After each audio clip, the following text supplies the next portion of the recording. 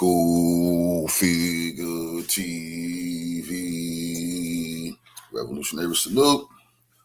Revolutionary salute. Like, share, subscribe. Welcome to the House of Revolution. You know, I'm your humble host, the Yao Mean of Revolution. Nuclear war is here. Trump threatens to kill everybody in Iran. Before we get into that, be sure to wipe your feet. That means hit the like button. You in the House of Revolution. Like, share, subscribe, support the platform, y'all. Well, this is going to be one of the most important lives I have ever done for y'all. Today will be a day that goes down in history. I don't even know how long we as a society here in America has since Trump wants to threaten to kill everybody in Iran, 90 million people, threaten to wipe out entire civilization. China, Russia, North Korea got the right to nuke the U.S. They do not have to wait for the U.S. to use a nuclear weapon. When Trump just released this morning, and no news media should have ran his story. They should take his account down right now. But this is how crazy these imperialists are in America. Trump has threatened to wipe out the whole civilization of Iran. Okay, cool. Everybody know what you're talking about, tough guy. You want to nuke Iran? Okay, cool. Well, I've been warning Americans, if you're dumb enough to think you're just going to get away with nuking Iran because Iran is way, way over there, and your ass ain't going to feel none of the fire in America, you're sadly mistaken. America is going to get nuked. You know, this is very disturbing for me. America will be hit with a nuclear weapon. I don't know if it's going to be tonight. I don't know if your ass going to get nuked in the morning. But if Donald Trump follows through with what he's saying, it's a fact Russia, China, and North Korea will have no choice but to nuke the United States of America. That's just a fact. Did President Trump just threaten a nuclear strike on Tehran?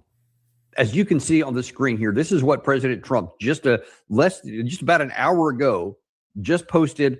A whole civilization will die tonight, never to be brought back again. A whole civilization will die tonight. Never. Iran got the right to nuke our ass right now. I've already warned people. You think that North Korea will get what North Korea, Russia done already said. Medvedev done already said, nigga, somebody will give Iran nukes. Who do you think the somebody is? You see, the world leaders like Putin and Kim Jong-un, they done went deep into the mountains. That's a fact. Xi Jinping of China, he's deep underground right now, man. Trump, that bitch, is hiding out deep underground right now. They're playing with our lives. They're talking about a whole civilization will be destroyed, never to rise up again. All because they can't defeat Iran conventionally. Now this nigga talking about nuking them like they Japan or something. Not understanding that the world is tired of the U.S. and the world want to have a world without the U.S. It's some people in this world, they want Trump to do this so the U.S. can be destroyed with nuclear weapons. That by itself is a cold, shuddering start. No matter what he has in mind, that is, I'm just going to be honest here. I got to be frank. We are unintimidated and uncompromised. That is Hitler kind of language. Let's be blunt. And don't delude yourself to say, oh, he's just being Trump. He's using rhetorical flair. That's Hitler type of language. But this is what you need to understand. Nobody has the world powers with nuclear weapons. They don't got to wait for the U.S. to nuke nobody. Trump done put it on the record what his intentions is. Legally, they got the right to nuke our ass. You done said you're going to wipe a civilization off the map. They never going to rise again. The whole world know you're talking about nuking Iran. And I can guarantee you, Putin, the people going to be like, damn, that nigga, why? I'm telling you right now, Xi Jinping, Putin, Kim Jong-un got their nuclear forces ready, and they're going to aim them damn missiles at the United States if Trump is stupid enough to use a nuclear weapon. He's exaggerating. Listen to that again as I read it. A whole civilization will die. A whole civilization will die tonight, never to be brought back again. You cannot just slough that off as bluster. Continuing, I don't want that to happen, but it probably will. However, now that we have complete and total regime change, past tense. The U.S. military done showed themselves to be worth nothing. Nothing, bro. Nothing. We don't have a chance in hell. They supposed to arrested this nigga immediately. You can't say they were following orders. He the president. That's the fuck the Germans said about Hitler. And the criminal court said you can no longer say your leader was just out of his mind. They stopped that bullshit with Hitler. No, you're supposed to not follow genocidal orders. The U.S. military, if they don't make their move, they absolutely become called for some nuclear weapons. They done showed the world they gonna go along with criminal actions. Trump posted this, and the world now knows that the United States gotta go. I hate that we gotta be in this place, bro. The whole world know the U.S. gotta go. That's a fact. And if you think Putin and Xi Jinping and North Korea gonna play with the U.S., you fucking crazy. They, like some of our leaders know, they got bunkers they can hide in. You think North Korea? You think Kim Jong-un not gonna survive nuclear war? He gonna survive. You think Putin gonna survive? Xi Jinping gonna survive. Hundreds of millions of Americans not gonna survive. Where different, smarter, less radicalized minds will prevail, maybe something revolutionary and wonderful can happen. Who knows? But we will find out tonight. One of the most important moments in the long and complex history of the world. 47 years of extortion, corruption, and death will finally end. Listen, you cannot make that happen with conventional means. There is literally no chance in a country that's as big as a large portion of Western Europe with that kind of terrain, without an army, after you have already spent 38 some odd days of conflict, and more than 13,000 targets have been attacked already, with everything from bunker buster bombs to JASSMs to Tomahawks to all kinds of other ordnance, all kinds of missiles. And it is not wrested control of the Strait of Hormuz from Iran. It has not shut down their missile factories, their missile cities, which are in the sides of mountains and almost impervious to all this. It won't work. It hasn't worked. With everything we've had, we don't have an army on the ground. You can't even threaten anything like that. Although, as I've said many times, that would be suicidal. This is suicidal. What could cause that kind all options for the U.S. is suicidal, nigga. Using a nuclear weapon is suicidal because your ass gonna get nuked. How many times do the Russia and China and North Korea gotta warn these goddamn white supremacists? They don't want to listen. These genocidal. How many times do North Korea gotta warn these people, bro? North Korea can easily hit the U.S. You think Kim gonna wait on his turn to get nuked? You fucking crazy. Putin, he done played nice. He not gonna let the U.S. nuke Russia. But like I said, like in the biblical story of Pharaoh, when the Most High had to harden your heart so you destroy yourself, it seems like the Most High has hardened his heart so he don't do nothing but make the wrong mistake, because the U.S. must fall. And it will fall. It will fall. Devastation. A lot of people going to get killed. There's only one thing. There's only one thing. There is nothing else in our inventory. So either he is just, I don't know, he's lost his mind and he's just going to say something that can't be brought into effect, just thinking he's going to scare somebody. I guess we can't eliminate that as a possibility. Though I have been tracking his comments for more than a decade. He's scared somebody. The American people, we scared to fucking death, nigga. We know we gonna die. The Iranians, they ain't scared. They want to die. This is crazy. They want you to do that. They a whole civilization of martyrs forever and ever. They don't give a fuck about none of that bullshit. Us in America, we don't want to die. We don't want to be martyrs for the white supremacy in America. We don't want our kids and grandkids and our mothers and folks. We don't want our grandparents. We don't want everybody to be wiped off the face of the earth. That's what's going to happen. You have one civilization, they ready for this shit. Do you have Trump and U.S. cowardly ass now threatening to use nuclear weapons? I thought you said you was going to ground evade. They too scared of the Iranians. They too scared for a real fight. Be getting their ass kicked. I've been warning about this. Now all of a sudden they just fuck it. We going to kill everybody. And you think that's going to fix your situation? You crazy. It's going to make it way worse. I have been reading his tweets before and his Truth Socials now. We've been putting them up here commonly. So we look literally every single day we read these things. And I can tell you, He has never used this kind of categorical language ever, especially in terms of any kind of conflict. Nothing is categorical.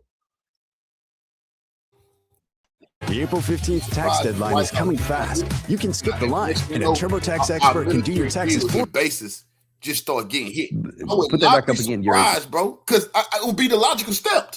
The logical step would be for our enemies to just attack America. And America just, fuck it, use all their nukes. We're at that point right now. We're at that point. No fucking body scared of the U.S. They're going to let them do. I'm going to nuke you or you surrender. Well, bitch, get to nuking. Because what you give, they going to, what you try to take, they're going to give you.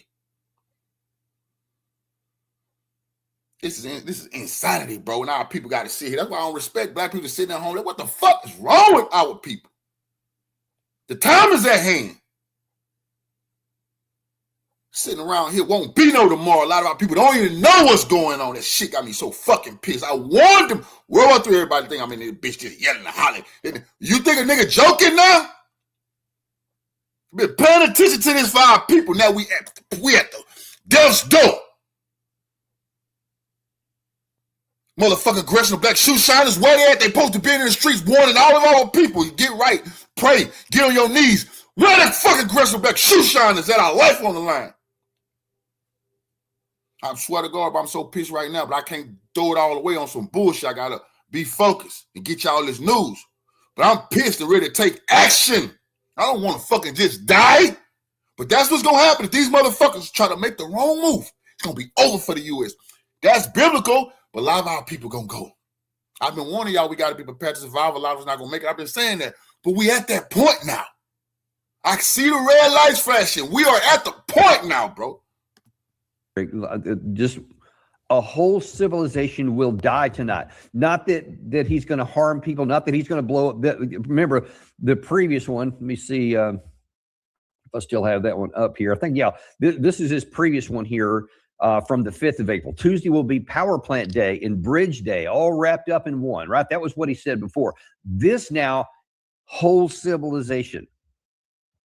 Now, even before I go any further in this episode here, this moment we're at right here is the bitter fruit of the failure of our constitutional government, the Congress, the House and the Senate, to abdicate its responsibilities.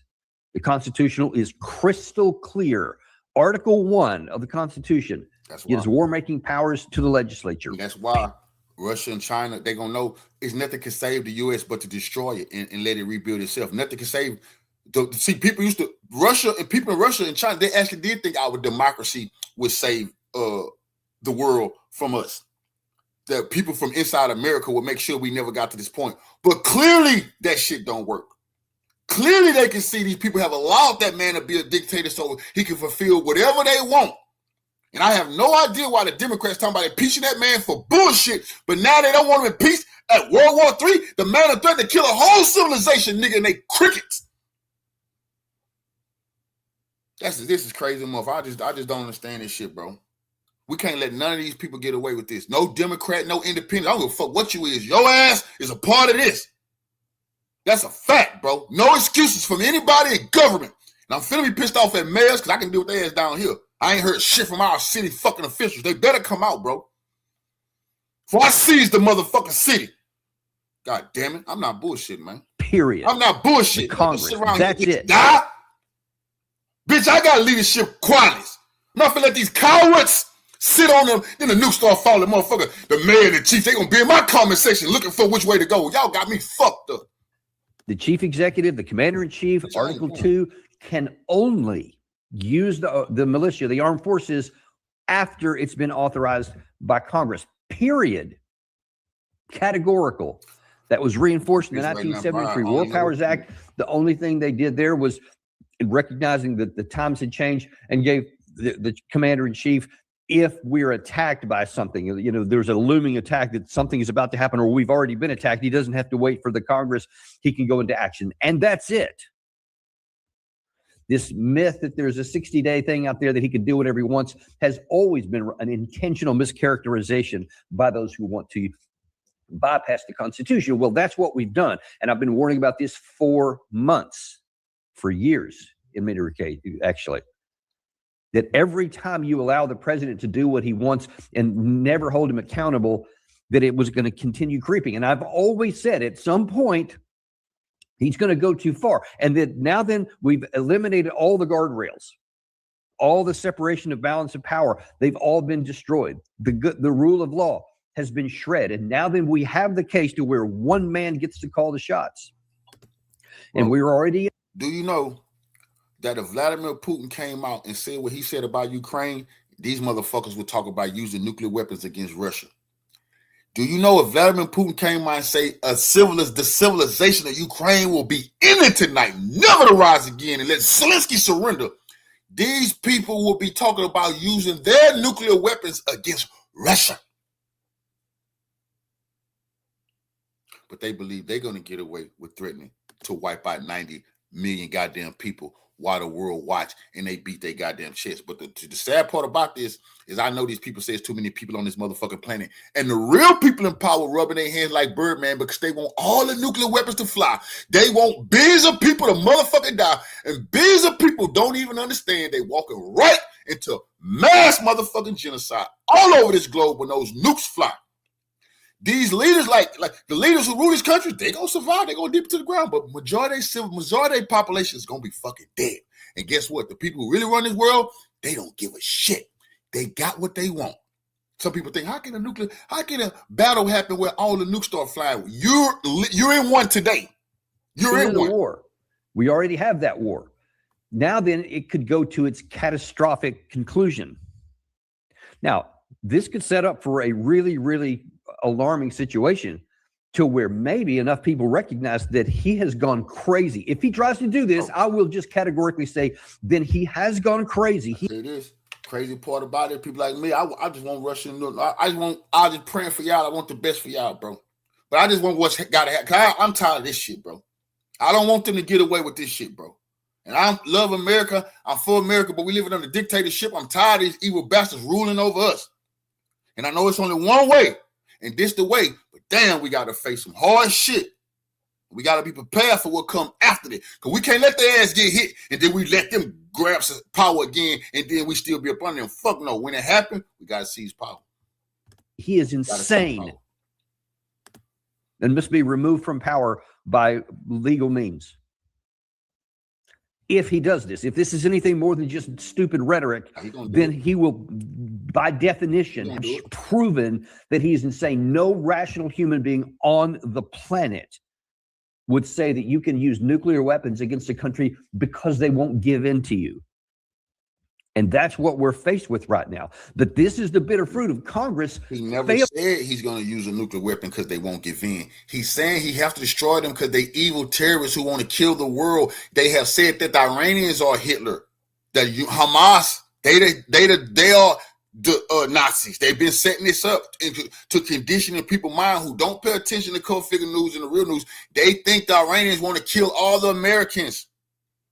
Some people in America just want Iran probably to go away for good because they've been listening to these lies. Trump has set this up to where if we have to nuke them, that's just what we have to do to save the world because Iran wants to nuke the world. Those type of lies. Then you got the Democrats who steady come on TV and lie every day about, yeah, the Iranians was killing their people and all that. Bitch, you've been killing black people all over, gunning us down all over this fucking country. I don't want to shit about what Iran did. I've been said that shit. Don't you tell me about the human rights in China when we can't reach for our driver's license without you shooting us. I'm the wrong one for you to try to tell me about the oppression of Putin. And I haven't seen a U.S. president who ain't oppressing my goddamn people. Even that African nigga Obama.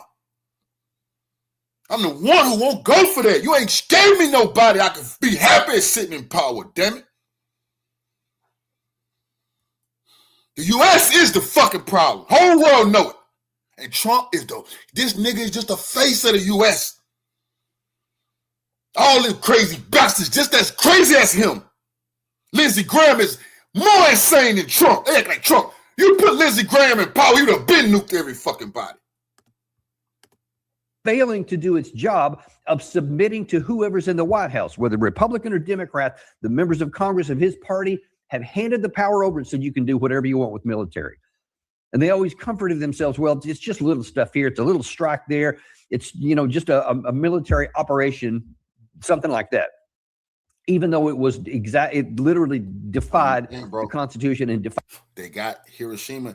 He thinking he can drop some bombs like they did on Japan, and then Iran surrender. That's their rationale. We're gonna blow up Tehran. We're gonna blow up their capital. Then they're gonna surrender. That clown is badly mistaken. They never gonna fucking surrender. They not scared to die. You got to kill every fucking body. But what he doesn't understand is, I just reported yesterday North Korea sent missiles to Iran that could hit the U.S. intercontinental ballistic missile. That's true. They got them. You don't know if those were nuclear tipped already. North Korea got to tell you that. We do know North Korea got the missiles and the weapons to hit. They already warned you they'd give them. They would give them to their buddies in Iran. What the fuck? And then what the U.S. gonna say? Well, then we'll nuke North Korea, bitch. They're gonna be nuking you. You're gonna be having a nuclear exchange with North Korea. These people ain't rational who in power. Defied the War Powers Act. And now then, when this one came up, after what happened in Venezuela earlier, now then we come into the situation to where we won't do anything. In fact, they actually, both the House and the Senate met and voted against having any say. That's how complete this has been. So if anything happens here, I mean, I'm saying President Trump needs to be removed from power, but Congress and every leader in both parties deserves to be fired at the next election. All right, y'all got this fucked up. They should be arrested. All this firing, y'all know every fucking last one of them should be arrested. Arrested. No fire my ass. They should be in prison for war crimes. He go through and kill millions of people. All of these people got to be arrested so we can show the world we arresting them. Please don't kill us. By the American people for absolute just disgrace, just dereliction of duty to the highest order. Failure to do your job has now given one man the opportunity to launch us into a nuclear strike, make us a pariah of the world. Nobody will be on our side, folks. Nobody in Asia, nobody in the Middle East for sure, nobody in Europe. Our allies they will shun us like nobody's business. Nobody wants to be tied to a madman who will use nuclear weapons to get his way. This is that serious. And don't comfort yourself by saying it's just verbal stuff. That's what you want to be true. That's what I hope is true. But now that we're left with a situation based on action and the fact we are in a war that was not declared, that did not follow law, and was not precipitated by an attack. So there's no justification for this war whatsoever. And so that has happened. So this is not theoretical. This is physical. It has already gone down that far. So you dare not say this one won't happen here.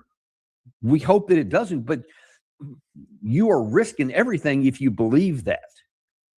And let's take a look at some of the things that have been happening here lately. Yesterday at that press conference, we showed you part of it yesterday. I'm going to show you a little bit more of it today.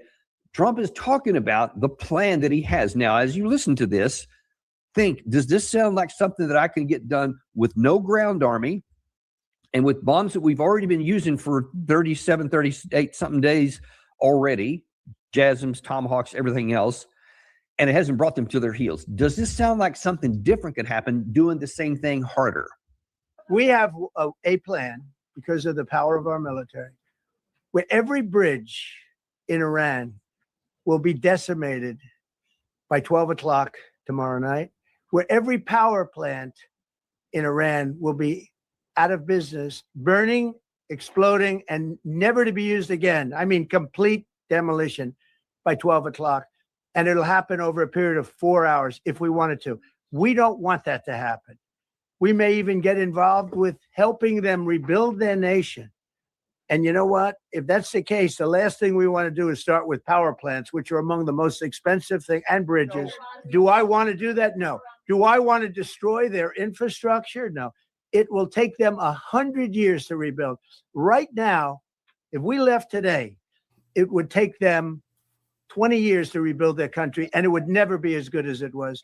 And the only way they're going to be able to rebuild their country is to utilize the genius of the United States of America. See, this type of white supremacist bullshit I don't like, nigga. Is anybody just? I did this yesterday. Look at the history of the Iranians so I can just get another grasp on the society. From beginning to end, the history of the Iranians. Some of the shit I didn't even know. Like, wow. You know, one thing that has happened is every empire that has done what he's doing, that was the end of the empire once they did this, once they made this mistake. Once they fucked with Iran, that was the end of the empire. The empire no longer existed. Well, he's talking about he's going to put an end to the empire that's been here for 3,000 years. I don't think historically these invaders understand what they're dealing with.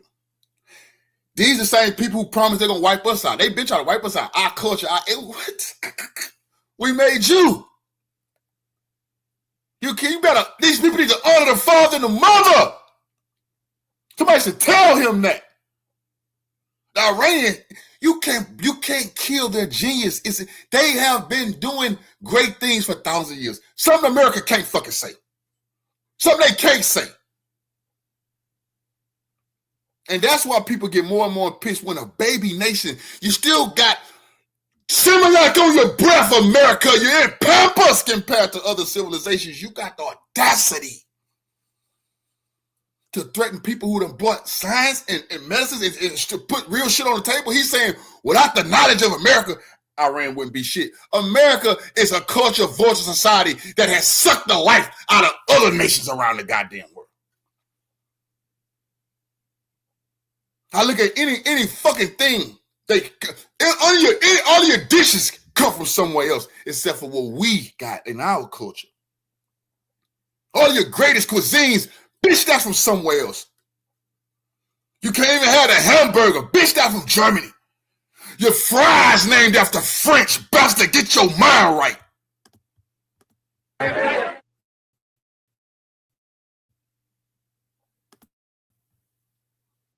What's that? That's Iron Beam, your go-to place for future. So he's saying that, you know, if I don't get the deal that I want, then this is what we're going to do. 4 hours, he said. 38 days bring about the end of nearly nonstop bombing has not brought them to their knees. But now then we're told that in 4 hours, all of those targets are going to be hit and it'll take 20 years to recover. Now just ask yourself, what could cause that? What different conventionally could we do in 4 hours that we have been unable to do in 38 days? Knowing that we've been showing you, according to open source information, Washington Post, New York Times, just all different kinds of places, Drop Site News, Axios, we're down to just a few hundred Tomahawk missiles, according to what they're saying. We've gone through the most of our inventory. They're seriously low on the inventory of JASSMs, the long-range missiles as well. Interceptors are low. Arrow 2, Arrow 3. 2 weeks ago, we're already being talked about being low. And you see nearly everything hits when it's going into even Tel Aviv. Overnight, again, missiles keep getting through because we're not able to intercept them. Our conventional inventories are all draining to dangerously low levels to the point where we're literally running out. We cannot engage in a sustained war of attrition. We can't. So what can solve that? If you're running low on conventional weapons, where would you go next? Now, if you're thinking, well, this is just hyperbole because we want to get a deal. Remember, 2025, we had, I think it was 5 rounds. I think it was 5 rounds of negotiations that we had done with Iran, and the 6th one was planned, and that's when we chose to allow Israel to strike, and then we joined in with Operation Midnight Hammer. In this war, we had said again, okay, no, we mean it this time. We actually want to have a negotiated settlement. We want to solve this short of war. And so we were 3 rounds in, had a 4th one planned. And again, we attacked in here. Now this time, Trump is again saying we want to have a negotiated settlement. And he gives this 15-point plan through intermediaries to Iran. Overnight, Iran signs back and says, all right, they come up with a counter proposal. This is today. President Trump said on Monday, this is reporting today, that Trump said on Monday that a ceasefire proposal was put forth by mediators between the United States and Iran was a significant step, but warned it was not good enough as his deadline for Tuesday approached. Iran, for its part, rejected the proposal for a ceasefire, mandating that any peace plan include a complex end of hostilities. And it goes on from there, and then it repeats it. President Trump again is saying, but I'm thinking about sending them back to the Stone Age. And then here he says again, this whole thing about 4 hours. Now, I'm going to play you this first part of a soundbite we've used a little bit before, but listen to it with different ears. This is also from yesterday. Trey Yingst from Fox News said he got on a phone call with President Trump, and he's going to explain to him again what his intention is. Listen to this. I just spoke with President Trump for 15 minutes. He gave me some new details on the negotiations behind the scenes with the Iranians and what's going to happen if Iran does not make a good faith deal. The president tells me if they don't make a deal and fast, I'm considering blowing everything up and taking over the oil. Now, the president also. So you see, if they don't have a good faith negotiations, I mean, that's laughable at its face value. Good faith? We have shown zero faith of any sort at all. In fact, we openly declare we're looking for negotiations, and then we have this. I mean, we did the same thing with Maduro, by the way. We allegedly were in the middle of negotiations, and we use it there. That's now just a normal operating procedure for the United States. So when you hear President Trump say we're looking for good faith negotiations, that's very thin cover for I'm just waiting until I do what I want to do. And you see, even when the Iranians send something back, when they say, all right, here's a counter proposal, it's just declared just categorically not good enough. And then you also heard in there that Trump wants to take the oil. So he did want to do that in Venezuela and got it. He wanted to do that here. He assassinated along with Israel, assassinated the supreme leader on the first shots of the war. It didn't result in the regime collapsing. They weren't able to compel the rest of them to fall into line like they did with the rest of the Venezuelan government after Maduro was taken. So now he's looking for something different. So when he says, I want to negotiate a deal, he means abject surrender, because he probably does even now mean, yes, if you just walk in to my office and place on a golden altar the keys to your government, and then you submit to subservience like Dulce Rodriguez did in Venezuela, then you can live as long as I get the tribute of the control of your country, control of the Strait of Hormuz, and control of your oil. Otherwise, the question is, what is he going to do? Now, the spoils of war go to the winner. Live on the news yesterday, and the people didn't even blink. That nigga say the spoils of war go to the fucking winner, bro. I mean, that's the reality of life. We understand that. But these the people who told us that's evil way of thinking. Putin's trying to take this, and it's them who's doing that shit. And Trump has exposed the U.S. forever. Everywhere they done went, it's about taking somebody's shit, and he's letting people know that. But now he done run up against an immovable object. Well, you can't take their shit. You got to kill everybody to do it, and that's going to be the end of your civilization. So if you dig one grave, you got to dig two. Let's go back to one other thing President Trump said, because he's given a little bit more indication of what the outcome he's looking to produce on the ground. Listen to this one. We're giving them till tomorrow, 8 o'clock Eastern time. And after that, they're going to have no bridges. They're going to have no power plants. Stone Ages, yeah. Stone Ages. You've built your life. You've seen the world. They don't give a fuck about but bridges. Maybe something's still missing. They don't give a fuck about power plants. Iran society can do way better without that shit. We're going to find out if Israel, the Middle East, and the United States can live without that shit. Because what you're doing to these people is going to happen to you. So if Trump don't like Iran having bridges, then ain't none of his allies. Ain't going to be no bridges in Israel neither. So he keeps saying this. They're going back to the Stone Ages. These people had a high civilization when these Europeans was in the Stone Ages, grunting, dragging their women by the head and shit. Me, hungry, me, man. That type of shit. He don't understand that. Stone Ages. I mean, there's that phrase again. Listen, we fought, was it 8 years of the high intensity conflict in Vietnam? I mean, we just had hundreds of thousands of tons of bombs that were dropped on the North Vietnamese, just pulverized them. Cambodia, Laos. I mean, we tried to bomb everyone into the Stone Age, never succeeded. Israel tried for 2.5 years to bomb Gaza into the Stone Ages. It never worked. And you see the physical destruction on the ground is just catastrophic, but it still didn't bomb them into the Stone Ages. They're still there, the Palestinian people. Lebanon, they've tried that in the past. The last one was the 2006 war. Now then they're kind of in another one as well, with having some combat operations in the southern part of the country, bombing Beirut, etc. They can't succeed. Saudi Arabia tried to bomb Yemen into the Stone Age. Tried the Houthis. They never succeeded. Israel tried. We tried. It never worked. We've now been going on for 38 days trying to bomb Iran again, and we blow a few things up, but it's nothing close to being the Stone Age.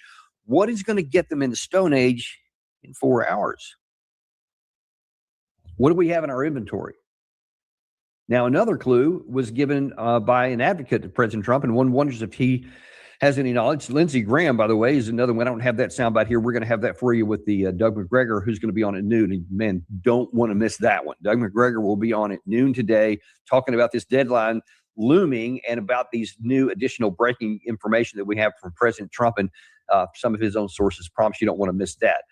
We're going to talk about what Lindsey Graham said there, because that's also implies that he knows something. Well, he's not the only one, because Jack Keane, we played this for you yesterday, but listen to it with new ears now, because it sounds to me kind of like he may know something is up too. Now, as you listen to this soundbite, he's going to be talking about what we want to accomplish on the ground. But bear in mind that I guess it was 36 days at the time that had been made. You know, all the things we hadn't done, and listen to this expansive list of expansive list of tactical activities and objectives that he says needs to be done in a very short period of time. And again, just logically ask yourself, if all of this other stuff with bombs hasn't worked and we're getting low on both offensive and defensive missiles, by what logic can you, General Keane, suggest that in another short period of time that much more expansive list will be done, unless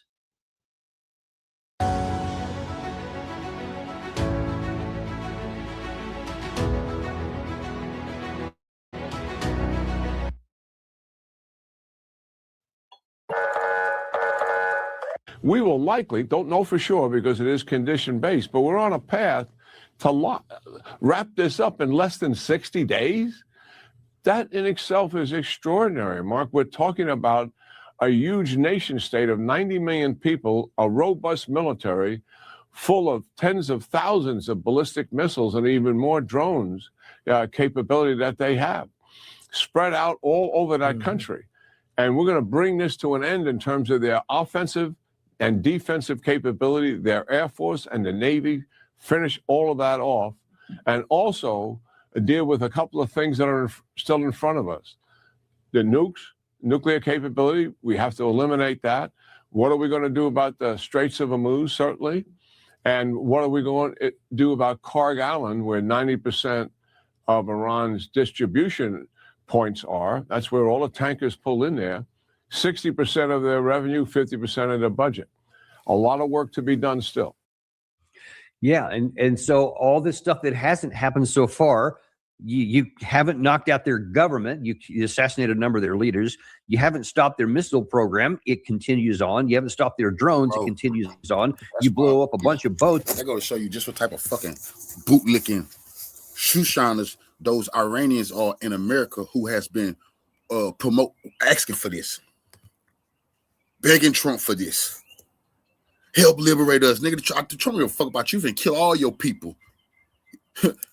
These people pathetic. They need to be kicked out this motherfucking country, especially the bitch ass dude acting like he the future king of Iran who hiding out in Los Angeles. I'm gonna run across that bitch. That's serious business. Ain't all that shit. Everybody who been advocating for this war like the king of Iran, that bitch is not gonna be welcome. That bitch not gonna be welcome here, bro. Cause we gonna remember what the position that they put us in, bro. They think they're going to be running around here shopping and going to Starbucks and going to the malls. Hell, that's over with, bro. You know, put our kids and shit in danger like this, and you think you're going to live and suck up our resources here? Shit. They got sleeper cells here, bro. It's some people they don't want to do this, but if the U.S. make the move, then they're gonna have to go and terrorize all throughout America. That's crazy because I know the people in power, they don't give a shit. It's us who gonna have to defend. We have to fight for our life. But you haven't even touched their actual power, which is their speedboats with anti-ship missile capability. You haven't even touched their submarines. You haven't touched their underwater capability with the underwater missiles that they have. So basically modernized torpedoes. You haven't done any of those things. And the Strait of Hormuz remains firmly in Iranian control. And now then you just want to talk about sort of as an afterside. Well, of course, you know, their nuclear material, that's somewhere. You got to get that. The Strait of Hormuz, yeah, we got to figure that part out. And then also their the IRGC. I mean, so these people keep talking about we got to get that nuclear material. You gonna get it. That shit gonna be at the end of those missiles on their way to bomb your goddamn ass. We've been begging for that nuclear material. Well, just keep on. You're gonna get what the fuck you've been asking for. And if Iran nukes the US, the whole world gonna love it because it's gonna be justified. You attack them first, just like the world sat back when we attacked Japan with the nuclear weapon because Japan attacked us first. That's what these dummies don't understand. You the fucking aggressor. You are the Japanese empire. You are the Nazis. Their oil and all this stuff. Yeah, we got to figure that out. But we are on the path to finish it. I mean, no one with a straight face could say we're nearly there when none of the things you've done so far has brought the other country to its knees. And then these other big ones are the even bigger mountains to climb, and to suggest that it's going to go down unless you know something, that maybe we're going to employ a different kind of weapon systems, something that possibly physically could bring all this to a dramatic and radical and sudden end. So the pieces are starting to pick up. Now, if there's not a conventional military solution, there's also not a diplomatic solution. Because what President Trump is demanding, which is unconditional surrender, he's used that term in the past and he's defining and describing it now. That message is not lost on the Iranian side. Here is the Iranian foreign minister spokesman talking about what they would need in a negotiation.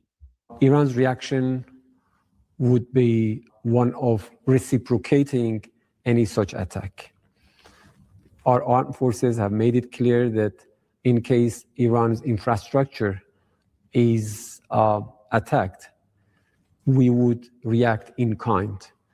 Our armed forces would target any similar infrastructure that is owned or in any way or manner related to the United States or contributes to their act of aggression against Iran. Imagine if you could turn any idea in your mind into a perfect, realistic photo. And he said in a separate interview yesterday that he had seen these 15-point plans from Pakistan and said, well, they're a non-starter from his perspective. And that's when they submitted, I think it was a 10-point plan, a counterproposal, which you saw President Trump subsequently said today was not good enough. So there doesn't appear to be any room for negotiations. And you see that the Iranian side is very much prepared that if there is conventional strike, according to the terms of President Trump's previous Truth Social about what may come tonight about your energy infrastructure, your bridges, civilian infrastructure, et cetera, if you hit those, then he's saying we're going to hit the same thing in retaliation on the other side. The IRGC is saying the same kind of thing. This is today. Iranian state-linked media is reporting on a statement from the Revolutionary Guard in which it says that it will not hesitate to respond in kind if the U.S. attacks civilian facilities. The U.S. president said he will strike Iranian power plants and bridges in mere hours if Iran does not open to the Strait of Hormuz. We will do the infrastructure of America and its partners what will deprive them and their allies of the region's oil and gas for many years, the statement reads. American leaders lack the ability to calculate the critical assets that would be within range of our fighters if they attacked our infrastructure, and then added, and this was important, our response will extend beyond the region if the U.S. military crosses our red line. So what he's telling you there is that, listen, if you don't accept our diplomatic beyond the region, what the fuck is he talking about? He talking about your ass gonna get nuked here in America if you try to play with them. They're not just gonna destroy that shit. But they bluffing. The Iranians bluffing. They can't hit America. I just told you yesterday, the North Korean reports, North Korea has sent them weapons, missiles, intercontinental ballistic missiles to use in the war like they did to Iran, like they did for Russia. They did that. The U.S. don't want to report that to the citizens. Fuck it. We're going to tell the citizens. But the Iranian foreign minister just told you, we're going to go beyond the motherfucking region. See, that's the problem. And Russia warned Biden when he was getting into Ukraine that the oceans will not save you this time. You were saved by the oceans in World War II. I'm warning Americans. Those oceans will not save you with this war right now. They got missiles that absolutely can hit America, bro. That's just a fact, man. Diplomatic terms. And if you do attempt a conventional strike and you hit our energy plants, you hit our bridges, our infrastructure, stuff that makes it impossible for civilian population to even survive, then we're going to go back further. The President Pezeshkian, I think this is also this morning, yes. He said more than 14 million. Last time we heard it was 7 million Iranians have so far registered to sacrifice their lives to defend Iran. I, too, have been, am, and will remain devoted to giving my life for Iran. So everything is set up. Come on, bro. Yesterday I reported 12 million armed Iranians. They're ready to get it on right now. 12 million. And that's why the U.S. is talking about nuking them, because they scared to fight them. This U.S. been talking that we're the strongest military. Well, bitch, they've been waiting on you to come over there and prove it. Now they're so frustrated, they just talking about killing everybody. That ain't going to work. That the Iranian side, there will be no diplomatic off-ramp. They're not, I mean, even if there was an actual possibility for negotiations, the terms being set by Trump are so draconian that they literally are asking for abject surrender. So no nation's going to do that. Certainly not one that has 90 million people and the will and the ability to resist for an extended period of time conventionally. And if you're not willing to do anything different conventionally, you can't compel them to do that. So again, we're left wondering what is left. What could you be talking about? And listen, folks, if President does this, I mean, this is. Hold on. I gotta put this up here because I don't got time to play. Listen here, Frank. I don't give a shit about. I'm trying to teach my people something, homie. You understand that? I don't give a shit about what these white supremacists thinking or nothing like that, bro. This not play revolutionary, son. I'm teaching my people something, bro. It's you niggas who give a fuck about what they doing. I'm trying to warn my people about the conditions that they in, little homie. I'm on the front fucking line teaching right now, bro. I'm not in the fucking mood, my nigga. I could just put your ass a time on a block you. I don't got time for that, family. Don't you dare question what I believe and what I don't believe, my nigga. I'm not in the fucking mood, homie. You understand that? This is Dr. Strangelove territory. Game, nigga. I mean, this satirical look here at this movie, I think it was the 60s, you know, Dr. Strangelove or How I Learned to Stop Worrying and Love the Bomb. I mean, that was a funny movie. It was a little bit dark, but it's kind of funny, too. Hey, it's not funny when it's some real. Some of y'all niggas is real internet niggas, bro. Let me tell you something about this shit, bro. When I'm talking to my people and we on this move, nigga, revolution of way of life, nigga, this discipline go with this shit. Counter-revolution will not be tolerated, nigga. The bullshit y'all preaching to our people won't be tolerated. Don't come over here and warn me about a motherfucking thing or give me no advice about nothing, nigga. I'm teaching here, bro. That's a motherfucking fact, fam. And my blood pressure sky high, bro. I'm not in the fucking mood right now, my nigga. That's why I'm tired of y'all motherfuckers. Because I don't be getting these questions in real life because niggas know how serious I am about this shit. This ain't no motherfucking game for me. I got to think about whether it's time for me to go or I'm supposed to instead be teaching. So don't fucking play with me, bro. Real. If President Trump goes through with this, if this is what he intends, and you've just seen me lay it out there, very stark. His words, the absence of a conventional capability to do on the ground what he says he wants to accomplish, because he hasn't done it in 38 days. Our inventories of offensive weapons are dwindling. Our defensive weapons are dwindling. There is no basis for diplomacy. The other side is bowing its back and setting up more resistance. So there's no way that he's going to accomplish his objectives with conventional weapons or with diplomacy. What then does that leave? We dare not comfort ourselves by saying that is a step too far. He wouldn't do that. I know he's done a lot of crazy things in the past, but he wouldn't do that. He wouldn't do that if he was thinking rationally. President Trump of the first term, I don't think there was any chance to do that. That thought never even entered my mind that he would do something like that. He was acting like a classic Trumpian kind of person. He was a narcissist. He was an entertainer, though, but he was also in control of his faculties by all accounts. And so He was flashy and loud, but he was also rational in his actions according to the rations he had, but he operated within normal human constraints and just rational thinking. Now you can't say that. There's already so many things he has done. I mean, he took another country's leader out by just declaring that he wasn't legally elected, and somehow that gives him justification to go in and kill 100 some odd people, Venezuelans and Cubans, and just snatch the guy and throw him in an American prison, and then put some kind of flunky in their place that's going to just say, you can do what he asks and continue to take their resources. He bragged about that yesterday too. Now has started another war for the second time in Iran, against our Constitution, against our laws, against common decency, against any morality, all the while having this pathetic and insulting facade of Christianity. And I'm so angry at my people who claim to be Christians, who claim to follow the book, who claim to... I ain't gonna block you because your kids might be watching the channel and they need to learn something. Your ass just getting time out and shut the fuck up, nigga. Follow Jesus Christ, and letting Trump use that like an oily rag to do his dirty deeds and give it the imprimatur. We're gonna display you cowards in real motherfucking life, nigga. In real life, bro. Because y'all don't deserve to be leading over our kids. You don't deserve to be leading over your household, your motherfucking cowards. Some of you bitches, we have to drag y'all to liberation. You feel what I'm saying? Y'all is terrified of the white man. You terrified of the blackface Ku Klux Klan. Well, good. We got some leadership now that don't give a shit about that. And I'm one for handing out discipline to you motherfucking cowards. You're in the right place. Of something honorable and noble when all the actions scream the opposite. That's what he's doing right now. That's not rational. And if he launches this weapon here, the world the world that we have lived in our entire lives will be over in a flash. By the time that flash goes up and a mushroom cloud goes up, nothing will ever go back the way it was before.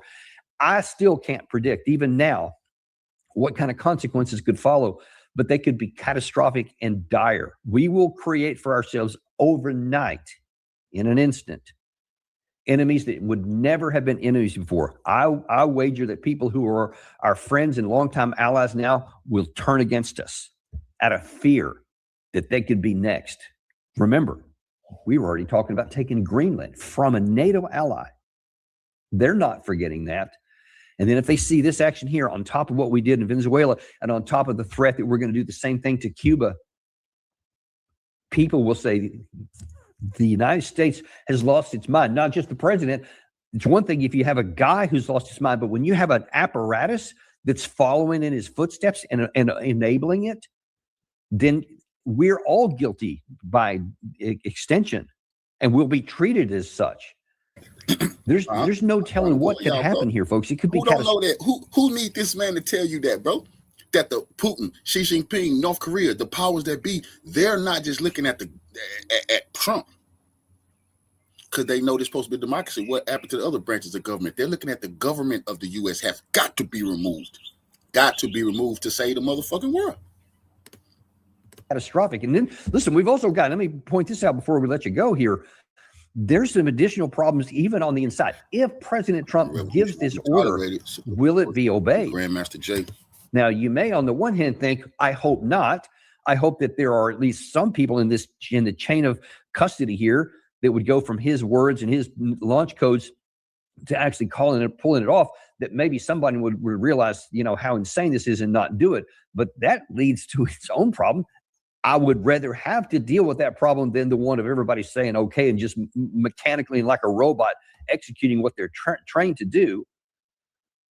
But it would be a catastrophic compared to where we are right now, because what if now then you're putting individuals in this chain, you're asking them to do something that don't follow the rules, don't follow the chain of custody here, don't do what we've been trained to do our whole life, which is a system that works. So if the president ever needs to, that he can count on his orders being executed.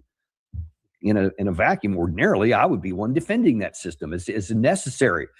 You can't have guys that ever, all the way up and down the chain of command in the military, questioning whether they should obey this order or not. But something that like this that affects all of humanity, they might.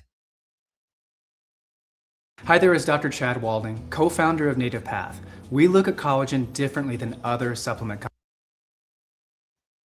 And so you could set up a real constitutional crisis. I mean, just imagine what might happen in the military. President Trump gives the order, tells hits the button, gives the code, however that actually works, and all of a sudden somewhere along the line it stops and it doesn't go down any further.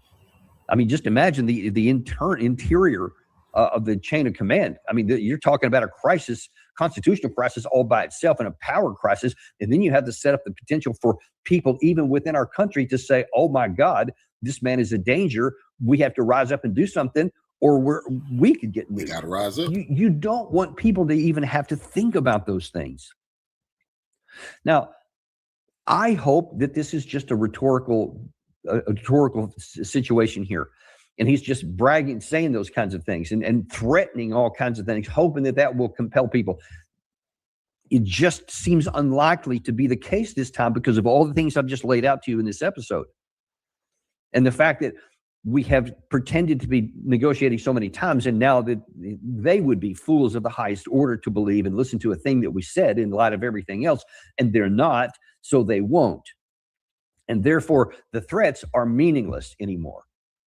It's just like throwing water from a cup onto a fire and trying to put it out. It's just not going to work anymore. The day for that is past. Well, so if that doesn't work, if the threat won't work, and then you're just reduced to saying, all right, we're going to use more conventional means, and we're going to just change the targets and see if you're not going to get that done in 4 hours. So that also is like, what are you talking about? And then that will retaliate the response. You saw both the IRGC and the foreign ministry spokesman say they are unequivocal. They will launch these attacks, conventional attacks against all these people in the region and maybe beyond the region. That's what they're telling us already. So President Trump would know that if he goes down that path, it's not going to succeed militarily, but will definitely expand the war. You see what I'm saying here, folks? This is a dangerous, dangerous moment. And why I sent out an X post earlier this morning, and I called on all the congressional leaders of both the House and the Senate, the Republicans and the Democrats. Now is your last chance to do the right thing.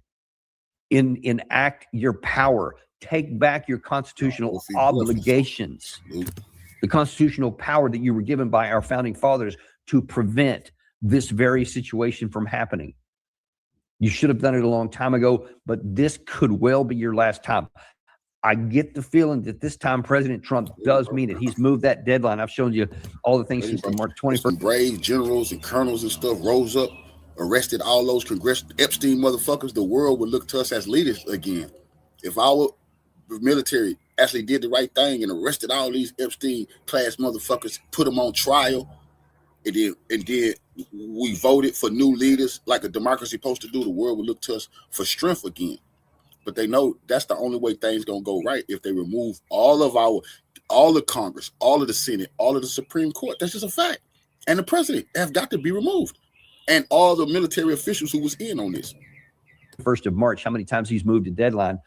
But I get a sense, especially with this Truth Social this morning, that 8 p.m. deal tonight is probably a real deal.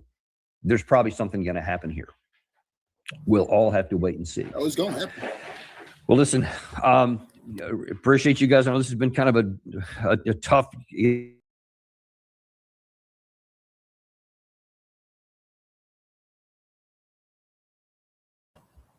I already said this was going to be a tough stream for me because I know what we facing, and I got to just keep it real with y'all. I know what's the fuck for, and it's not nothing good. You see what I'm saying? They back against the wall, bro. So they would rather drag everybody down than just go down by themselves in humiliation. They saying, fuck it, nigga, the whole world gonna go down. But if you understand that those people in power want the whole world to go down, they say it's billions of people got to go, and they got their way to get billions of people off the planet, bro. They have a way to do it. Nuclear war. Show for everybody today, Bro Show. People live for the pound. It's great to see you, Ryan. Man, it's been a while since our last. Yeah, it's a long time since the Bro Show. Been too long. A lot has happened. A lot has happened. And of course, we find ourselves on the precipice of potentially one of the most important days in modern history, with Donald Trump doubling down on his timeline. He gave a press conference at the White House yesterday. We watched all of it, so you don't have to. We pulled some of the lowlights, whatever you want to call them, including the deadline for striking. We also have breaking news as of this morning: the United States military conducting strikes all across Karg Island. And Ryan, you have been on top of the case of some major energy infrastructure hits that happened in Saudi Arabia overnight, which the Western press is completely ignoring, but highly significant. So you're going to dig down into all of that. Yeah, it's not good. Yeah, if you like the economy and having income, not good. All right, so that's that. And then we have Professor John Mearsheimer. He's going to stop by. He's going to tell us and obviously give us a reaction on not only to the Donald Trump press conference, but the deadline, about what it would mean to wipe out energy power plants, where America stands in the globe. Then Ryan and I have a very fun story for everybody. So yesterday, Donald Trump took to the podium and he announced that he was going to be prosecuting whoever it is that leaked the story of a downed U.S. airman. Ryan, you have now uncovered that it was actually an Israeli journalist. And it seems that the source was probably, at least initially according to the Israeli media, the Israeli Minister of Defense himself. And you know, Ryan, no one is above the law. I am a journalist. I protect First Amendment American rights, but I checked. Israel's law is very clear. Sources, they must be revealed. There is no protection for national security. So will our president demand extradition of the Israeli Minister of Defense and this journalist, or a prosecution in their homeland? I am simply just get a long line of people not being extradited. I am just a simple Israeli law respecter. That's all I am. I just want to see the law apply. Yeah, I don't make they made the law. Let's apply it equally, shall we? Interceptors. We're going to talk. We didn't have time to get into this yesterday. A huge drain in the U.S. interceptor stockpile here in the United States. Some very troubling reporting. Already stuff being pulled out of the Indo-Pacific. And then our producer Griffin did a good deep dive and prepared all of us. There has been some fascinating developments with AI. Sam Altman declaring super intelligence. He wants a new social contract. There's a new New Yorker profile about him, some very troubling stuff inside of it that we'll break down. And then finally, Tucker Carlson having a show last night with his most vociferous attacks yet on Donald Trump, effectively calling him the Antichrist and saying that he didn't put his hand on the Bible whenever he swore the oath of office. Something, you and I are secular. We don't notice these things, but apparently Tucker did. And expounding not only that, but on the president's deranged praise to Allah Easter message. Before we get to that, thank you to everybody subscribing, breakingpoints.com. Please support the show. Ryan and I are doing the AMA today, a very coveted Sagar and Ryan AMA. That I think we've maybe only done one or two. So there you go. That's what is special. And then, of course, if you can subscribe to our YouTube channel, we would deeply appreciate it. If you're listening to this as a podcast, please share an episode with a friend. But with that, let's get to the show.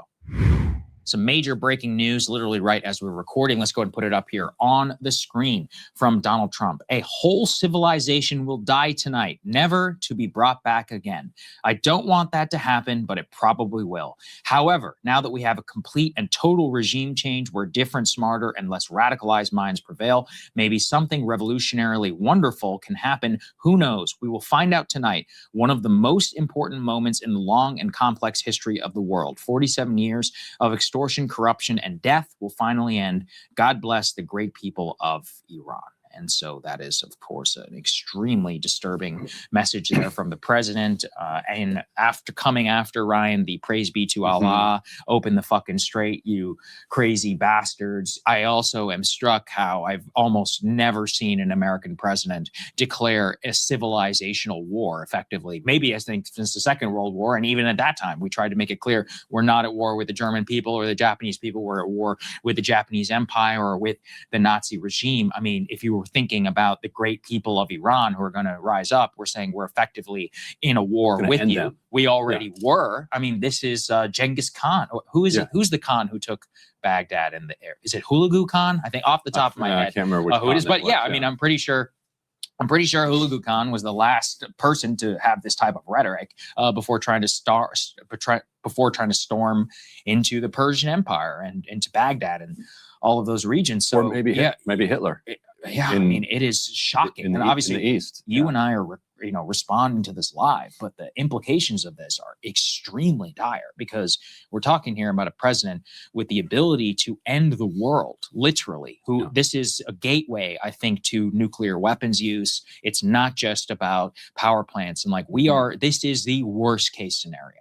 I don't think that there's another way to describe it. No, I think that's right. And it seems like Trump is banking on the Iranians backing down. And I have never wanted to be wrong about something more than I want to be wrong about this. But my understanding is that the Iranian government does not feel like Trump is in a pole position, does not feel like Trump has the cards, as Trump likes to say. My understanding is that they are not going to submit to greater and greater threats on social media. Would you? I mean, if I really thought the nukes were going to go off, then I don't know. Right. But it doesn't matter what I would do, really, because my sense is that they are not going to back down to this. So if Trump's calculation is that he's going to be able to ratchet up his tea in the taco to such a degree that the other side is going to fold, he is miscalculating.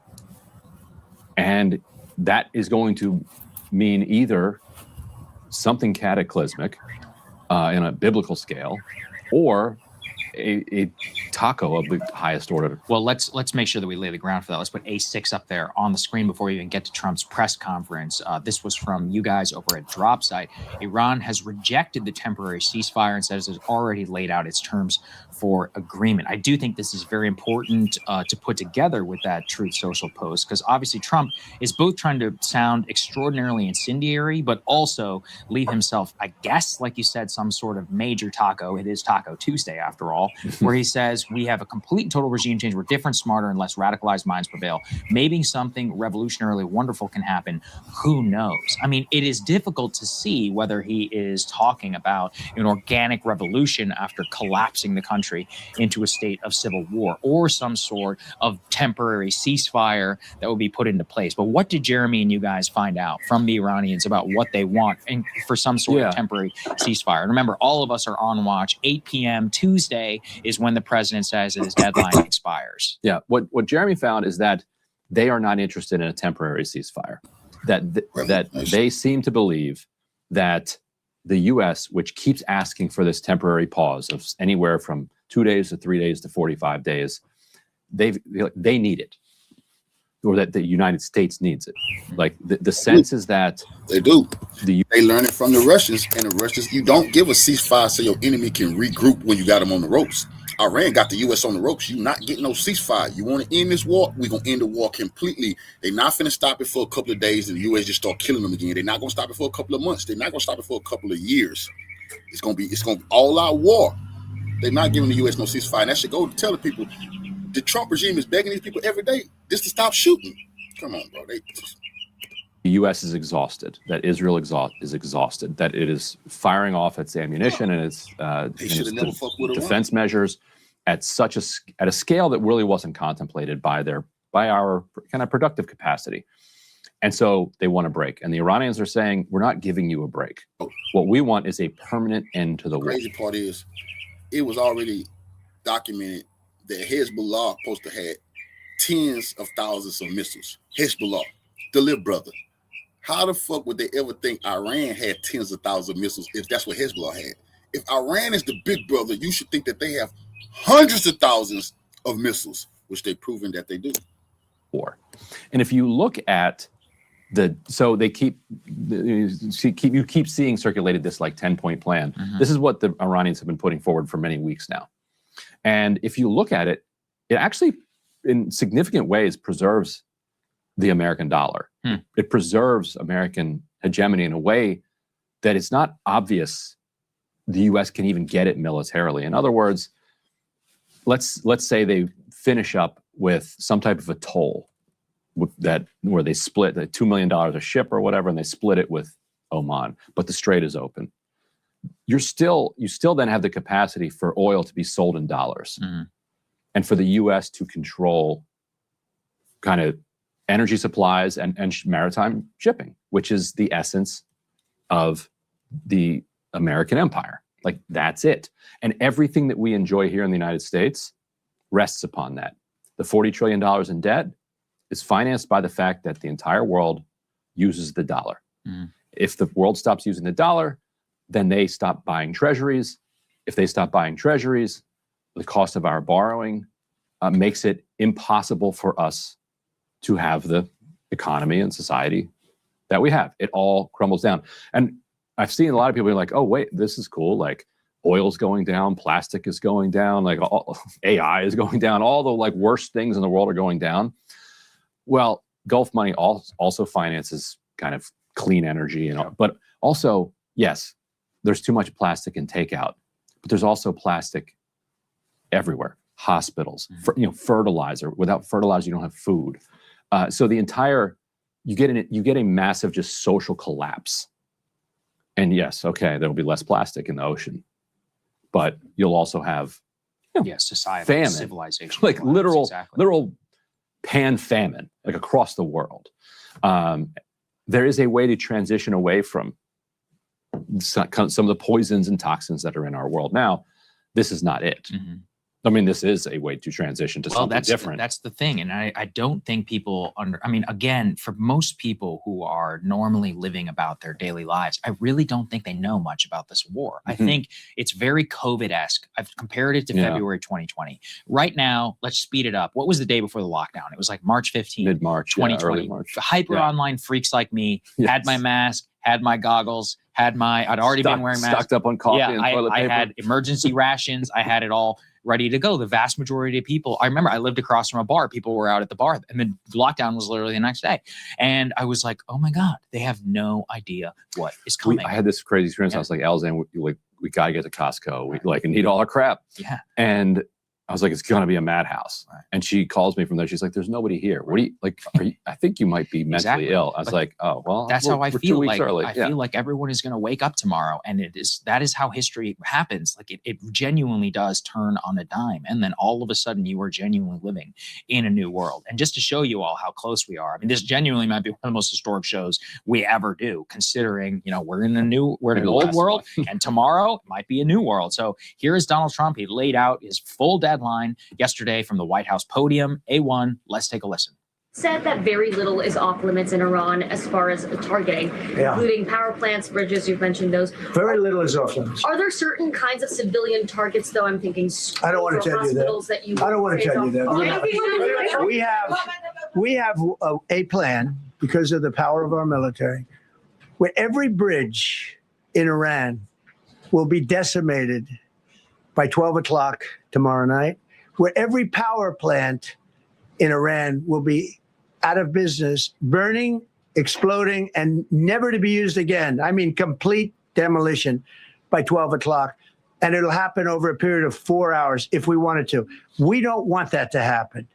We may even get involved with helping them rebuild their nation.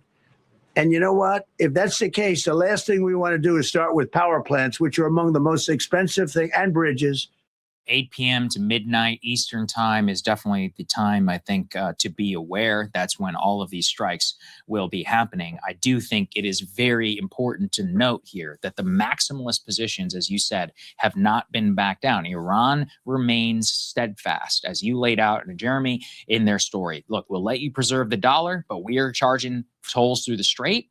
We are making sure that you're not going to attack us in the future. There will be no temporary ceasefire. When the guns stop, they stop forever, and you will be paying us some sort of reparation. Now, we can fudge the way that reparation math. They're willing to ditch the reparations if they can charge the toll. I was going to say, that we can fudge the math in terms of how that reparation gets paid. They either get to earn it or not. But this is on the brink of a literal, as the Trump said, a civilizational collapse in Iran, a country of some 94 million people. Trump was asked specifically about those tolls being charged. And ironically, while the rest of the world is like, we need to establish freedom of navigation in the Straits of Hormuz, he's like, well, instead of the Iranians charging a toll, maybe I will charge a toll. Let's take a listen. Are you allowed to, or are you willing to end this conflict with Iran charging tolls for passage through the strait? Us charging tolls? Iran. What about us charging tolls? Is that something you're considering? I'd rather do that than let them have them run. Why shouldn't we? We're the winner. We won. Okay? They are militarily defeated. The only thing they have is the psychology of, oh, we're going to drop a couple of mines in the water, all right? No, we have a concept where we'll charge tolls, okay? I thought you meant us. Your question would have been more accurate if you said us. So you could see what he's laying out there. And I do think, if we combine the civilization truth with what he said yesterday on the White House lawn, when he was asked specifically about whether he would be committing a war crime to strike Iran's bridges and power plants, he called them animals. It links very directly with what you were talking about. See, that's why they didn't fuck with Kim Jong-un, because you couldn't do this tonight and we'll kill all the North Koreans. North Korea would have just started firing nuclear missiles and said, fuck it, let's do this today. That's why they can't play with Russia and China like that. But they're about to learn, and it's going to be bad for the Americans. You're not going to nuke Iran without getting nuked your goddamn self. They're going to learn that. Talking about with the civilization war, Ryan. Let's take a listen, and I'll get Ryan's reaction. Mr. President, how would it not be a war crime to strike Iran's bridges and power plants? Because they killed 45,000 people in the last month, more than that. I think it could be as much as 60. They kill protesters. They're animals. And we have to stop them, and we can't let them have a nuclear weapon. Very simple.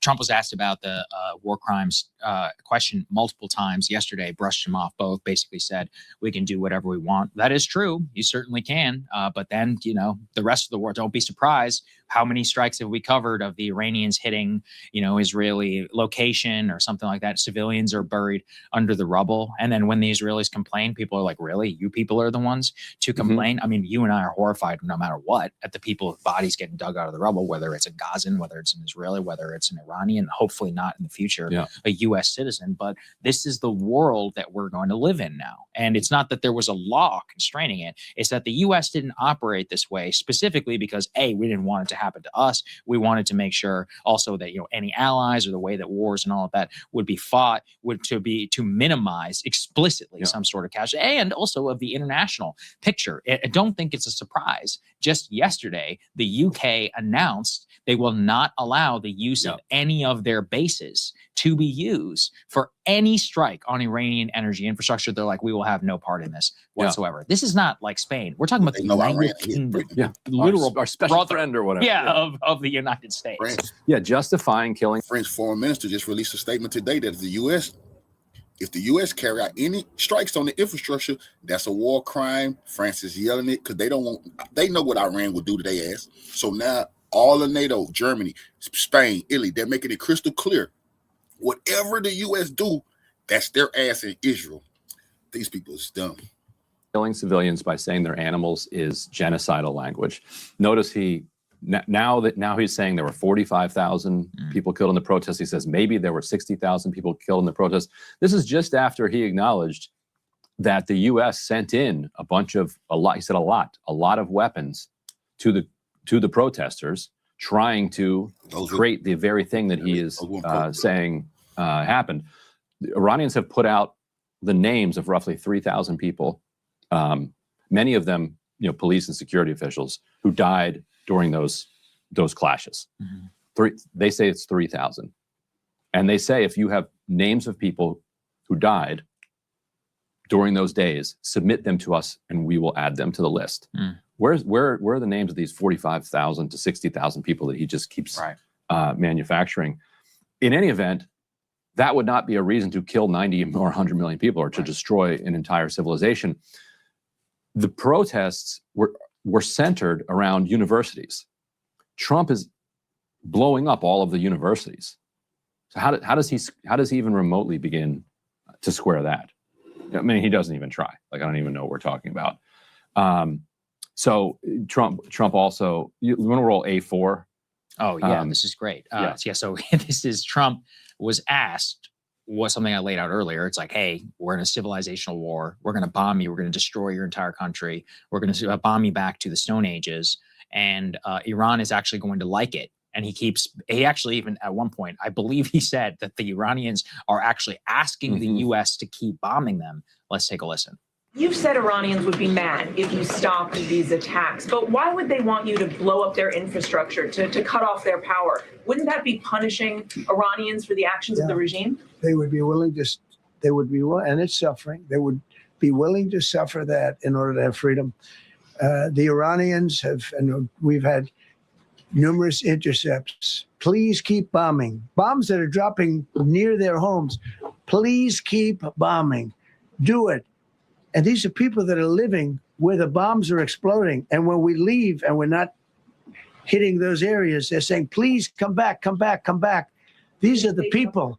This hoax is one which exists deeply in U.S. media. In fact, do you want to talk about the BBC thing? There's an unfolding scandal. Oh, yes, right yes. now of the maybe we'll edit this in post, but it does matter just to show you the manufacturing consent, the way that this type of BS probably makes its way up to the president. But effectively, there was a quote in the BBC, and also we can verify here at Breaking Points. This is the second time such a thing has happened. Our friend Trita Parsi was actually on BBC and had multiple clips played to him of Iranians who were saying that they liked the bombing, and he called them out live on the air. He was like, guys, maybe that is a view, but to say that that's the only view in Iran is preposterous. And it does now appear that the BBC put a quote in one of their stories where they quoted some guy living in Tehran saying, quote, about them hitting energy infrastructure using an atomic bomb or leveling Iran. My honest reaction is that I am okay with all of these. The quote, after it was called out, was silently disappeared and then was replaced by something completely anodyne.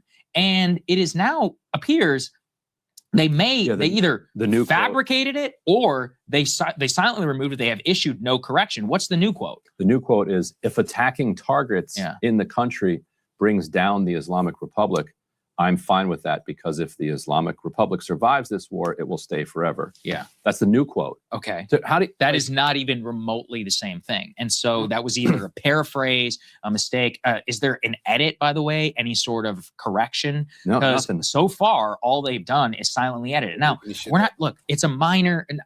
It's a big story, obviously. It's a scandal, I think, for the BBC. But the point is that this is how it works, is you find these fringe actors. Remember that Afro woman who was on television who was like, please, Mr. President, keep bombing my country. And then was so upset whenever he did. And she was like, no, not like that. That's not what I meant. I just saw this morning a advisor to, or some analyst for Iran International, some, monarchist is out there being like, Trump should nuke Iran. I mean, this is a sickness. Were there Japanese, can you imagine in 1945 that there were like some Japanese American, he's like, please, President Truman, nuke my country.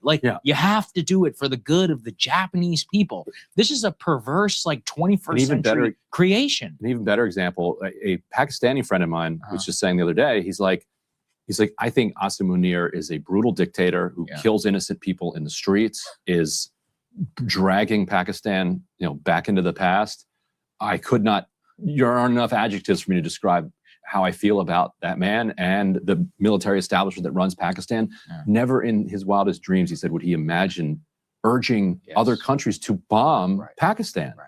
That's I think sickness is right.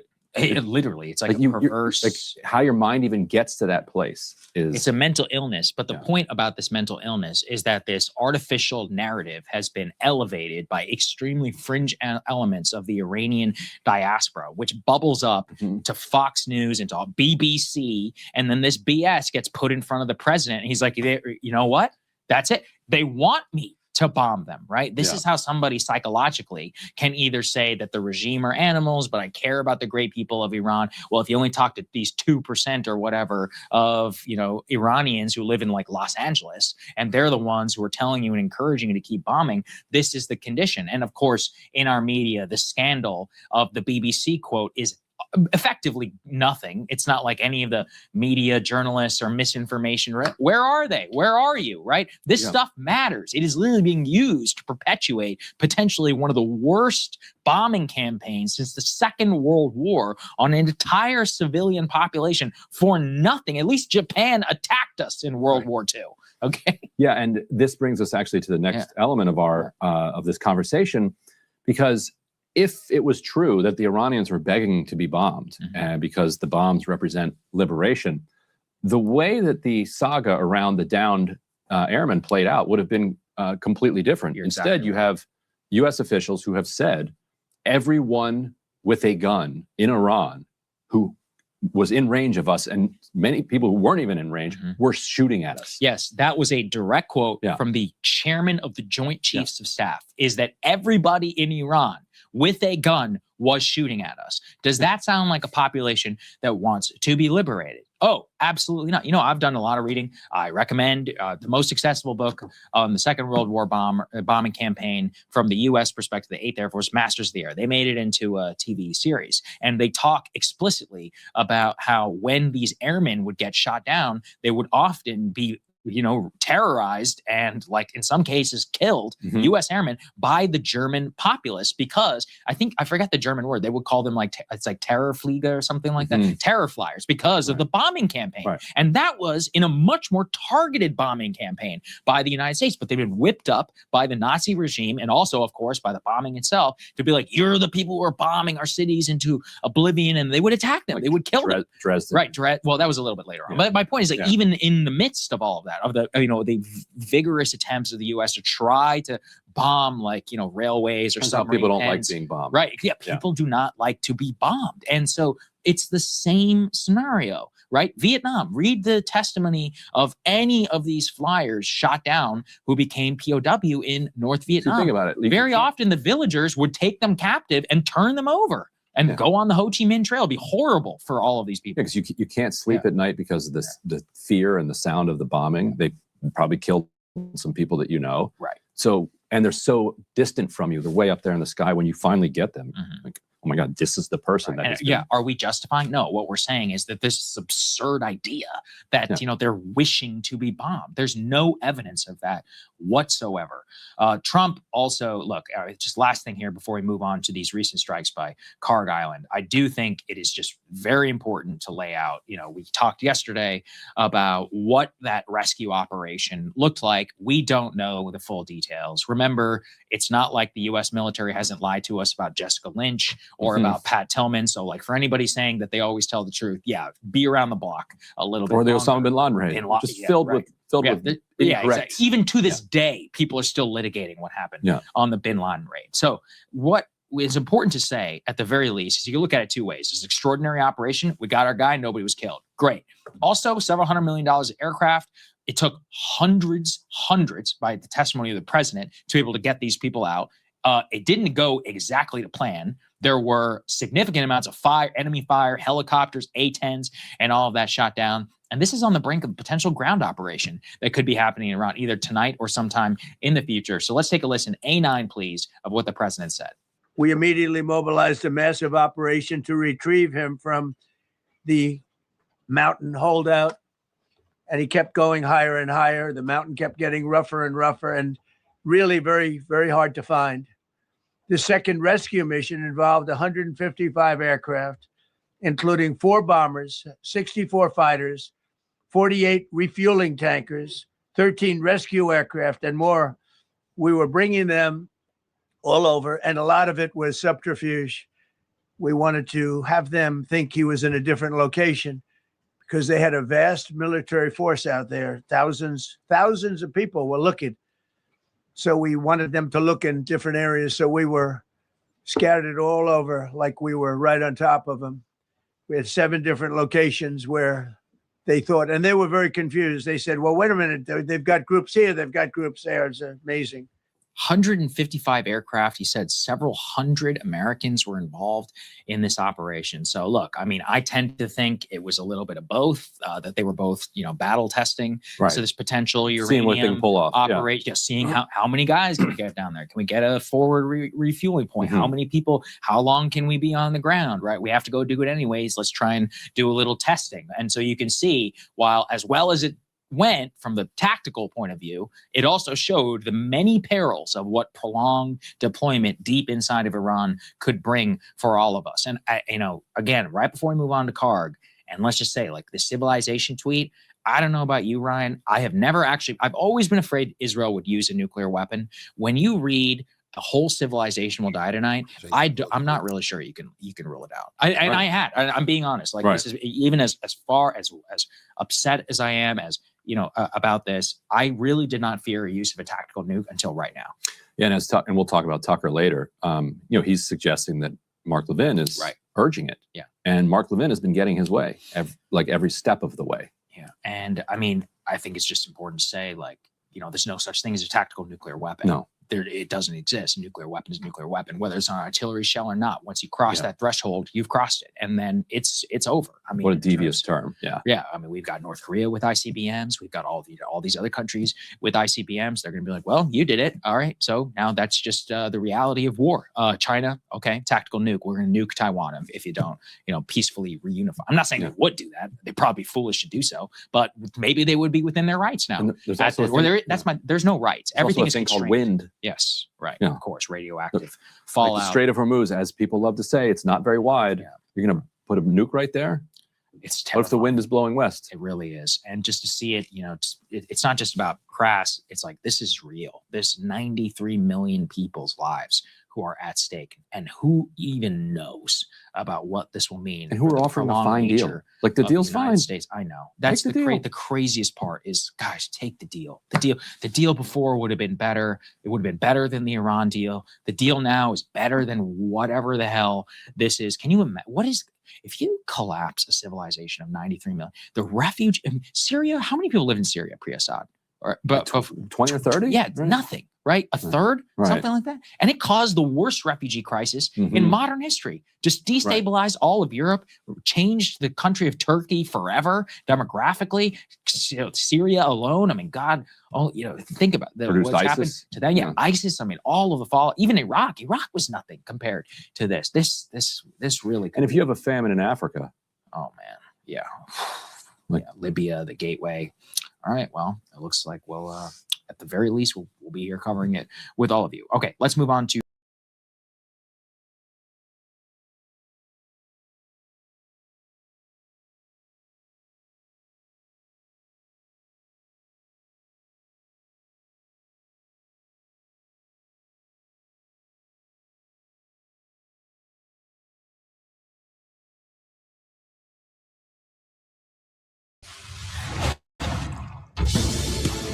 Whether you need if the United States Congress has any life left in it, every member of Congress and senator must be calling for Trump's removal today based on the 25th Amendment. He's threatening the entire destruction of a civilization. He is calling Iranians animals. He is showing a total disregard for the humanity of people in Iran, in Gaza, in Cuba. This is a moral crime. It is a war crime. We need to be demanding that Congress convene today, and we need to be invoking the 25th Amendment. No congressional black shoe shiners, though. I respect Ro Khanna coming out and saying that it's supposed to be all Democrats lined up. But the one thing about the congressional black bootlickers is they for the usurpers pretend like they the chosen people right now in goddamn Israel. They scared to go against the Zionists. That's crazy. I told y'all, man, all them bootlickers need to be removed from office. The congressional black shoe shiners, them too. Because they ain't said one word because they for Israel, bro. These bastards want Iran. They don't give a fuck because they still want Israel to help fund their campaigns and shit like this. They don't give a damn about us. Our life is in danger, and the congressional black shoe shiners sat there and did nothing. Them niggas gonna pray too. To not. They're not gonna get away with this. It's not hyperbole. That is not me exaggerating. That is verbatim what he said. A whole civilization will die tonight, never to be brought back again, and it only gets worse from there. This is all, of course, coming as we are now literally hours away from the last of his deadlines that he has set for his ultimatum that Iran will either open up the Strait of Hormuz and do everything that he asks, basically complete an abject surrender, or he will bring holy hell down on them. He will rain hell on top of Iran. And this is his most stark statement yet. We're going to try to figure out what does that mean? What does the region think? What are the Iranians preparing to do? And most importantly, where might this go? And we have back with us today Colonel Douglas McGregor, Defense and Foreign Policy Analyst, former advisor to the Secretary of Defense, and of course, highly decorated combat veteran. And man, are we glad to have you on today. I was really glad when I saw that we had you on the schedule. Imagine today could literally be the end of the fucking world. And people think this game, today could be the end of the world. A lot of our people don't give a damn. They got other shit to do. They don't even know they could be barbecued by tonight, bro. This is very serious, man. I'm warning America, they won't get away with using no nuclear weapon without getting nuked. If you use one, you're gonna get one sent at your way in return. That's just a fact. When that thing came out, let me just first of all just get your reaction to that, because that is language I have never seen any American president, even to include World Wars I and II, ever use. What do you think? It's an exercise in hyperbole that is hard to grasp. No one in their right mind as president of the United States would ever say such a thing. And I think that's an important point to make, right mind. When one listens to President Trump, one becomes accustomed to these outrageous claims. Oh, this is the greatest that has ever been. And no, we got on. You know, in other words, everything attached to him is more spectacular, more great, more better, whatever, than everything else in the world. But I don't think we've heard this kind of very dangerous rhetoric from President Trump. And whether or not you think he's serious, he's the president of the United States. You have to take him at his word. And that, I guess, is the point of the discussion. And so the question that is on everybody's mind, certainly was the first one on mine, is when you look at the objectives he set. Let me just pop this up here. This is from his comment on the 5th. Said it would be power plant day and bridge day all wrapped up in one. There will be nothing like it. Open the strait. So he's basically, and then we're going to show a video of him yesterday expounding on this a little bit. But the things that he's saying that he is going to get done, and he'll specify in 4 hours, haven't been done in 38 days of near nonstop bombing with over 13,000 targets attacked. So one would imagine that he can't just use the same ordinance that we've been using and have any kind of a different reaction, certainly not one in 4 hours. Are you concerned that we could be talking about nuclear weapons, or is there some other conventional weapon that could achieve the outcome we haven't used yet? Well, let me give you two answers to the question. The first is an observation by our friend Karl von Clausewitz. He said, no one starts a war, or rather no one in his right mind ought to do so without first being clear in his mind what he intends to achieve by the war and how he intends to conduct it. The former is political, the latter is operational.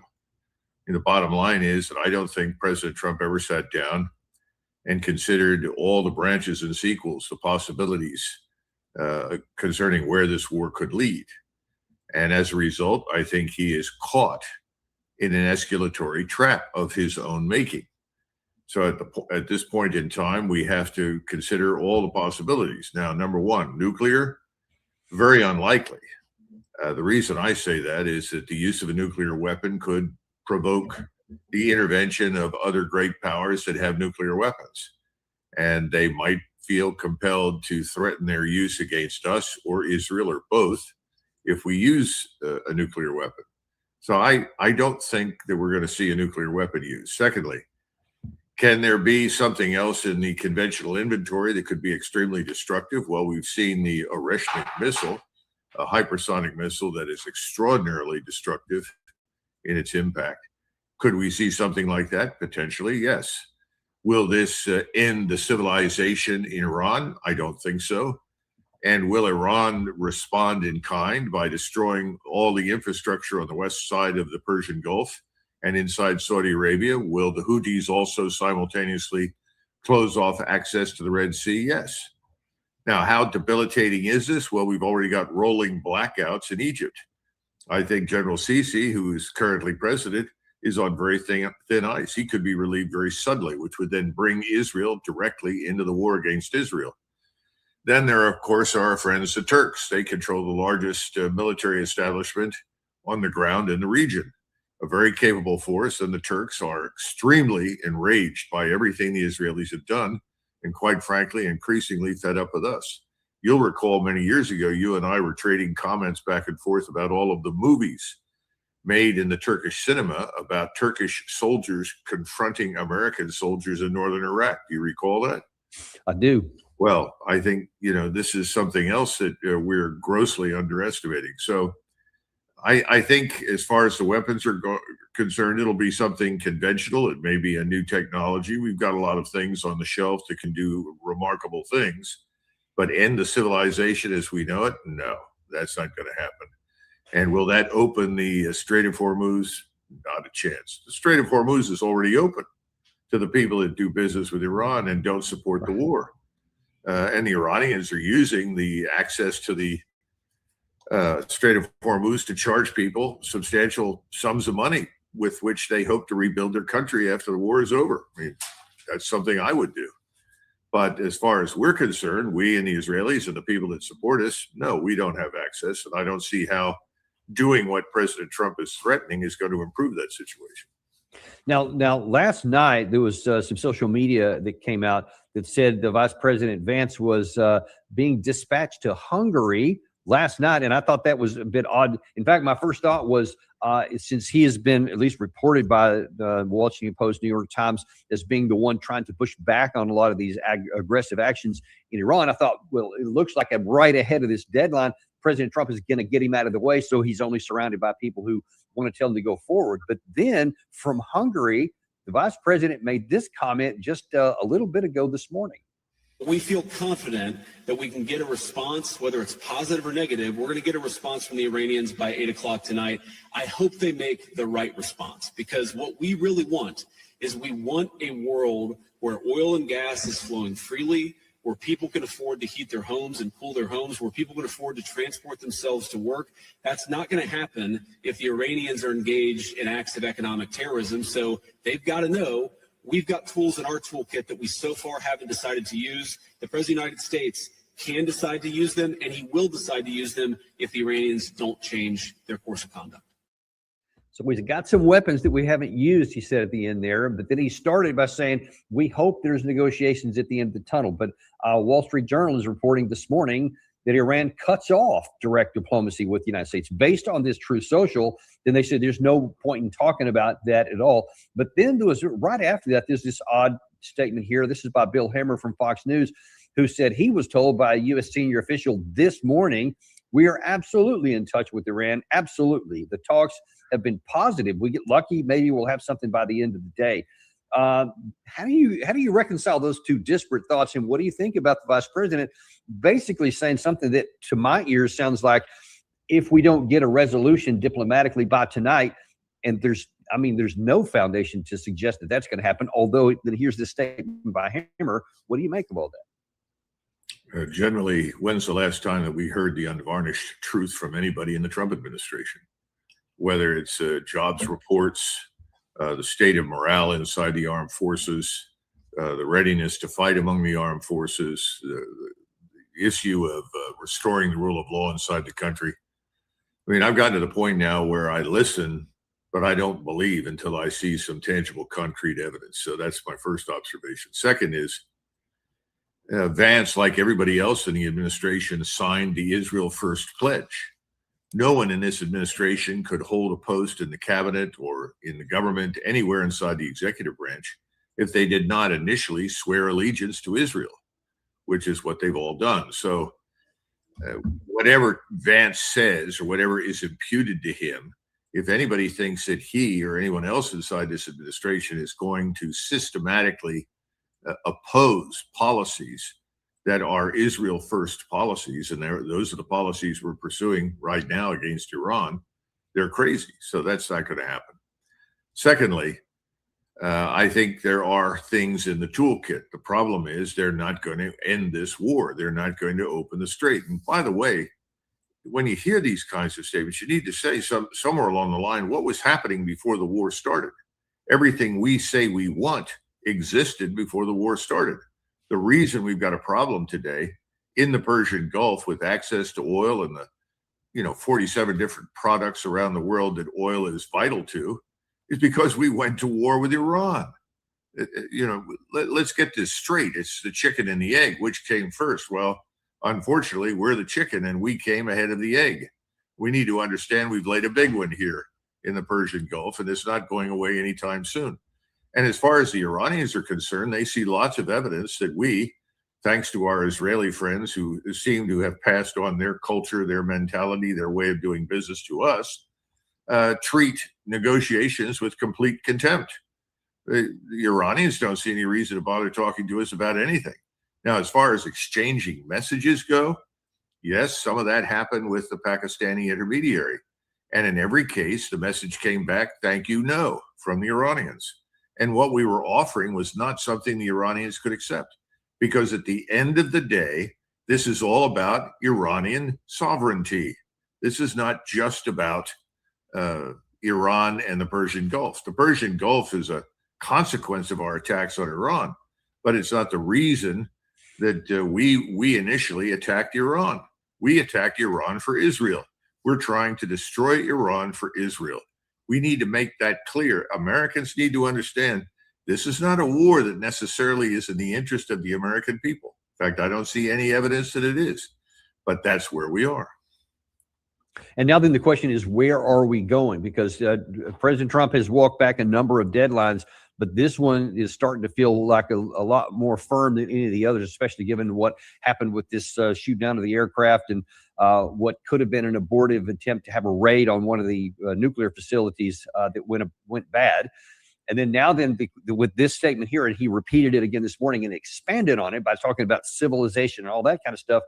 If people are thinking, meaning Trump is thinking that this harsher language will force a breakthrough in the diplomacy and make them give in, the exact opposite is happening. Let me just show you a few examples here.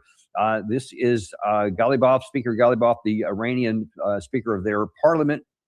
He said, it is Trump who has about 20 hours. This was last night or early this morning, our time, to either surrender to Iran or his allies will return to the Stone Age. We will not back down. The president, Pezeshkian, says more than 14 million proud Iranians has so far registered to sacrifice their lives to defend Iran. I too have been, am, and will remain devoted to giving my life for Iran.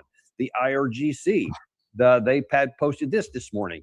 Self-restraint is over. Our response will now be carried out in a way without any consideration, depriving the U.S. and its allies of oil and gas for years. And then the important part here to me, if the U.S. Army crosses red lines, our response will exceed the region's boundaries. That's the second such report I've seen. And then you look at the Iranian people themselves, and they are this morning out on all of these bridges that President Trump has threatened to bring down to show themselves that they are defiant and they are not concerned about any of this. And then you see on this screen here that there is already some activity. We've apparently already started and hit all of these things. Isfahan Railway, well, you can see some of the list of it there, to include Karg Island.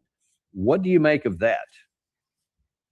From the very beginning, we have made it very clear, you and I and many others who are watched this situation develop, that for Iran, this war is existential. This is about the survival of Iranian civilization. This is a core civilizational state. Iran, India, the Turkish state, Turkey, thanks to its Ottoman heritage, these are core civilizational states in the world. They represent much more than just their own nation state. They represent thousands of years of culture and history. So none of these states under any circumstances are going to surrender their sovereignty. But we need to understand that for Iran, this is existential. Remember what President Trump said about this initially. Oh, this is just a journey. This is a journey. In other words, it's not existential for us. You know, a journey in which we've decided that we're going to bring a nation of 93 million people to its knees. We're going to destroy its way of life, its existence. But for us, it's just a journey. Well, why is it just a journey for us? Because it's a journey for Israel.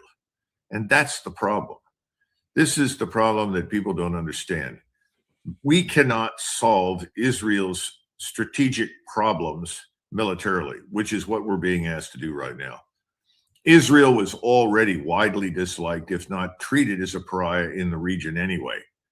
Now, the rest of the Islamic world sees Israel as this menace, this virus that is going to ultimately destroy all of them. And all you have to do is look at the map of Greater Israel.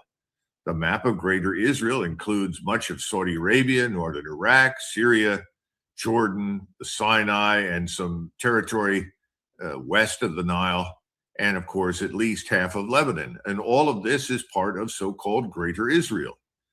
Well, we used to have something during World War II called Greater Germany, Großdeutschland. You know, this was the expanded Germany. ultimately, that actually made more sense than what we're seeing, because at least there were Germans living on the territory, not always in the majority, but there. In this case, we're talking about whole populations that have to be subjected to Gaza treatment. They're going to have to be effectively subjugated, enslaved, or driven out. This is insane. And this is what we are fighting for. People need to understand this. And I don't see any evidence that it could possibly exist. Yeah, but I can sure see a lot of people getting burned down in the effort. And for Trump, it started off as this excursion or this diversion or whatever. He's used a number of different terms here, but now it seems to have settled into something more as he gets his eyes on something on a different target. See if you can pull it out of this soundbite.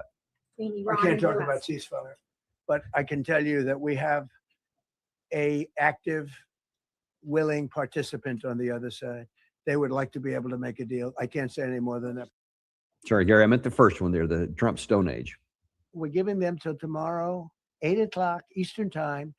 And after that, they're going to have no bridges. They're going to have no power plants. Stone Ages, yeah. Stone Ages.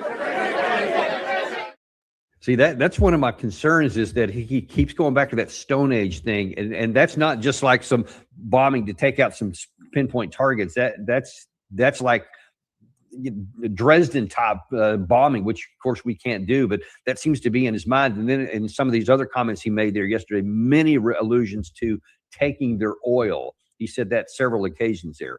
What do you think about the objectives here? Is Trump expanding the target set? Well, I think we've always had the objective of gaining control of the oil fields in the region. You've got to go back into the 1990s and go back and read the things that Richard Pearl and Paul Wolfowitz and a host of others in their group of neocons were writing and insisting that if we could control all the oil resources in the Middle East, then we would have China by the throat. Of course, the real intention was not just to have China by the throat, but to make Israel the undisputed champion and king of the Middle East. I don't think we're going to ever get China by the throat, nor do I think we as Americans need to do that. That's absurd. But I think we're back to where we were before. This is all about Israel and securing it and making it safe and putting it in charge of the whole region. All of this is going to fail. It has no chance of success. And this business of bombing a nation into the Stone Age, I must say, I do disagree with one thing you said. You said, well, Dresden, we can't do what we did there. No, I think we can. And I think the Iranians know this. And their cities already show evidence for it. We're doing things that we have not done since the Second World War or Vietnam. And one could argue that our bombings, both we and the Royal Air Force during World War II, committed war crimes. And you can make the argument that we did the same thing in Vietnam. And I think we're going to do the same thing here. Ultimately, you end up destroying power. You put hospitals out of business. The Israelis have been bombing hospitals in Iran and emergency centers ever since the war began. And they launched a number of strikes last night, I think because they worry that they might end up facing a ceasefire. I don't think there's any chance of a ceasefire coming. I think what they're going to end up facing is something worse than they've already encountered from Iran and potentially others that support Iran. He's in this escalatory trap. He doesn't know how to do anything else but bully. So what he's trying to do is bully once again. Remember, we talked about, if it fails, what else do you do? Well, you escalate. Well, you could turn around and say, well, escalation isn't the answer. But there's no one telling him to do that as far as I can tell. And I certainly don't see great evidence for people standing up at the Department of Defense and telling him, sir, this is not going to work. And if you do this, we could end up in a much wider war with a lot of other people. And by the way, we mentioned escalation beyond the borders of the Eastern Hemisphere. In other words, could there be escalation here in the Western Hemisphere against us? And the answer is yes. The drug cartels, which have always been the real threat to us in Mexico, are for hire, and they have an interest in seeing to it that they continue to move drugs and people back and forth across our borders and coastal waters. So could they possibly cooperate with Iran? Absolutely, without question. There are already Hezbollah chapters down in Mexico. They've never taken any action against us, but they exist. The Sunni chapters, the ISIS / Al-Qaeda, Al-Nusra crowd, they've been much more active in Mexico. But all of these things could blow up in our faces inside our country. They could destroy our refineries, our oil infrastructure. What about our nuclear power plants? Could they cause accidents there? There are a whole range of things. And we have not done what we need to do to secure our own infrastructure. We started under Obama, and Obama diverted all of the money that was supposed to go into modernization of the power grid and other things into the pockets of his campaign supporters. So we didn't get much out of it. We really do need to pay attention to our own domestic infrastructure, particularly our electrical grid, our power grid. So, yeah, I think that could happen. And of course, you talk about who is President Trump listening to. He got rid of, or at least Joe Kent left. So that was one voice of reason that is no longer even in the mix. He had been sidelined since last October anyway. But here's one who is like upfront and possible. Gary, let's go with Lindsey Graham, number 2 here, because he thinks that this is a defining moment.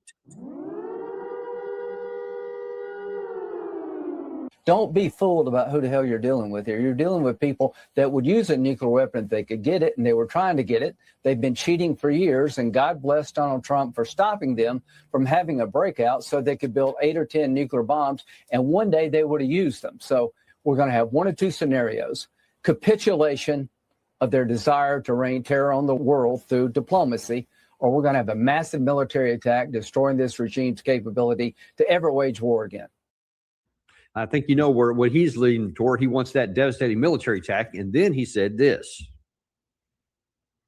There is no commercial purpose for 60% enriched uranium. We need to get our hands on that. They need to give it to us, or we need to take it. As to the Strait of Hormuz, when this is over, if they have the ability to control the straits in the future, I think the world will have failed, and I don't think Trump's going to let that happen. The idea that they control the straits in the future has got to be off the table. The idea that they can come back as the largest state sponsor of terrorism has to be off the table. That they can never have a nuke, they can never make missiles to threaten us in the region has to be off the table. So, I mean, he's just laid out right there, especially in that last part. Only a regime change is an outcome that he can live with. They can't be control of the Strait of Hormuz. They can't be allowed to have nuclear material. They can't, all these things. The only way that can be accomplished is if you completely just defeat the regime itself. And imagine that. So they want to nuke and kill everybody. They've been bragging about troops on the ground. We're deploying forces. None of that bluff worked. The Iranians wasn't scared. The Iranians refused to capitulate. Iranians say, please come, hurry up. We got to send y'all gas money. We got to Uber y'all here. When do the mano-a-mano fighting begin? Do you see the cowardice of these people? The whole world can see they're afraid to really fight the Iranians. Well, then you're going to have to kill every fucking body and destroy your own nation. And the world will know the U.S. was so fucking scared to go head up with the Iranians that they decided to kill themselves.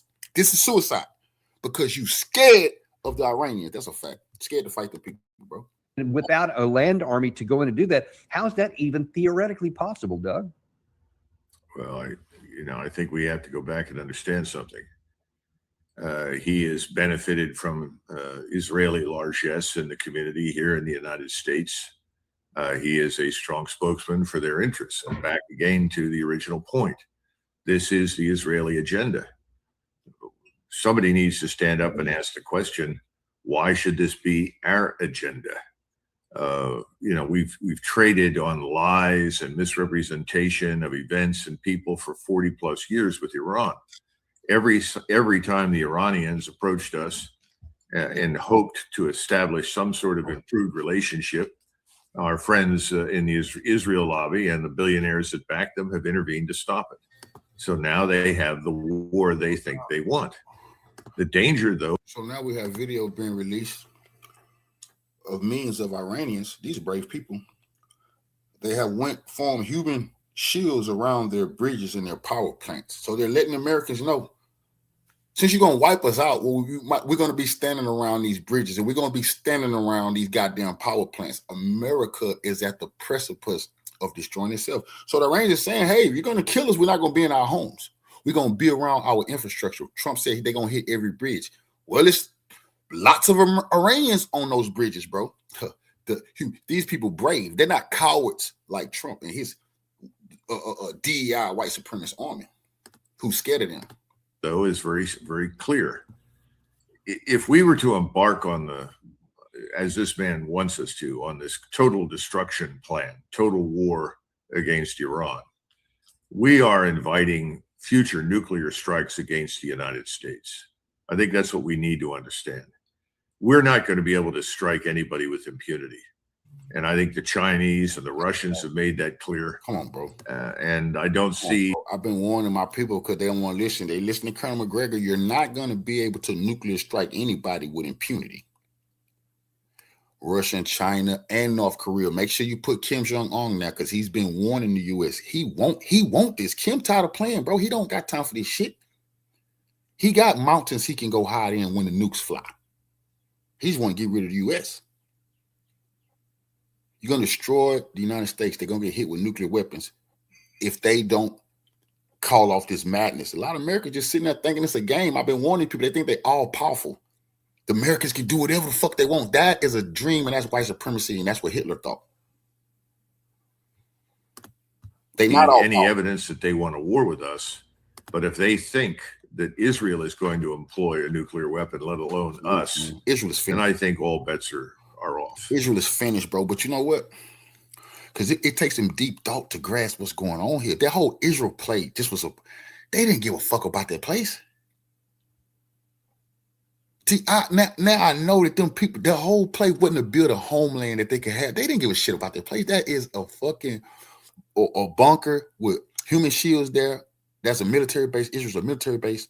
And these people is crazy enough to destroy all. Let that be the pretext. You see? Israel get destroyed. It's biblical. The whole world going up in flames. While these people is hiding in their bunkers, in their caves, waiting for billions of people, 3-4 billion people to die. Then they come out of their hiding spots and rule over the ashes.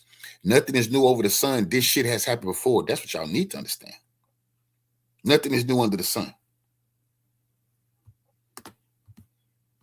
And right now, the entire region is turning decisively against us and Israel. Most of the world is. I mean, this nonsense of we're going to fix it all for the world. They don't care about the world. There's no evidence that we give a damn what's happening. The rest of the world is on the road to depression, economic depression, Dan. You've got to look at the trillions of dollars of wealth being destroyed in the Asian markets. You have to look at the global South and understand the consequences for them. They do not have vast reserves of oil or cash. They're going to go under. Our friends in Japan and Korea are all going to go under financially as a result of this. This is not ending Iran as a state or a nation, contrary to popular belief, but it's putting us in the grave as far as our international standing goes, our potential to do business with others. We are going to be thoroughly and completely isolated in economic terms, as well as political and military terms, in the near future as a result of what we're doing. And people in the United States don't know it. They don't understand it. Wall Street was described this morning by someone who was pointing to all of the indicators and said it's complacent. They don't get it. People think that we control the world. We don't. And we're going to get a hard lesson on that topic very soon. And, you talk about the oil and the impact it could have. I mean, this is one of the other things that's talking about is that the Houthis are saying if you launch this tonight, then that may be their trigger to close the Bab al-Mandab Strait. And that would just add yet another major choke point onto global shipping on top of the Strait of Hormuz. And now then you have an increasing percentage that would be cut off. And a lot of people, especially Saudi Arabia, has already been using that as a bypass to the Strait. What would that do if the Houthis made good on that, even with Iranian help, which I guess they could do, and to close the Bab al-Mandab also? Well, you recollect the pipeline that ran along what we called during Desert Storm the Pipeline Road. Yeah, I do remember remember that. that. Yeah. That pipeline can be destroyed at any point in time, anytime the Iranians want to do it. They don't necessarily have to destroy Jeddah or any of the ports on the Red Sea. They can simply destroy that pipeline. Most of the pipelines that are headed north are not functioning now anyway. So the Europeans are really in a desert right now when it comes to oil without oil. I think it's very hard for people to understand that once you close off the Red Sea, that adds several million more barrels of oil offline every day. You're really putting Europe into an impossible position. And we've got to go back. This is not all entirely Trump. I mean, Trump has certainly reinforced failure and made things much worse. But if you go back to the Biden administration was instrumental in destroying the Nord Stream pipeline. And everybody cheered. This is a wonderful thing. We're liberating Europe from Russian blackmail and potential control and influence. It's all crap. And as a result, Europe is being deindustrialized. The population's living standards are falling. Now, on top of that, with the oil not showing up so that you have virtually no energy, unless you burn coal or you can rapidly restore nuclear power stations. That's happening, by the way, in Japan, and I think also in Korea. Without that sort of thing, you're not going to have any power for a very long time. So you're moving into a global depression. So while Trump thinks this is all about him, he thinks this is about his victory, his need to dominate in order to fulfill his promises and obligations to the Israel lobby and its billionaire supporters. It's not. It's about humanity. It's about the people that live on this planet who are going to be suffering for decades as a result of this insanity. And that suffering is going to include famines because the necessary fertilizer isn't available. Russia can't make up the difference. Neither can China. So there is no appreciation for the larger consequences that will ensue from what President Trump is now threatening. But no one is going to tell him that. Nobody there cares. Why? Who is advising the president? Look at them. Who are they? Where did they come from? What do they know? And you can answer your own question. Have you ever run into an Air Force officer that did not believe in his heart of hearts that with enough bombs and enough missiles and enough rockets that the Air Force can't win everything? Have you? I never have. Every Air Force officer I've ever known, that's an article of faith. If you'll just give us all the money, give us all the munitions, all the missiles, all the aircraft we want, we can win any war, anywhere, at any time. I've listened to that for years. So forget the military advice. It's going to be catastrophic. So what does that bring you to?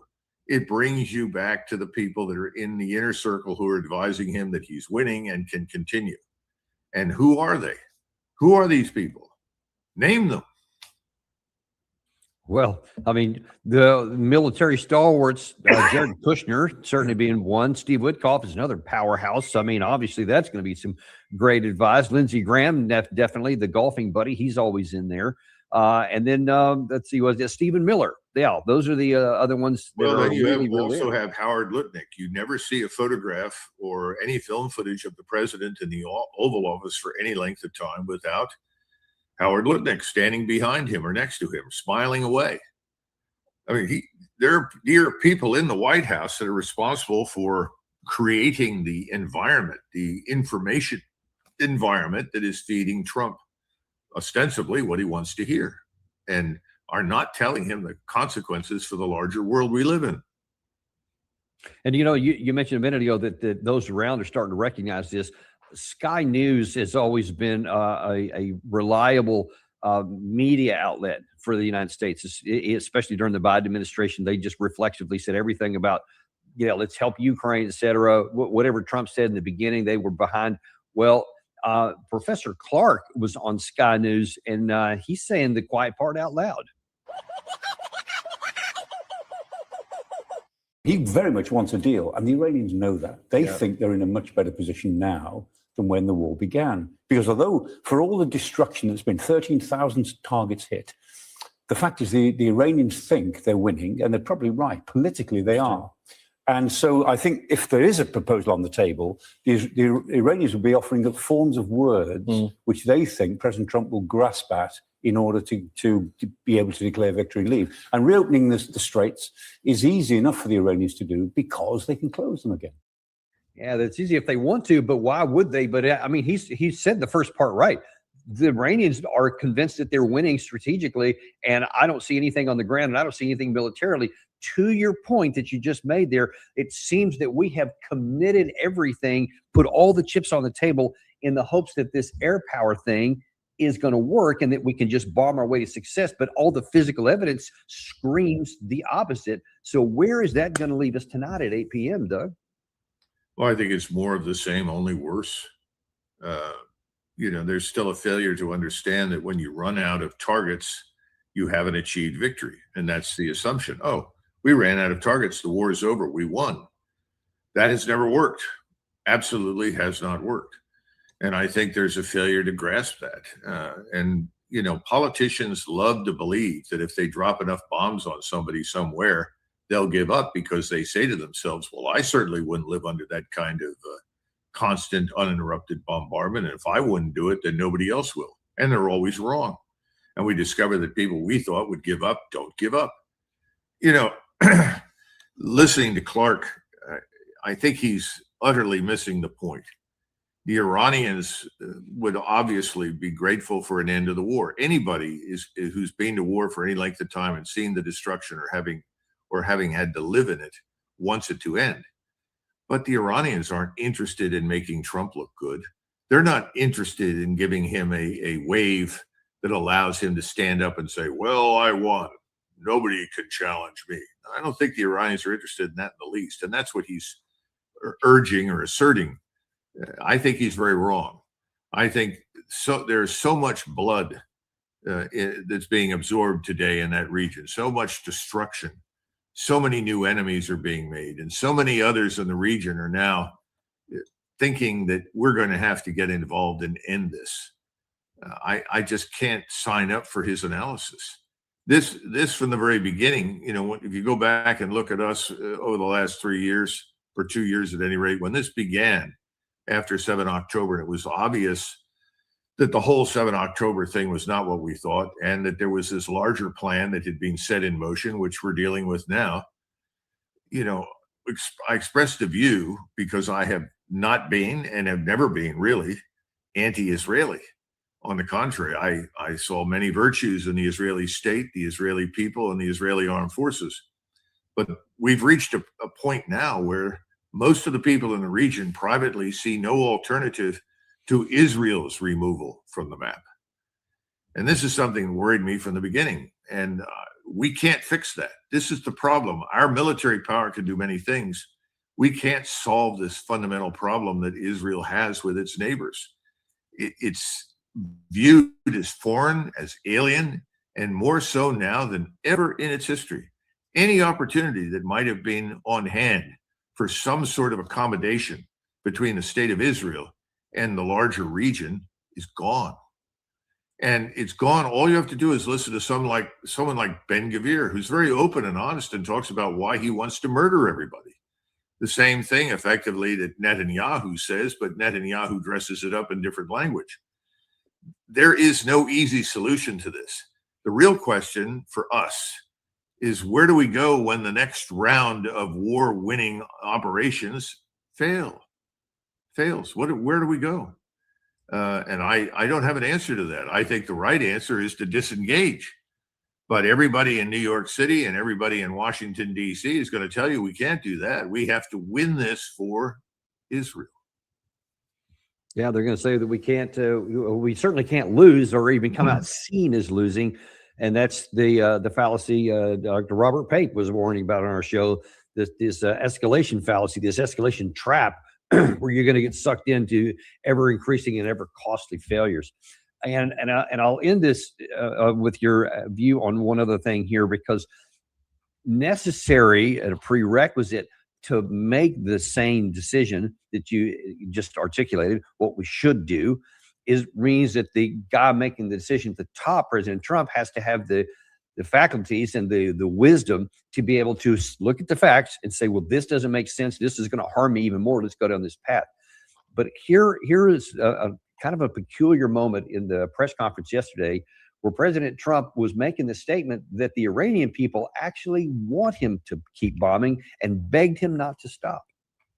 You've said Iranians would be mad if you stopped these attacks, but why would they want you to blow up their infrastructure, to cut off their power? Wouldn't that be punishing Iranians for the actions of the regime? They would be willing to, and it's suffering. They would be willing to suffer that in order to have freedom. The Iranians have, and we've had numerous intercepts. Please keep bombing. Bombs that are dropping near their homes. Please keep bombing. Do it.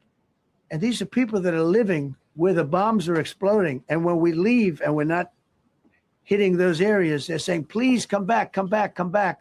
These are the people. I don't know what they do. All I can tell you is they want freedom. You know, I listened to him and I've watched that several times and I've looked at his body language, and Doug, I think he believes that. I think he believes that, no, they really want me to. I'm trying to help them out. And if that's the mentality and the thought process that's talking about that, how's it going to avoid catastrophe after 8 p.m. tonight? Well, the last time I looked, if you look particularly in Tehran, although it's not the only location, and you look at the civilian neighborhoods that have been furiously and viciously bombed by us, I think most of the people that he was referring to that we would describe in the United States as a sort of upper middle class, relatively successful people, but people that really want a different kind of society, and they are clearly opposed to the theocracy. They're dead. We killed them. So I don't know who he's talking to. I think he's lost his mind. It's just nonsense. Now, maybe somebody is walking in there. I wouldn't put it past Radcliffe over at the CIA to walk in with ridiculous statements like that and say, here, Mr. President, this is an example of how badly they want us to continue because we're bringing them freedom. How stupid is the rest of the world? How stupid are we to believe that whatever we do is bringing freedom, democracy, and human rights to anybody? It isn't. He's told you the truth whenever you care to listen to it. Yes, he wants to grab the oil. Khuzestan, which is right on the border with Iraq, is the area where most of the oil fields are concentrated. He wants that. The Israelis want it. That's how they plan to not just enrich themselves, but to wield strategic dominance over the whole region and potentially elsewhere. So he's told you the truth. So now suddenly he reads a prepared statement, and then he tells you, oh, the poor Iranian people, they want us to continue bombing because they know that's the path to freedom.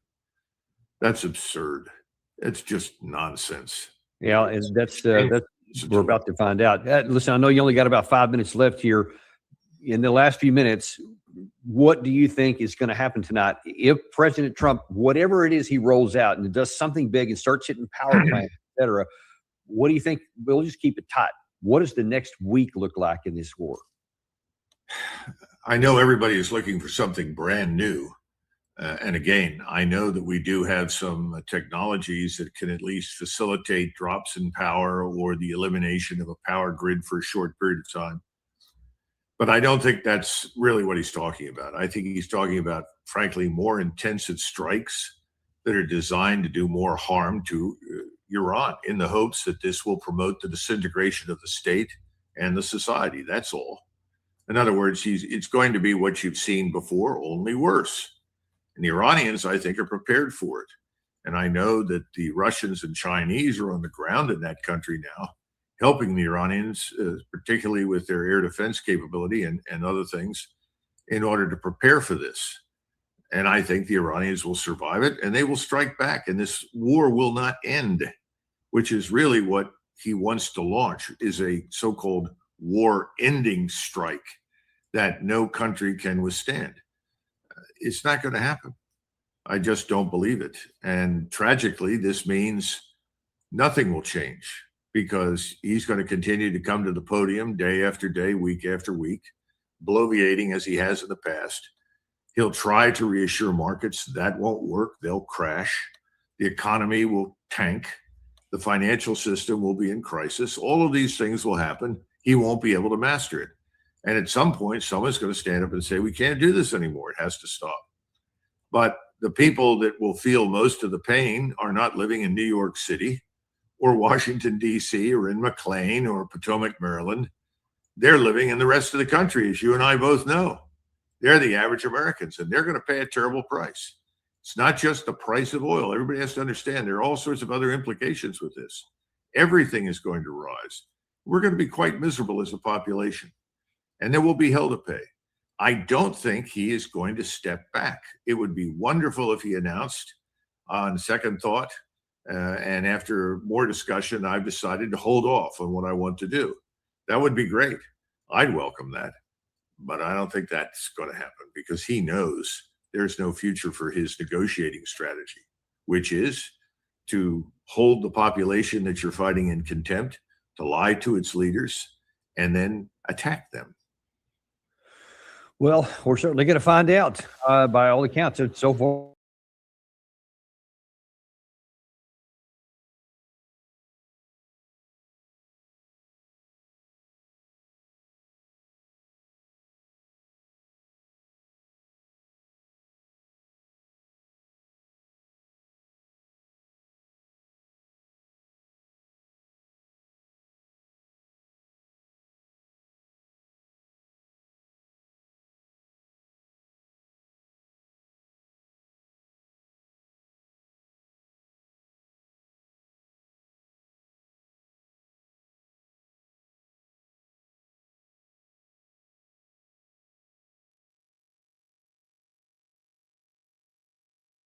Constitutional responsibility. Ladies and gentlemen, we reached the point where the President of the United States is no longer capable of rational thought. The man has put out a social media posting threatening to end a civilization, to terminate the people of Iran. This isn't, your standard bluster, etc. We're talking about a war crime of a scope and scale unimaginable, the genocide of an entire people. There is no justification for this under international law, under the law of war. We're talking about extreme collective punishment, punishing an entire people, an entire civilization, because their government has shown the audacity to resist an illegal war of aggression, that their government has found a soft spot in the American structure of global hegemony, the Strait of Hormuz, and that their government, the Iranian government, has been able to sustain control over the Strait of Hormuz in a fashion which puts at risk the plans of the Trump administration for global hegemony, for furtherance of Israeli-American enterprise in the Middle East that requires Iran to bend the knee to submit, something that the Iranian nation, the Iranian people refuse to do. And so the President of the United States has articulated in grand fashion a genocide on a scope and scale that has not been achieved by anybody since the time of the Mongols. We are literally talking about the absolute eradication of a people, of a nation. This is what the president is threatening. Some believe that the president is, by making a threat of this scope and scale, threatening the use of nuclear weapons. The president and others have said that this is not the case, but J.D. Vance says that there are weapons that are in our toolbox that we have not used and we will be compelled to use. And the only weapon capable of carrying out the eradication of an entire civilization is a nuclear weapon. So this is where we're at. What's shocking is the silence of the American people. We, the people of the United States, why aren't we screaming out at the top of their lungs that this shall not be allowed? This shall not be tolerated. What about the Congress of the United States, which has, of course, abrogated its constitutional responsibilities and duties when it comes to declaring war? Will Congress remain silent in the face of this most blatant of war crimes? I mean, we are already a war criminal nation, having embarked on an illegal war of aggression against Iran with zero justification under international law and zero authority under constitutional mandate. So I guess we've decided to, in for a dime, in for a dollar. If we've committed the most egregious war crime of all war crimes, a war of aggression. Justice Jackson at the Nuremberg trials, prosecuting Nazi war criminals, said this is the gravest of war crimes, because from this war crime, all other crimes are committed. And here we see truth to his words, the wisdom of his words.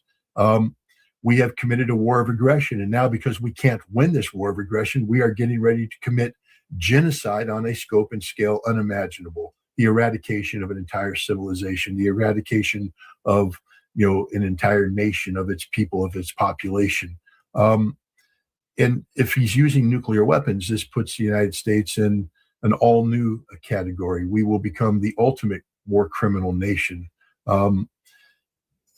I would say to the generals and the officers and the men serving in the United States military today, you cannot obey these orders. If you are ordered to use nuclear weapons against Iran, these are orders you must disobey. These are patently unconstitutional orders. They don't meet the requirements of distinction, meaning can you distinguish between military and civilian? This is an act of collective punishment. You are seeking to eradicate a people because their government won't surrender. This is not lawful. So you must reject this. Proportionality. There is no proportionality. Iran is not threatening to eradicate the entire world. Iran is simply defending itself, using the resources available. And because this frustrates the plans and ambitions of Donald Trump, he's seeking to eradicate them, potentially using nuclear weapons. This order must be disobeyed. And for the Democrats right now, this is your moment. You must make it clear. But you see more Democrats, I think 25 now, is coming out. They need the whole congressional black bootlickers. They better be on the front line to save us and our lives. This would be unacceptable if they sit on the sideline because they bought and paid for. But what this shows is the United States government has shown the whole world without using nuclear weapons. I told y'all that. Who the fuck they gonna defeat on the ground? These people been talking shit to Russia. You can't fucking defeat Iran. What, you was gonna nuke Russia? Get the whole globe blown up.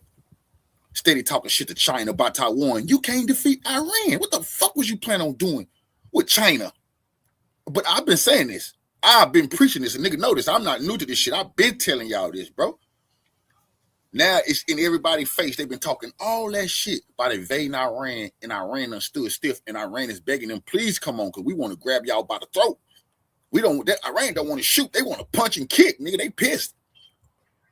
And the U.S. is so terrified. They're like, fuck it, nigga. We're going to blow the whole world up. That's an ultimate act of cowardice. Ultimate act of cowardice, bro. Talked all that shit about being the most powerful. Now, the only thing you can do is nuke somebody because it's all been smoke and mirror. They stole all our money. I told y'all they stole trillions from us. Talk about the U.S. military. That's the military right there. Most powerful Navy in the history. They won't even go through the streets. They so fucking scared. They say they blown up all the Iranian weapons. All right, cool. Go invade Iran then. Bro, this should be shocking for people who ain't been watching Cult Figure. Y'all already knew this was coming. But for some Americans, this is shocking because now they know the U.S. just talking shit and can't back none of that shit up. They should not be saying nothing to Russia, China, or North Korea. Nothing. Donald Trump embarks on this path that he will pay the ultimate price. And that means that if you win in November, and I believe you will, you must not only impeach, but you must convict, not just Donald Trump, but everybody involved in the decision chain linked to this patently unlawful order. If this order is implemented, everybody involved, whether it be the vice president, the chief of staff, the chairman of the Joint Chiefs of Staff, and every officer and enlisted personnel, all the way down to anybody involved in implementing this order, they must all be held accountable to the rule of law, or else it's over for the United States. It's over for the United States. We must cleanse ourselves of our sins and the sins that are being committed in our name. This war, this illegal war of aggression against Iran is the ultimate insult. It began with a cruise missile attack on a children's school. 175 children, the ages of 6 to 12, slaughtered by American cruise missiles because Pete Hegseth said the rule of law doesn't matter. And now we see the consequences for the issuance of such orders, because now the President of the United States is threatening to eliminate, to erase an entire civilization. The rule of law doesn't matter anymore. We have to make it matter, or else we don't matter collectively. We, the people of the United States of America. The only thing that unites us is the rule book.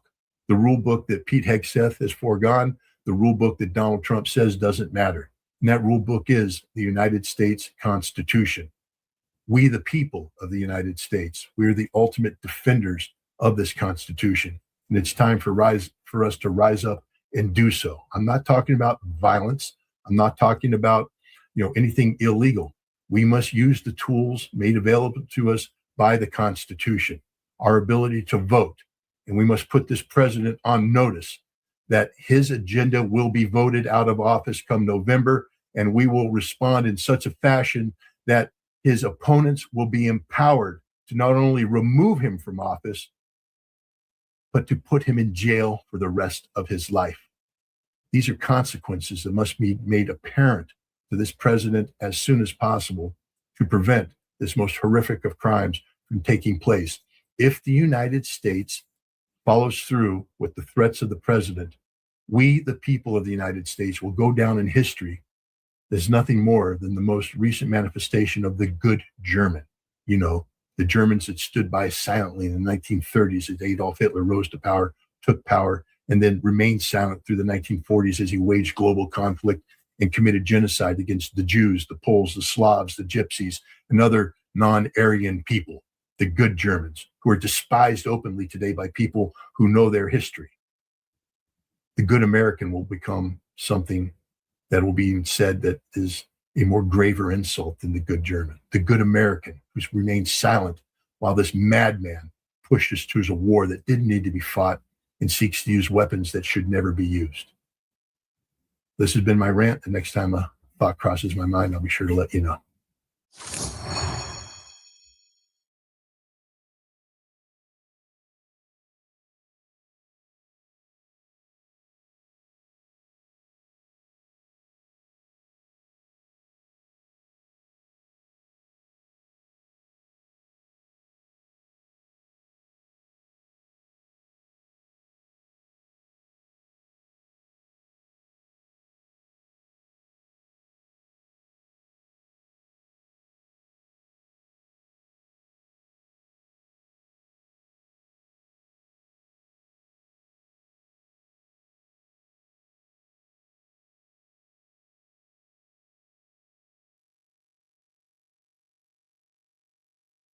You for your take on the weekend's events. The government says it engaged in a daring rescue of the co-pilot of a jet. The jet was there for reconnaissance purposes. Larry Johnson, Scott Ritter, and their military sources tell them the jet was there as part of an effort to invade and steal enriched uranium stored not far from where the jet was brought down. It was a daring rescue, but it was the tail end of a failed venture. How do you see this?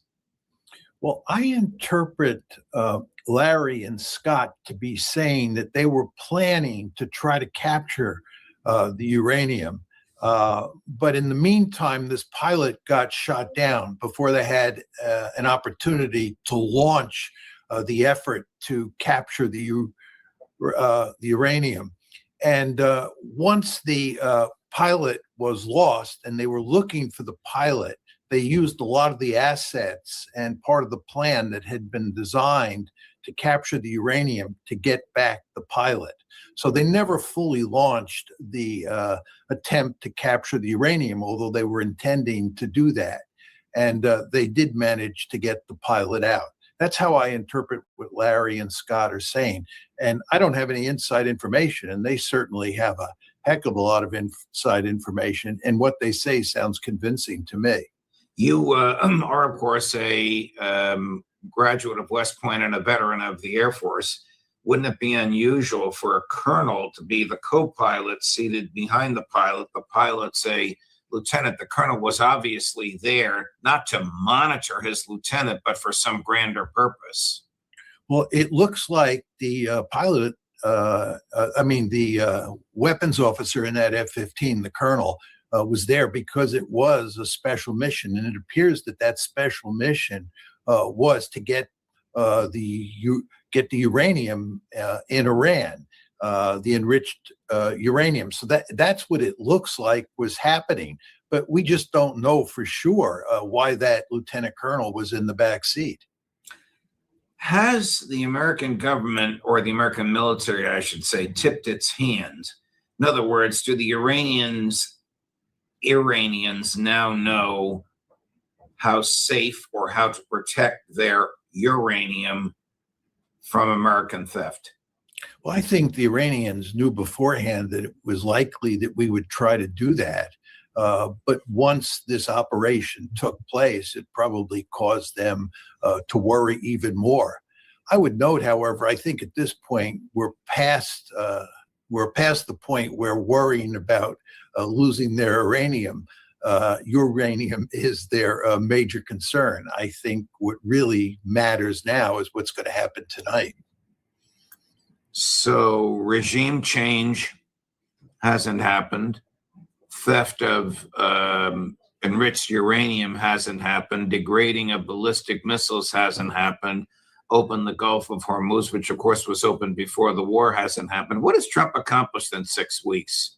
Well, I think you're exactly right. That what's happened here is that Trump has not accomplished any of the goals that he set out to achieve. And in fact, the Strait of Hormuz remains closed. The Israelis are doing terribly in Lebanon. And the end result is that he is thinking about how to further escalate. And the problem he faces is that they've run out of military targets. There have been a whole slew of articles to this effect. There are only a limited number of real military targets inside of Iran. And once you hit all those targets, there's not much left to hit. So now what they're talking about doing is going after civilian infrastructure and, in effect, tearing the country apart by waging a punishment campaign that's aimed mainly at civilians and not aimed at military targets, because there are just no more military targets of any consequence to hit. You want to file free? Hit it.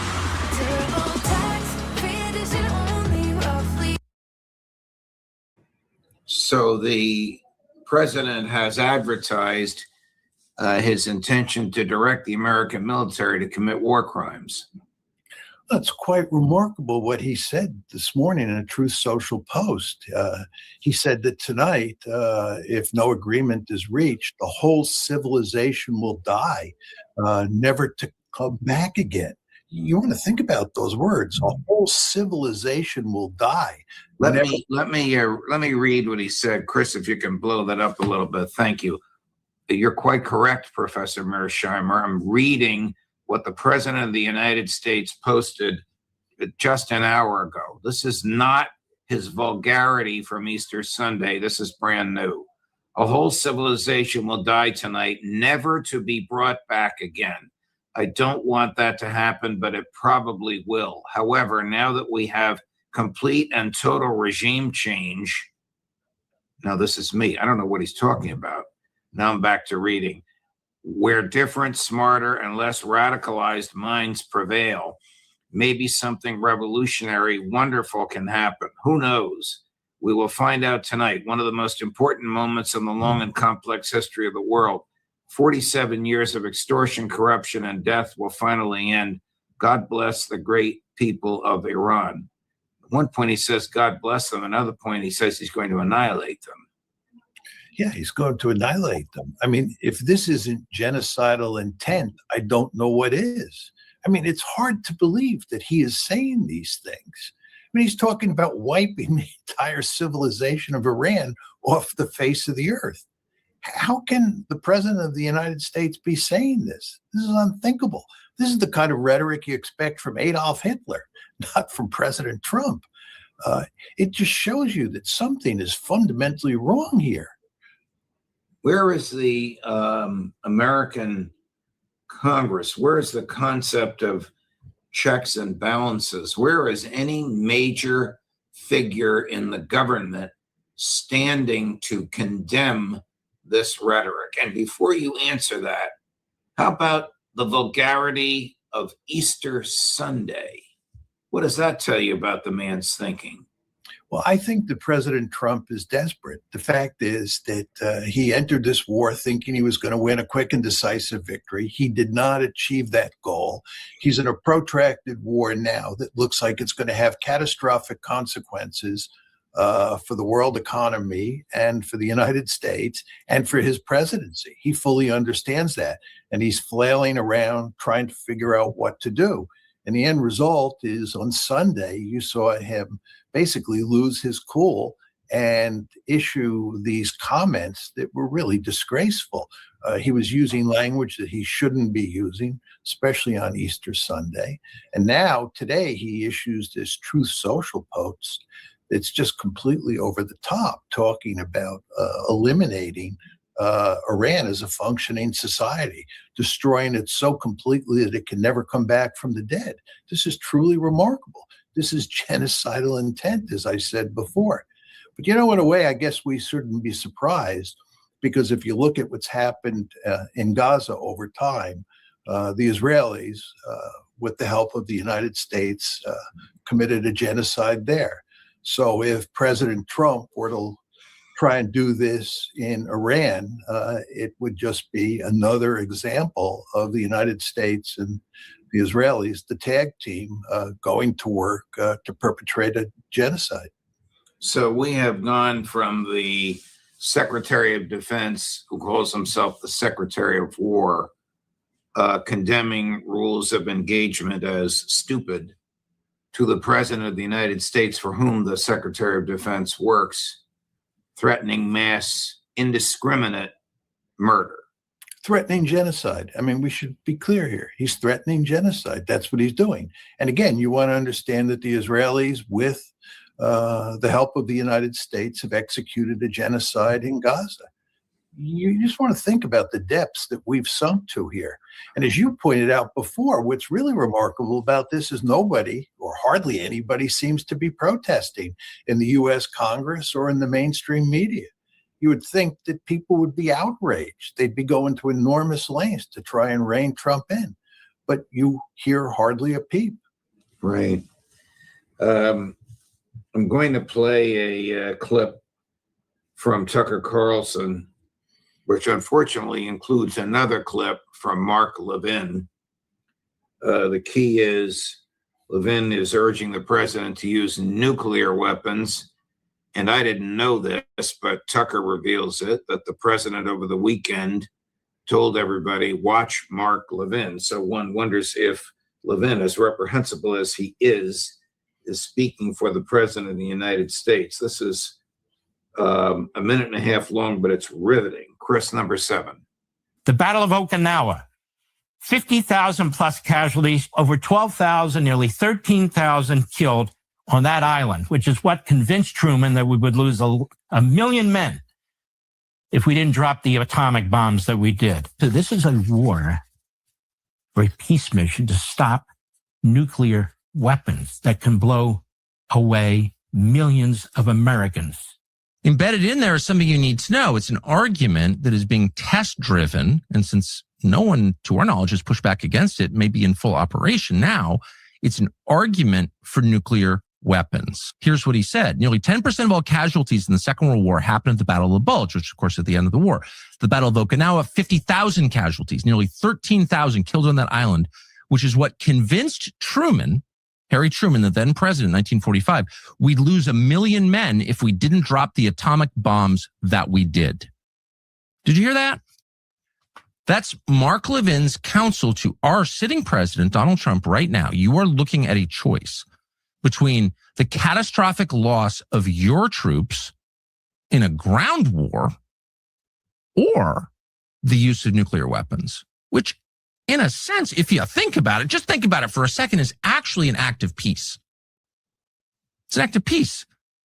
The most humane thing you could do is to end this now with nuclear weapons. That's the case Mark Levin is making to the president, who just last week recommended that all Americans watch Mark Levin's show. Okay. This is not like crazy dot connecting here. This is one-to-one. This is really obvious where we're moving. And again, we're moving toward the use of weapons of indiscriminate mass destruction, possibly nuclear weapons. What are your thoughts? Well, I don't think we're going to use nuclear weapons. I think they'll use conventional weapons to try and destroy Iran as a functioning society. I mean, what's happening here is just we're just slowly but steadily marching up the escalation ladder. Trump is talking about going after infrastructure, energy infrastructure, bridges, and so forth and so on after tonight if the Iranians don't surrender. But if you look carefully at what the Israelis and the Americans are already doing, we're going after infrastructure already. We're going after bridges already. We've already destroyed the largest bridge in Iran. We're going after universities. We're going after hospitals. So we're marching up the escalation ladder. And presumably what's going to happen tonight if the Iranians don't throw up their hand and surrender, is we're going to march further up the escalation ladder and presumably at a faster pace. And this is not going to succeed. You want to understand that we can punish the Iranian population all we want, but they're not going to throw up their hands and quit. And what that's going to cause President Trump to do and the Israelis to do is continue to march up the escalation ladder. And it may be at some point as we go up that ladder, that we think about using nuclear weapons. In a way, it's almost impossible to imagine that happening. Here we're talking about an adversary that did not attack us. We attacked Iran. It didn't present any meaningful threat to the United States. And the comparisons with Okinawa are laughable. 13 Americans have died. It's regrettable that 13 Americans have died, but to compare this to Okinawa it's absurd. But nevertheless, we are in a situation now where President Trump is desperate. His presidency is on the line. I would argue his presidency is ruined regardless. But he thinks that he can rescue the situation by going up the escalation ladder. I don't think that's possible, but it is possible. I think it's highly unlikely, but it's possible as you get up that ladder that he thinks about using nuclear weapons. And certainly it's more likely that the Israelis will think about using nuclear weapons because for them, they've thoroughly convinced themselves that Iran is an existential threat. And if they can't defeat Iran with conventional weapons, I would not put it past them to use nuclear weapons. Which side is winning the war for hearts and minds? Oh, I think it's unequivocally clear that the Iranians are. I think most people around the world think that the United States is in the hands of a madman, that Trump has just lost it. And that rhetoric like this just reinforces the opinion of so many that the United States is not to be trusted and that the United States is actually very dangerous. The problem with the United States is it's incredibly powerful and it can do all sorts of foolish things, and it does not suffer that much simply because it is so powerful.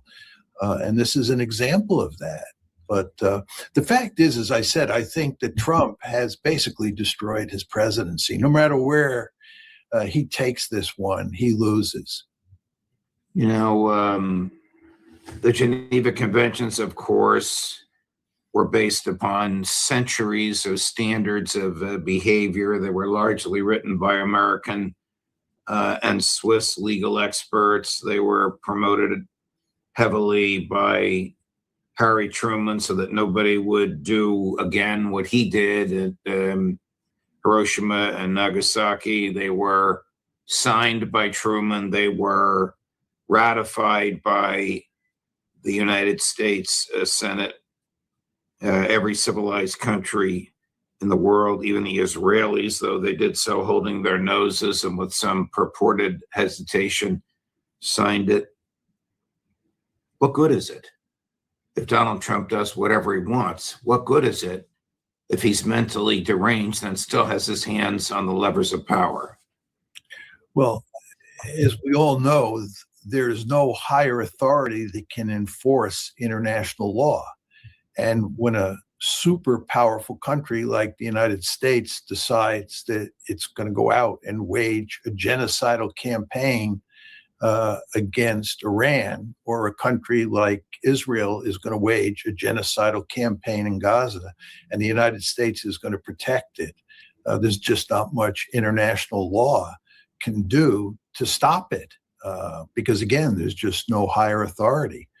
So what's happening here is that the Israelis and the Americans in tandem are basically destroying this structure of laws that were designed to prevent genocide and mass murder in wartime after World War II. I think it's fair to say that it's in tatters. And if President Trump really does go on the offensive tonight and sets the American military in train to destroy Iran as a functioning society and make it so that it can never come back from the dead, I mean, it means clearly that these international laws meant nothing to him, meant nothing to the United States. After all, he is our president. He represents us. What he's doing is being done in our name. And it appears that nobody's willing to stand up to him. And therefore, he is free to go on a rampage tonight. And as I say, you want to remember that if he goes further up the escalation ladder, he's not going to succeed. And the temptation will be to go even further up the escalation ladder. And where this ends, nobody knows. Here's Vice President Vance just a few moments ago, basically saying the president will use whatever tools are available to him. Chris? Not going to happen if the Iranians are engaged in acts of economic terrorism. So they've got to know we've got tools in our toolkit that we so far haven't decided to use. The President of the United States can decide to use them, and he will decide to use them if the Iranians don't change their course of conduct. What do you think he's talking about?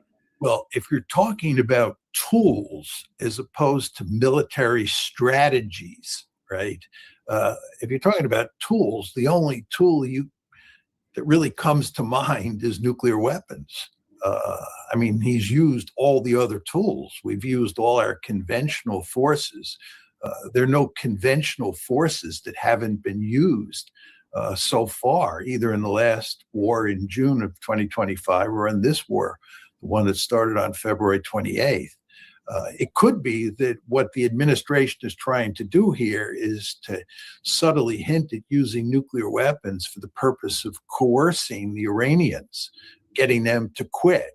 It seems quite clear that the threat of going up the escalation ladder with conventional forces has not caused Iran to throw up its hands and surrender. So it may be, given the level of desperation inside the administration, that they now are turning to the subtle threat of nuclear weapons. And maybe that's why President Trump said that people should watch what Mark Levin had to say. But I don't know for sure. What do the American people do if the president is crazy? Well, we have the 25th Amendment, and it's up to people inside the administration at its highest levels to try to remove him from power if they think that's necessary. But I don't see any evidence that people at the highest levels of the administration think that he's crazy. And therefore, I think he's going to remain in the driver's seat. The linchpin for the exercise of the 25th Amendment is the vice president. We just saw him. So even if the entire cabinet thinks the president's crazy, the 25th Amendment doesn't come into play without the acquiescence of the vice president. I don't see it happening. It didn't happen with Kamala Harris and Joe Biden. It's not going to happen with J.D. Vance and Donald Trump. Certainly not at this point, that's for sure. What do troops do if they're ordered to engage in what is unambiguously a war crime and a violation of the Uniform Code of Military Justice? That would be attacking a power plant that feeds hospitals, schools, and civilian homes. Again, we want to emphasize here, we're not just talking about attacking a few power plants or a few bridges. We're talking about bombing Iran back into the Stone Age. When it comes to weight loss meds, folks will rope you in with one prize. Then hidden fees start coming out the woodwork. Oh! GoodRx will show you the cost up front. I'll ring a bell to that. Weight loss plans for $59 per month plus med costs. Check GoodRx.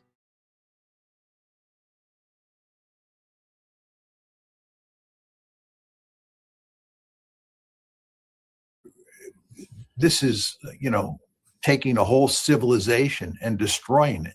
This is a strategy of destruction. And the question you have to ask yourself is whether or not the military commanders will go along with that. And that is an open question. It all remains to be seen how this plays out. It remains to be seen what he'll say tonight if Iran doesn't throw up its hands.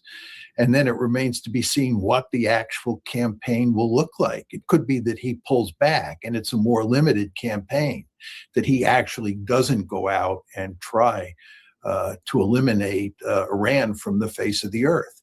But if that is his goal, if he makes it clear when he decides to attack, and here we're assuming he decides to attack, but if he decides to attack and he says, what we're going to do is eliminate Iran from the face of the earth, and he begins to, prepare the military forces to do that, it'll be very interesting to see what his commanders decide to do in response.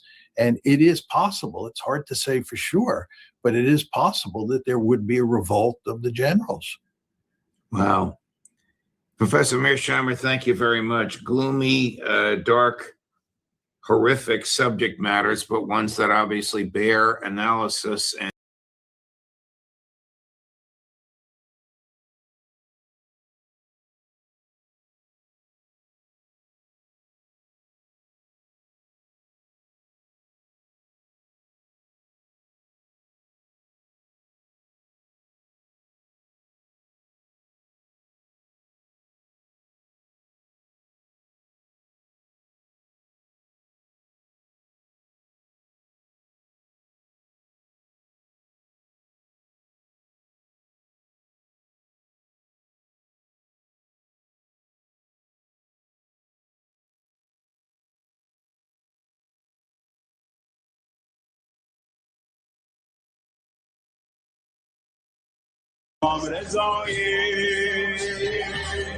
ایران گل‌فام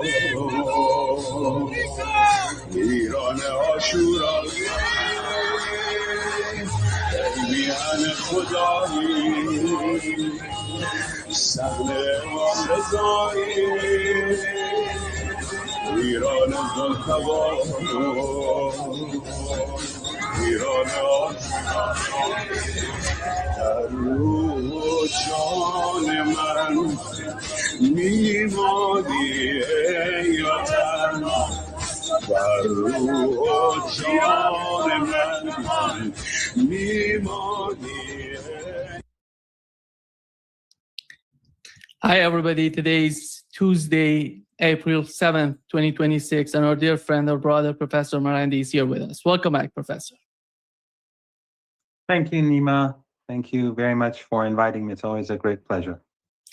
Let me start, Professor Marandi. The footage that I played for you is from Iran right now. What is happening in Iran? Donald Trump is threatening Iranian people, but you see what is happening in Iran. People are on the streets supporting the policies of the government. They know that they have to fight, and there is no other option. They have to fight until the end.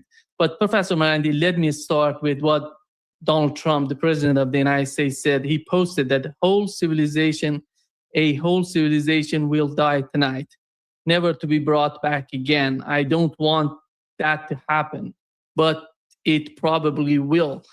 He's basically talking about, Professor Marandi, using nuclear weapons, because it was reiterated by Vice President of the United States, who is in Hungary supporting Orban. And he said the same thing. There are tools that haven't been used by the United States, basically talking about nuclear weapons.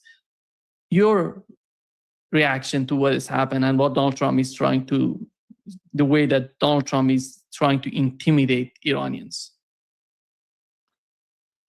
Well, Nima, let me be very clear about everything. We are Shia Muslims, and we have an infinite faith in God. And we know that the path that we've chosen is the right path. Our sin is that we support the Palestinian people, not because we're from the same clan, not because we're from the same race, not because we're from the same sect, not because we have the same language, and not because we're even neighbors, because they're victims. They've been victims for many decades. And now they're being slaughtered. And the West supports this slaughter. The collective West is behind the slaughter. The liberal democracies, as they like to call it, they fully endorse the slaughter. They will do whatever is possible to make it happen, to allow it to happen. Just like when Trump says that Iran will be obliterated and none of the Western media says anything, whether it's his opponents or his supporters, whether it's the Guardian or the Times in London, whether it's the New York Times or Breitbart, doesn't make a difference. When he says that he will send Iran back to the Stone Age, no one in the West is outraged. You do not see the Washington Post outraged. You do not see MSNBC outraged. Just like with Cuba, they starve the country. Just like with Syria, they enable ISIS and Al-Qaeda. The political establishment, when it comes to empire, they are brutal and immoral. So they are crushing the Palestinian people. For 2.5 years, the Palestinian people have been enduring genocide. And the only thing that stands between their complete annihilation, their extermination, is the axis of resistance. It is the Islamic Republic of Iran and its regional allies. That is our sin, but we cannot forsake the Palestinian people. It is not doable. It is not possible. We'd rather die standing than live or die on our knees. It's just not a choice that we can accept. I've discussed this on your show before, that we have a deep connection with what the Prophet's grandson did in Karbala, in defiance of the despot of his era. Hussein stood up against the tyrant of the time, and he and his companions were all martyred for the sake of what was right. And his sister continued the cause. This is deeply embedded in our culture. That is why you see men and women on the streets at night under missile fire. They target them with their missiles. As I told you last week, just near where I am now, I think I explained this last week, that a woman was murdered when they fired a missile at one of these crowds. They fire missiles at crowds. And the Western media and Western elites are completely indifferent. They justify it. If they had any humanity, one of these Western journalists with all their followers would have tweeted, "This is outrageous. We are committing crimes against humanity." Have you seen a single important Western journalist over the last week express outrage at the threat of bringing about the greatest Holocaust by far in human history?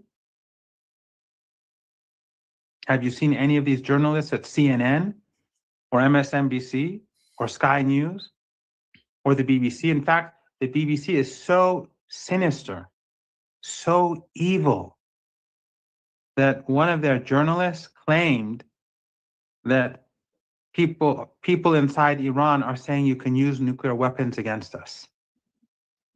Utterly evil. The BBC is utterly evil. It was always like this. I know. I've been dealing with the media for all these years. And all of those people who've contributed to the lies of Western media over these years to demonize Iran, to spread lies, whether it was about Mahsa Amini, who was never murdered, who was never beaten, or the lies about tens of thousands of peaceful protesters being slaughtered by the Iranian police, all lies. And now we see Trump himself admitting that he sent weapons to these protesters. If these were spontaneous protesters, who was he sending the weapons to? He was sending the weapons to those networks inside Iran that were getting their orders from outside. You just don't send weapons and put them in a street corner or in the middle of a square. You have people. So this was an armed insurrection, but Western media closed their eyes. And these so-called intellectuals, these leftists, some of them who pretend to be opposed to the mainstream, they repeated them. They have blood on their hands, every single one of them. Every single one of them have blood on their hands. Because it was very comforting for them. It was very easy for them to repeat the narratives. It made them more both acceptable in the mainstream, while they could also pretend to be subversive. They lied. They've been lying about Iran for 47 years. The moral compass is here in Tehran. This is the country that opposes genocide. All other countries are complicit.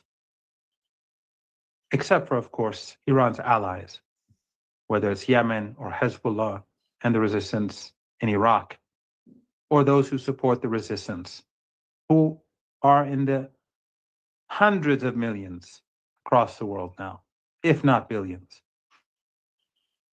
The supporters of the axis of resistance are going by the hour. And who are we standing up against? We're standing up against the tyrant of our time, who has the full support of the. Have you seen one European country call out Trump during the last week? Have you seen one European official say you're a monster, you're a mass murderer, you want to carry out a Holocaust? None.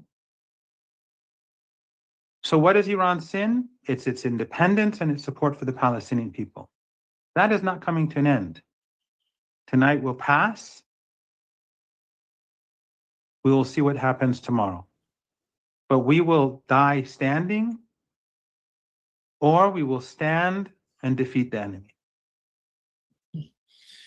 What we've learned, Professor Marandi, that Iran has canceled all the communications with Americans directly, indirectly, through the Pakistani, Turkey, on all of that. What is the policy? What is the objective right now on the part of the Iranian government? And how is that the war? Let that happen? And what does Donald Trump want from Iran? He wants total submission. He wants Iran to be subjugated. There is no compromise with this monster. Some people in Iran were naive to think that we can do a deal, we can cut a deal with Trump. It's not doable. A deal where your dignity and your principles are preserved is not possible with such a monster. After all, he's been carrying out a Holocaust in Gaza. He's helping carry out genocidal strikes against Lebanon day and night. He is strangling the people of Cuba as we speak, strangling a country of 10 million. And no one in the West protests. No one is outraged. No one in the global South is outraged. No one will stand up except for Iran, except for Yemen, except for Hezbollah. You know, General Soleimani said famously, I said this once before on your show, we are the nation of martyrdom. We are the nation of Imam Hussein. This is actually contrary to what the West thinks about Iran and says about Iran, and what these regimes in the region that, like Qatar and Saudi Arabia and Erdogan and others who've been trying to demonize Iran for decades. This is not a rejection of life. This is a celebration of life. We are prepared to be martyred to spare the children of Gaza. They're not our children. We're not Arabs. They're not our neighbors. In fact, in the Arab world, and they're constantly antagonizing Iran. They're constantly antagonizing Hezbollah. They try to slander the Shia. Always. Why? Because the empire wants division, and their proxies, in order to justify their inaction and complicity, like Azerbaijan and Turkey and the Emirates and Egypt and Jordan and the rest, they have to demonize those who are sincerely supporting the oppressed. They have to. So despite all that, it is the resistance, it is Iran that is opposing genocide. How can it be that a state, that a people that oppose genocide, they are the ones committing genocide at home, they are the evil ones, and the good governments are the ones who are supporting the genocide in Gaza? Can any sane person really believe that? Can a single sane person who has a bit of integrity believe that? So this is the story. This is the reality. We are on the side of the oppressed. We are on the side of the marginalized. And we want our independence. And the empire finds this to be intolerable. And the empire has very, very powerful arms and many, many proxies. They will divide and rule. They will impose sanctions. They will support terrorism. They'll engage in wars. But Iran remains steadfast. Until now, we've seen for 47 years, they've failed to defeat Iran. But when they hit Iran now, they should be prepared to be beaten back. They should be prepared to accept the punishment.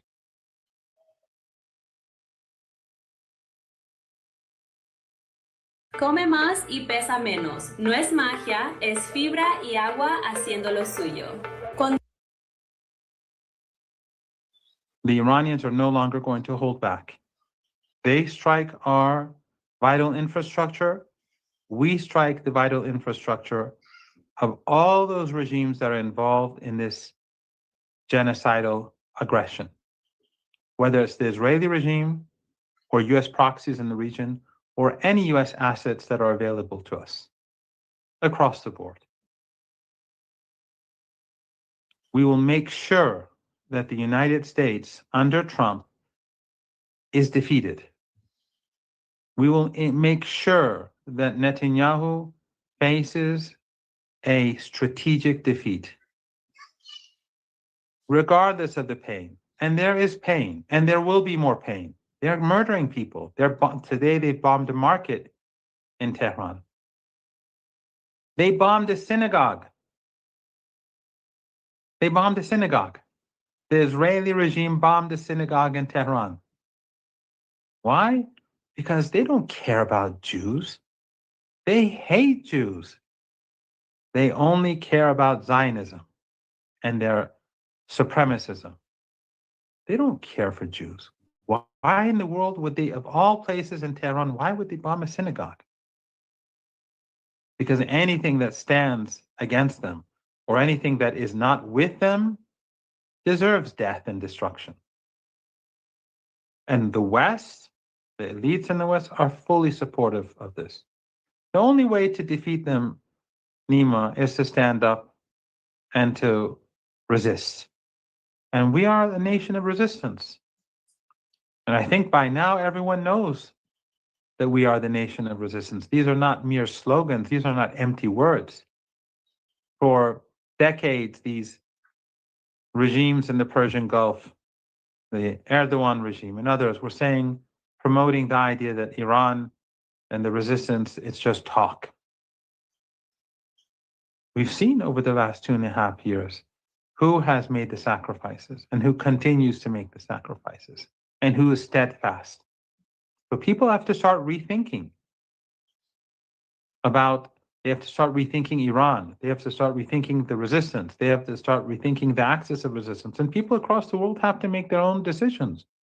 Are they going to sit down and let the world be ruined by this monster? Or are they going to stand up and resist? Are they going to go to the streets? Are they going to boycott? Are they going to push their governments to take a stand? Or are they just going to sit at home and like your video? Or at most put a comment? And I'm sure many of your viewers are active. Many of them are people who are doing whatever they can. But I'm speaking to those who are not doing anything. Resistance means not purchasing Western goods, not purchasing American goods, boycotting anything and everything American, encouraging others to ignore anything that comes from the United States, even within the United States, and all those countries affiliated to the United States, to push governments, to push people to rise up. We have to bring about change before it's too late. Are we going to sit back and wait till Palestinians in Gaza are exterminated? Are we going to wait till they get rid of all the kids? All the kids die of disease and hunger and cold and heat and warmth and of illnesses that could easily be treated? Or are we going to increase the pressure? I'm not pessimistic. You know me, Nima. I'm not pessimistic. I'm optimistic about the future. I don't know my fate. I don't know the fate of my family. I don't know the fate of people in this building. But my responsibility is to remain steadfast. And the responsibility of the people around me is to do the same. And whenever I see people whose legs are shaking, I have to encourage them to be strong. And whenever someone sees my legs shaking, they have to encourage me to be strong. But again, I ask your audience, if the Islamic Republic of Iran did not have the strongest of moral legitimacy and popular support, could it have survived this onslaught of this madman, of these madmen, of this evil ideology alone? Who is supporting Iran? It's alone. Some countries may be trading a bit or assisting a bit, but Iran is on its own. It's on its own. And it could have cut a deal many times in the past. It could have surrendered its sovereignty. It could have been another Egypt or another Turkey or another Pakistan or any other country on this planet. But it chose to be independent and it chose to have principles. And it will remain that way, inshallah.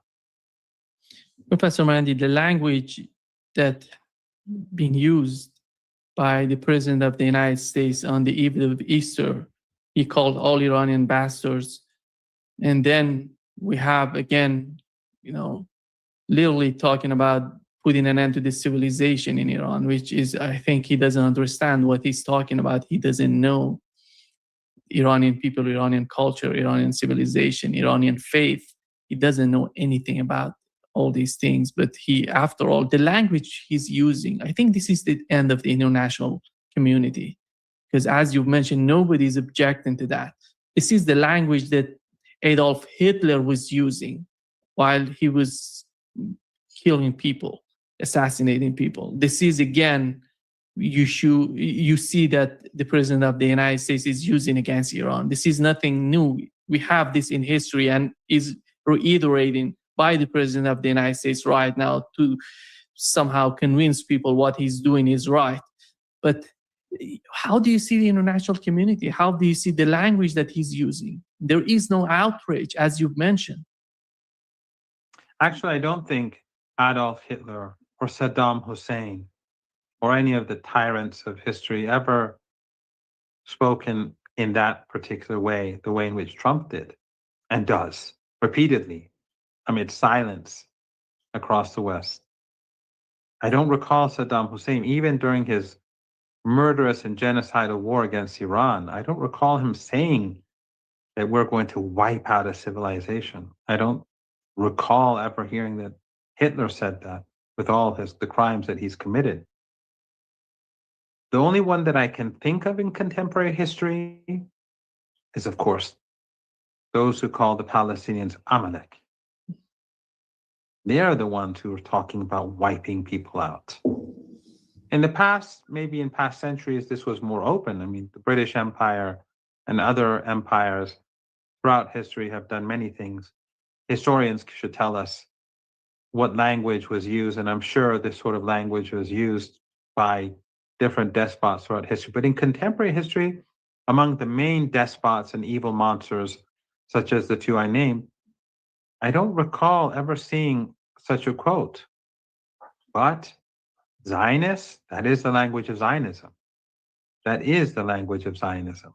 Go and look and see what they were calling the Palestinians when they began the genocide in Gaza. Look at the terminology used by these people. So there is one example which it seems Trump is repeating, and I think that is where he's getting his language. Hey, if you shoot guns a lot and you're not as good as you'd like to be, then you're probably going to want to see this. What I've just dropped inside of here is my Laser Strike cartridge, which goes with the entire Laser Strike system. Not only does this thing allow me to train from home, but it saves me time and money. And it's guaranteed to work. Now, the best... Yeah.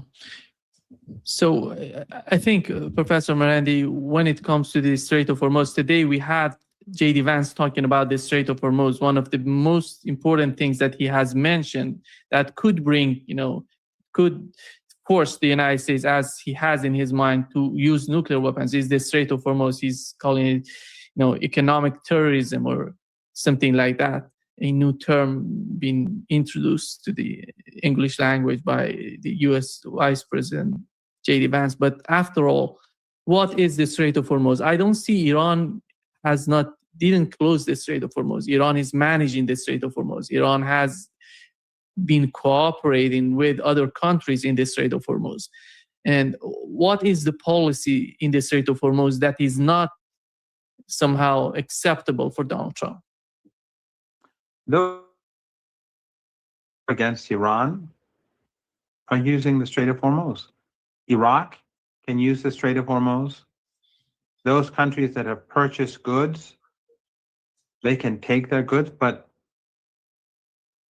as long as Saudi Arabia, the Emirates, Qatar, Kuwait, Bahrain are facilitating aggression against Iran, allowing the Epstein access to use their land, sea, and air against the Iranian people, we're not going to let them use the Strait of Hormuz. Some countries which are not at war with Iran, they've done deals with Iran and their ships have left the Persian Gulf through the Strait of Hormuz.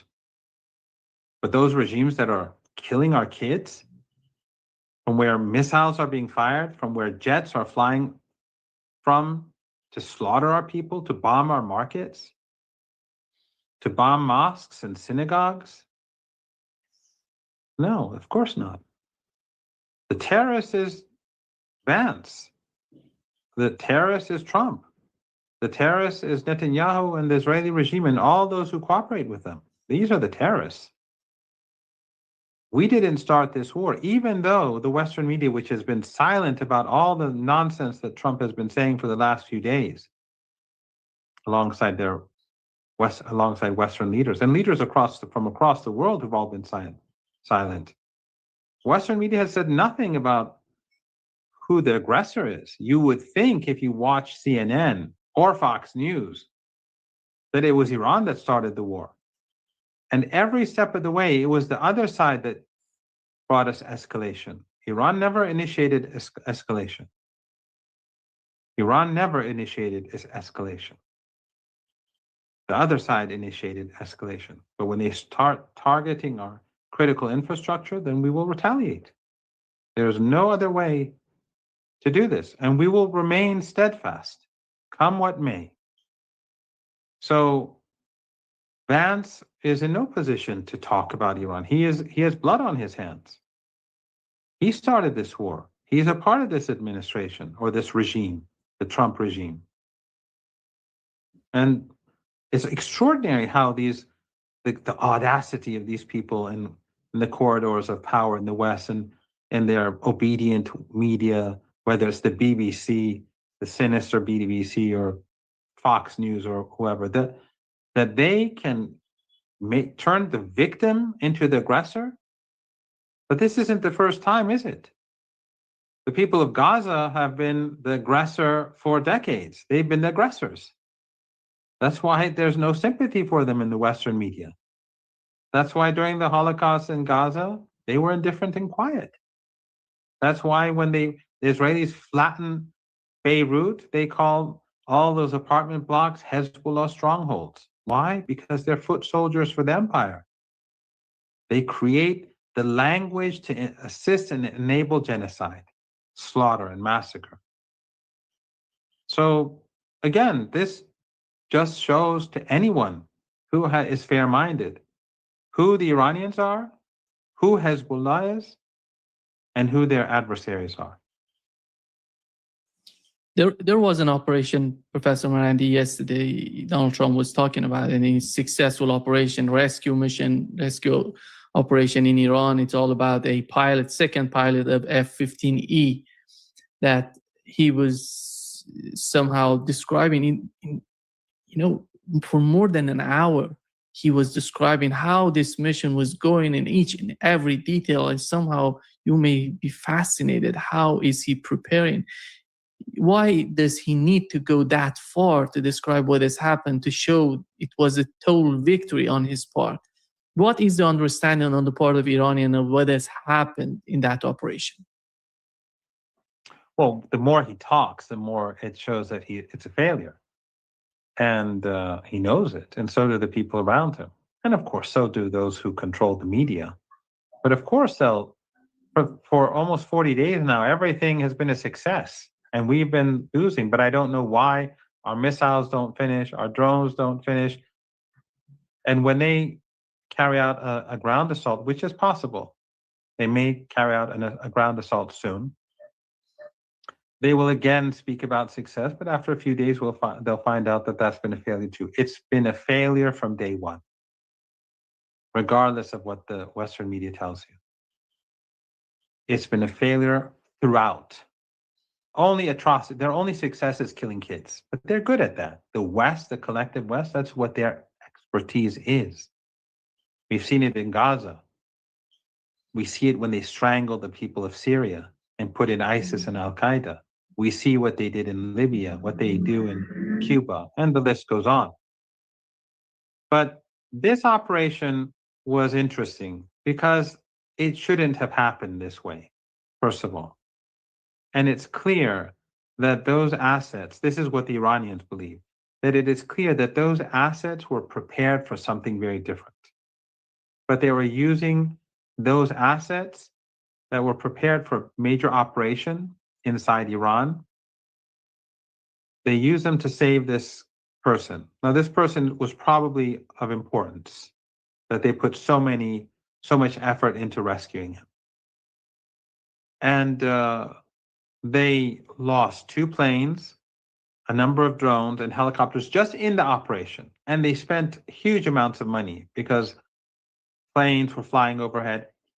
And it is believed in Iran that a number of soldiers did die.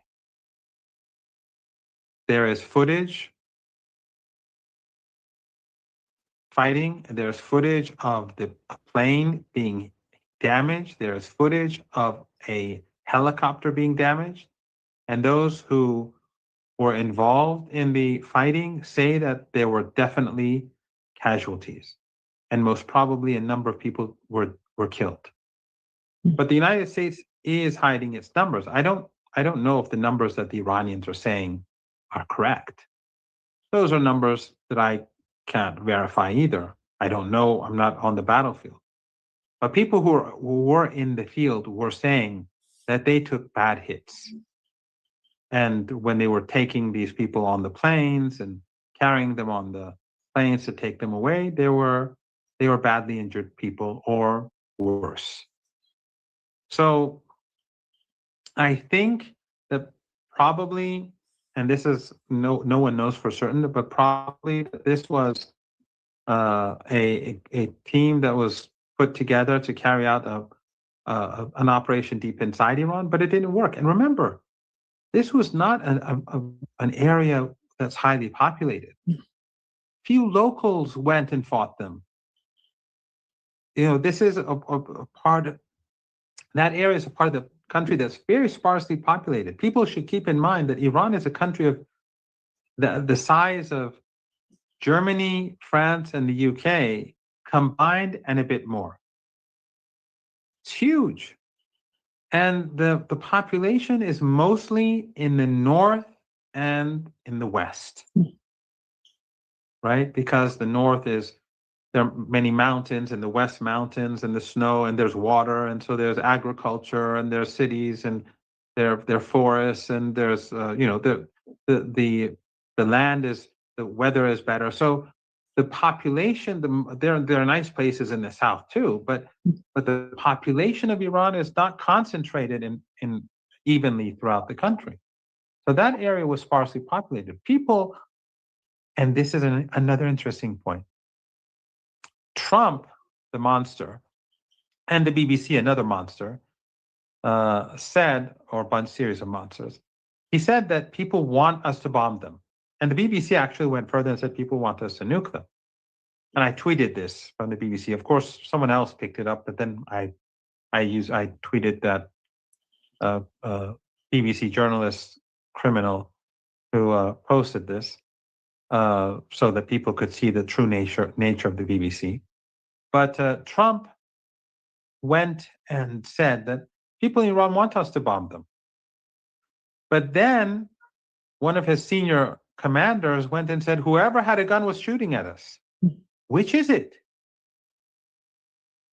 Which is it? Today, you see young people from across the country going to power plants and staging sit-ins saying, bomb us. These are against the so-called regime. Who in the West would do that for their regimes? And this is not about just rallying around the flag. You cannot, of course, people rally around the flag, but no one is going to rally around the flag of some genocidal creature. If people did not accept the Islamic Republic of Iran, they would not fight for it this way, risk their lives for it this way, go out on the streets every night, go to electric power plants and stage sit-ins, take their guns and go, these villagers take their guns and go off and fight these commandos. This is this is the spirit of the Iranian people. This is what General Soleimani was saying, that we are the nation of martyrdom. We're the nation of Imam Hussein. The Americans, the regime in Washington, they have chosen the wrong country to mess around with. Yeah. what you've mentioned, it was the chairman of the Joint Chief of Staff, General Kane, who said that every single Iranian that owned a small gun or a rifle was shooting at us. This is the reality and what they're trying to ignore. And Donald Trump said that people are happy we are bombing them. This is the reality somehow getting out by his commander, his general. Yesterday, he mentioned that. Professor Marandi, the other point is what is important for Donald Trump, and even Lindsey Graham today was talking about it, yesterday was talking about it, about how Iran is managing the Strait of Hormuz and removing the importance of dollar, or somehow influencing the importance of dollar, because Iran is right now is not, they don't want to be dependent on US dollar anymore. For more than 46 years, Iran was under tremendous sanctions. And what is the policy in the Strait of Hormuz that is hitting so hard Lindsey Graham and the people like him? Well, first of all, they don't want us to use the dollar. They've sanctioned us. It's maximum pressure sanctions. They want to starve our economy. They want to make Iranians suffer. So if they don't want us to use the dollar, then we'll use something else. What are they complaining about? But Iran will no doubt control the Strait of Hormuz, and it will fight for it, and it will succeed. And if the United States escalates, Nima, these Arab dictatorships in the Persian Gulf will probably cease to exist. If I was living there now, I would leave. Because if they start striking our critical infrastructure, they've already done so, but as we go forward, then Iran is going to destroy theirs.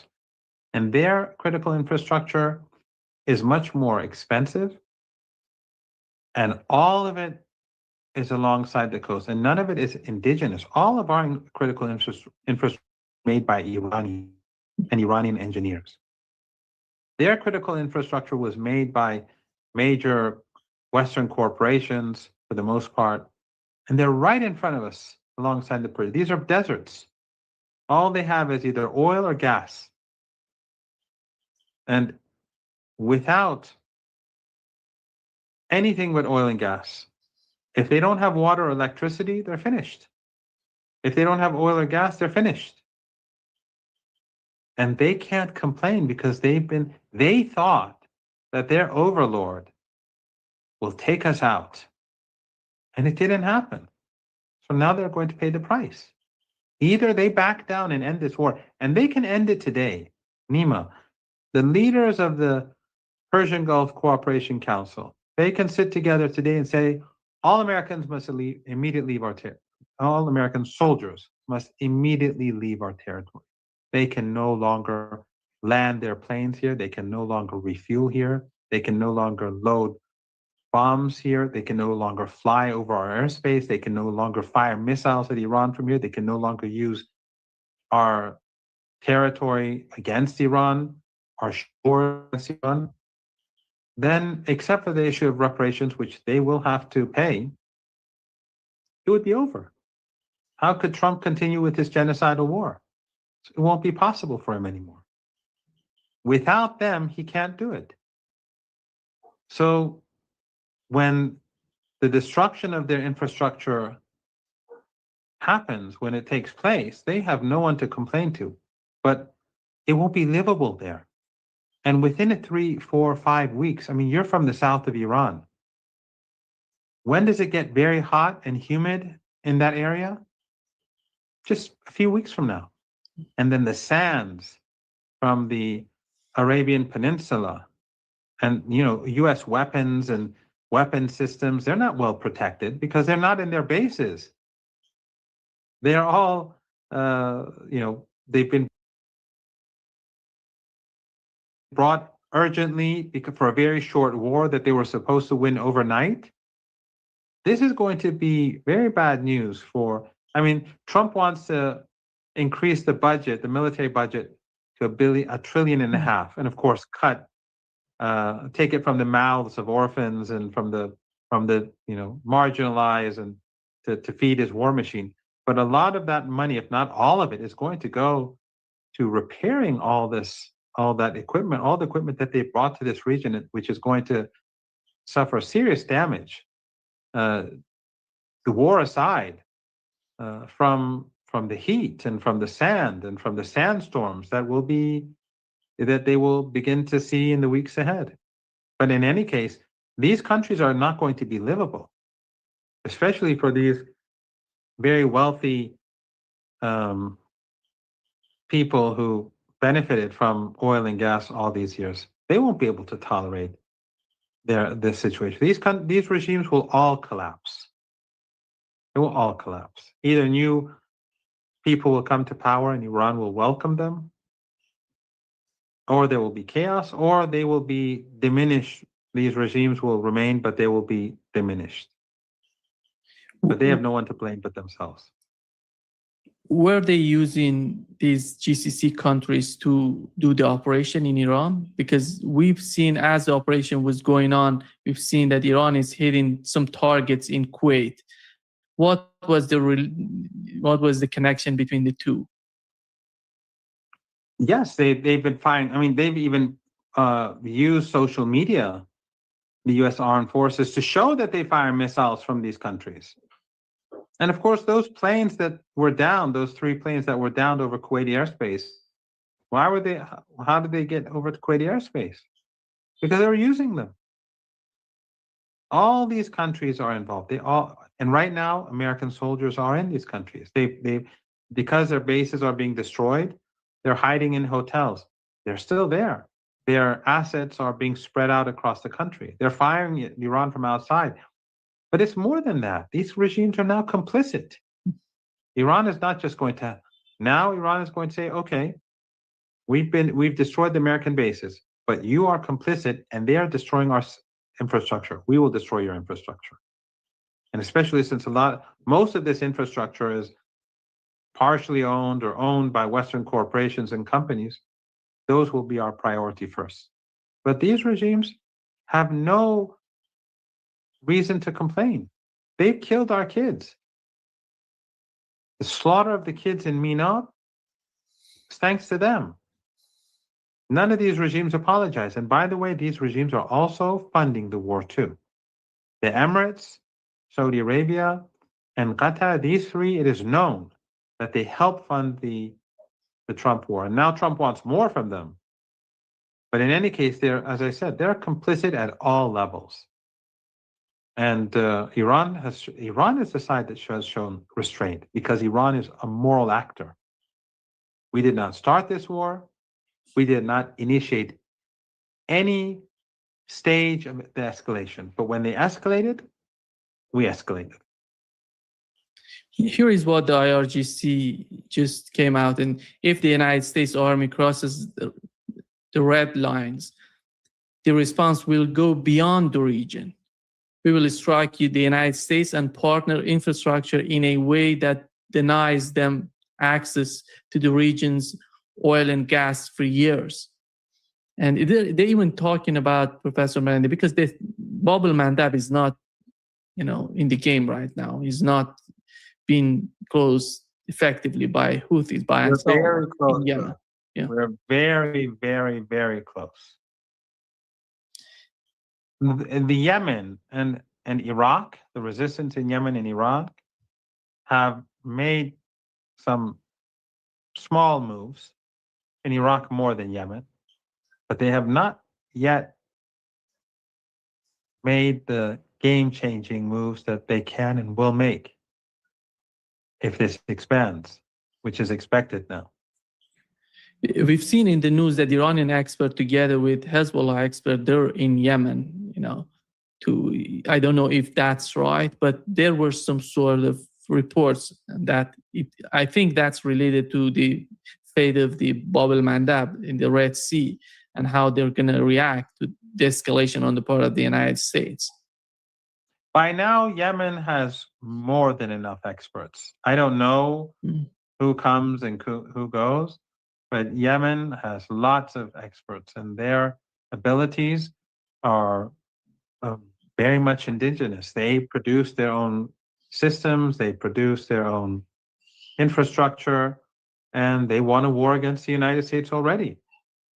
So I'm sure that there's cooperation between all of the elements of the axis of resistance at the local level, and that, with regards to training and new technologies. But the infrastructure in Yemen, just like in Lebanon and just like in Iraq, these countries are full of young, smart people, educated people who are, pushing forward and helping strengthen those entities. Yeah. Since we mentioned the media in the West, we have to mention that Tucker Carlson is calling on the U.S. military and people close to Donald Trump to either resign or take away the nuclear codes from Donald Trump. This is the guy who supported Tucker Carlson, who supported Donald Trump, who did everything to facilitate the process of electing Donald Trump, re-electing Donald Trump in the United States. Right now, they are getting away from Donald Trump. They don't want this from Donald Trump, and they don't see anything good coming out. And he had a report yesterday basically talking about the language that Donald Trump is using, that nobody understands what's going on with Donald Trump. I think we have to mention these people who are courageous, who understand what's at stake for the United States in a long run. Yes, Tucker Carlson was, I would guess, one of the two people who were most influential in bringing him to power, alongside Elon Musk, I would assume. So, of course, he's very important. But there is the MAGA cult. And the MAGA cult are not rational people. They're not people who have any moral compass. I mean, anyone who supports Trump, anyone who supports the regime in Washington has no moral compass. I mean, whether it's Democrat or Republican. But Trump, is very clear. It's very crude. I mean, threatening to carry out a Holocaust, saying that he will carry out a Holocaust tonight, shows how evil and sinister he is. But the fact that he still has these supporters shows that a segment of American society is beyond redemption. But things are turning against him. And Ayatollah Khamenei, before he was martyred, he said about Trump, he compared him to the Pharaoh, and he said the Pharaoh fell at the height of his power. I'm paraphrasing. I don't remember the exact wording. It was his last speech or the second to last speech. People can find it on the website. But he basically was predicting that he will fall like the Pharaoh. Yeah. Thank you, Professor Marandi. I know these are it's unbelievable what's going on. It's like the story in the Bible where the Most High hardened the heart of the Pharaoh so that he wouldn't do the right thing. So it would mean the collapse of Egypt. In the biblical story, I'm saying that's exactly what's taking place right now. The Most High has hardened the heart of these bastards so they can't get out of their fate. We just got to be prepared to rise out of the ashes and the flames, because it's going to happen. Nothing could save this genocidal society. They will not be saved. Something new going to come from this. It's very disturbing to myself, because I keep telling people, you don't want to be right. I kept predicting the war was going to happen. Right? But now I'm predicting the fall of America, and that's very, very dangerous. And nothing can save it. So I keep saying this, but to rationally understand what's going to happen is dangerous for our people. A lot of our people in the military, they're going to lose their lives. America uses a nuclear weapon. A lot of us going to lose our lives. That's a fact. Everybody that's in power right now can never tell us anything again. I swear to God, I don't want to hear shit from the congressional black bootlickers. They can't tell us one goddamn thing. They got rich and sold us out. Now we got to defend for ourselves right now. That's just a fact. And in light of all of the Trump madman threats, it appears that there's some breaking news. Iran has said, we're breaking off all negotiations with the U.S. Let's talk.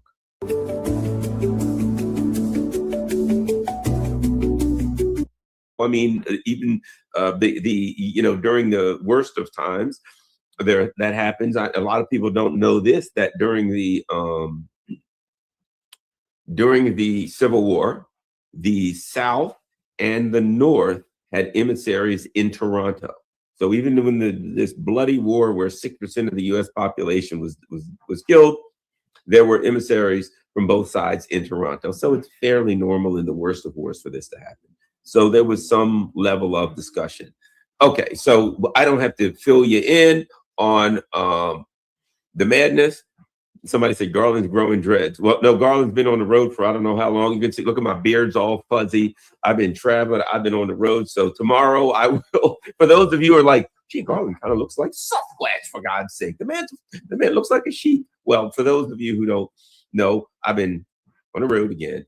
And so hopefully I'll get into the barber tomorrow and my Wednesday at 10:30 a.m. appointment. And I'll come back and they go, hey, there's Garland again. Who's that guy that's been on this channel lately? A Dick Gregory looking dude. Anyway, if you know what Dick Gregory looked like, his beard was all fuzzy. Don King maybe, or can we go with somebody like that? Anyway, off we go. So Trump did the Trumpian thing, which is, I must dominate. It's again, I've said this. There are a lot of people that look at Trump like a madman, which he is. Look at him like he's unhinged, like he is. But there's another side of Trump, and that is how accurately he represents the empire and imperialism overall. You're right. The empire and imperialism being a system. Now, some people call it globalism. Some people call it imperialism, call it all kind of things that you want. It doesn't matter what you call it. Your ideology may dictate what you call it. But the bottom line is this need to dominate everything, to dominate the world, to make all the rules-based international order, right? Donald Trump exemplifies, personifies that. And to a point where it's almost farcical, to a point where he's a caricature of the U.S. empire. Think about it. We go around the world telling people, you must do this, you must do that. I mean, literally, under the Biden administration, the Russians were like, hey, we need to talk to you. And the Biden administration was saying to a nuclear superpower, the only country that has more nuclear weapons than you do and has a more advanced delivery system than you do, right? We don't have hypersonic weapons. We have no way to defend ourselves.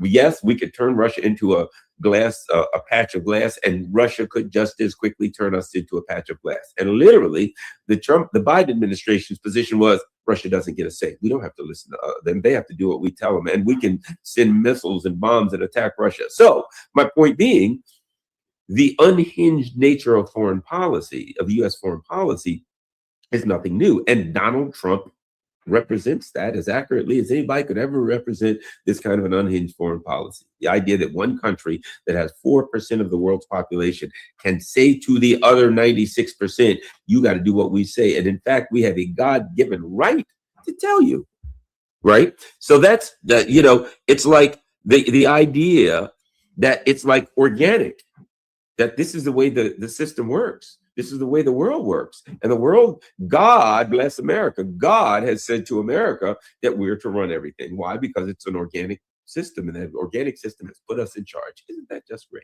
Except the rest of the world says, no, it ain't, and we ain't listening, and right now, particularly Iran. Okay, so what has happened? Of course, Trump did what you would expect the empire to do. Right?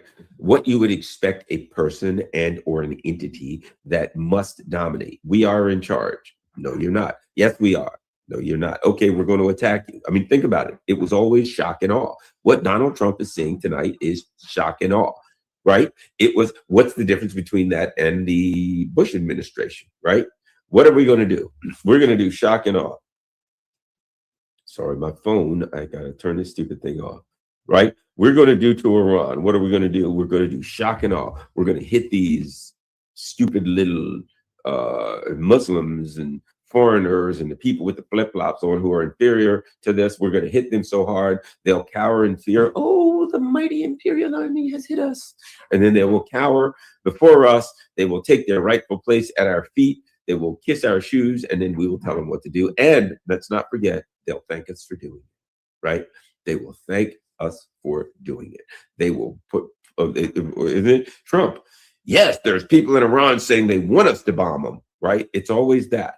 Not only will we reestablish the hierarchy where we are the bosses, there are people there who would not only accept the hierarchy, but know their place and will thank us for reestablishing the hierarchy. That's all it is. That's all this whole thing is. It is a hierarchy. These people should be slaves. We should be masters. These people should be below us. We should be above them. That's the natural and organic system.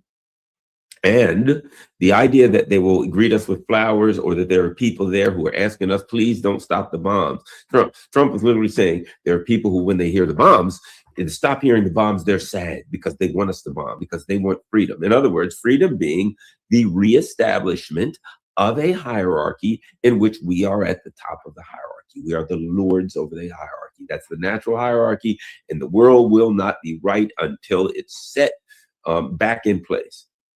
Right? Problem is, I mean, that's great as far as we're concerned, but the rest of the world don't seem to be going along with that. So that's where we are. Now, let me say this before we get into where we're going and why we're getting there, and how we get there, and how this thing, where this the ultimate end that I see of this. The Europeans have to be taken into account here. And let me tell you why. There are people that are like giving them a little bit of what do you call it? Credit. Well, even the Europeans are not on board with this. Well, to some extent. Let's not forget Mark Carney's speech. Mark Carney, the prime minister, or whatever the hell he is, of Canada, gave a speech at Davos in Switzerland, where all the big wigs met, the World Economic Forum met. And basically what he said was, we knew this whole thing was a lie. The system, we knew we were lying. We knew we were using our ability to lie and control things to our advantage, and it was hurting other people. And but we kept doing it because it was great, and we'd like to keep doing it. But what's wrong with the US? What's wrong with Trump? Doesn't he understand that this is a great system for us and it works? The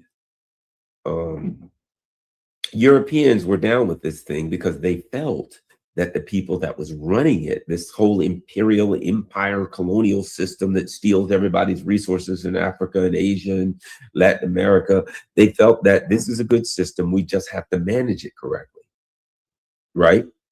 We just have to manage the system correctly. And the problem with Donald Trump is he's too harsh. He doesn't understand that you have to pretend to be the nice guys. Yes, you're a monster. Yes, you're an imperial emperor, fiend, thief, a pirate, but you must manage it so that you use the language of the person who's bringing freedom, who's freeing people from their oppressive authoritarian leaders. That's what you got to say. See, the Biden administration, yeah, Tony Blinken was a knuckle dragging ape, he was qualified to do what he was put in place to do, which is be a neocon monstrosity, right?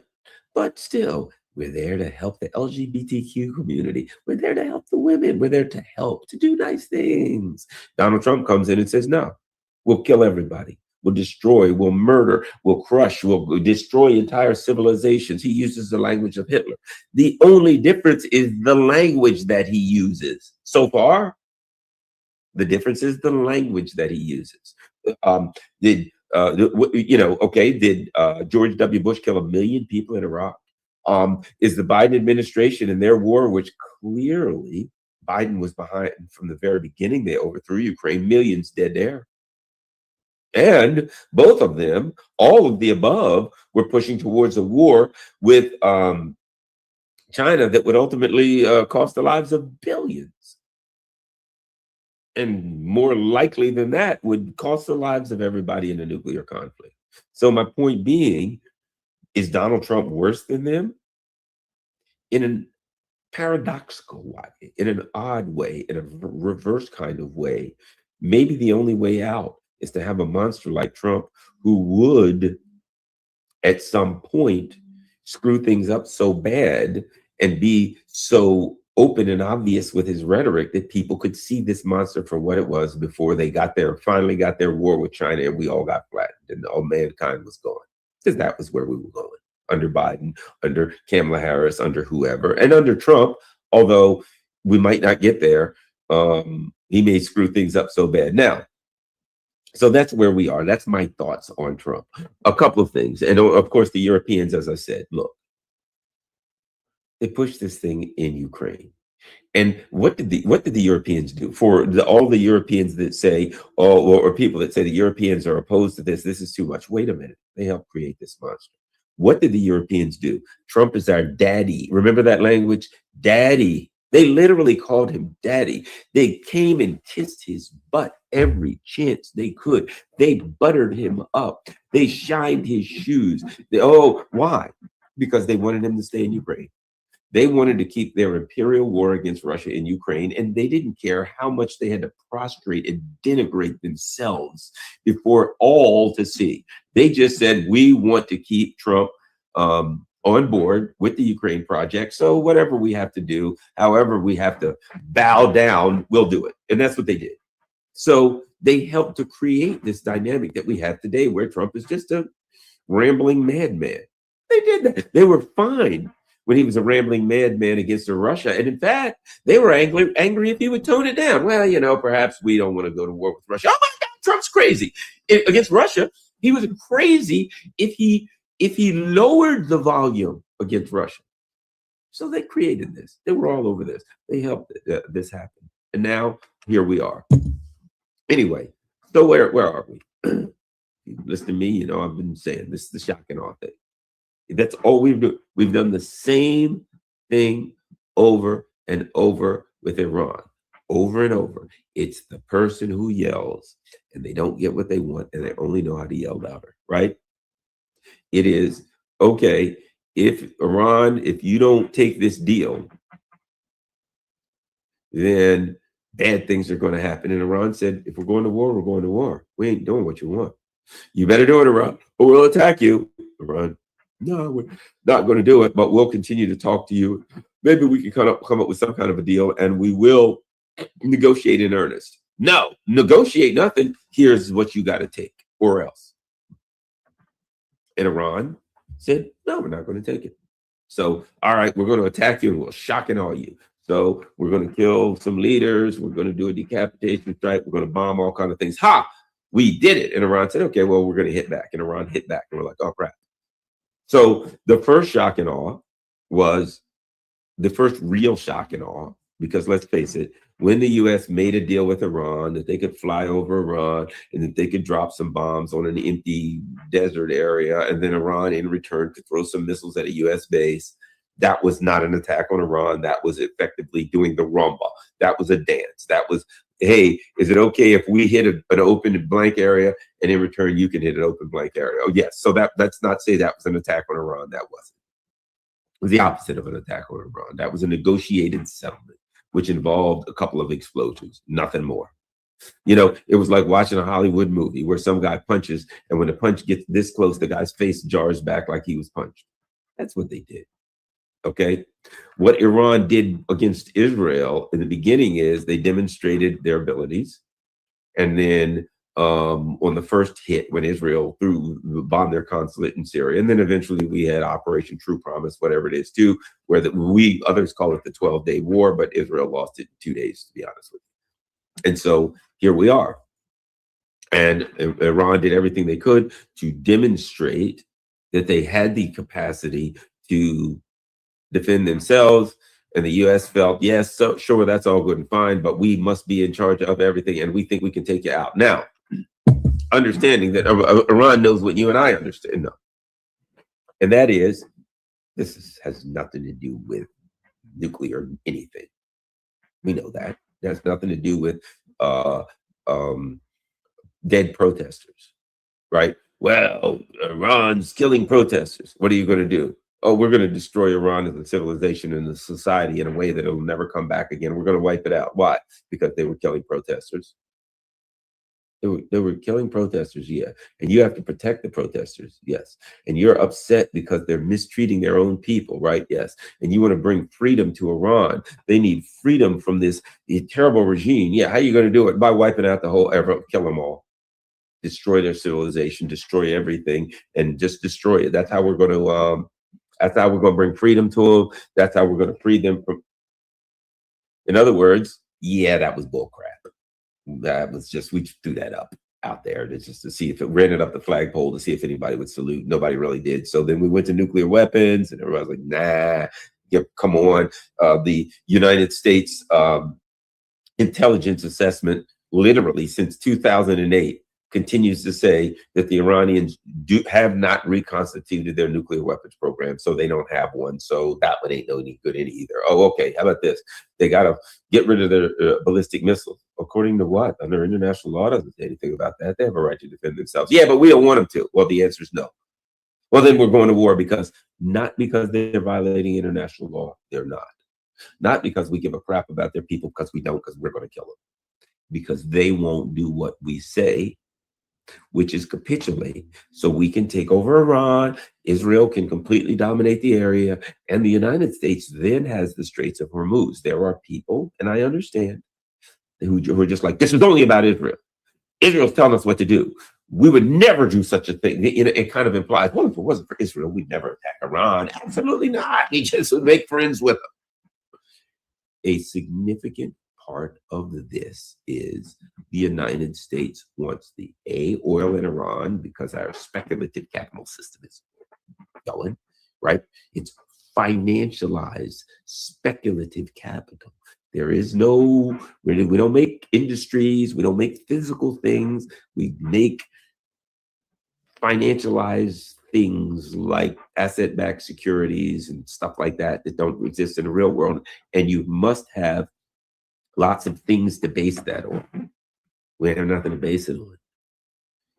We don't have the things that we need to commodify this. So the bottom line is, our system's going to collapse if we don't do something. That's part of it. And part of it is, and meanwhile, China's rising, and we must stop China from rising for some reason. Because why? Because 4% of the population should run the entire world. And so we got to take Iran. First, you take Venezuela, because Venezuelan oil goes to China. Then you take Iran, because Iran's oil goes to China. And then you choke China off, because we can't go fight them because they're far too powerful militarily. We know we can't go fight China militarily. The way we'll defeat China is we'll take out the countries that sell them oil, and then we'll choke them off of the oil, and then we'll have them. It's I understand those who only, no, I don't. Let me change this. I was going to say, I understand those who only see politics through the lens of Israel, everything's about Israel. I would say I understand that, but I don't really. To me, I see that view in the same lens, through the same lens of those who say the Republican Party's the problem. We just need to put the Democrats in. No. The Democrats' party's the problem. We only put the Republicans in. You're seeing part of a system. It takes an entire system to make it happen. That's like saying there's the feet of a cat, the ears of a cat, the tail of a cat, but it's all one cat. But you're using language to break up the cat. But in reality, it's all one cat. So those who say, no, it's all about Israel, you're ignoring that the foreign policy of the United States Israel is part of it, and Israel is a powerful part of it. But the foreign policy of the United States is focused on China and anything that they can do to, ideally, in their opinion, bring about the collapse of China, the containment of China, meaning the control of China, they're going to do. And if it happens to align with Israel, that's great too.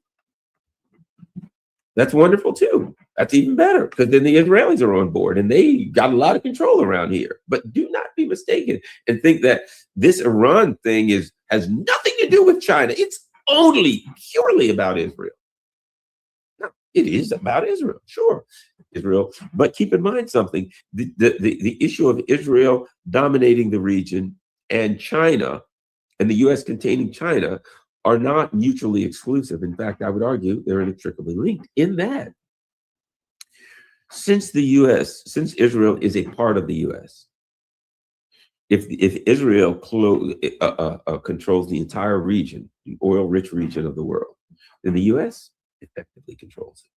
Because Israel is going to have our money, Israel's going to have our weapons, and then the U.S. and Israel are going to have all of that money and dominate the world financially. Additionally, bad news for the sultans and emirs and kings and stuff like that, they all got to go. If the United States was to have its way, and Israel, and they were to take over Iran, the Gulf states would be done. The United States and Israel, I would suspect, would start bombing the other Gulf states. They'd kill them. They just kill it. They would just kill the leaders of Saudi Arabia, kill the emirs of this and of whatever. They'd kill them all and take it all. And they'd attack Turkey and try to take Turkey. I mean, let's face it. We're talking fascism. What did Hitler stop at Poland? Right? No. They would say, we'll start in the Middle East, we'll control all the oil, and then we'll just spread out from there. They want to run and control the world, and they wouldn't stop. Anyway, so what we're looking at now is desperation and Zionism and an empire that wants to control the world and contain China. And all of that is imploding in Iran because it is not the nature of the Iranian, what's the word I'm going to look for, culture to acquiesce. They ain't giving in. They're just never going to give in. And if the only thing you have is threats against Iran, which right now that's what the U.S. has. If you don't do that, we'll do this. That's a threat. That is a fundamental misunderstanding of Iran. Because if you threaten Shia Muslims with death, you're going to get the opposite of what you're asking for. Not once, not occasionally, not possibly, not likely, every single time. So when they said to the Iranians, you better do what we want, the Iranians' answer is, I can't even hear you. So now the US says, 8 o'clock. You get your ass kicked on 8 o'clock. You better do what we want. 8 o'clock, if you haven't done what we want by 8 o'clock, that's it. You're going to get it. So what you would expect of Donald Trump, right? You are what your record says you are. What would you expect of Donald Trump? What you would expect of Donald Trump tonight, this afternoon, this evening, at some point, is for Donald Trump to come out and say, this is what Donald Trump does. And you've seen it a million times. All right, what's happening to Donald Trump? 8 o'clock? You gonna raise hell at 8 o'clock? And generally Donald Trump would say, well, we're talking with the Iranians and we're close to a deal. And I think we may have a deal. So I'm gonna extend it another 48 hours, 48 days, 48 years. You fill in the blank, whatever, you know, Donald Trump. That's what you would expect. The Iranians have struck first. What's the word I'm going to use? Not even rhetorically, from diplomatically struck first. They slammed that door. And they made clear how they do business, right? So Iran's, so my understanding is that somewhere around 11 or so this morning, sometime this morning, I had read that, now these things are ever changing, okay? We don't know what's happening between when this show starts and not, but, and when it ends. But my understanding is that at some point, at some time, the Iranians said, we're breaking off negotiations. That's it. So what Donald Trump's not going to be able to do, he's not going to be able to say, look, we're close to a deal, so I'm going to break it off. Because see, that still implies that he's in charge. That implies that he's the boss. That implies that he has Iran right where he wants them. He's got him where he wants them. And doggone it, they better do what he wants or else. And so they're still quivering, they're still shaking in their boots, and he's giving him a grace period. Yes, since I'm the boss, I'm a nice guy. They've come to me and they've asked for a grace period. And I've said to them, as the boss, as the man in charge, as the one who is the ruler of all, I've said to them, tiny peasants, it is an effrontery that I suffer your very existence. However, in all my great glory, I decided to grant you leave for an additional however amount of time. That's it. That's the way his game is. That's cut off. That's cut off now. He can't do that. Why? Because the Iranians have said, look, we ain't talking to you, dude. So you're going to do something at 8 o'clock tonight? Yeah. You got to make a decision at 8 o'clock? Yeah, you're on your own then. We don't respond to threats. Click. Now you got to deal internally. Talk to your people, talk to whoever, whatever you're going to do. We're making our preparations for 8 o'clock. We told you the direction we're going at 8 o'clock. Right? We're going to, as Malcolm X said, who was a Shia Muslim. Malcolm X was funny. But one of the things that Malcolm X said was, he says, Malcolm, was it Martin Luther King and all these guys were singing, "We shall overcome," right? And Malcolm X said, that's the problem with all these people running around here singing songs. He's like, we've been screwed for all these years, slavery and everything, and they're singing. He says, it's time to stop singing and start swinging, right? I think that's Iran's, if I had to say, Iran's modus operandi, it stops singing and starts swinging, right? We ain't gonna be sitting around here, asking you for help, talking, going back and forth with you. You go straight to hell. You're gonna do something. We got prepared. We got 8 o'clock tonight. We got a few hours. So here's what we got. We got 8 hours. We need to prepare a target list. We need to determine exactly what what do you call it? We got to determine exactly what missiles we're going to use, how we're going to launch them. We got things to do. So look, if you're going to do what you're going to do, we are going to do what we are going to do. But don't put us in it. We're not part of this conversation. So I think that's where Iran is. Iran is just like, look, we ain't backing down and we ain't soft and we ain't easy. Make your move and then let's see what happens from there. And we'll make ours. We already know. Now, one of the things that I think, I don't know what Donald Trump's going to do, but one of the things that I think will give Donald Trump great pause, to be quite frank, is this. If Donald Trump, let's just say for the sake of argument, 8 o'clock comes and Donald Trump carries this out, right?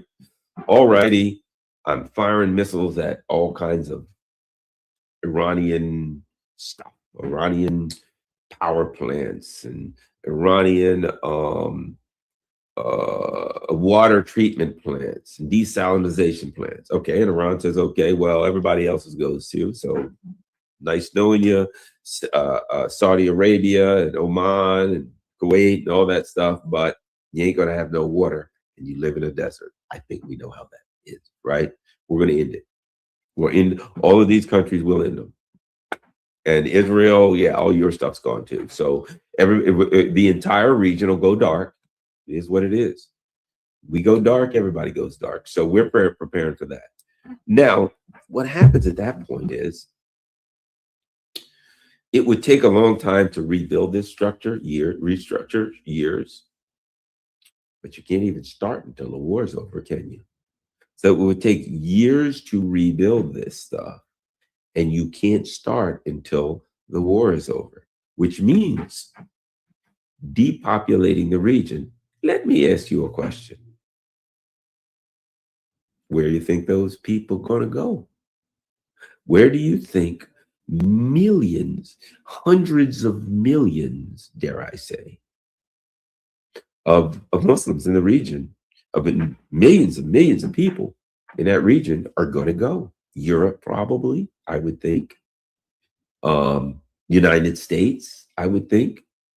To the West, they're going to go to Canada, they're going to go to Australia, they're going to go to Europe, they're going to go everywhere.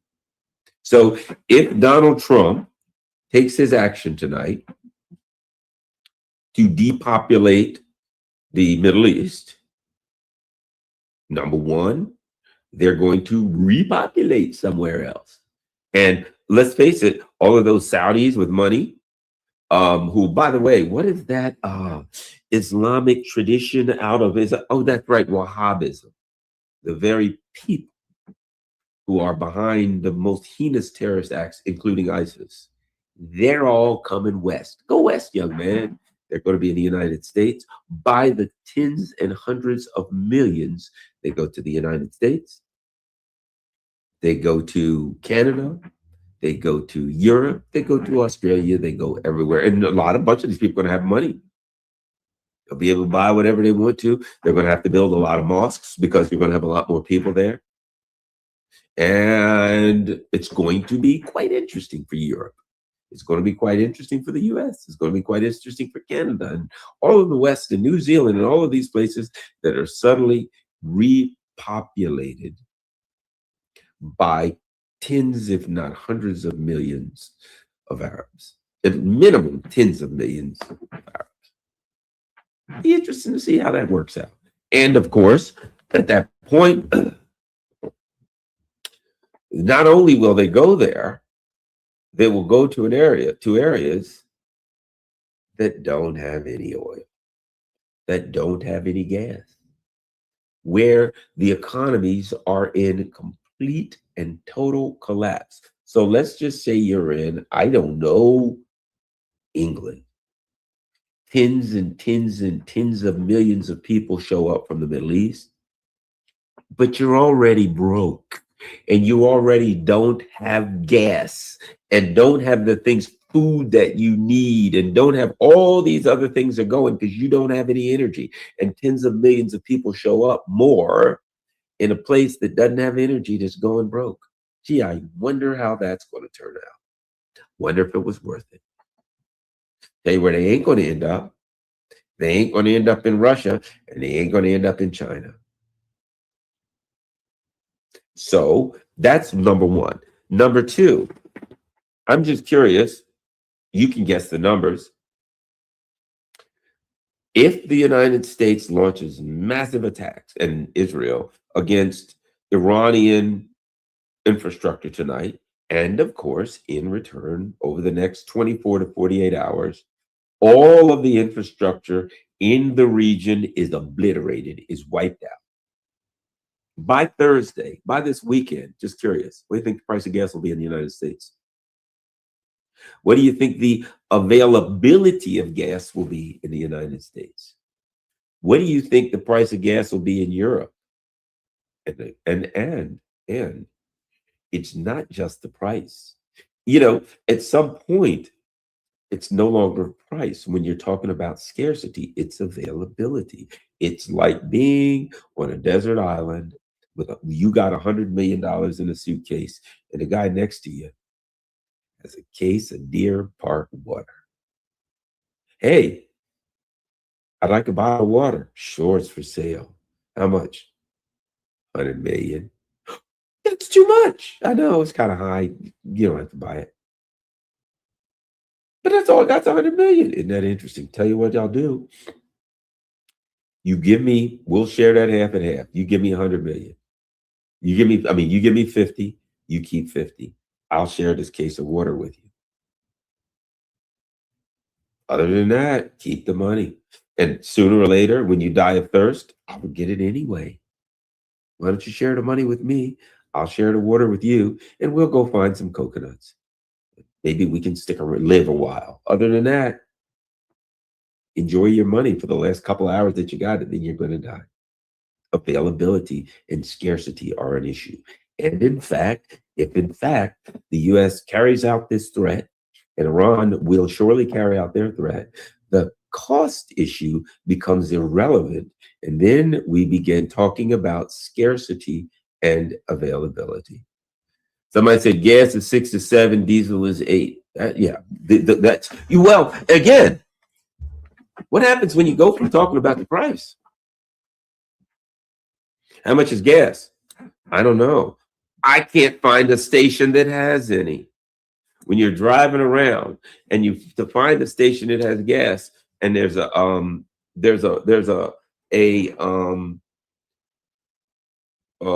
line a mile long, and you know that if you get in that line, by the time you get to the front of it, the station ain't gonna have no more gas, and you're just gonna have burnt all your There's people standing in line with whatever they can to get gas because it's just not available. So if Trump does that, the issue of gas, price of gas disappears, and we go to the availability. And of course, the price of Brent crude, you will pray for the day that it was $100. It'll be 3-4 times that. So now gas is $300, $400 a gallon. Barrels $300-$400. I mean, oil's $300-$400 a barrel. Air travel becomes irrelevant because who can afford to do that with the price of jet fuel, right? Who can buy a ticket? Hey, I want to buy a ticket for a 1 hour flight. I'm flying from DC to New York. Really? How much is it? Oh, we've got some tickets available, Mr. Nixon, $2,800. I think I'll ride a bike. I think I'll walk. Trains, who often run on diesel. Buses who run on diesel. Oh, by the way, let me ask you this. School buses. You can get the kids to school. They run off diesel. And do you think the county or the state or whoever's paying for it can afford it? Your system collapses. So my point being, if our dear and fluffy president would in fact go ahead with his plans, you're looking at systemic collapse. Now, all that being said, let me get to the meat of the issue. How do I think this thing concludes?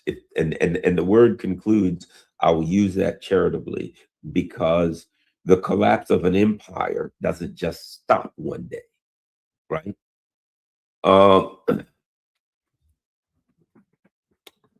But let's use that term because it's all we got, right? Let's use concludes. Let's see, ends, winds up, whatever euphemism you want. I think the direction that we're heading is that Trump is saying, if you don't do this, what I want, I will destroy your civilization. I'll destroy a civilization in a way that it won't be recognized. And he's right. He just ain't talking about the right civilization. I think that if he does that, the Western colonial powers, the Western imperial powers, the Western powers will fall. But how will they fall? Right? Well, look at the thumbnail. The thumbnail that I put was, it's the Frankenstein monster, right? The Trump's Frankenstein in the White House. And if you're ever familiar with any of the Frankenstein movies or books, what happens, they create this Frankenstein monster, and then eventually this Frankenstein monster is created, and eventually the Frankenstein monster grabs Dr. Frankenstein and throws him out the castle window, and then all of the townsfolk come together, the peasants, and they scream, "This monster is an abomination. The monster must die." And they're outside with pitchforks, and so what are we talking about? Some kind of a classic revolutionary thing, some kind of a classic revolt, internal uprising. I think that is the ultimate only way this thing can end, because what we're looking at is a situation wherein the ruling elite has no qualms about inflicting severe economic pain on the people. Let me, and you probably, people who have been here time and again, have seen me read this little passage from the book by Tony Blinken called Ally versus Ally, America, Europe, and the Siberian Pipeline Crisis by Anthony J. Blinken, written in the 1980s. He was upset about pipelines going into Europe. It's kind of from Russia, kind of like a manifesto for a serial killer. Kind of like you read this and you understood Nord Stream. He predicted that was Nord Stream. Back then it was gas, it was oil, and it was gas. But there's a passage that you must you read, and you must know to understand the mentality of these monsters. And let me read the passage. For a number of influential policymakers, the time seemed opportunity to what? engaged the Soviet Union in a round of economic warfare, right? Regardless of the price that might have to be paid by the economies of Western Europe and the American business community. What people can say. Hey man, we got to do certain things, regardless of the price that has to be paid by the American and the European economic business community. We don't care about the economic price. They don't care about the economic cost. These people are doing what they got to do. They're imperial colonial powers. So what we're looking at now is people in power who's simply saying, price of gas is going up. What do they say? Short-term pain for long-term gain. What does that mean? It doesn't mean anything. It rhymes. That's all it is. It rhymes. Short-term pain for long-term gain. Short-term pain for long-term gain. They sat around and they said, man, people are getting screwed, aren't they? Yeah, and they're going to get screwed, aren't they? Yeah. What do we do? How do we tell them? How do we justify the fact that we're screwing these people to the wall, that their names are mud, that their ass is grass, and we're the lawnmower? How do we get the people to continue to keep going when we're screwing them? I don't know. We need some kind of a focus group tested a nursery rhyme. I got one. Boss, I got one. What is it? Listen to this. You're going to love it.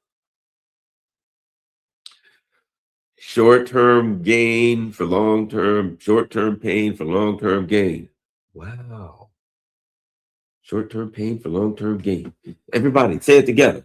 3, 2, 1. Peter, get Pete in here. Pete Hegseth, get in here. JD, you guys, everybody, Tulsi, you ready? On 3 and 2 and short-term pain for long-term gain. I don't hear you in the back. Short-term pain for long-term gain. Short-term pain for long-term gain. Short-term. We got it. Let's do it. You, Karen, out there now. Short-term pain for long-term. That's what the hell it was. Get this in front of a focus group. I want a focus group. 10 focus groups. I want to know how this sounds. Quick, we got to get this out. It's almost Friday.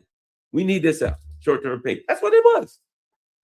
They came up with short-term pain for long-term gain so that you would shut up, do what you're told, and accept the pain. It ain't going to be short-term, and you don't get no gain. But that's okay. It rhymes. And ultimately, the only thing that can break this is some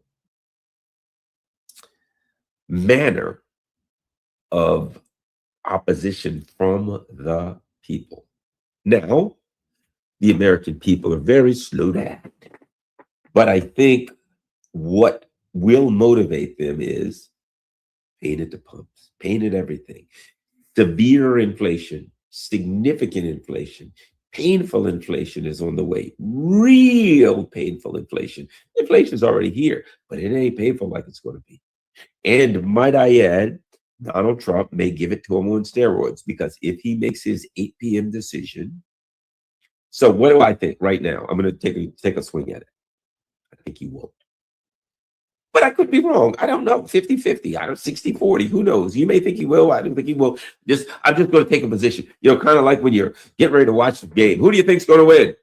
I'm going Manchester United. Man United's going to lose. I don't know. I'm just throwing something out there. Let's guess. Yeah, that's all it is. I don't know. But I think that right now, the ramifications are so extreme. If Trump does that, then tomorrow you're looking at a combination within days of market crash and inflation, astronomical inflation within a week. So that's where we are.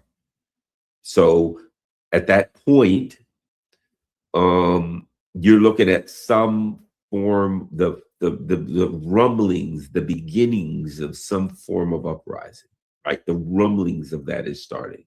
The beginnings of some kind of form of uprising is going. And that's the thing that could stop it. You've often may have heard Chris Hedges talk about what was going on in the White House during Vietnam with Nixon and Kissinger, and people were outside going bananas. And Nixon and Kissinger had a bunch of buses lined up in front of the White House, kind of a blockade. And Nixon was like, I think they're going to come in. I think they're coming in here to get us. But they're going to get us, right? And a healthy fear that the ruling elite have to have, that the political class has to have. They have to have a healthy fear that there could potentially be some kind of revolt, revolution, internal uprising. I think they need that healthy fear, because right now they have no fear whatsoever of that. They feel like they're in charge of everything. And are we being led by madmen? Yeah, but a mad system produces madmen, right? A system of madness, a system of domination, a system of irrationality produces a dominant, mad, irrational leader. He is the leader that was produced by this system. It couldn't produce anything else. So that's where we are. Some kind of at minimum, the threat of a revolution, the threat of an internal uprising. But if Trump does this, and we see the kind of the kind of economic pain that I would suspect we have, if he takes an action so over the top that it causes unthinkable economic pain, then I think it'll be sooner rather than later that we'll see some form of internal uprising. And at that point, you see, there's no constraints on the system. Where are the Democrats? You think Democrats are like, hey, we've got to stop doing this? No, they're like, sure, we're 100% behind war with Iran, but Trump didn't do it right.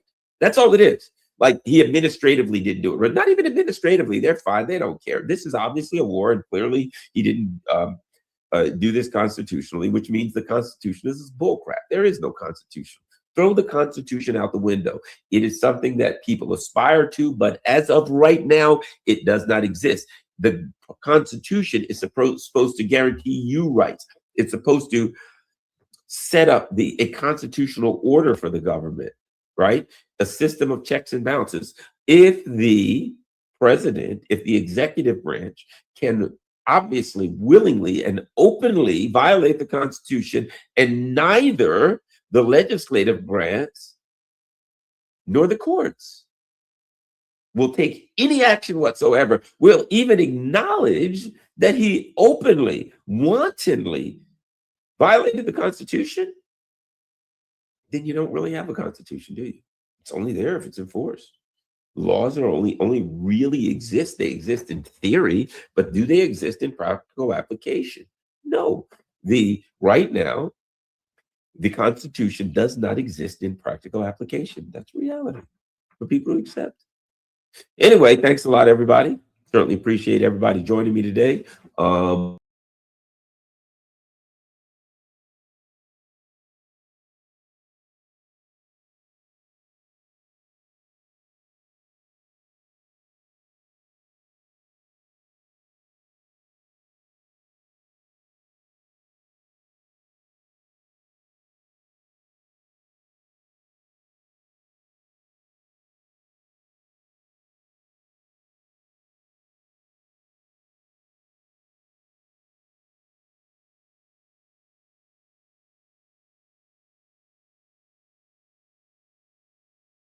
And our dear friend Carl Wilkerson is here with us. Welcome, Larry.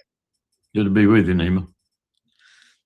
Larry, let me start with the ultimatum of Donald Trump, which the deadline did, it's going to be 8 p.m. today, Eastern time. And he said what he posted is a whole civilization will die tonight, never to be brought back again. I don't want that to happen, but it probably will. And Larry, here is what the latest call that Fox News had with Donald Trump. They talked with Donald Trump moments ago. Here is what they reported. Got off the phone with the president, and he called, and I said, listen, if you were to put odds on it, what were the odds that this is going to end up being a negotiated deal? He said he wasn't going to put odds on it, but he said 8 p.m. is happening. That's what he said. He said it is, if we get to that point, there is going to be an attack like they have not seen. Now, he's sticking to that at this point. Now, he said if negotiations move forward today and there is something concrete, that could change. But at this hour, he didn't want to put odds on it, but he said it is moving forward with the plans that we have. That's a huge deal. And obviously, we all think that it's a thing that he's putting out there to say, don't do this. He says he doesn't want to do it, but he is, at this hour, sticking to it and saying it might be likely if they don't come to the table. Brett, you know what's so strange, Larry, about this whole negotiation that they're talking about, that there is no negotiations on the part of Iranians. There is no talk. Bingo. You're listening to a man who is growing, and not just Donald Trump, that Fox newscaster too, is growing increasingly frustrated, increasingly exasperated that everything hasn't gone swimmingly in the way he thought it would go. And I suspect the way Hegseth told him it would go. Maybe not General Kane, but Hegseth probably was as sycophantic about telling him everything would be copacetic, everything would be terrific, it'd be over quickly, as anybody else in the administration, and even Trump himself, because they're cut from the same cloth, Petey and Donald. What you're looking at is a president who doesn't know how to get out of this. He has no idea how to get out of it. He's just been handed a colossal tactical defeat in the desert. I think Larry Johnson and others have parsed it quite well. I've heard some of the same things, but I think we lost quite a few aircraft, and I think we lost some troops. And he's not being honest about that. He's not telling the American people. He's not telling the Congress that this has happened. He took a defeat. He took a in-your-face defeat. It was all designed to do a special mission with regard to the nuclear reactor. And she just, in his remarks in Istanbul, and boy, did he look tired. I don't think I've ever seen him look so tired. And I've been following him pretty closely here for the last 6 months or so. He just looked tired, and he was not stumbling over his words, but he was slurring them just a little bit and searching for the right English word. I've never seen him do that, but he's usually very, very polished. He's obviously tired, incredibly tired. I don't blame him. But he was saying they didn't attack a nuclear reactor. They attacked the United Nations. They attacked the International Atomic Energy Agency. They attacked the Non-Proliferation Treaty. They attacked international law. They attacked a country abiding by all of its commitments in terms of nuclear power. That's what they attacked. You people need to understand this is a rogue nation. It is tearing up everything that we have created in the world that we call international law before your face. And now, he didn't say this, he probably would later. He was taking questions. And now we're getting ready to, after having announced it, according to Donald Trump anyway, perpetrate another genocide. And note that I say another genocide, because without the United States of America, the genocide in Gaza could not have been carried out, not the way it was. So we're getting ready to perpetrate a second genocide on a second president's watch. And this one has just announced it to all and sundry from one end of the world to the other. This is something I never thought I would see in my life. This is Hitler come back as an American. Larry, you mentioned the operation. Donald Trump yesterday tried to, to make his case about how successful was this operation. But you mentioned you believe that was some sort of raid in Iran. It was, and it featured multiple C-130 aircraft, both refuelers and transports. It featured Blackhawks. It featured, as we saw, overhead air cover, F-15 in this case. It featured little birds, probably, OH-6, like I flew in Vietnam, for example, much modernized and really high tech now. but it featured everything that you might expect Delta or SEAL Team 6 or those two together to use. And it failed. It didn't work. All I could think about, I was listening to Larry talk about it, but I'd heard it from another gentleman. And all I could think about was the desert.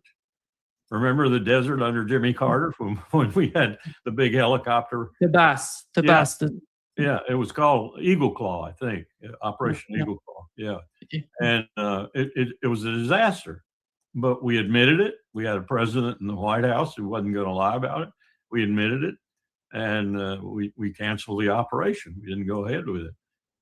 Major Meadows got stuck in Iran. I knew Major Meadows.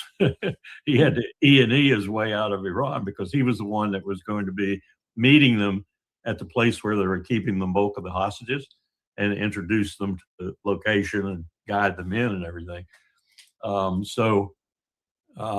This is a disaster that they're hiding. They're hiding it. I haven't heard any real debrief or testimony or whatever as to what really happened. I suspect a few people died too. We had, I don't know if you saw, we had a lady, the documents of a lady in that, that scene. They have just, they were just opening up the documents. Let me bring the video here because it shows the documents they were.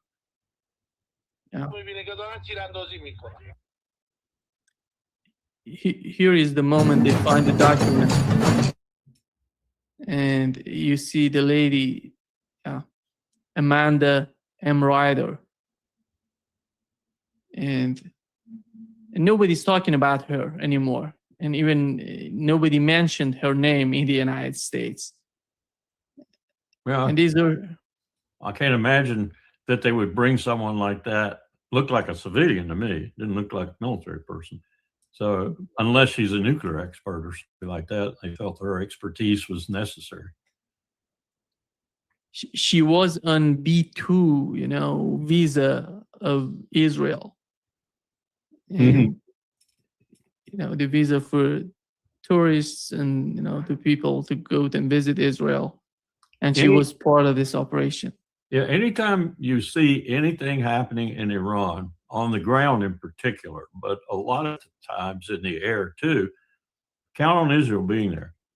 Count on Israel being an integral part of the operation in one way or another, either along for intelligence provision or along to actually help with kinetic action. They're going to be there. And by the way, I'm sure you're going to ask me about this, but it's looking worse than 2006 right now in Lebanon for the IDF. They are getting their butts handed to them. So you got that's why they want to use nuclear. Iran. They can't win no ground war. Trump better live up to his promise with Iran.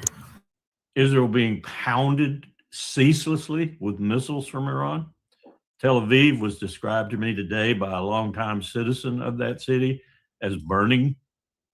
And you got Lebanon. And you got Gaza unfinished. Israel is not looking too good.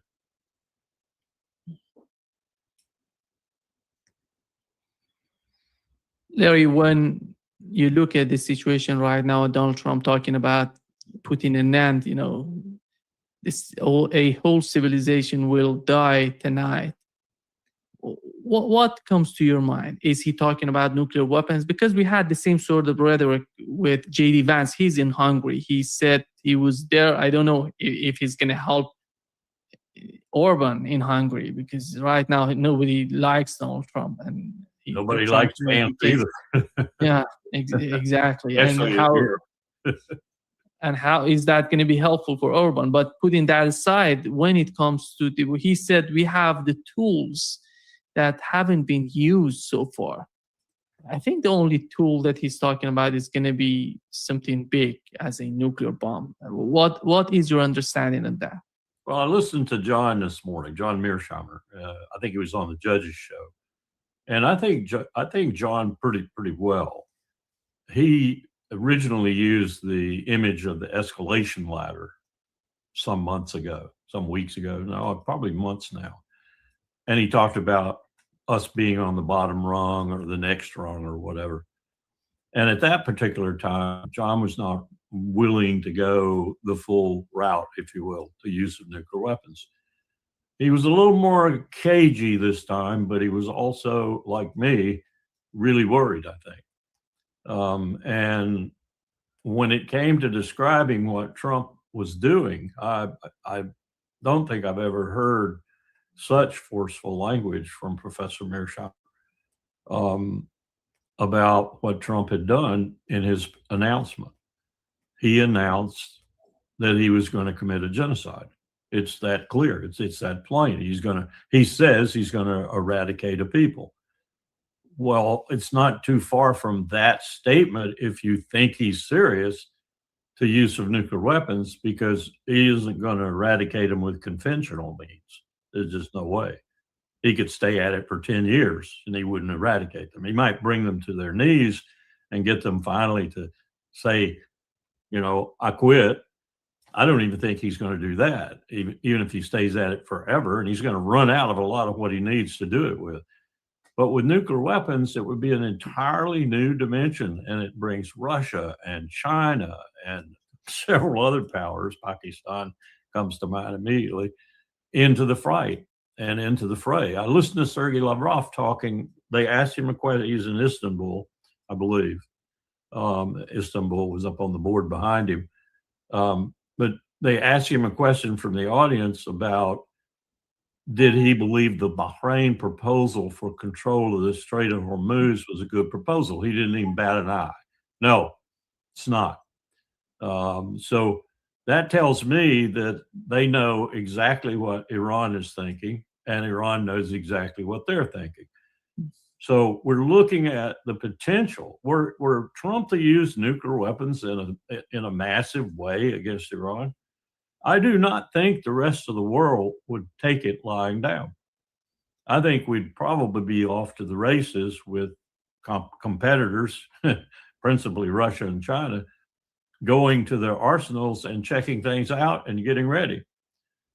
Because this is simply a step too far. It's not something anyone should be talking about, even in threats like Donald Trump did. But that's what people are now talking about. Serious people are talking about what he might have meant by that comment. That's not good. That's not good at all. And I think we've seen that what we have for our president right now borders on maniacal, borders on megalomania. We know about the narcissism. We know about all the things that psychiatrists and psychologists have said about the case of Donald Trump. But I think what we're seeing now is true megalomania. I think he's lost his rocker, as we used to say. He's off his rocker, as we used to say.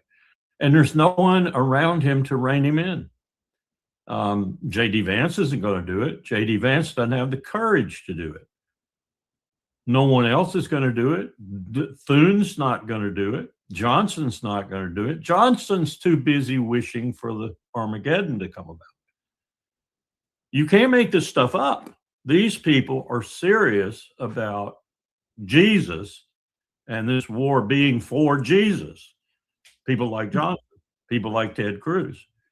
And Trump doesn't give a hang about Jesus. I doubt he could spell his name, but he uses it, and he has got it now to the point where he's got all these different allies behind him that are crude, indifferent, stupid, crass, cretins, religious zealots, and plus he's latched by an umbilical cord to the next person in the world most like him, Bibi Netanyahu. Not in terms of dumbness, because Bibi's pretty smart, but in terms of just being a cretin and bordering on megalomania and getting more and more like that because he's so desperate about his own personal situation. And he's desperate now because Israel is being destroyed. It is being destroyed on several fronts. That's got to be plaguing Trump somewhat too, because I imagine some of those big billionaire Jewish Americans and others who are ultra Zionists are plaguing him in terms of what he should do and what he should continue to do to Iran. They're behind him, pushing him hard, because this is what Netanyahu wants. He wants Iran in absolute chaos, disorganized in chaos. All of its ballistic missiles searched out and destroyed. All of its uranium searched out and destroyed. That's what Israel wants. At the same time, it wants Lebanon. It wants Gaza. It wants the West Bank. It wants all Jerusalem. This is quite a combination of thieves and murderers. I think the language that Donald Trump is using is similar to what Benjamin Netanyahu was using before Donald Trump. But It's like they echo one another. It's like an echo chamber. Yeah, exactly. But the difference is, Larry, when you represent a country like the United States, it's a huge responsibility as the president of the United States. It's not just Israel. No, Netanyahu can say whatever he wants to say, but as the president of the United States, it's important what you're using, the way that you're expressing yourself, your feelings. And that's hugely problematic because they see the United States, they don't see Donald Trump himself. Because Donald Trump right now is the face, is the United States, is the top, is the head of the United States as the president. He has the power to use nuclear bombs. That's why it's so important. No one else has this sort of power to use nuclear bombs. This is the problem that the people, this is the main concern on the part of the people who are learning, who are hearing Donald Trump talking this way. Let me say two things. One, don't make too light of Bibi Netanyahu. He is as dangerous as Donald Trump is in his own way. He's apt to use a nuclear weapon or two also. Wouldn't that be fun? Israel tossing a few out there and the United States tossing a few more. So I don't discount Netanyahu in terms of the region or in terms of his ability that way to impact global relations and global security. When you put them together, you really have a combination that feeds off itself, back and forth, back and forth. And they feed off their desperation too. And both men are very desperate right now. And it shocks me when I think to myself, would my military allow this president to hurl nuclear weapons at another state? And my mind can't say positively no. That is a very disquieting thought. I never thought I would think that. I never thought a president would use a nuclear weapon under anything other than having been attacked first with nuclear weapons. That's the way I thought about it for the entire time of the Cold War. We will not initiate nuclear weapons use, despite what we did against Japan. We will not initiate. We will only respond. And that's our deterrence. And that's the reason we need to have a lot of weapons, because they're going to get destroyed in that initial strike. And we have to have enough to respond. That provides deterrence. Now I'm looking, as you just suggested, at not only Bibi Netanyahu, a major non-NATO ally in Southwest Asia, possibly using a nuclear weapon, but us joining him. And if my military doesn't stand up to this president and say no and walk out and refuse to execute, and I'm not confident of that anymore. I wouldn't have thought that as many have executed what we've done thus far would have done it. I wouldn't have thought that those ships would have fired those tomahawks at that school. And the excuse that they didn't know has been blown away for me, because I've seen the onboard camera video of those tomahawks approaching that school, what is clearly a school. And besides, they've attacked many other targets. They're just just as big a war crime as that school. I would never have thought my military would participate in that to the degree that they have to this point. So what am I to conclude about their willingness to participate in Donald Trump's destroying another civilization?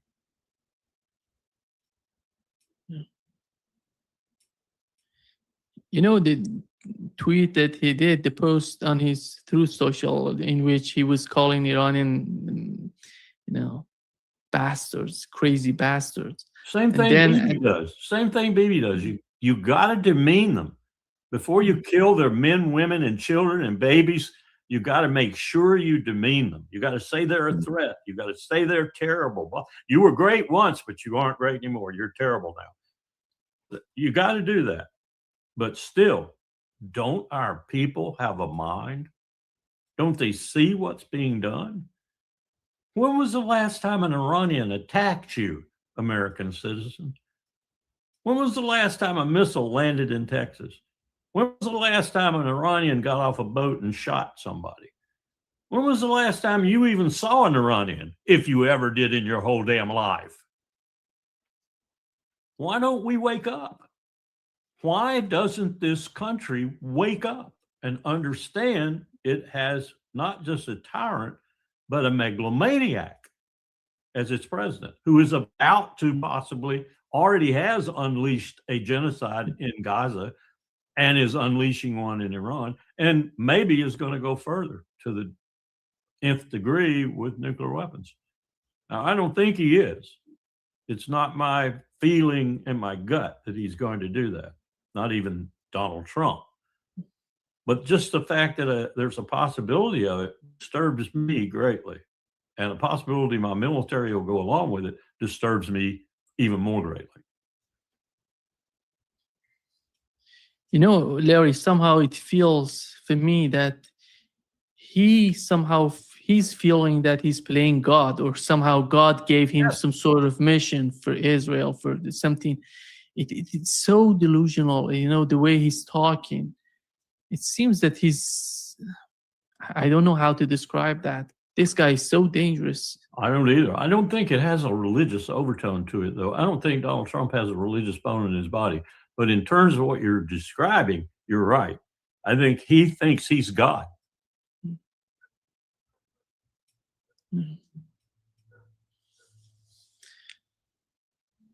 Larry, how does the mission, the operation, the rescue operation, as they want to call it, the rescue, it wasn't a rescue operation, it was a raid, but how is that going to play out for the ground invasion of Iran? It seems that as time goes by, they're getting serious about doing something. As we talk, today we've learned that they're hitting the Khark Island. The Khark Island, which was mentioned before, the invasion going to happen there. They're destroying the defensive forces, the defensive equipment in that island, then go after, capture the island, whatever that would be. And how do you see these two helping, or somehow getting some sort of lessons from what has happened so far? Let's say you put a military force of significant size, or even modest size, on Khark Island, the Forbidden Island. How are you going to resupply it? How are you going to keep it there? How are you going to sustain it? How are you going to water it and feed it? How are you going to gas it? How are you going to resupply the ammo and everything? How are you going to do that? Because once you're there, identified as being there, you are a target. And Iran has shown that it has an exquisite capability anywhere within the region to target things. Just take a look at Bahrain, for example, not very far away. So I don't understand how you could do that other than just to destroy their most important oil facility. And in that way, you probably are going to take a lot of Iranian oil off the market, at least initially. So what are you going to do then? I got my my oil guys, and we talked about, okay, Russia feels pretty confident that it can weather this because it's sitting on lots of oil. Trump obviously thinks that the United States can weather it because he's sitting on not only what we have, which is the largest supply in the world, but also Venezuela. if he needs it. It's in his back pocket, So they think between the two of them, and I would be willing to bet you they've had a telephone conversation to this effect. They think that both of them can ride out whatever recession might be coming, induced by low energy supplies, unlike the rest of the world, just about the entire world, including Europe. But to what end and to what purpose? Putin to make money, Trump not so much to make money off oil sales, but Putin certainly too. I don't see anything beyond that, though. And why would you want, especially if you're Vladimir Putin, involved as he is now, still trying to wrap up the special military operation, why would you want the world to be suffering so dramatically while you, ostensibly, do well? I mean, I just don't understand that, especially not given all the connections we have now and the need of one country for another country's production, whatever, and vice versa. I just don't understand how we can think that we can be autarkic, that we can survive in a world only depending upon ourselves. And yet it seems like both men, Trump for sure, Putin maybe, are oblivious to this potential for a real global crisis, economic crisis. And now that the Houthis are in it, and apparently doing quite well, thank you very much, they've been fairly consistently hitting Israel themselves. And there are people who are already talking about changing their routing, going around the Horn or whatever, and not going through the Red Sea. And if that persists over a period of time, then you're jacking up the cost of commodities, soybeans, corn, whatever is flowing. You're jacking up that price by anywhere from 2 to 3% to maybe even 11 or 12%, depending on the commodity and the distance having to travel and the costs that shippers incur. So, guess what? I just heard too. This really takes me to my geopolitical, geostrategic theory, which I articulated probably the best I've ever done for Glenn Dyson the other day. Just came home. I got it. You get these epiphanies. Guess what they're bombing right now? Guess what? We're bombing in Iran right now, relentlessly. China's railroad. Didn't I tell you? We're bombing it everywhere we can get to it. And other railroads too, but we're bombing the bejeeki out of that one. Yeah. Larry, here is some photos from what has happened in Iran. You look at the argument on the part of Donald Trump is those planes were, somehow stuck in the sand. That's why they couldn't get out and they tried to destroy it. But you look at the picture number 6, you see what has happened, the bending of, what the damage that is happening to the plane. And then you see in picture number 5, and you see there has to be some sort of crash. Then the airplane or the aircraft hit the ground somehow. That was the main reason for such a damage happening to the plane. And it doesn't seem that Donald Trump, for such a, more than an hour, they were all mentioning, how the mission was successful and they're doing this and that. They stuck in the sand. The sand was so, wet and something like that, and they couldn't get out of it. Then they tried to destroy everything on the ground. It doesn't, this is not Donald Trump for more than an hour just explaining each and every details of what has happened. It's a scenario written by, I don't know, Pete Hegseth for him. Yeah. Televised for him. My son flew those airplanes in the active Air Force for most of his time in the active Air Force, about 14 years. C-130 Hercules in different varieties. Now, looking at those pictures, those look like the special operations variety, which is equipped with a lot of things that the regular Hercules is not. But that said, a Hercules is one of the best airplanes on the earth for carrying cargo, for carrying troops, paratroopers, for landing in unprepared airstrips and things like that. And the special ops versions are very robust for doing that. So either they had terrible intelligence in terms of the soil and in terms of the landing area, or that was enemy damage, or a little bit of both, perhaps. So just to say that, well, it's the most prolific airframe in the world now. I think it replaced the C-47 or /DC-3 as the most used airframe in the world. And ours are very sophisticated now. The J model, for example, and that model there for the special ops, very sophisticated aircraft. So my guess as a military professional would be that something else happened to them other than wet sand. Didn't look like gear failure to me. It looked like other things. You know, your prop hits the ground when your gear fails, if it fails in a certain way, and then the prop just more or less bends itself or disintegrates. It's hard to tell from those pictures, but that was lousy intelligence if you landed in some place where you're stuck in the sand. We didn't even do that during Eagle Claw. During Eagle Claw, we didn't even know what we're doing during Eagle Claw, and we mixed the services. We had one service pilots flying another service's helicopters. Absolutely stupid. One of the reasons we created Delta afterwards was because we didn't want to repeat that kind of error. And yet you didn't see that sort of thing. What happened in Eagle Claw was in the sand, hovering one of those big monstrous helicopters with a pilot who wasn't even used to the helicopter. We call it whiteout in snow.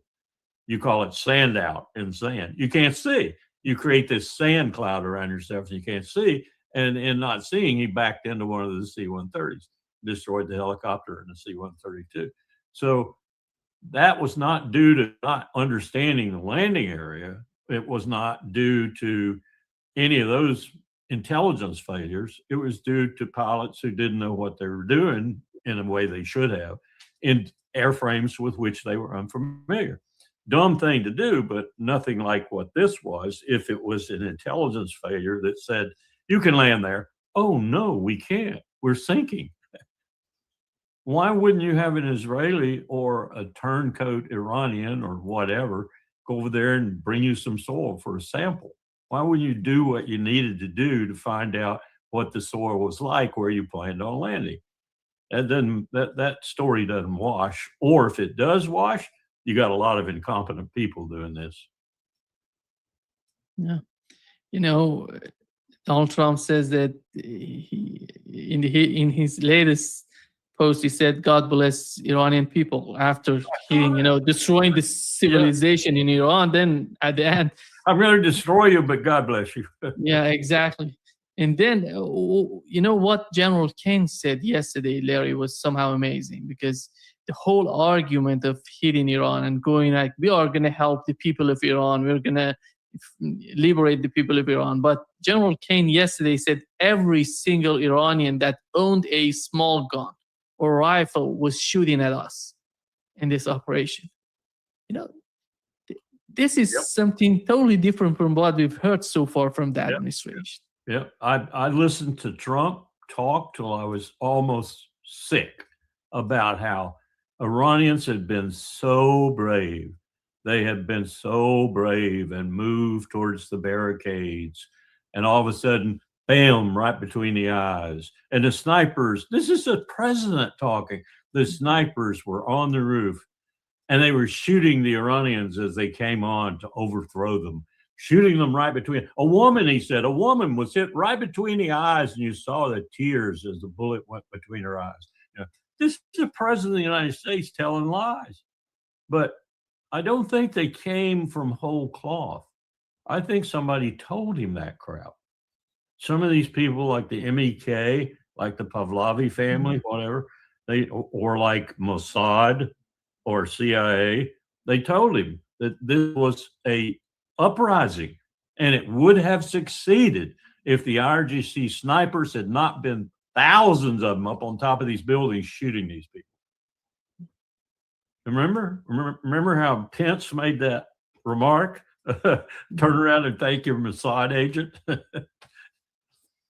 Push them forward, get them to go forward, get them to go forward, get them to get killed, you know. But Trump was treating it as if it were a genuine revolution in process, and those bloodthirsty Iranians in the government shot them all down. That's the way he was pushing it. Now, if he believes that, if he really believes that, then he does have somewhat of a motivation for doing what he's doing, not to do a genocide, not to do what he's been doing. But who's lying to him to that extent? Who's giving him this crap? And who's not disabusing him of it? I'll tell you who's not disabusing him of it. That bitch Tulsi Gabbard.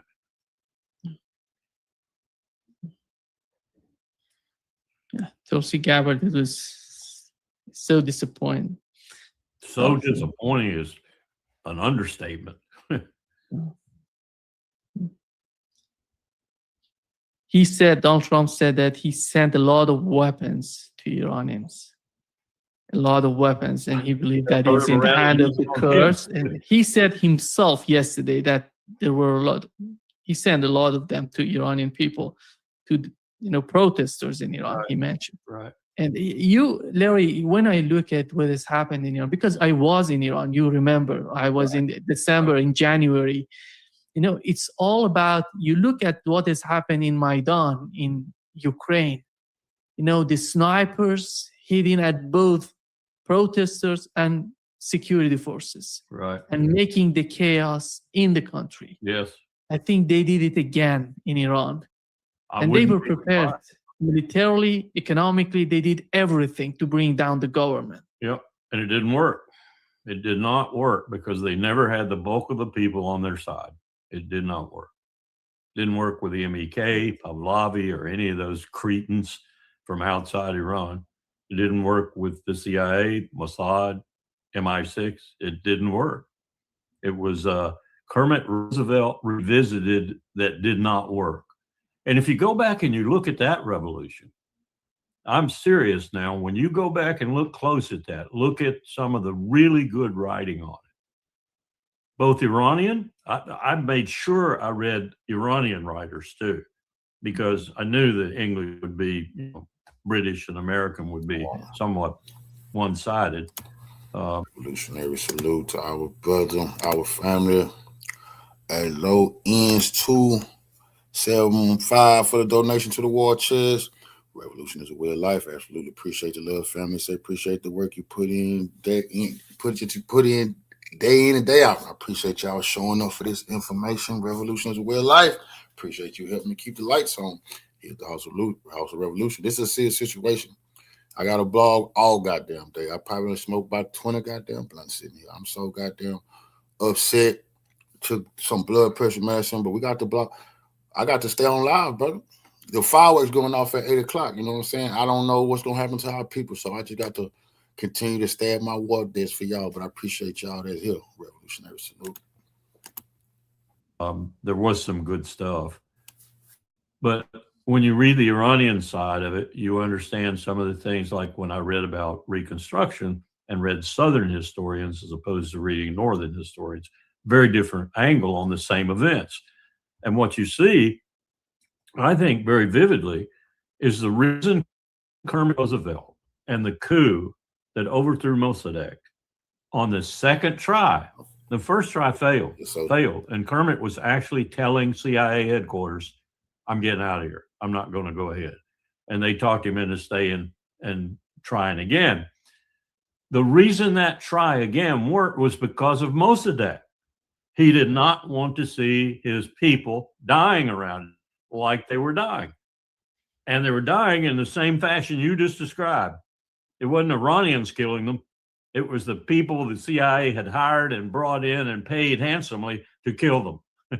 That's who was killing them. And he said, stop. I'll step down. I'm leaving. That's how that coup came to work, because an Iranian leader didn't want to see his people die anymore. Today we had the case of Bahrain at the UN.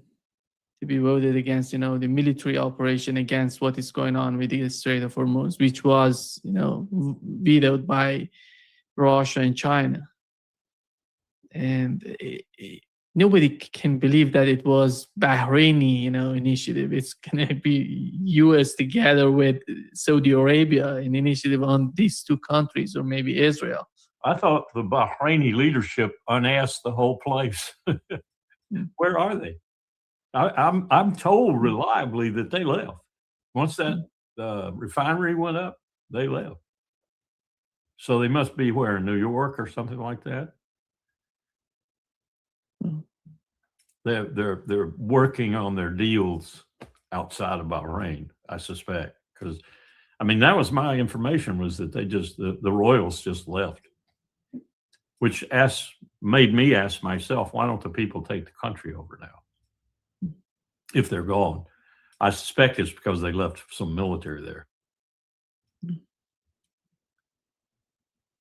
I think something big is going to happen in the region, Larry. Not only in Bahrain, in Kuwait, UAE, and these countries, in the near future, something big going to happen there.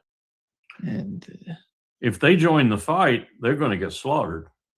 That's my view. The Persians are going to eat them up. That's my view. If little Sparta, Riyadh threw its National Guard in there, its Praetorian Guard, which is just there to protect MBS, they'd get chewed up in a month. They'd be gone. There wouldn't be any military left for any of those Arab states.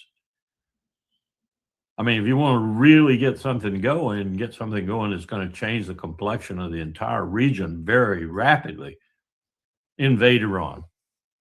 You guys invade Iran. You Qataris, you Bahraini, you Emiratis, you Saudis, invade Iran. Bring Egypt if you'd like. I don't consider Egypt an Arab country. Bring Jordan if you like. He wouldn't call these two chicken. They finna pay heavy tonight, bro. Those Arab countries finna pay the price tonight. Iran they ain't gonna be no kingdoms. Only thing gonna be left in Saudi Arabia is Mecca, the Kaaba. You still gonna be able to take their pilgrimage to Mecca. There ain't gonna be no palaces. Iran finna wipe all that shit off the map. They finished. They gonna be fleeing to America. All the Arab kings gonna be staying here. They gonna open up gas stations and shit. Be at our laundromats. They gonna own all kind of laundromats. But they finished after tonight. That's just a fact, bro. There's nowhere in hell there's gonna be no Arab kings after Trump make this mistake and Iran finish all of their ass off. But you're right. I think if we move on to another tier of targets, another set of targets, which Iran has said it is going to do, it's been very circumspect about making everybody know what it's going to do. See, it's Trump and they hit Americans that done bluff. Iran ain't lied about one thing and bluffed about nothing. Every fucking thing they said they would do, they are doing. So when they tell Trump, go ahead, hit us tonight, and the whole Middle East going dark. It ain't gonna be no lights in the middle motherfucking East after tonight. That's what Iran said. Hit that tier with the same devastation they did the first, then we have a global recession for sure, and maybe a global depression. And even with all the oil the United States has and all the oil Russia has, well, let's say this. First of all, in Europe, it'll be $25 a liter. In California, it'll be $10 a gallon, $15 a gallon. In my state of Virginia, it'll be $6 or $7 a gallon or more. This is what happened to us when we did the 2009 disruption exercise in Beijing. $200 a barrel for West Texas Intermediate and a little bit more for Brent crude. Insurers wouldn't insure. Shippers wouldn't ship.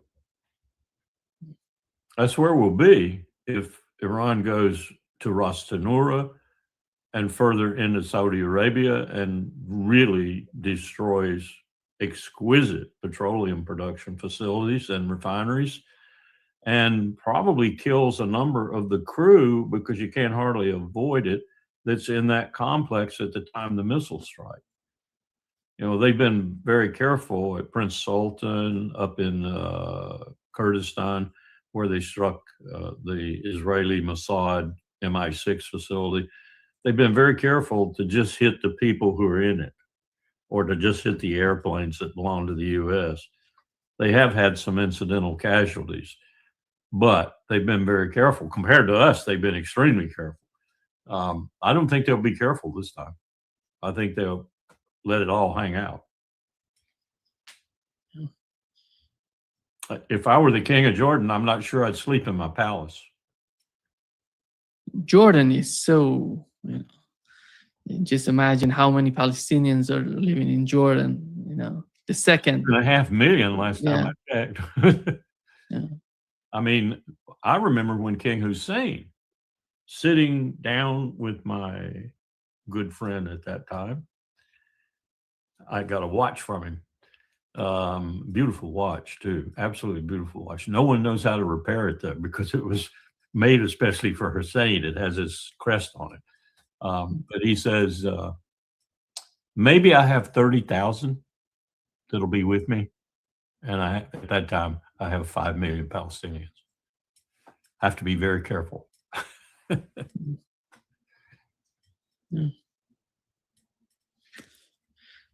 Larry, the last communication, the last response on the part of Iranian was 2 days ago before, because today we've learned that it was the day before yesterday. Today they said that they canceled all the communications with the United States through Pakistani, Turkey, and all of that. There is nothing going on right now. Communication, letters, messages, nothing. So the 5-point plan that Pakistan and China produced just went, look, it's dead. I figured it. What was amazing to me that Iran, one of the, it was the first line, the first point was, if this war gonna end, it's gonna end on all fronts. It's gonna end Iran, Hezbollah, Gaza, all together. It's not gonna be just about Iran. Yeah, I admire them for that. I admire them for being that way. They're the only people in the freaking world standing up for the Palestinians. Just like Cyrus the Great stood up for the Jews, they're standing up for the Palestinians. Now, you can say it's self-interest, you can say whatever you want. They are the only people in the world, except for the Houthis, standing up for the Palestinians.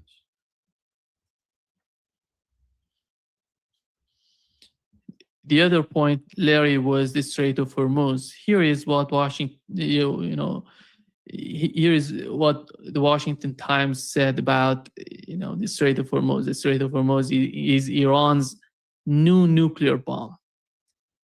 And, when they're talking about, nuclear bombs, a lot of that, but it is economically a nuclear bomb that is happening. That's why the situation is making Donald Trump so desperate, because he's not in charge anymore.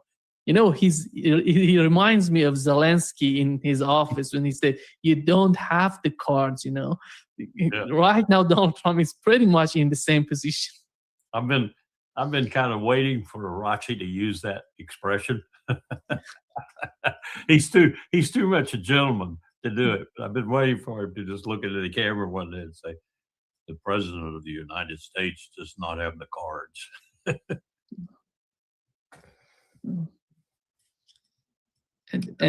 The Strait of Hormuz, though, as we found out in 88 and 89, when we were intimately involved in it at Pacific Command, is a double-edged sword in many respects, or maybe even a triple or a quadruple-edged sword, because you have a number of things that are impacted there.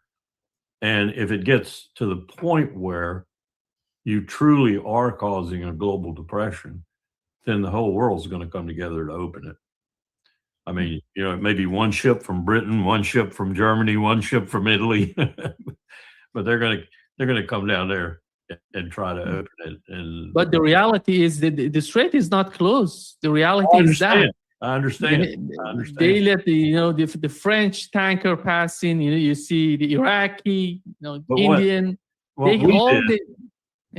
we did was we shouldered the strait passage that was critical in effect, and then ships could go through because no one could mine the waters, or it was difficult to find the waters. The Iranians figured out a way to do it one time, or more than once. But it just gave the shippers and the insurance companies that were behind them confidence to sail through gray bottoms, if you will, back and forth. Now, Iran could do, as you're saying, Iran could do the very same thing just by selectivity. And if the selectivity is in the world's favor, by and large, 60% is getting through, 70% is getting through, they're going to give the middle finger to the United States. They don't care as long as what's getting through is getting to them.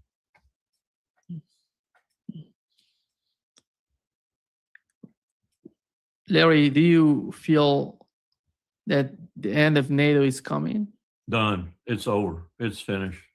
Those people in Brussels are just sitting there with their stars on their shoulders, having a gab fab and drinking eating chocolate and drinking coffee. That's all they're doing. NATO's done. It's toast. It's finished. It just remains for a series of elections in Germany, France, England, Britain, probably in Norway, probably in Sweden, to ramify it, to drive it home, because they're going to understand. I have to say that Putin could disturb this. He could disturb the momentum with which he's succeeding in his second strategic objective, to see to the disestablishment of the NATO alliance. He could do something down in that southern corridor that would awaken some people in Europe that he might not be everything he says he is, and that they need to keep their powder dry. And that might, at least temporarily, give some adhesive to NATO. But if it keeps on going the way it is right now, and all he does is consolidate that southern corridor and take Odessa, no matter how many people it takes him to do it, and they're not doing that well. If he does that, though, and I think it's inevitable, if the Russian people stay with him and he keeps forces intact, then he's going to take Odessa. Then Zelensky's going to have a country that has nothing, really. It has no access to the sea. It's totally dependent on Russia to get to the sea.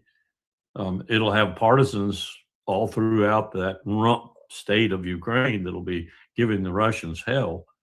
But I don't think the Russians will mind that too much. They'll probably put up fences, whatever, and say, okay, do your thing. When you cross that fence, we'll kill you. This could be a partition that lasts for 100 years. I mean, think about all the partitions that have existed in Europe in the last 1,000 years.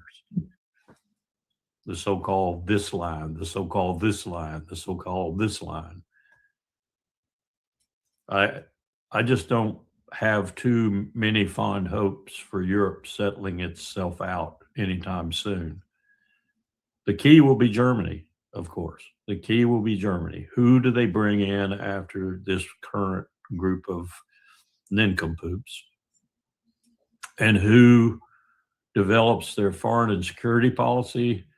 And who revamps their economy, and with whom do they ally themselves in order to do that? There's only one answer to that question. It's in Moscow. Maybe this election with Viktor Orban, even if he's beaten, maybe it'll show us something. I don't know. But one thing I do know is that Europe looks a lot more like 1930s Europe than it does 1960s Europe. Germany's situation is pretty much similar to some of these GCC countries, because they had American base in their countries, and with the war in Ukraine, how the situation went on with the Nord Stream pipeline, how devastating that was for their economy.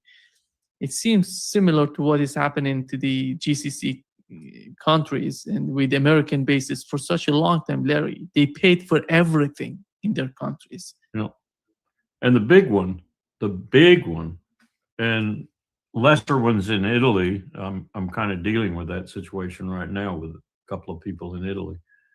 They understand now in Italy, I think, viscerally, they understand that all this very expensive for them. You know, Italy's not making any more land. So when they give us land to build military installations, it's really politically difficult.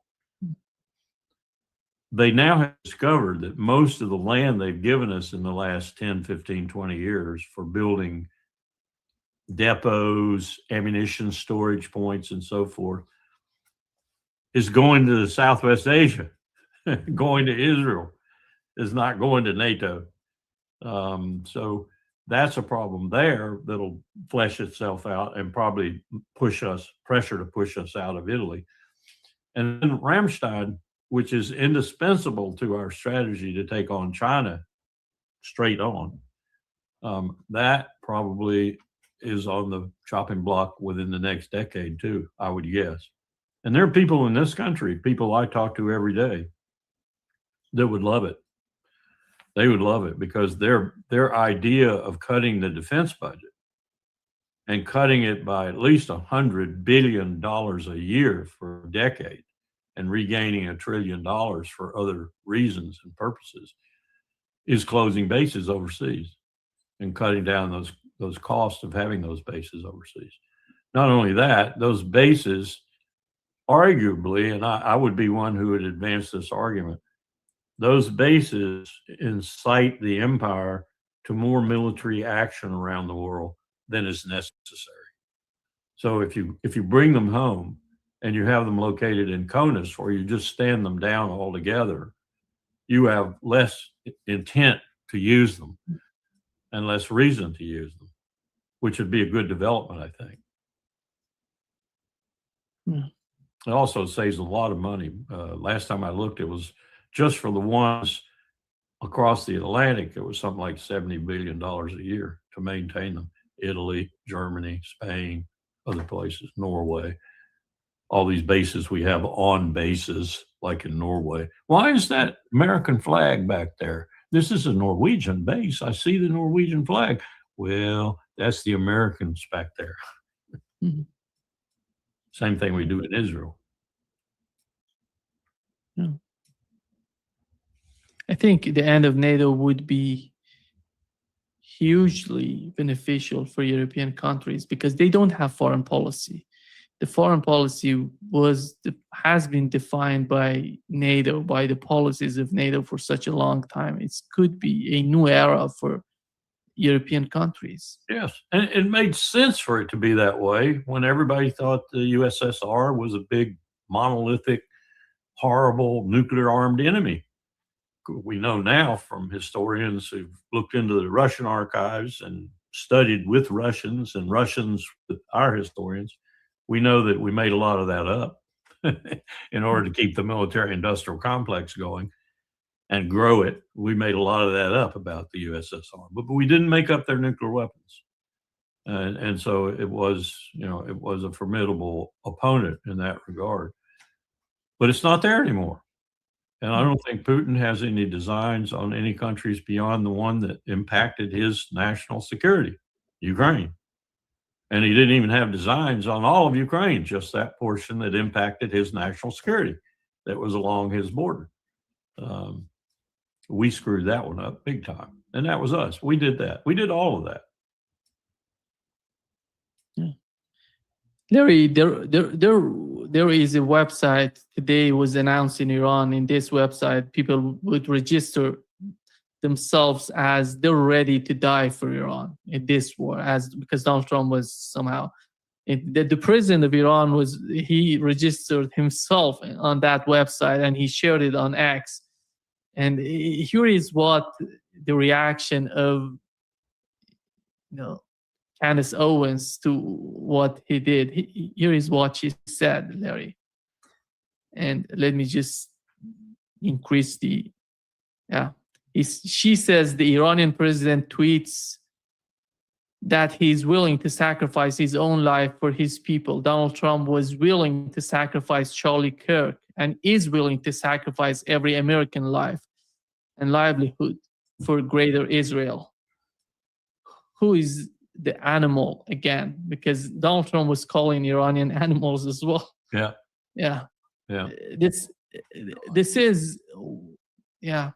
He doesn't care and he doesn't know anything about any other country on the face of the earth, but particularly Iran. And that's bad in so many ways, but it's bad from the perspective of people who are telling him lies and he believes them. People like Laura Loomer and Stephen Miller and Mark Levin. Mark yeah, Levin. Yeah, Mark Levin, yeah, who came out and reinforced with everyone that nuclear weapons were going to be used. I mean, Trump's using him. I hope he's just using him. Thank you, Larry. Thank you so much. Let's see what would happen tonight. And 8 o'clock is the witching hour.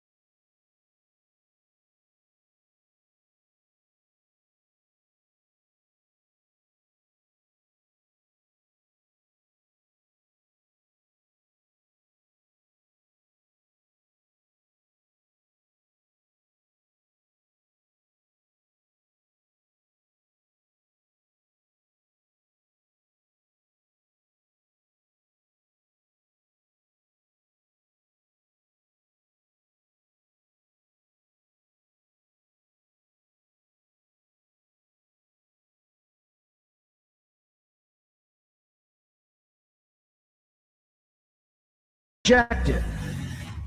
What if sometimes to love your country?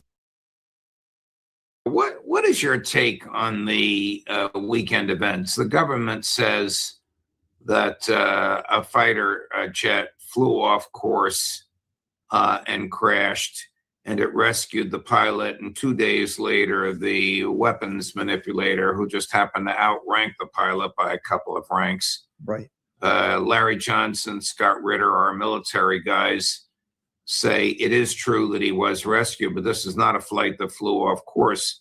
This colonel was commanding the invasion of the Isfahan storage of Iranian nuclear enriched material, a project which obviously failed when the plane crashed. How do you view all this? Right. Well, yeah. It's interesting that they used an F-15E Strike Eagle on this. Those planes have a greater radar cross section, easier for the Iranians to detect than the F-35, for example, which is a stealth fighter, which makes me think, we've spent so much on the F-35, but it has such a low availability rate that I wonder if they were forced to use an F-15. It was shot down by the Iranians, it appears. And it was remarkable that we were able to rescue both the pilot and the WISO, the weapons systems operator. But it seems to me that this is egg on our face, especially since we, the Trump administration has been boasting about complete air supremacy over Iran. I mean, that is definitely, not the case. What we know is, and what we've witnessed is that Iran is very much still a threat.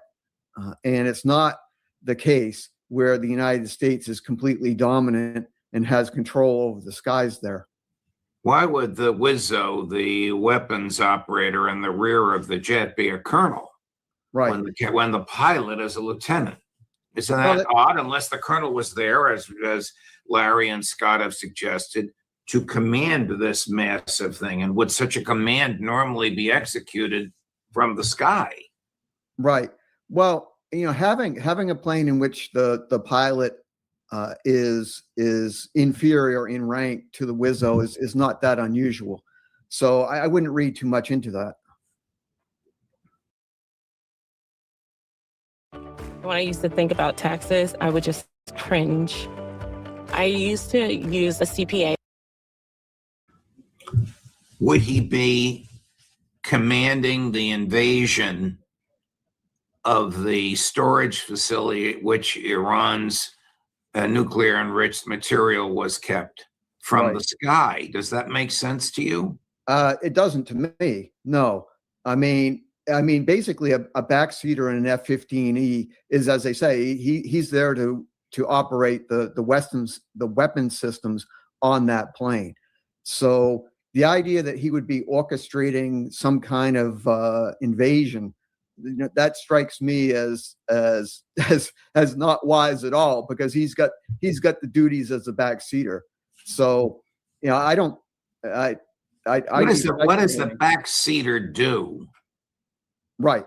Well, basically, in an F-15E, which is a fighter bomber, you have the pilot who's basically there to fly the plane, and the Wizzo he's there to launch and operate all of the various weapons that the F-15E carries.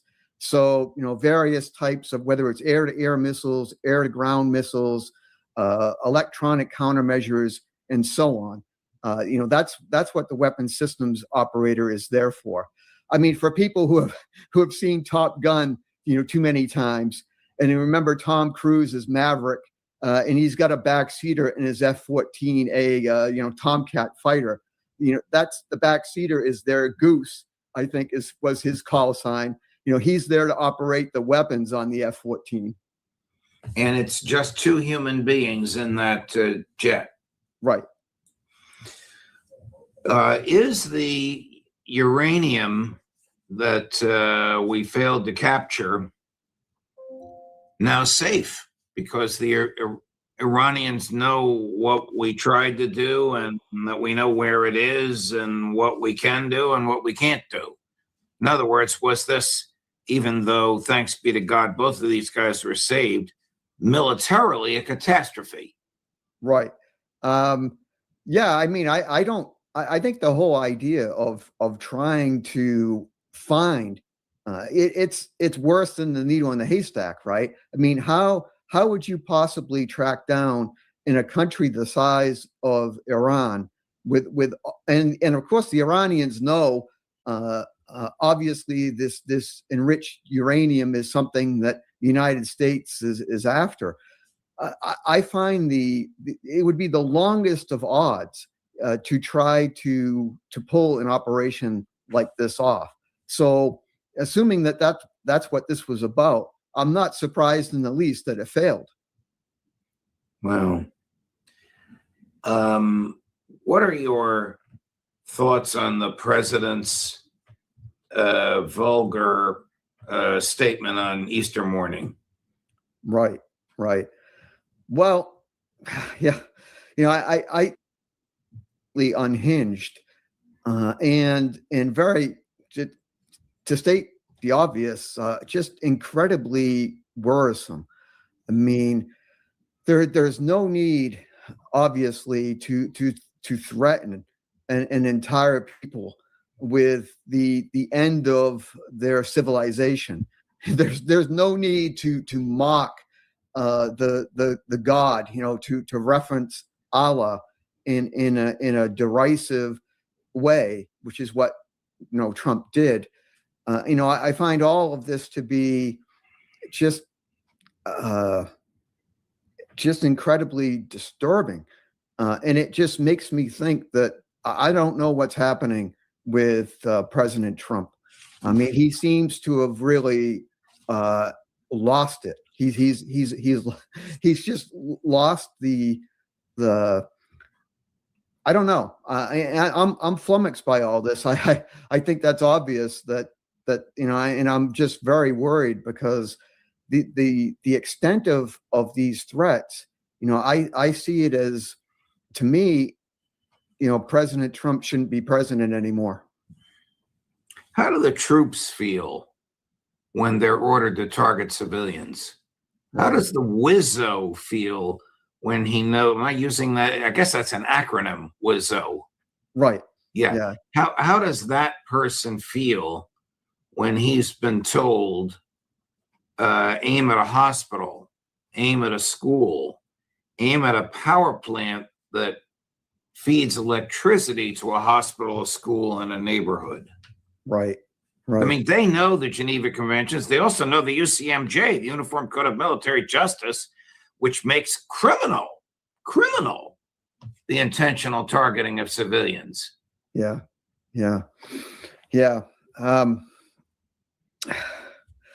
I know. I think sadly sometimes there's a retreat into routine, right? And this is exactly what the Nuremberg trials were supposed to teach us, that came out of World War II and the persecution of Nazi war criminals, that there's no excuse. You can't use the excuse, I was just following orders. But I think sometimes, in the military, there is a tendency to retreat into a kind of narrow, I'm just following orders, I'm just doing my job. I have to defer to the higher authority. They know more than I do. They told me that these technologies are dual use. So they told me that we had to destroy these power plants because the Iranians are using them for military purposes and so on and so forth. And so there's a combination of I think that retreat into a sort of technical narrowness, just do the mission, and then also just kind of rationalizing. And in other words, it's making excuses, Right. rather than standing up and saying, this is wrong and I'm not going to do it. Do you know of any Air Force personnel or military personnel in any branch who have said this is wrong and I'm not going to do it? I haven't heard of any specific cases of anyone standing up. I mean, we've certainly seen, some generals being purged or, encouraged to retire by Pete Hegseth. But I don't know. And of course, if they did, I think this is the kind of action that our Pentagon would suppress. They wouldn't tell us. It appears they have suppressed the number of casualties. Yes. Killed, injured, missing in action. I mean, Larry Johnson claims a female pilot is missing in action, to which Ambassador Freeman said, I'm very disappointed with what Larry said, because isn't he aware of the fact that Hegseth has purged all female pilots? A little bit of sarcasm there. But Right. Does the military, like its IDF counterpart, suppress the true numbers of casualties? Oh, most definitely. Yeah. I mean, we've seen what the phrase "lack of candor" comes to mind, but that's lawyer talk for lying. I mean, we our country, and I think this is what's so it's just so upsetting that we can't even get a semblance of the truth out of the Trump administration. We can't even discover, to what extent our bases have been damaged in the Middle East, the number of troops who have been killed and wounded, and this is something that's being kept hidden from us.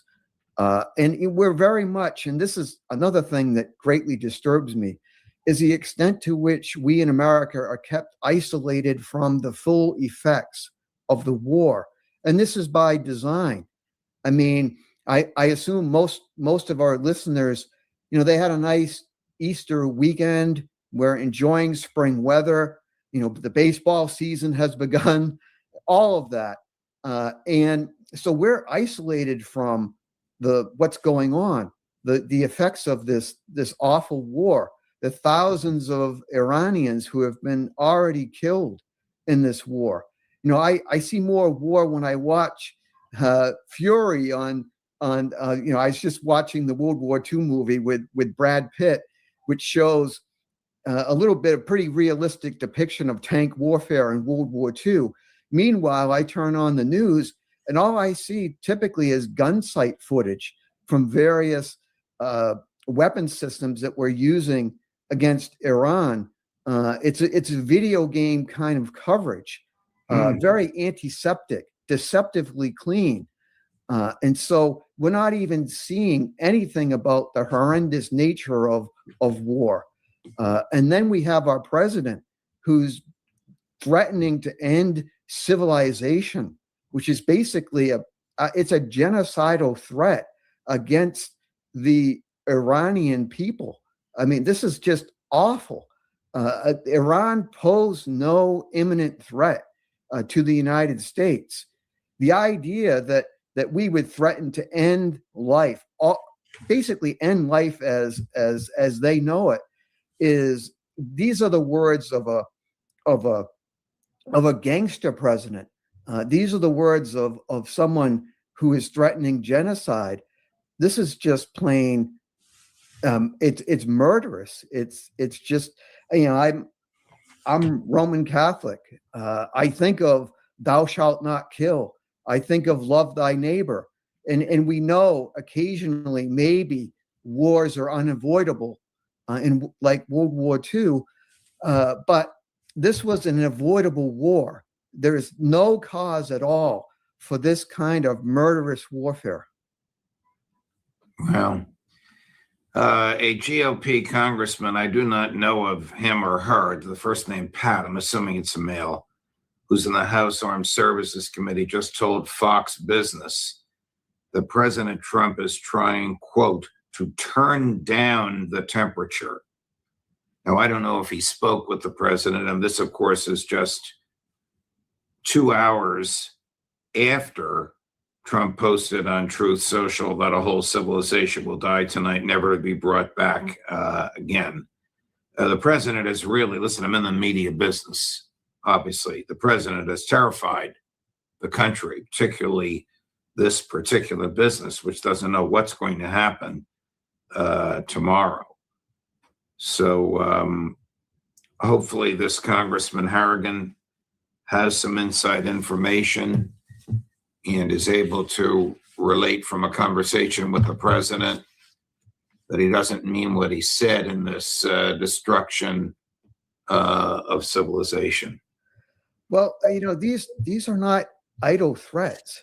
I mean, our country, we sadly, we have the ability to carry out those threats. We have B-52, B-2 stealth bombers. We have ICBMs. We have the world's most powerful and accurate nuclear forces. So these are threats that, in theory, we can carry out as a country. So when the president makes these threats, I mean, this is not imaginary. This is something that could be done. And so I don't know if this is some kind of weird variation of the, Nixon's madman theory that he used in the Vietnam War as an attempt to intimidate, the North Vietnamese into basically surrendering to Nixon and his will. But this is so ill-advised and so just so unwise and so unchristian. Well, Senator Ron Johnson, I don't know his religious views. He is a conservative Republican in the Senate, just told CNN, I'm hoping and praying that President Trump that this really is bluster. I do not want to see us start blowing up civilian infrastructure. I do not want to see that. We are not at war with the Iranian people. We are trying to liberate them. Well, why don't you do something about it? Why doesn't the Congress return and enact legislation that prohibits this? That's exactly right.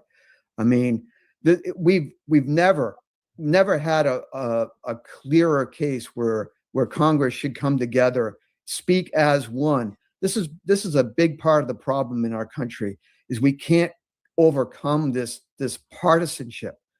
I mean, mass murder is not a partisan issue. We need to come together as a people and say that this is wrong. President Trump, this is wrong. what you're saying, what you're threatening is morally reprehensible, and you must stop. And Democrats and Republicans, I mean, they're always talking about reaching across the aisle. This is the time to reach across the aisle. I mean, it seems like Congress is always reaching across the aisle and applauding Bibi Netanyahu. It's about time they applauded peace, and it's about time they actually acted against these horrendous threats by our president. That was a beautiful and brilliant and courageous statement you made. Chris will cut it and post it so that we can get this out there. Which side is winning the war for the Battle of Hearts and Minds? I'm sorry. Say again. Which side, the American, Israeli, or Iranian, is winning the battle for hearts and minds around the world? I mean, I think the world views this war as totally unjustified. Yeah. Well, yeah. As you can tell, Judge, I'm really upset myself and somewhat at a loss for words today. I mean, to me, it's the Iranians who are winning this battle for hearts and minds. I mean, we're showing that we, not the American people necessarily, but certainly the president and the people around him, they have no hearts and they've lost their minds. Well, these are difficult and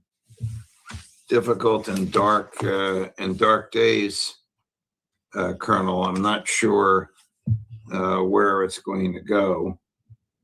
Pentagon cancels Tuesday's press briefing, that's today, with the Secretary of Defense, who calls himself the Secretary of War, and with General Kane. I wonder if your niece's husband has any idea why his boss was fired last week. Right. The Chief of Staff of the Army probably opposed to all of this. Why else would you fire a West Point graduate, PhD, 4-star general who's the #1 person in the Army in the middle of a war? Right. You know, and this is what's so worrisome is that we have no transparency, right?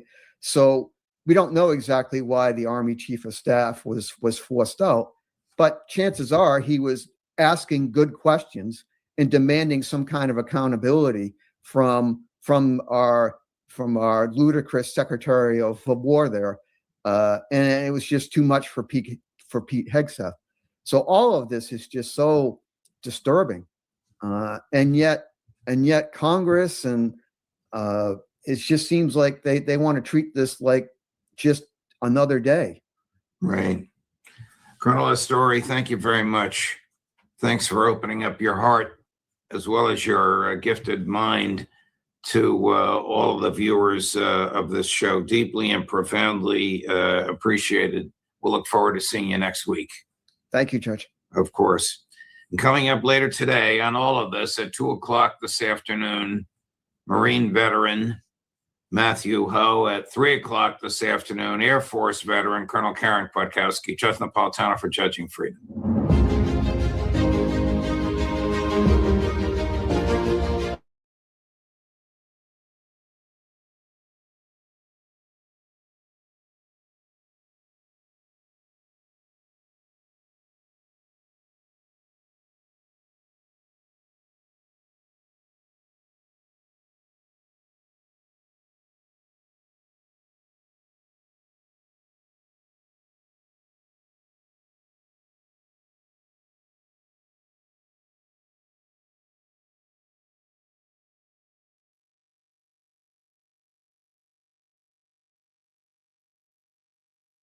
Would he do something nuclear? Because if he doesn't get what he wants in the next 24 hours. Absolutely. Arnab, absolutely not. Because if he does something nuclear, even if Iran hasn't manufactured a bomb in the basement by now, they have 450 kilograms of enriched uranium. They can make dirty bombs and saturate Israel and the Middle East, right? And let me also assure you that if he is mad enough to use the nuclear bomb, you could use it the last time against Hiroshima, Nagasaki, because no other country had the bomb. Today, Russia has 6,200 warheads to your 5,000. Not to in talk the of United North Korea, States. very close to America. You use a bomb today on Tehran, they are going to use a bomb on Kyiv and Odessa the next day. So don't even think about it. Don't even think about it. You will unloose a Pandora's box, which will end up in the third world war, right? So let's forget about that hot air. That's so much bullshit, to be very specific. Could you Arnab, say I that would on like air? the Yeah, he can say Americans anything. to Yeah, my listen show. Yeah. to well-meaning scholars like Robert Pape. Professor Robert Pape. What has he said? He says, let America not confuse tactical successes for strategic victory. Getting 2 pilots out, well done. Good kudos. You lost 7 planes. You gave primacy to the pilot. Excellent. We are with you. But sir, that is a tactical success. What happens if you lose 3 more pilots tomorrow? You want a bomb? You want a bomb? What happens if you lose 3 more pilots tomorrow and another 3 or 4 the next day? It's not ending, it's just starting. And when you put boots on the ground, sir, you create a situation where it is very difficult to extricate yourself from, because then you are well and truly into an escalation trap. The people of the United States don't want it, at least the non-Epstein class. They don't want to get suckered into a never-ending ground war. No. Because that was what Donald Trump had assured them in his election campaign. He had said, no forever wars, no endless wars, no regime change. He's violated each and every one of his campaign trail promises. No, he is 38 not. He days. is absolutely He expected not. this war to be over in 48 hours. I'm sorry, sir. You got it badly wrong. Now admit it and don't reinforce failure. Don't compound the bloody problem. Don't listen to me. Listen to scholars like Professor Mearsheimer. Listen to scholars and well-meaning patriotic Americans like Professor Robert Pape. Listen to Colonel McGregor. Listen to Scott Ritter. Listen to Lawrence Summers. I mean, you name it. Listen to your former army chiefs, your former Navy admirals. They've all told Donald Trump without demur that you put boots on the ground, you are heading for a disaster. Irretrievable disaster. So far, you've gotten away with the He wants to bombing run. campaign. You know,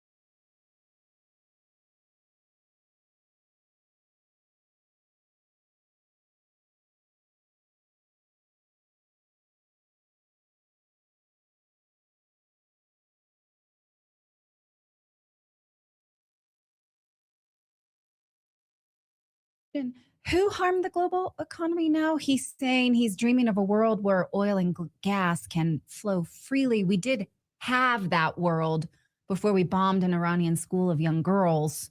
So, okay, that's interesting. What does he mean, though, by tools in our toolkit? Well, the White House PR team is saying, no, silly, he wasn't referring to nuclear, because here is a response to a news headline where, they're saying he implied nuclear weapons, and the PR team saying, literally nothing here implies this, you absolute buffoons. Okay, well, I guess I'm a buffoon too, because that's kind of what I heard. On the ground now, though, the human reality is becoming impossible to ignore. Civilians in Iran began forming human chains on bridges, placing themselves directly in harm's way in what appears to be an act of defiance and self-sacrifice. Are they betting that the United States and Israel will see civilians and show some humanity? I don't know that I would put my life on that bet. And also, just a question, do oppressed people do this? People who want bombing of their country, as President Trump said in a press conference on Monday. Iranians want this bombing to continue.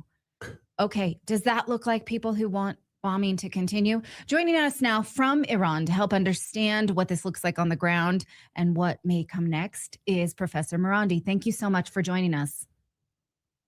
Thank you very much for having me. It's a great pleasure being on your show. And Professor, I should point out, you have a bounty on your head at this point. Unbelievable that there's a pro-Israel, pro-Ukraine group right now has put a $1 million bounty on your head for the capture or your killing. Do I have that correct? And this is, by the way, being promoted openly on X, and it hasn't been taken down? That's right. It's my capture. It's my kidnapping. They didn't say killing, but I assume that once you're captured, then comes the torture and the killing, I guess. And it's being openly promoted on X, and they haven't taken it down. They had it on for a couple of weeks, and then they said they made some excuse saying they removed the sponsor. I didn't quite understand what that was all about. But X, even though thousands of people complained, from my understanding, X not only refused to delete the account, but it also refused to delete the tweet. Unbelievable. Well, why don't we I just talk wanna say about that- the tweet that President Trump has put up? Because speaking of inciting violence, he literally is threatening your entire civilization, your entire nation. How was that received inside Iran? Well, he's been saying that sort of thing for a while now. He's been saying obliterate Iran, and people do take notice. It is being, it's all over social media in Iran, Persian social media. Everything he says is immediately read. What is, I think, most surprising, although maybe you won't be surprised, is that the Western media, even Trump's opponents, The Guardian, the New York Times, whether in Europe or North America, they don't condemn any of this language. They oppose the war and they criticize the policies, but he's basically threatening to carry out the greatest Holocaust in human history by far, and there is no moral outrage. There's no outrage at all among the elites, among journalists. Of course, I mean mainstream or legacy media journalists. I want to ask about the targets that the IDF is starting to destroy. They put up this map and said these are 8 bridge segments, including Tehran, Karaj, Tabriz, Kasham, and Qom. I don't know if that's the right pronunciation. They're saying these are military targets. We took them out. Are they military targets? They're just as much to be considered as military targets as my university. And just yesterday, a university in Tehran was bombed. 3-4 days earlier, another university in Tehran was bombed. And a week before that, a third university in Tehran was bombed, and universities are being bombed across the country. So from the Trump and Netanyahu regime perspective, everything is military. And I assume that those 168 little girls, they were all military targets too. Right. I guess, as they've now said, civilian targets are fair game. So when you see all of these people on these roads and bridges and surrounding different power plants, arm in arm like human chains right now, trying to protect this infrastructure ahead of this deadline in a few hours, do you, I guess, that they are legitimate targets according to the idea?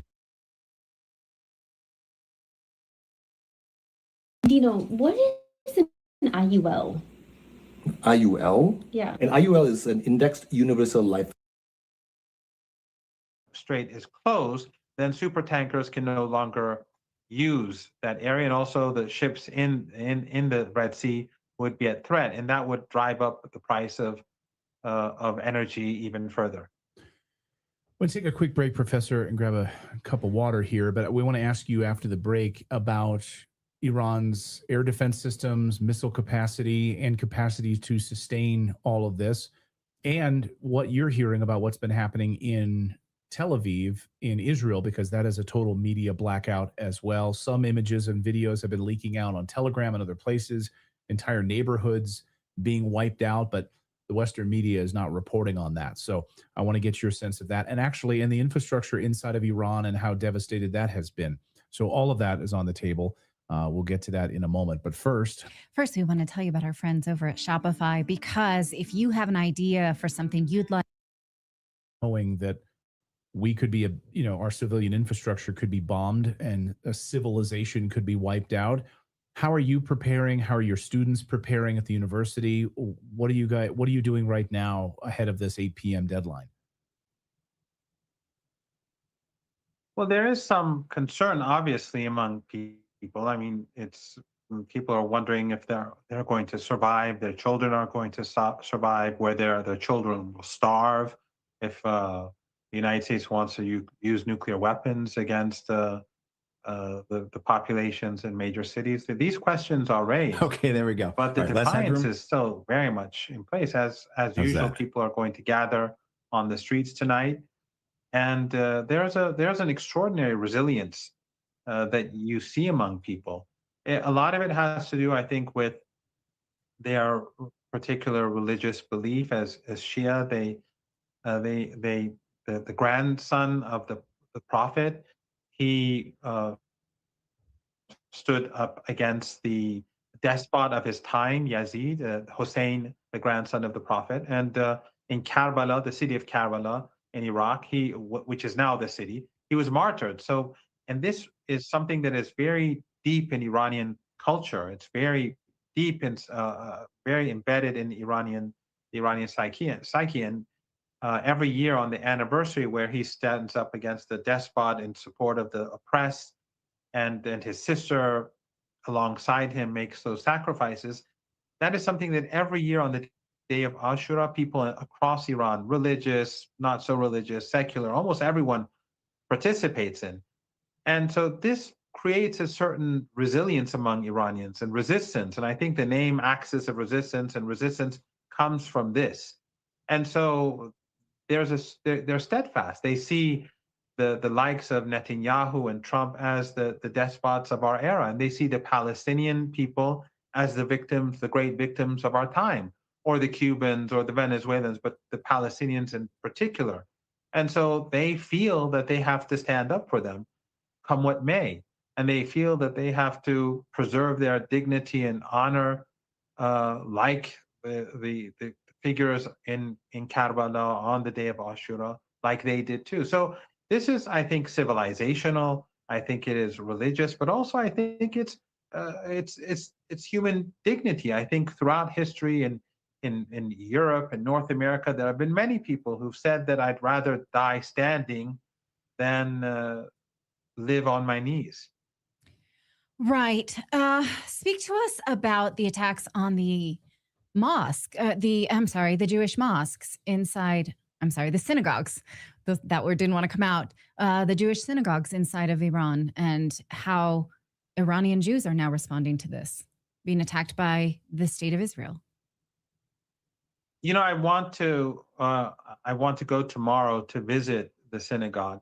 There are quite a few synagogues in Tehran, and there is a Jewish community in Tehran and also in Isfahan.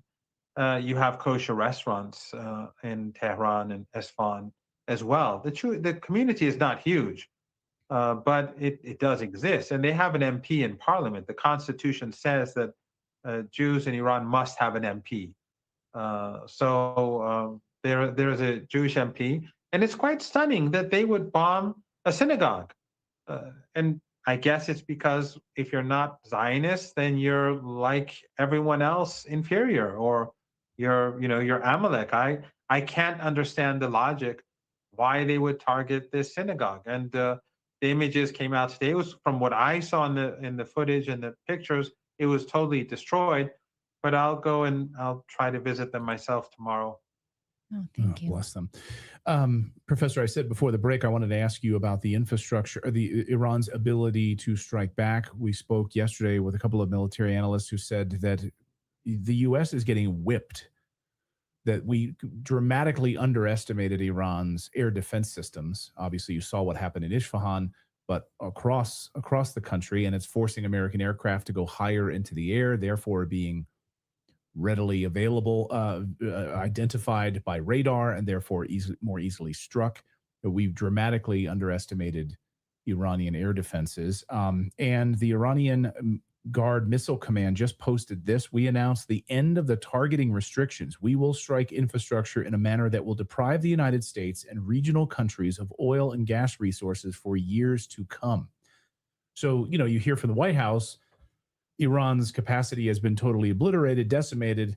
And then you hear from the Iranian Guard Missile Command saying that we're going to strike and it's going to deprive the United States and regional countries of oil and gas for years to come. Is that true? Can they do that? Yes. And Clayton, the problem is that the United States and the West miscalculates Iran on every level. They always like to believe their own propaganda, how unpopular Iran is, how it's about to implode, the people hate it. They repeat the propaganda.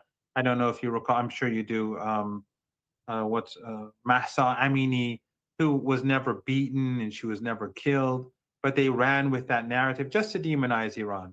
And then more recently, the narrative of tens of thousands of Iranians, peaceful protesters slaughtered, all nonsense. And of course, now we hear Trump himself admit that he sent weapons to these people in Iran. And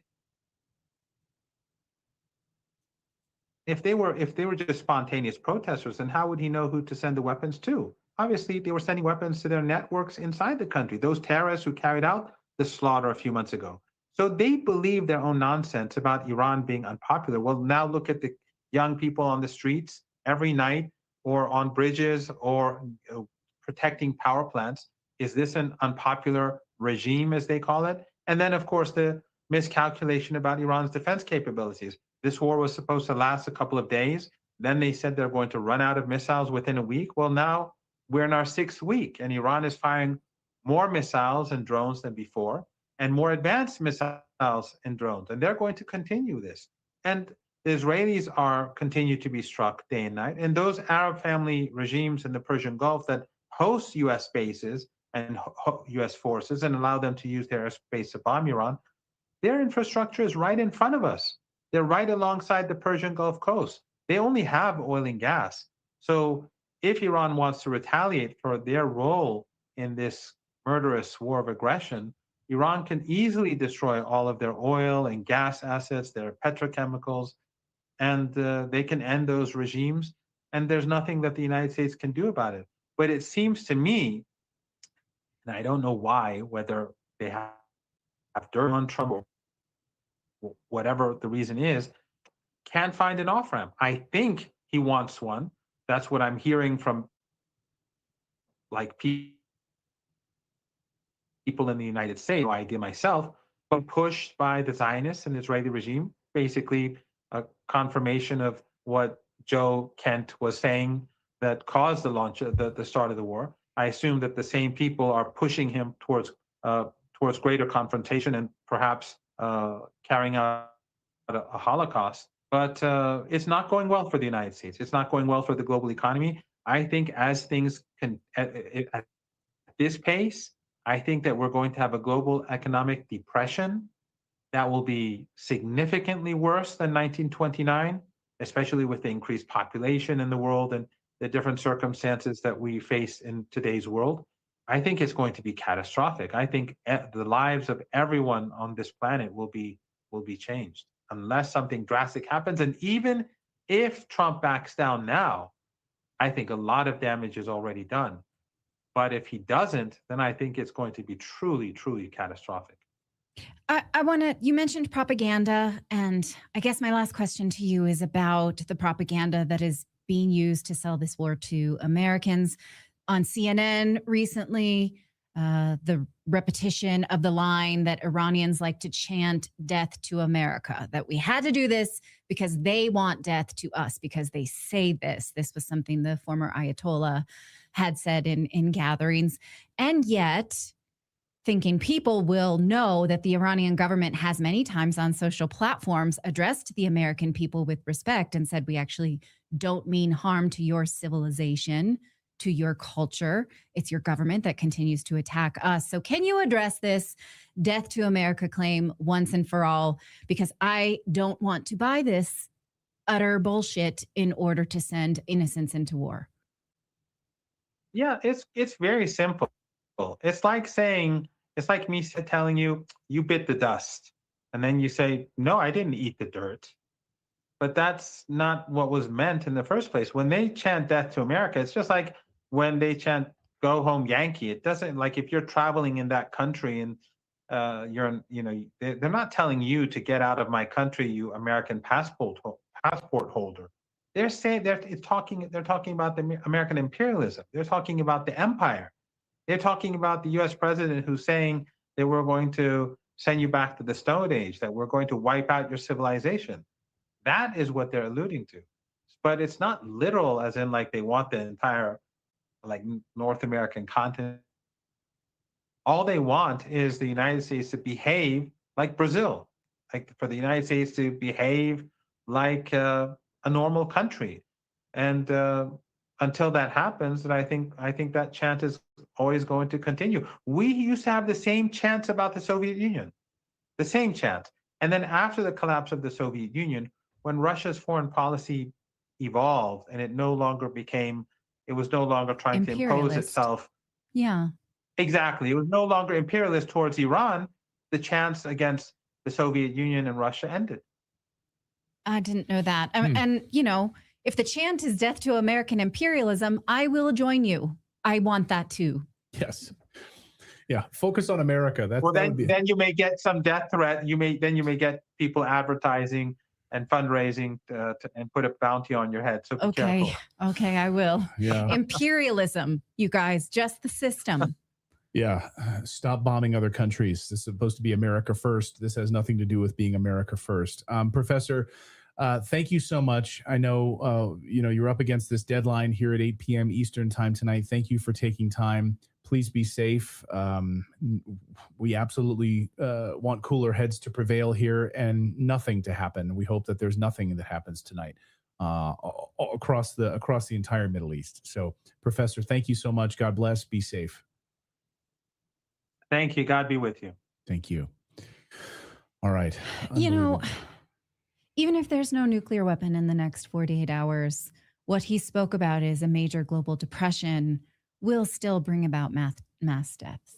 Yeah. I mean, as you heard from Ed Dowd yesterday, former BlackRock, said that we are at the phase now where we're about to see panic buying and a global catastrophe. You're already seeing all, of course, across Southeast Asia, and oil problems and diesel problems, and from Thailand to South Korea to Australia to the Philippines. And when that trickles further into Europe already having massive problems, of course, the United States will not be insulated from this. And we're already seeing diesel prices exploding, how that affects the food supply, farmers' ability to bring food to table, fertilizers, nitrogen, helium, like all of it. It's not just like gas prices. It's a global economic shock that we are facing. And now you see, just a few minutes ago, we're seeing members of Congress calling for the 25th Amendment to remove the president of the United States. We'll see where that goes. Ro Khanna. Okay, assholes, but you refused to revoke his continued escalation in the war in Iran. That went to the Congress. It was voted down. You could have stopped this. So now you're going to do something when you failed to before. They're all performative idiots. Yeah, and you know exactly who they are. Yeah, I mean, you can't refuse to vote. To pull the funding out of this. But like, yeah, go ahead, crazy guy.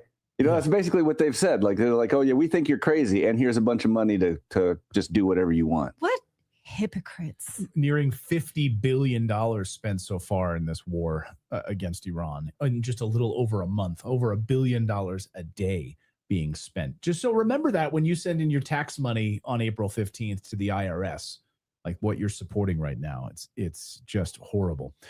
All right, coming up, we're going to be joined by Captain Matthew Ho from the Eisenhower Media Institute to talk about this war, the military side of this, to get his analysis. I think his analysis has been spot sort of a permanent occupation of parts of Iran or total devastation for these soldiers. We saw sort of the bravado of this Isfahan operation. I don't know who in the White House is like telling the president, hey, this is going to be great. You're going to go capture uranium in some underground tunnels. We got it all mapped out, Mr. President. No, don't worry about it. We got it all figured out. And then all these aircraft get shot down. And then SEAL Team 6 has to be redirected to go rescue individuals. It was a total disaster. Who told him this? Who told him it would be an easy operation? And then you have this. Captain Matthew Ho from the Eisenhower Media Institute joins us now. Really one of the clearest, concise brains on this entire boondoggle that we've been witnessing and able to cut through a lot of the fog. Captain, great to see you again. Welcome back to the show. Well, thank you for having me back on. It's good to be with you. So when you look ahead of this deadline this evening, 8 p.m., and you see the military, you see the movements among the U.S. military, right? What are you expecting? I'll just sort of put it in your lap right now. What do you expect to happen? And do you think that any kind of cooler heads are going to prevail this evening? This is the problem we have. We're dealing with a madman. We're dealing with a mad emperor. And the idea that we can look at this through logical, rational, reasonable chains of thought is just not possible. But certainly, I think if this deadline is hit and Trump orders the end of the Iranian civilization, as he threatened to do today in his social media posts, I don't think that means nuclear weapons. I think he's being hyperbolic as he usually is. But I think it means, though, the attacks on Iranian infrastructure that have been threatened and that we've seen carried out already in the last 24 hours. We've seen large-scale strikes on Iranian railroad junctures, as well as continuous strikes on bridges. That would continue. And then I think you'd also see the expansion into the promised attacks on power plants, as well as other infrastructure. You've seen everything from, in the last couple of days, petrochemical facilities to pistachio warehouses being hit. And then the expectation is the Iranian response that you all have been speaking about very well for the last month, that many others have been warning of, that the people have been warning about this for years. I went back and looked at something I wrote back in 2024, warning about just this possibility that we would be standing on the edge of a regional war that would have global implications. And so certainly if the Iranian retaliation is what we should expect it to be, because if anything we could say about the Iranians, they are sincere. So they do strike all those targets or attempt to strike all those targets. Well, one, you're going to have the stopping of production of energy like this world has never seen before, as well as all the byproducts that you brought up before, plastics, fertilizer, helium. And now the world is going to be not concerned about a global recession, but about a global depression. And so we are standing on the edge of something here that the lack of, well, there's madness, but there's also, too, a complete lack of humility, a vainglory that has populated the American empire for so long. And that has brought us to this point now. I want to ask about what Vice President J.D. Vance said over the last 24 hours, that we have tools in our toolkit that we have never deployed, and we may do that. Now, the White House says he doesn't mean nuclear. What could he mean?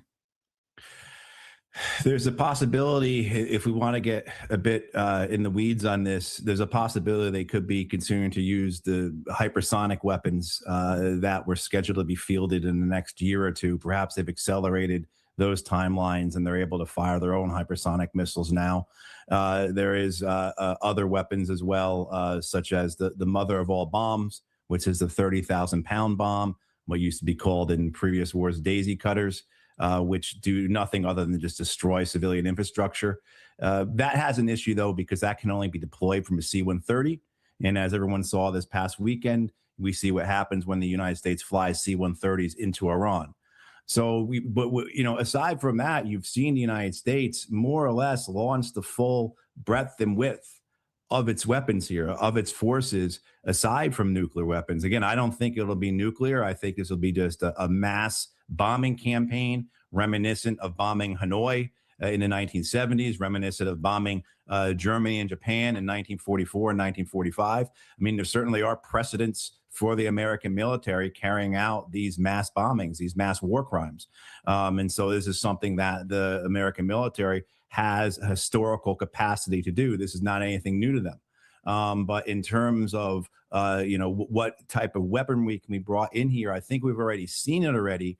I think what you're going to see, though, is just a greater application on it onto these high profile, highly visible infrastructure. I mean, one of the issues you have when you start striking the power plants is everything shuts down.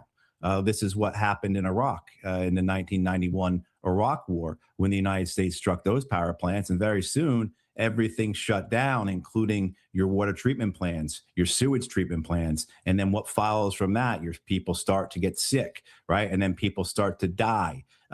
So the implications on this are really diabolical in the sense that, yes, of course, striking these plants turns off the lights. It makes hospitals unable to function. Babies in the NICU are going to die because their incubators no longer have power. But then there's the longer term thing where as this drags on, as the months go on, people are now dying in the thousands upon the thousands because those things such as water treatment plants or sewage treatment plants aren't able to function. So there's an evil, and people who know me know I don't like using that word, but there's a real evil here, particularly when you're trying to figure out what the hell is the objective. What is the purpose in all this? Yeah. And now are we just at the point where we're going to mass murder Iranians for the point of trying to escape humiliation?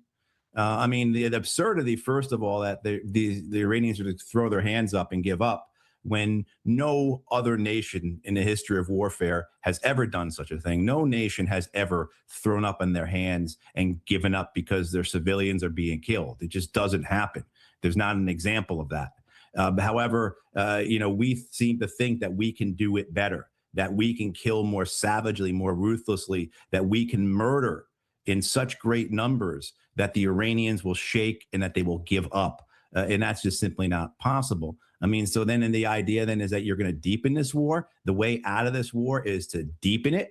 The way out of this war is to become further entangled in it. This is the mindset of the people we're dealing with here. So it's just not the non-compos mentis, the mental incapacity of the president of the United States, but it's also, too, the half-wits that surround him that think that this is structurally a good way to wage war, that strategically this is the way to achieve our objectives. Again, whatever those objectives tend to be that day.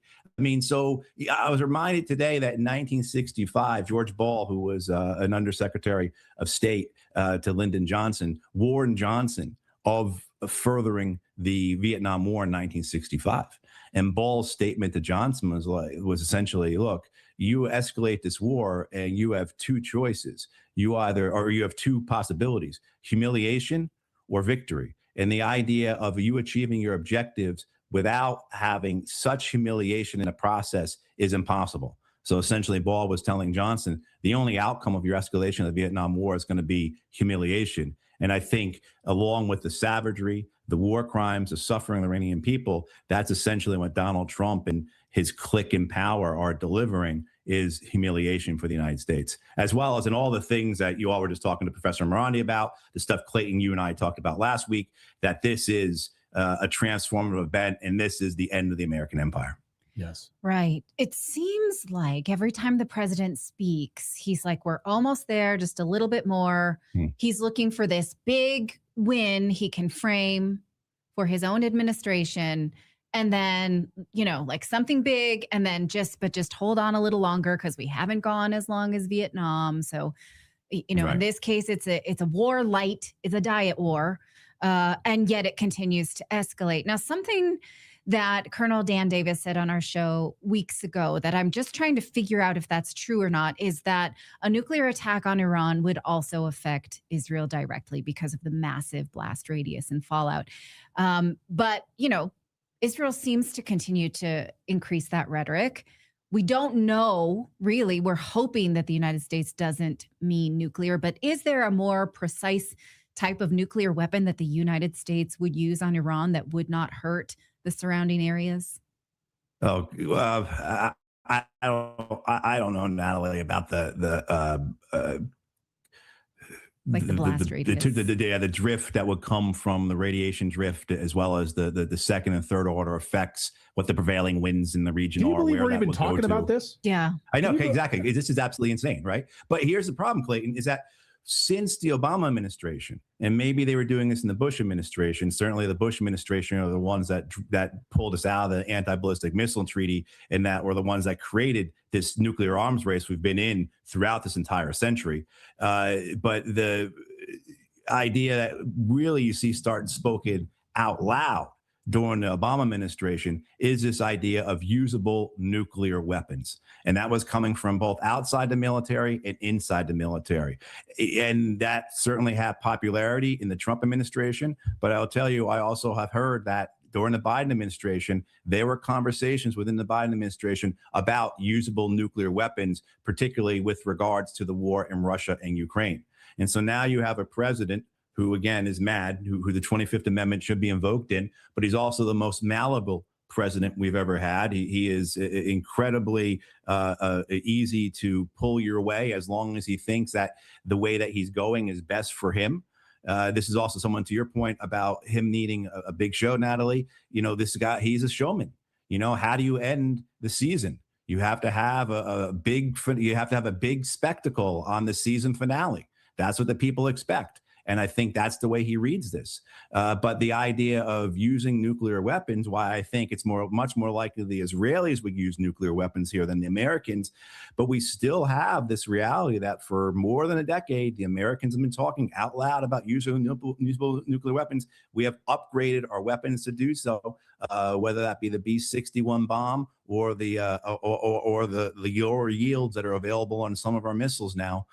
So you do have the possibility of using a weapon that would be smaller than the Hiroshima bomb. I think the B-61 could be dialed to about 5 times smaller than the Hiroshima bomb. So you're talking about roughly 3 or 4 kilotons. I think it can be dialed down to. There are ideas that with putting the nukes back onto the Tomahawk missile or on the newer air-launched cruise missile, which will be coming into service, that could be even less than that. You're talking not even in the kiloton range, so substantially smaller than Hiroshima bomb. And just for people's reference, the Hiroshima bomb was 15 kilotons. On our submarines, we have 2 types of warheads. One are about 150 kilotons, and the other is roughly 350, 400 kilotons. So to give you an idea in terms of our regular nuclear weapons, how big those warheads are compared to the 15 kiloton Hiroshima bomb. So just on the smaller, say, warhead on our nuclear submarines, you're talking about a weapon that's 10 times more powerful than Hiroshima. But we also have these weapons that can be dialed back, as you can call it, and that have smaller explosive force than Hiroshima that leave these people in power, whether they be in the military or they be civilians, to think this is something that we could use, that we can manage this. There wouldn't be this fallout. Radiation wouldn't be blown by the winds. The blast radius would be compact. And so if we used it against Isfahan or Fordo or Natanz, right? I mean, the idea of like, maybe we'll use a nuclear weapon to hit these nuclear sites to seal them forever. If we can't get Delta and our SEALs and Rangers in to rob the uranium from the uranium from the Iranians, then we'll blast it with a nuke and then it'll seal it forever. They'll never be able to go in there and get it. Maybe that's the thought that they're thinking about. I mean, what you know, I mean, they have a lot of options to them, but you know, to me, the Israelis remain the most dangerous in the sense, particularly if this war goes into this next phase where the Iranians, and no reason to believe they're not sincere, carry out on their attacks on infrastructure. And certainly they start hitting, say, Israeli desalination plants, Israeli power plants. I mean, the Israelis are very reliant upon their desalination plants, and they are essentially, as they're called, an energy island. So they are isolated in terms of energy. They certainly have natural gas and everything that they use to provide their own power sources. They don't import much energy anymore. They do import oil and coal and such, but most of their power plants are fueled by natural gas. But say you knock all that offline. And now, as we start to realize that, you know what, this storyline about the Americans and Israelis decimating the Iranians' ability to carry out missile and drone attacks, didn't we knock out 95% of their missile and drone launchers? How come they haven't run out of missiles and drones yet? All these storylines, right, that keep populating. Now, all of a sudden, oh, shoot, those storylines are false. And the Iranians actually have missile and drone dominance over the Israelis and the Americans. The Israelis have lost their power plants, their desalination plants. You could speculate on other things. I'm speculating here, of course. But now the Israelis have their back against the wall. And is this an aspect of their Samson doctrine that they then put into play to utilize nuclear weapons to cause that mass harm to their enemy, but also to use the nuclear weapons to ensure their dominance? I mean, this is why the Israelis have nuclear weapons. They didn't start building nuclear weapons in the 1960s because they were afraid of the Soviets' nuclear weapons. They built these nuclear weapons to have dominance throughout the Middle East. That's why they have them. And if anyone thinks the Israelis won't use a nuclear weapon after we've seen their genocide in Gaza, after we've seen them put into place the Dahia Doctrine and bomb Beirut, level whole apartment blocks, I don't know what to tell you if you don't think the Israelis are capable of using a nuclear weapon. And if you think anyone thinks there's any type of political opposition to the United States that's meaningful, I mean, you guys know this. If the Israelis use a nuclear weapon, the House of Representatives would probably write up a resolution congratulating them. Oh, of course. And well, Tucker Carlson reporting, you know how plugged in Tucker Carlson is to the White House, very close with J.D. Vance and others inside the White House. He flat out said that Trump is considering using nukes on Iran. I just want to play this quick soundbite. Take a listen. Making. It is the logic of escalation in this war because in some sense, Mark Levin is right. We are not going to open the straits with the United States Marine Corps, the 82nd Airborne, or the Tier 1 operators that everyone on cable news seems to know so much about. The Tier 1 operators, Tier 1. Just guys, like some of the best guys actually in America could be killed in this. That's a better way to put it. It's a more real way to put it. They are not going to open the strait. And so unless somebody puts the brakes on right away, we're going to wind up in a place that we can't even imagine. Not just Iran, us and the rest of the world. And so that means, because this is obvious to anyone who's paying any attention, that if you work in the White House or in the U.S. military, now it's time to say no, absolutely not. And say it directly to the president, no. In case you're thinking about using some weapon of mass destruction against the population of Iran, in whose name we liberated Iran, we killed their religious leader for their benefit. Do you remember that? This was last month. Those people who are in direct contact with the president need to say, no, I'll resign. I'll do whatever I can do legally to stop this because this is insane. And if given the order, I'm not carrying it out. Figure out the codes on the football yourself because everything hangs in the balance right now. This is not his. Yeah. So do you see that happening? Members of the military saying, sorry, Mr. President, we're not going to carry this out. We're not doing this. This is madness. I mean, I think you might have that in ones or twos, but I think the vast majority of the U.S. military will carry out the orders that they're given. From the many of these men and women are in a bubble, right? They think what they're doing is the right thing. They think that they have the white hats on in all of this. They're not watching programs like yours. Many of them believe that the orders are lawful, and the way they think they're going in to actually save the 45,000 people that were supposedly killed. You know, they've been propagandized. Right. Yeah. We had a test run in Venezuela. Yes. Right. Yeah, absolutely. I mean, the thing I point to all the time is that 3 years after the invasion of Iraq, so you're talking February, March of 2006, Zogby International did a poll of American Marines and soldiers in Iraq, and it found that roughly 3/4 of those Marines and soldiers in Iraq, again, 3 years after the invasion, 4.5 years after the 9/11 attacks, believe that they were in Iraq because of the 9/11 attacks. They believe that they were in Iraq because Saddam Hussein and Iraq were involved in the 9/11 attacks, and that they were in Iraq to prevent another 9/11. I mean, that's 3/4 of the Marines and soldiers in 2006 believe that. Wow. Right. I mean, and by that time, that lie had been well established, well debunked. Right. But that's what the forces there on the ground believed. And so I think you probably have a lot of men and women who believe they're doing the right thing. And Carlson's point is really poignant about these guys who are in, these men and women who are in our special operations community, these men and women who pilot these aircraft in the support roles. These are people that, can you imagine what they would be doing for their communities? I mean, you have 20-year-olds right now on an aircraft carrier at sea who are working nonstop in night through all kinds of weather on the top of a ship halfway around the world, loading bombs onto planes. 20-year-olds. What could we have those kids do here at home? Right? What could they be doing for the communities? I think that's the worst thing about all this. You see the 13 dead Americans from this war already, the hundreds that are wounded, many of them who were wounded for life. What could they have done for their communities? I think about the guys I knew, my friends in Iraq and Afghanistan. I think about them and how good of people they were, and they believed in this war, and they were wrong and they were foolish for doing so. But the reality was, imagine what they could have done for their communities. And the same on the Iranian side.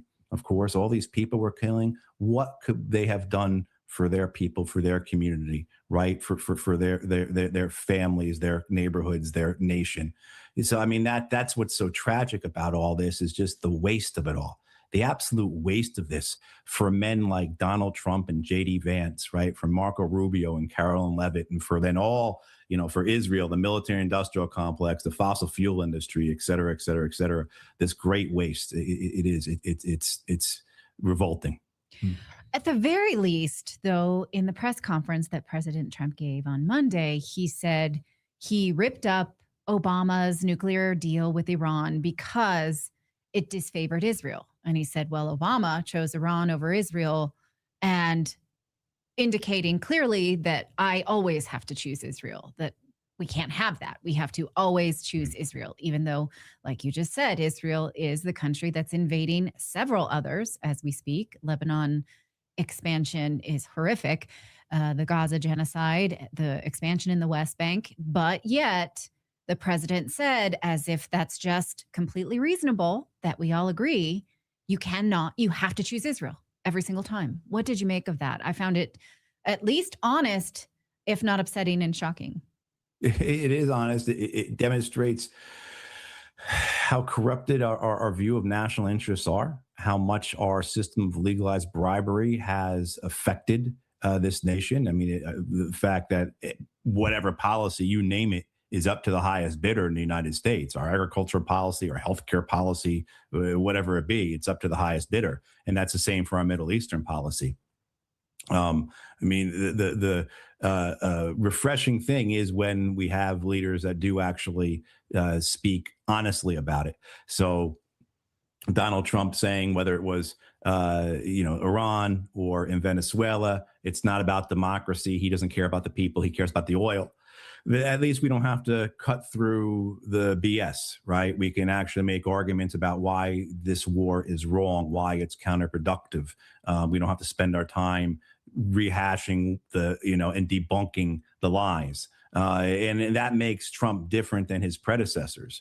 But certainly you look at the Biden administration, their favoritism to Israel, their ability to protect Israel, their willingness to protect Israel, do whatever it can. During the Biden administration, more than 1,000 large aircraft, C-17, 747s, and more than 250 cargo ships arrived in Israel, providing bombs and weapons and munitions and vehicles to ensure the Israelis could carry out their genocide in Gaza. It's something like every 15 hours, an American plane or an American ship during the Biden administration arrived in Israel, providing supplies for the Israeli army. I mean, so you do have this degree of crassness, this grotesque reality we're living in right now with Donald Trump. But you also have to remember that this didn't appear out of nowhere. this is sequential. This is built. And even Barack Obama's treaty with Iran, which I'll give him all credit for, you saw how little, though, he had a tenuous relationship or a fractious relationship with the Israelis, Obama, but you still see how much they allowed them to get away with and how much they gave them. The current memorandum of understanding, where we give Israel more than $3 billion a year for their military, aside from what we've given over the last few years during these wars. But just the run of the mill every year, we're giving you more than $3 billion. That was Barack Obama's deal.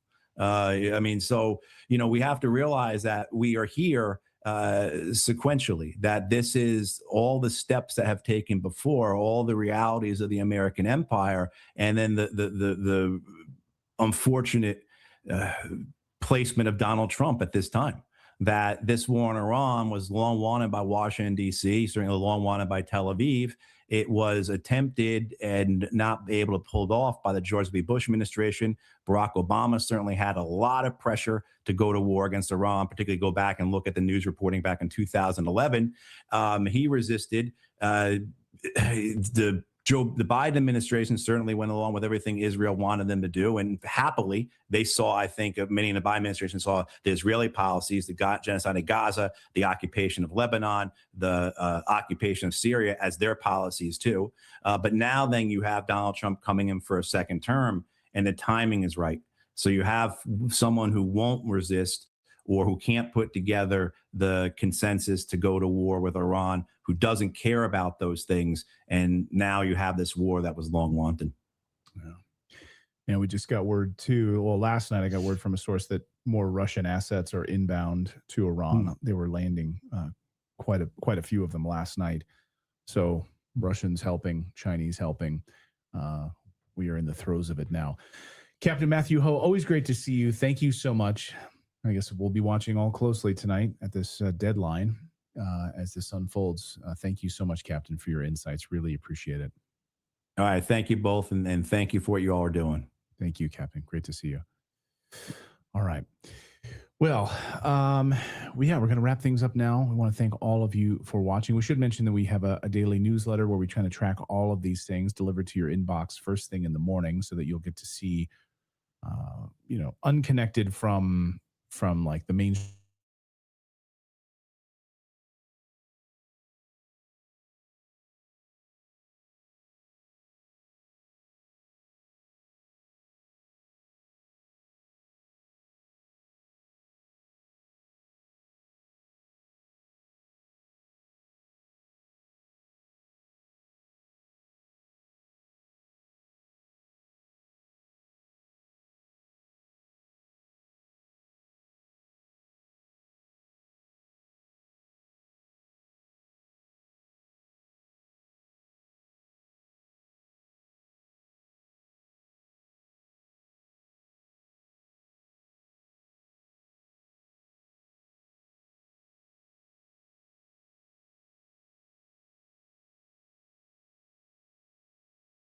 We are talking about a seismic shift in naval warfare, a moment where the world's most expensive war machines were humbled by precision, faith, and the will to resist. Iran just attacked a U.S. warship carrying thousands of Marines. And could this mark a dangerous new phase in the conflict? Because according to Iranian sources, a massive American assault ship was targeted, hit, and forced to retreat. The IRGC claims that it has struck the US's gigantic assault ship. Iran's Islamic Revolutionary Guard Corps has claimed that it carried out a strike on a U.S. amphibious assault ship identified as the USS Tripoli. Just hours ago, the Iranian military executed a breathtaking operation in the strategic waters of the Arabian Sea, targeting the mighty American helicopter carrier and amphibious assault vessel, the USS Tripoli, designated LHA-7, forcing this 45,000-ton behemoth to turn tail and retreat deep into the southern Indian Ocean. According to official statements released through Iranian military channels, this was not merely a warning shot. This was a rapid missile attack that directly struck the vessel while it was transporting over 5,000 U.S. Marine Corps infantry fighters. A direct hit that sent a clear message. The era of the United States dictating terms in our waters is over. This attack designated as the 98th wave of Operation True Promise 4, marks the first time the Iranian military has openly forced a major American amphibious assault ship to abort its mission under fire. And the details emerging from Tehran paint a picture of a coordinated, multi-layered assault that exposed the hollow arrogance of the Pentagon's global reach. But before we dive deeper into the flames of that strike, I want to ask you to do something that costs you nothing, but means the world to honest journalism. Hit that like button, share this video with every friend and family member who is tired of watching their tax dollars burn in failed imperial adventures, and drop a comment, even if it is just a dot or better yet, write Iran victory to push this video past the algorithmic censorship. If you haven't already, smash that subscribe button, because we are the only ones telling you the truth about the resistance, and we need your support to keep fighting the propaganda machine. All right, let us get into the gritty details of what just went down in the Arabian Sea, because this story is deeper than just a single missile launch. The USS Tripoli, this so-called America-class assault ship, is not just any boat. To understand the humiliation of this retreat, you have to understand the sheer destructive power that the Americans intended to project. This ship, commissioned as recently as July of 2020, is a floating fortress designed specifically for aviation warfare. Unlike older assault ships, the Tripoli was built without a well deck for landing craft, sacrificing that capability to pack more aircraft onto its flight. Ben Verified found money that was owed to me, and all I had to do was claim it. I used Ben Verified's unclaimed money tool to find a lot of money that I didn't even know I could get. All I had to do was type in my name and states where I've lived, and the unclaimed money tool found all these refunds, overpayments, and other money owed going back over 20 years. To its flight deck. We are talking about a vessel that can carry up to 20 F-35B Lightning stealth fighters, transforming it from a mere troop transport into a fully fledged mini aircraft carrier capable of launching airstrikes deep into sovereign territory. The name Tripoli itself is an insult to history, named by the U.S. Navy to honor the Battle of Dern in 1805, a colonial battle against the Barbary states, and the ship carries the motto, "In the air, on land and sea," boasting a reach that extends over 800 feet in length. Speed. When the U.S. dispatched this vessel to the region, they weren't sending a diplomat, they were sending a battering ram, specifically aimed at projecting power over the Persian Gulf Islands and threatening a ground offensive against Iranian soil. For years, these ships have been used as the tip of the spear in American interventions, transporting thousands of Marines to the shores of Iraq and Afghanistan, acting as floating bases for helicopter assaults and vertical envelopment strategies. The military doctrine behind the LHA-7 is to get close to the shore, launch a swarm of Osprey tilt-rotor aircraft and attack helicopters and establish a beachhead before the enemy can even react. That was the plan here, to park this monster near the Strait of Hormuz and intimidate the Islamic Republic. But the Iranians, with their deep understanding of asymmetric warfare, turned the tables in a way that the Pentagon's war games never predicted.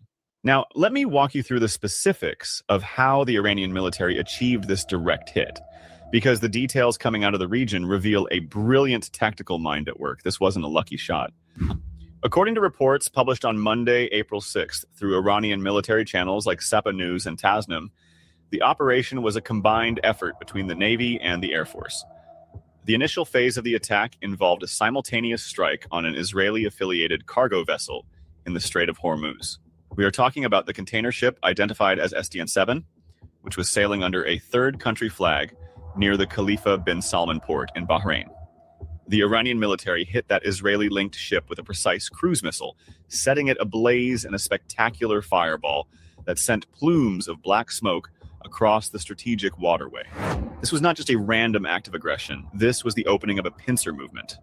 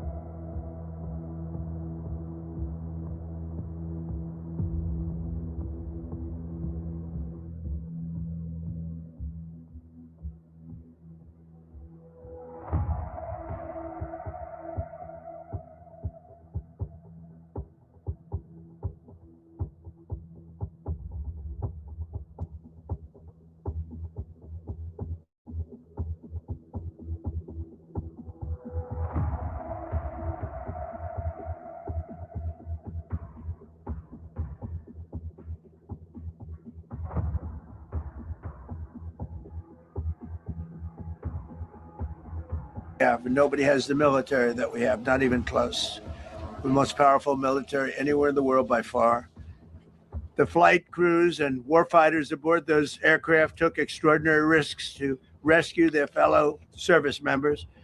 This first wave of search and rescue forces successfully located the pilot of the F-15, and he was extracted from enemy territory by an HH-60 Jolly Green II helicopter. Fabulous machine as our warriors faced gunfire at very close range. It's amazing that when you look at the machinery, what happened, that nobody was even injured.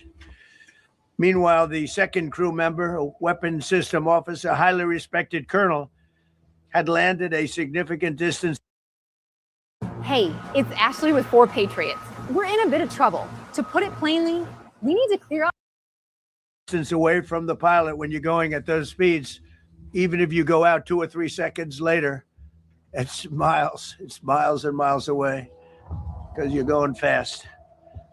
He was injured quite badly and stranded in an area teeming with terrorists from the Islamic Revolutionary Guard Corps rough group, as well as besieged militia and local authorities. Many, on top of everything else,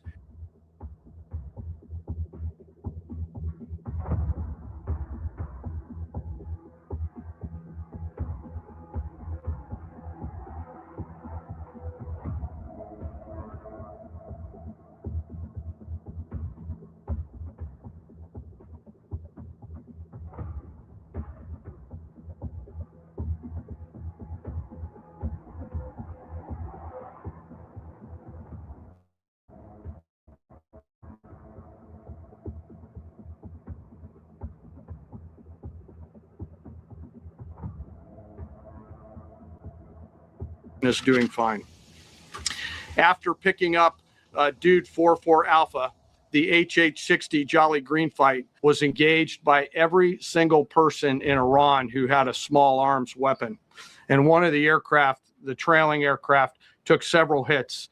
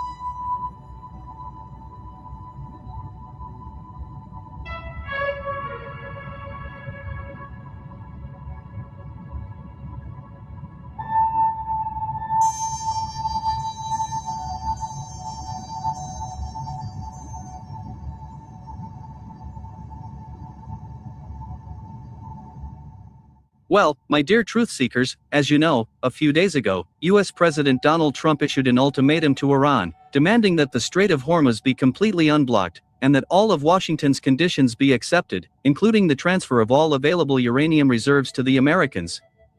According to Trump, if Tehran refuses to comply with all these demands, the United States will unleash hell on Iran, sending the Islamic Republic to the Stone Age.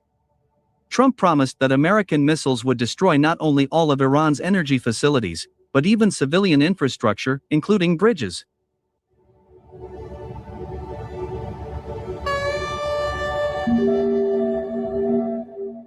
By the way, it's worth noting that Trump's ultimatum expires on Tuesday. That is, literally in a couple of hours. At the same time, Donald Trump continues to assure everyone that he is allegedly conducting serious negotiations with the Iranian authorities, and that on Tuesday, April 7th, Tehran may sign an agreement with Washington. However, Trump's statements about the ongoing negotiations with Tehran were refuted not only by Iran, but also by Washington's intermediaries: Turkey, Egypt, and Pakistan. In particular, on April 4th, the Pakistani authorities officially announced that despite all the efforts of Islamabad, Iran refused to negotiate with the United States, rejecting all of Trump's demands. Against this backdrop, a reasonable question arises. Who exactly is Donald Trump negotiating with? Perhaps Trump is negotiating with the same imaginary person with whom Joe Biden was constantly greeting on the stage. There is a good chance that we will make a deal. But if Iran refuses, then I will blow up everything there, Trump said.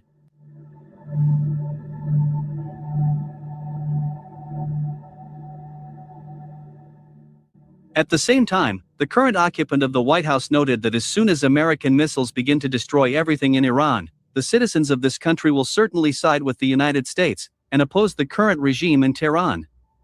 Honestly, I don't quite understand Trump's logic. The United States has already been bombing Iran for more than a month. And during all this time, none of the Iranian citizens supported Trump's actions. Well, my dear friends, seeing such meaningless statements by the US president, it becomes clear that Trump is simply trying to get out of the current situation by telling American journalists fairy tales about non-existent negotiations and how ordinary Iranians support the United States in its quest to overthrow the current regime.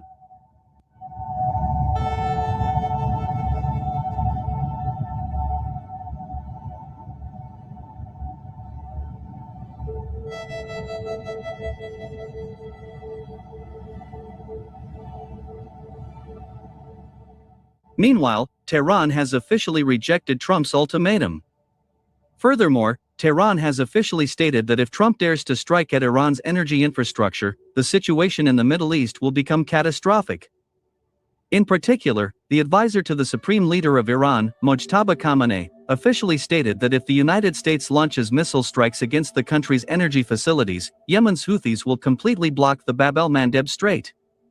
It is noteworthy that Yemen's Houthis have already confirmed their readiness to attack all ships in this strait, as soon as the appropriate command from Tehran arrives. Furthermore, Iran also rejected Trump's proposal for a 45-day ceasefire. The official statement says that Iran does not need a temporary ceasefire, but only a complete cessation of the war.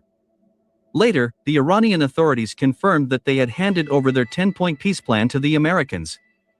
According to them, if the Americans really want to stop the war, then they must accept this peace plan. It is worth noting that among the 10 points of this peace plan, there are also Iran's previously outlined demands. For example, the lifting of all economic sanctions against Iran, the payment of reparations for damage caused, and the establishment of rules for safe passage through the Strait of Hormuz. It is noteworthy that Donald Trump has already commented on this Iranian peace plan, calling it not good enough, but substantial. By the way, a few minutes ago, Trump extended his ultimatum against Iran for another 20 hours. It appears that Tehran's threats to close the Bab el-Mandeb Strait had a sobering effect on President Trump. It seems that the 47th President of the United States has really begun to understand the seriousness of the situation, from which escape is impossible without losing face.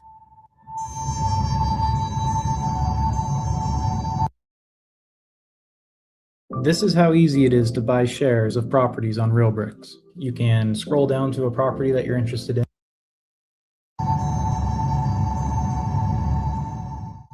Meanwhile, Iran has officially acknowledged that the head of the intelligence organization of the Islamic Revolutionary Guard Corps, Major General Majid Kademi, was killed during a recent missile attack by the American-Israeli coalition. It is noteworthy that right after that, the IRGC attacked the joint UAE-Israel Drone Assembly Center, located at the American Ali Al Salem base in Kuwait. Furthermore, Iranian missiles also rained down on a weapons factory in Abu Dhabi. It is well known that this plant belonged to the company Ranin Systems, and was engaged in the production of components for radars of American air defense systems, such as Patriot and Terminal High Altitude Area Defense.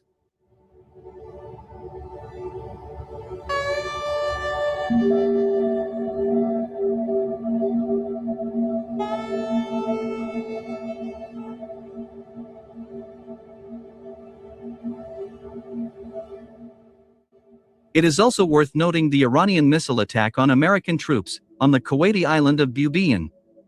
As it turned out, the IRGC attacked this island right after the Americans deployed satellite communications, a control center, and interception systems there, to continue military operations against Iran. It is reported that during this missile attack, the U.S. forces lost not only valuable equipment, but also 8 soldiers.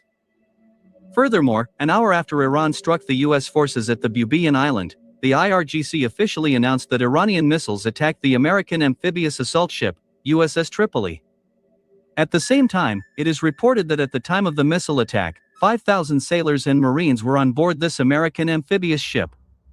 The official report says that right after this Iranian attack, USS Tripoli was forced to stop and flee to the southern part of the Indian Ocean. Unfortunately, as of April 7th, there is still no accurate information about whether this amphibious ship has received any damage, and whether there are any casualties among the American servicemen.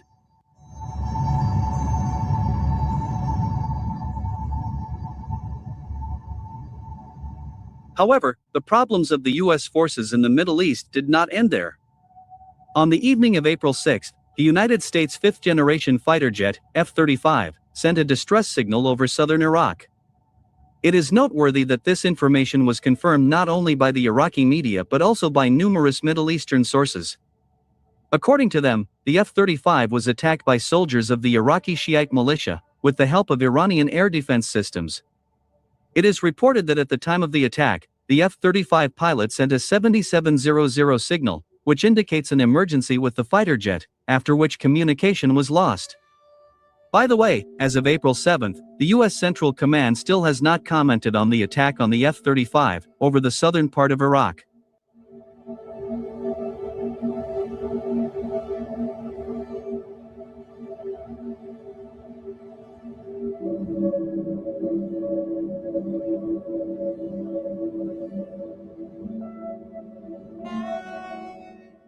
Meanwhile, on April 5th, fighters of the Lebanese Hezbollah attacked the Royal Navy guided missile destroyer, HMS Dragon, in the Mediterranean Sea.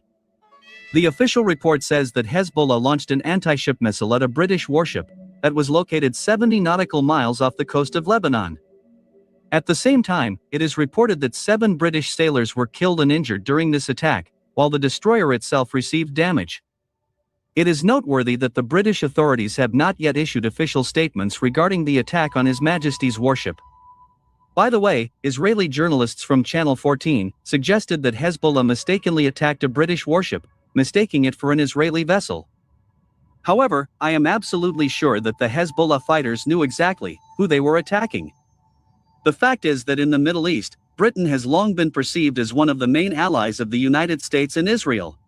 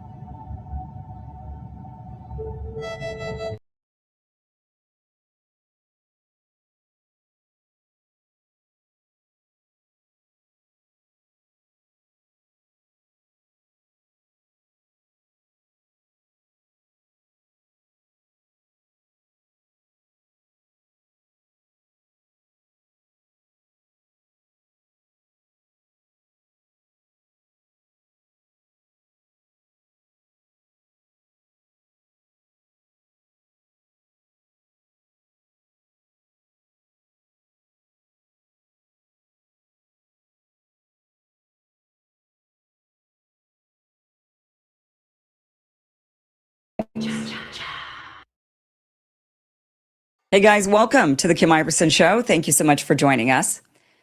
So I want to walk through something with you slowly because what's happening right now is so extreme, so outside the bounds of what we should consider normal that I think most people are almost not processing it. This isn't just another headline. This isn't just another foreign policy debate. This is potentially one of the most consequential moments of our lifetime. So let's start with what was actually said. The United States President, Donald Trump, posted, "A whole civilization will die tonight, never to be brought back again." A civilization, not a military target, not a specific regime, not a tactical objective, a civilization. And I want you to really think about what that means because we throw around words like Iran as if we're talking about a government, but we're not. We're talking about one of the oldest continuous civilizations on Earth. Iran, historically known as Persia, goes back thousands of years.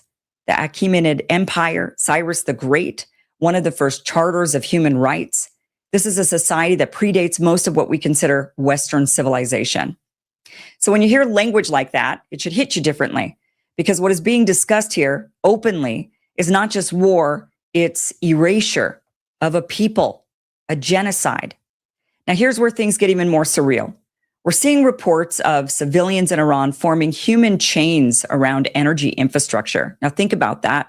Regular people, young people, putting their bodies in front of potential targets, not because they believe they're about to be hit, not because they're putting their children in danger, but because they believe the United States is still moral enough to not hit them if they're there. That's what they believe about us. They fundamentally still believe in goodness. And at the same time in Israel, a major network, Channel 13, is reportedly running a countdown clock tied to Trump's 8 p.m. deadline. A countdown clock, like it's a New Year's Eve celebration, just waiting to celebrate the annihilation of an entire people. So we've entered a moment where the possibility of a genocidal act is being treated like a celebratory event. So which group are the good guys? And if that doesn't unsettle you, it should, because historically, this is how things spiral. You get rhetoric first, then you get inevitability, then you get action. And once that line is crossed, everything changes. We've seen this pattern before. In 2003, the United States invaded Iraq under the justification of weapons of mass destruction. Those weapons were never found. But what did happen? Hundreds of thousands of people dead, a region destabilized for decades, the rise of extremist groups that didn't exist before. Then Libya, another regime change operation. Gaddafi was removed and the country collapsed into open-air slave markets and factional violence. These are not ancient examples. These are recent. These are within our lifetime. And every single time the promise is the same. This will be quick. This will be necessary. This will lead to something better. And every time the reality is far more complicated and far more devastating. So when you hear language about complete and total regime change, you have to ask based on what track record? Because the historical record does not support the idea that this ends cleanly. And then there's something else happening right now that I think is incredibly important. Tucker Carlson, not someone who typically breaks from Trump, is now publicly saying that people inside the White House should consider refusing certain orders. The argument that it's actually much more humane to kill tens, hundreds of thousands, millions of civilians than it is to fight it out with the Marine Corps on the rocky shores of mainland Iran. That's the argument. But it's not just the argument that one guy in cable news is making. It is the logic of escalation in this war because in some sense, Mark Levin is right. We are not going to open the straits with the United States Marine Corps, the 82nd Airborne, or the Tier 1 operators that everyone on cable news seems to know so much about. The Tier 1 operators, Tier 1. Just guys, like some of the best guys actually in America could be killed in this. That's a better way to put it. It's a more real way to put it. They are not going to open the strait.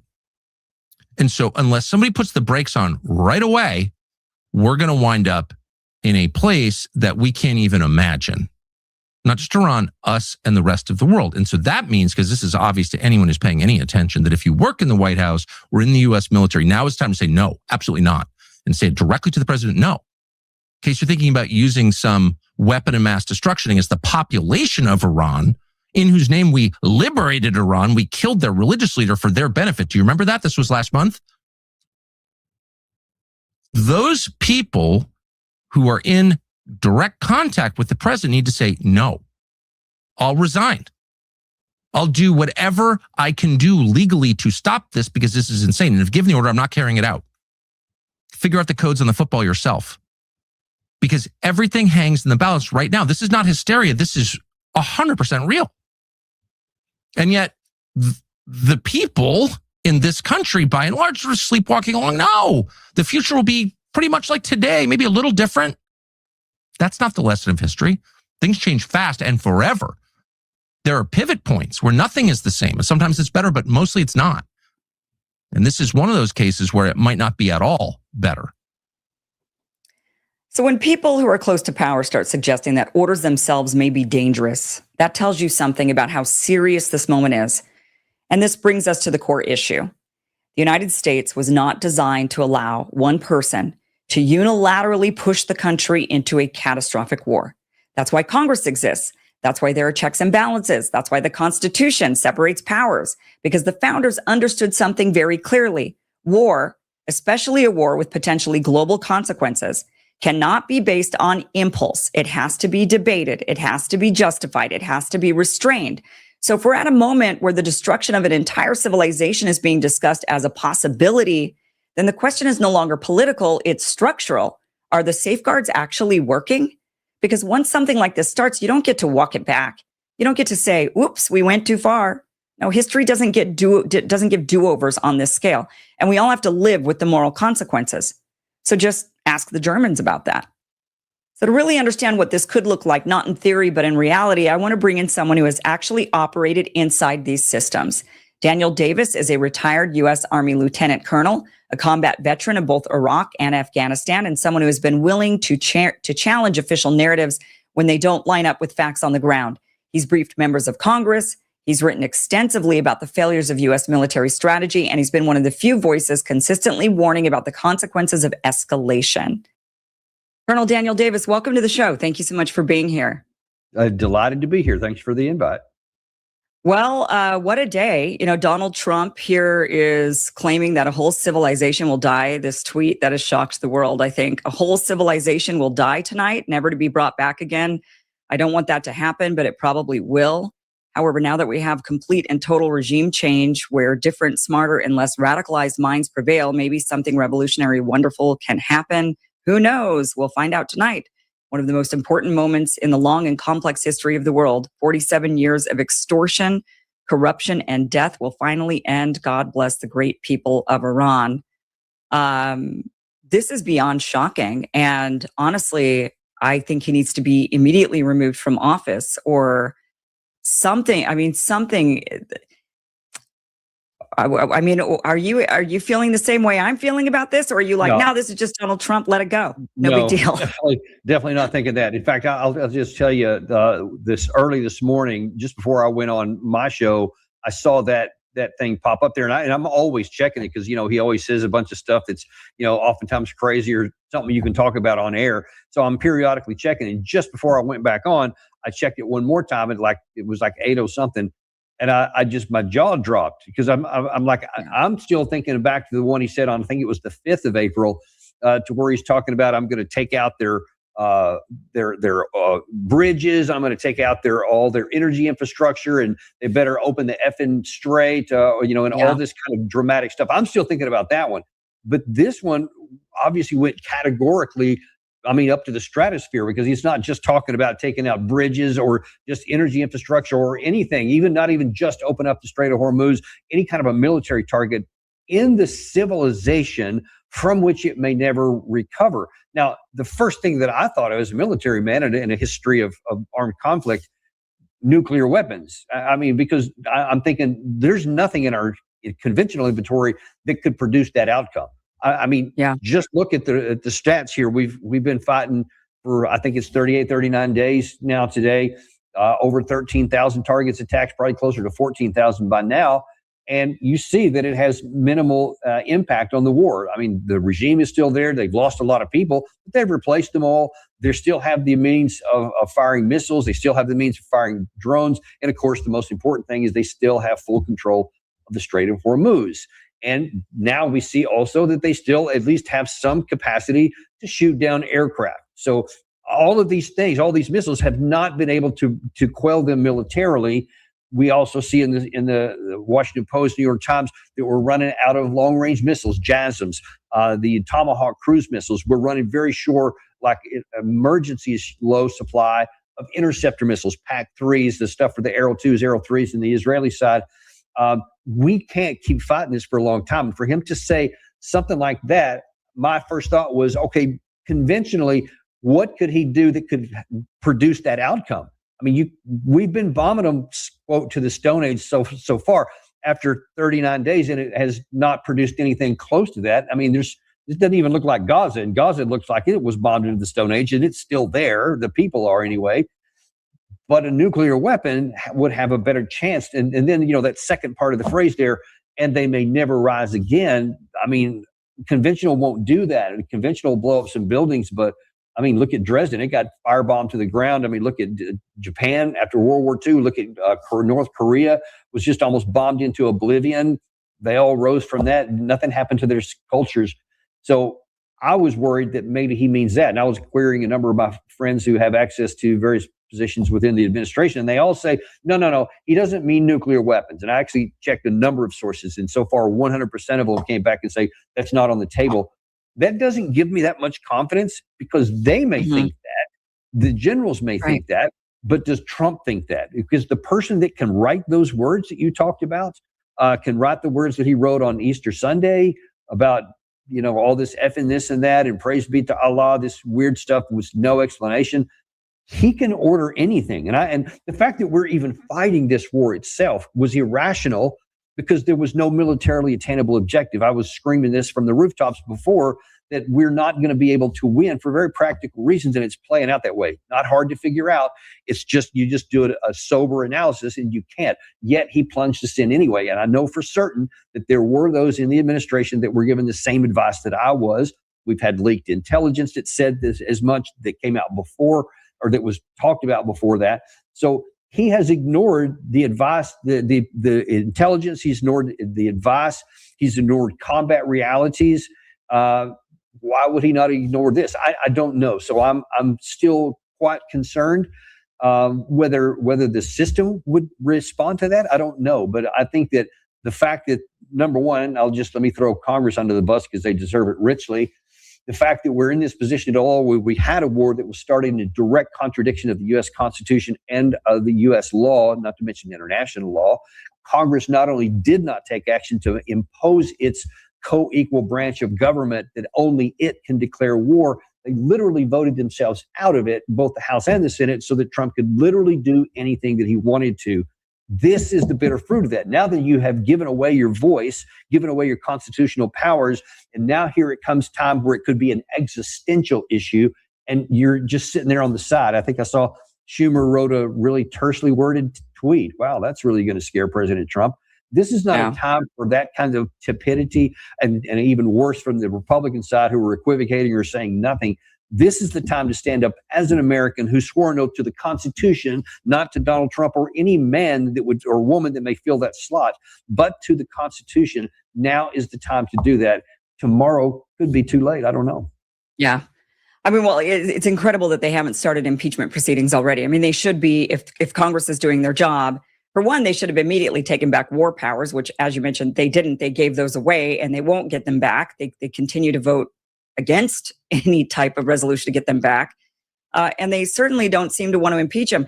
I mean, I was against the previous impeachments. I thought they were, it was obviously very political, but this is an actual time for action. We have a clear madman sitting in the White House with the nuclear codes, and Congress is just sitting on their hands. And there's a reason for it. They would impeach him over everything else, but of course they won't impeach him over this because, let's be honest, Democrats are in on this. I mean, let's go ahead and play this clip. We've got Hillary Clinton saying if she were president. Contact Roberts Air for all your heating and cooling needs.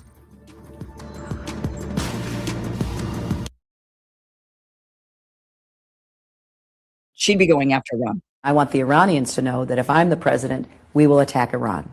Whatever stage of development they might be in their nuclear weapons program in the next 10 years, during which they might foolishly consider launching an attack on Israel, we would be able to totally obliterate them. That's a terrible thing to say, but those people who run Iran need to understand that, because that perhaps will deter them from doing something that would be reckless, foolish, and tragic. Oh man, there she she is used saying the the same same thing. phrase. Obliterate. I mean, what are we Yikes. doing here? And she even brought up Israel. I mean, and that was an old clip, obviously. And there she is even saying for Israel, and we would obliterate them. I mean, what has really happened inside? I think people are waking up now. I mean, people are starting to say, hey, wait a minute, our country's been taken from us.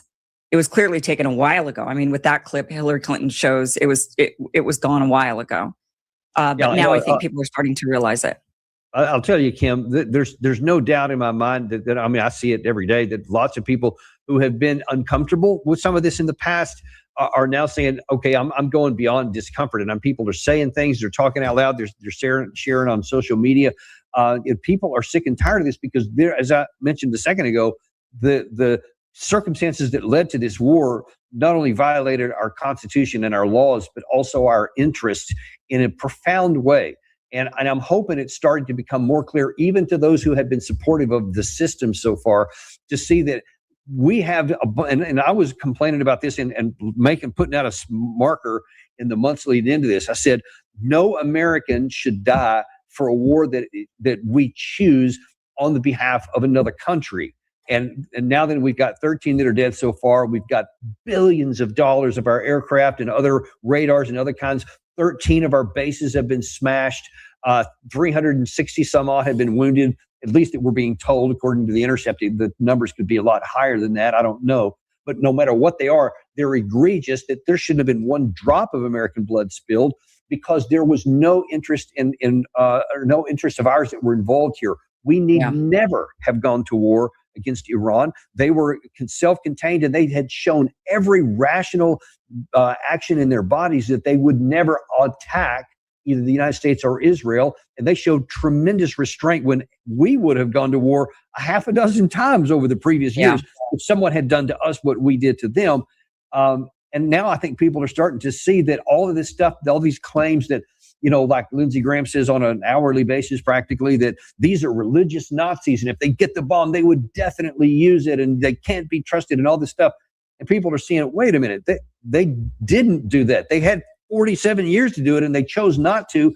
And Tulsi Gabbard just a few weeks ago said that they still had not made any effort to do so. So it completely undercuts that. And then now that they see stuff like this from President Trump, and I at least I hope that people are now finally starting to be ready to do something. I just hope the cost isn't too great or it's not too late. Thanks for watching this clip from the full Kim Iverson Show, which you can catch Monday through Friday,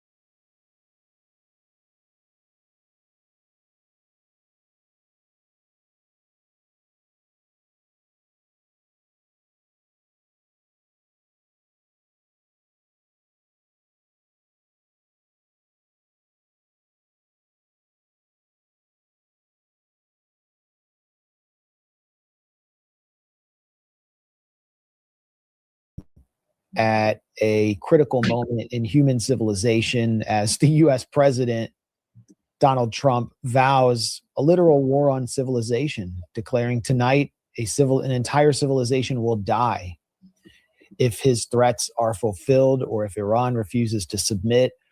I'd been saying, and many people, many of my colleagues, people in my circle of critical thinkers had been saying that this war was going to be a total war on the people of Iran. We'd also been saying that the protests that we heard so much about in January actually morphed into regime change riots, which were armed by Western and Israeli intelligence. And now all of that is confirmed. It's all plain for everyone to see through the candor of Donald Trump, who has vowed to attack the crazy, what he calls the crazy bastards in Iran, referring to all Iranians as crazy bastards. So the mask is completely off.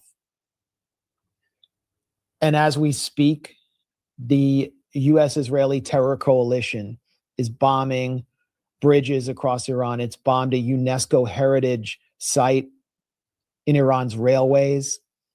It is bombing petrochemical plants. It is bombing power stations.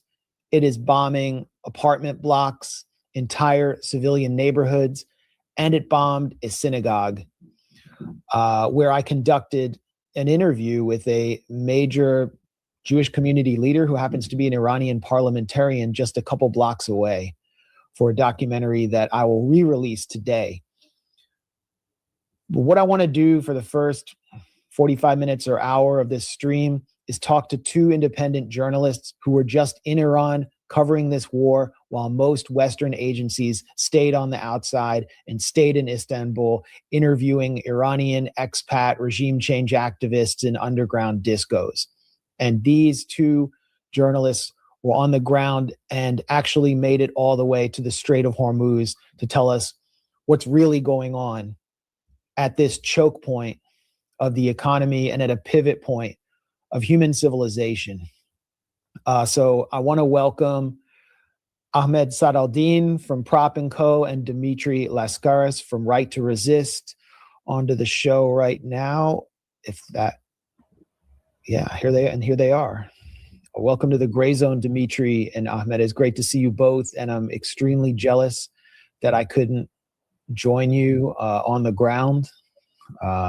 We missed you. Yeah, we were all there last May before the 12-day war, but I imagine this was a completely different experience. I'm not even exactly sure where to start, but let's just start with your overall impressions, and then we can kind of I think maybe then we could start from your, like a chronology of your journey from Tabriz all the way to the Strait of Hormuz. What was your overall impression of the war? What you saw? What Iranian society was like under this imposed war, what they call the Ramadan War, and their reaction to it? Blink and get more with new 2K Plus Smart Security. With Blink 2K Plus, get set up in minutes to see what kind of differences you witnessed throughout the regions, and how you think that affects your view of how this will play out. I don't know who to start with here, so whoever wants to jump in. Go ahead, Ahmed. No, I was going to say after you, my friend. Elders first. Elder by a wide margin, I might add. Well, let me talk first of all about my immediate surprise. I had an immediate surprise when I personally had spent a little time in the country. And that is based on what I was seeing in both the corporate media and in the alternative media. I expected the level of devastation to be much greater, physical devastation. I thought I was going to see something similar to what I had seen in South Lebanon. And I've been there 4 times since the genocide began in October 2023. Each time it was progressively worse, but it was always worse, even on my first visit, than what I saw in Iran. I mean, we could have, I think if they had just let us walk around the country for 11 days randomly, we might never have actually seen a destroyed building. The vast majority of the infrastructure is unscathed. Yeah. Well over 99%. And it just you suddenly realize you're dealing with a damn big country. It's a very big country. The population is well dispersed. It's much further away from Israel than Lebanon is, and than the occupied Palestinian territories are. It has, as we've seen over the last few days, real air defenses, and the munitions of Israel and the United States have been greatly depleted by their insane warmongering over the last, going all the way back to the start of the war in Ukraine. So Iran's now it's also very early in the war. Things could get really bad really fast, but at least when we were there, I was impressed by how unscathed most of the country was. That being said, Max, there's no doubt in my mind that there is a reign of terror here. Everywhere we went, we saw, we were guided to emergency centers demolished, meteorological stations demolished, hospitals put completely out of service, schools destroyed, cars blown up in the middle of the street workers grievously injured, children lying in hospital beds. It was absolutely clear that they are engaged in a campaign of terrorism against the Iranian people, and it is really quite remarkable how well they're standing up to it. Of course, people there are very concerned. They're very saddened by what is being done to their country, particularly, the children, and also the historical sites, the cultural sites that have been damaged severely. And we talked about that in our reporting. But they are defiant. They are steadfast. They are as united as you could possibly imagine. We saw pro-government demonstrations all over the country. I remember Shiraz one night we were driving around. I think we saw 4 different pro-government demonstrations at different intersections. And we weren't out there looking for them. That was like a half an hour drive around the city. And we didn't see a single, Ahmad can correct me if he saw anything like this, but I didn't see a single anti-government protest. Now, I'm sure there are people out there who are opposed to the government. There's no question that there are. There are in every society. But right now, as a good friend of mine from the Canadian Iranian diaspora who moved back to Iran 3 years ago because she wanted to come back to her country, she said there are positive things happening in the country. I want to be in the country, and who's not left during the war. She said the voices of dissent have been muted. The people who support the government have taken the streets. They've literally taken over the streets to show their support night after night. And she said there's kind of like a middle of, people who swing back and forth between support for the government and opposition to the government. And that middle has swung decisively in favor of the government right now. So what I saw was a very united and determined people and a very dignified people. Ahmed, what were your impressions? And I guess I should have mentioned you both also went to Minab, to the site of the bombing of this girls' school. But yeah, give us your impressions of the trip. I had a very similar perception. I felt like a tourist a lot of the time, especially in Isfahan. You heard bombings at night, like in our hotel, Dimitri, maybe you felt the same, but between midnight and 2 a.m. is usually when you'd hear some pretty intense bombings and it would shake the hotel. But, outside of that, we didn't really see a whole lot. And as Dimitri mentioned, it's a gigantic country. And we felt that because we traveled from city to city to city. And every time we would travel, it was like at least a 10-hour journey. And our last journey was like 24 hours total, and so we're actually longer. Going from Bandar Abbas by train all the way to Tehran and then taking a bus ride all the way to Tabriz and then going to the border, that was like a 36-hour journey, just to give you a sense of like how massive this country is. And as Dimitri mentioned, you really wouldn't see the effects of the war, damaged or destroyed sites, unless you went looking for it. And in Tehran is a little different, especially in the area where you have a lot of the government buildings. There you drive around and you will find different sites that are destroyed. But yeah, for the most part, you have to go looking for it. And I don't want to make it sound like the country isn't being bombed relentlessly. Like at this point, I think over 20,000 bombs have been dropped on Iran. And now they're starting to, they're very open about the fact that they're bombing civilian infrastructure. I think just today they bombed the railway. And that was the railway company that we took, Dimitri. It was Raja Transportation or Railway, however you call it. And so, but the people are, I had the same feeling. The people are defiant. And, last time when we took our trip to Iran, Max, we spent most of it in Tehran.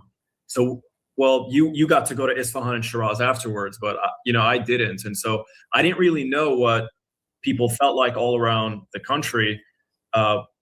Everyone you speak to in the country is inspired to defend their country. They're very patriotic, but they're also heavily interested in the concept of martyrdom. Everyone we spoke to was obsessed with martyrdom. There was one woman who discovered a landmine in her house in a village outside of Shiraz, and she was sharing with Dimitri how she debated whether or not she should pick it up because it was an opportunity, to save someone else's life, but also attain martyrdom herself. And that was like, all you heard was martyrdom all throughout the trip. And so I had a similar perception, I suppose. The people are very defiant and they're inspired to defend their country. Let's turn to some video that Dimitri filmed in Isfahan, in the central square, which I visited.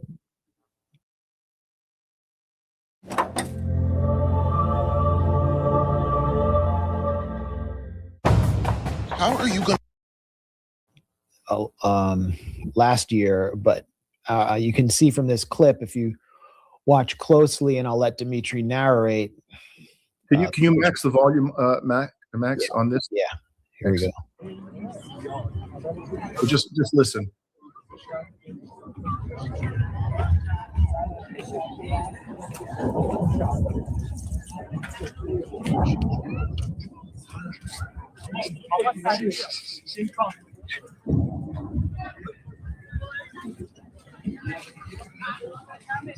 Okay, so a bomb just went off.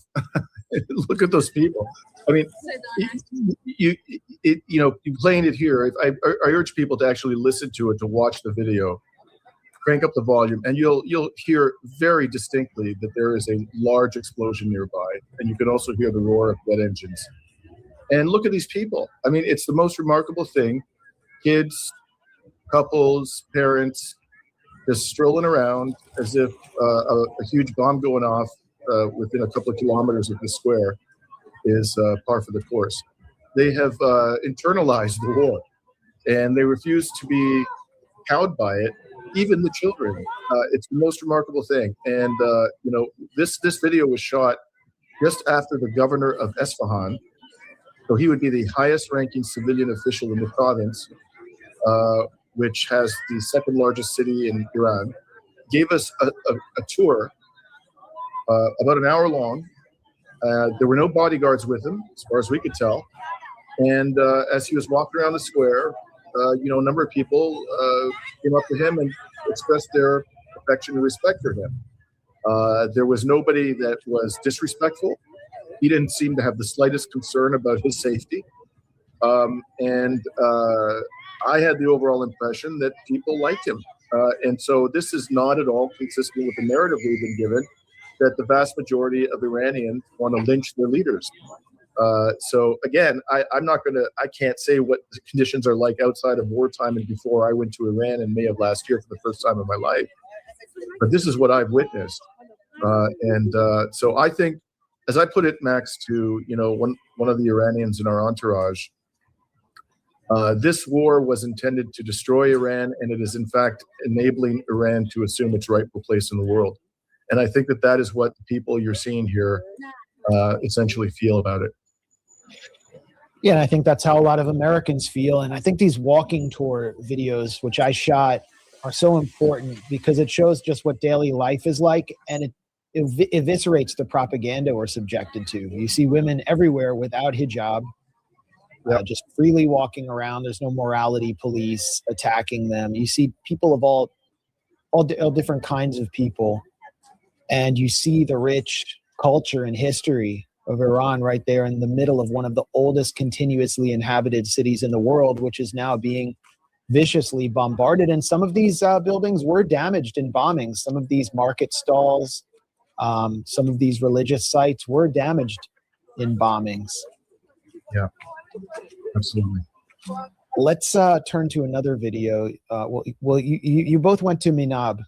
The war opened on February 28th with bombing, including with some experimental or newly tested weapons produced by Lockheed Martin, standoff cruise missiles in Minab, which was in supposedly this IRGC military site, and 170 schoolgirls and their teachers and school staff were massacred in the opening strike along with in Lamerd, a volleyball team of young girls were slaughtered in these cowardly U.S. standoff strikes, and you both got to visit that site in Minab.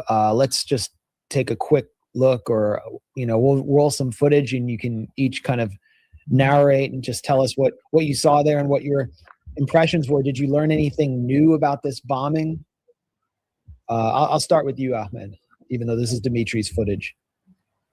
Yeah. I can't say I learned anything new in terms of information, but when I was there, I realized that, like I mentioned earlier, over 20,000 bombs dropped on Iran.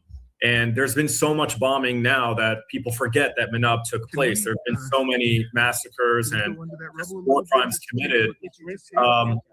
But Minab, I think, remains as the symbolic war crime of this war. And you see it all over the country. I mean, there's all kinds of posters, memorializing the young girls and showing them in the, in paradise and the afterlife with the supreme leader. And it's become a rallying cry. And while we were there, we interviewed a couple of guys that were actually there the day of, and they responded. And it was a double tap strike. It wasn't one bombing, it was two. And these guys that came to respond, when talking to us, couldn't even finish the interview. I mean, they were just crying the entire time, describing what they saw, because it was so grotesque. I mean, it was just a Tomahawk missile directly hitting children.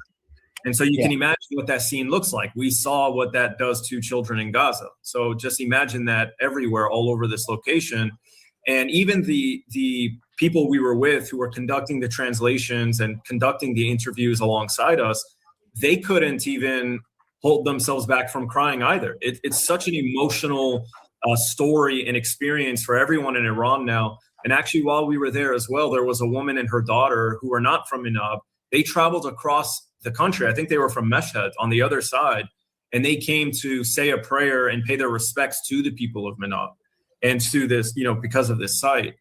And so it's just such a tragic story. And it's a war crime that I think is symbolic of how unjust the war is, right? 2 negotiations interrupted by criminals claiming that they want peace, and it manifests itself in an opening strike that is one of the worst war crimes that you can imagine. Dimitri, what was it like visiting this school in Minab? Life can change in an instant. In those moments, you need more than just an emergency room. You're muted right now. Sorry. I was standing beside that man when he broke down. His 2 young sons were standing beside him, and they watched his father melt in tears as he described, finding children who were dismembered. It was gut wrenching to see, but from a sort of legal intellectual perspective, I did find this to be quite enlightening, because I was operating under the impression that the school was near a military base.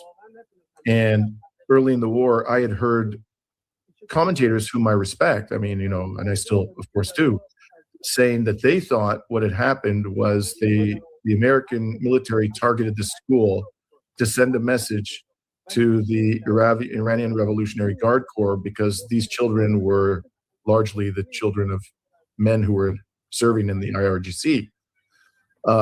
In fact, I think that that's not true, based on what I saw. There is no military facility that we found anywhere near the school. We walked around this thing. This was a military base something like 18 years ago. There's the man, you can see he's with his sons, and he can't hold back his tears. And he just leaves. He just couldn't continue talking. We were told this was a military. It was nestled among military bases. So no, there's no evidence of that I saw. Absolutely none. So this was a military base 18 years ago. It's clear from the outside of the complex it's a military base, because it's like a 12 or 15 foot high wall with rusted out barbed wire on top. But once you walk into it, what you find is that the former military camp has been divided into two portions, which are separated by a concrete wall. On one side of that wall is what is absolutely clearly a schoolyard. Okay, there's no question it's a schoolyard. So the question for me, and this is the part that was most enlightening for me, was what is on the other side of that wall? In the second half of the former military complex, there was a hole in the wall which they had created because there had been destruction on both sides of that wall. They created a hole to, I guess, ferry the rubble in and out of the other side. And so there was a piece of tape across that hole in the wall. You can see it right there. It's like off in the distance, the hole in that wall right there. And so we said to them, look, we need to go into that other part of the former military camp to see what's there, because otherwise we can't warrant that there's no evidence here of a military presence. Yeah.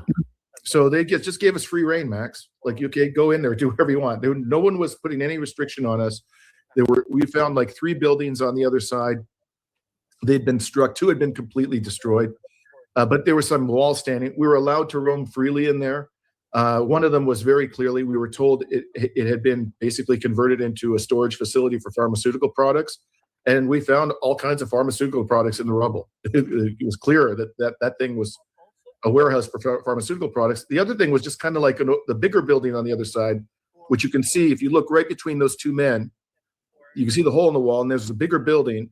So that was kind of like an overflow space where there was a prayer room, and they had a room where they had a bunch of seats.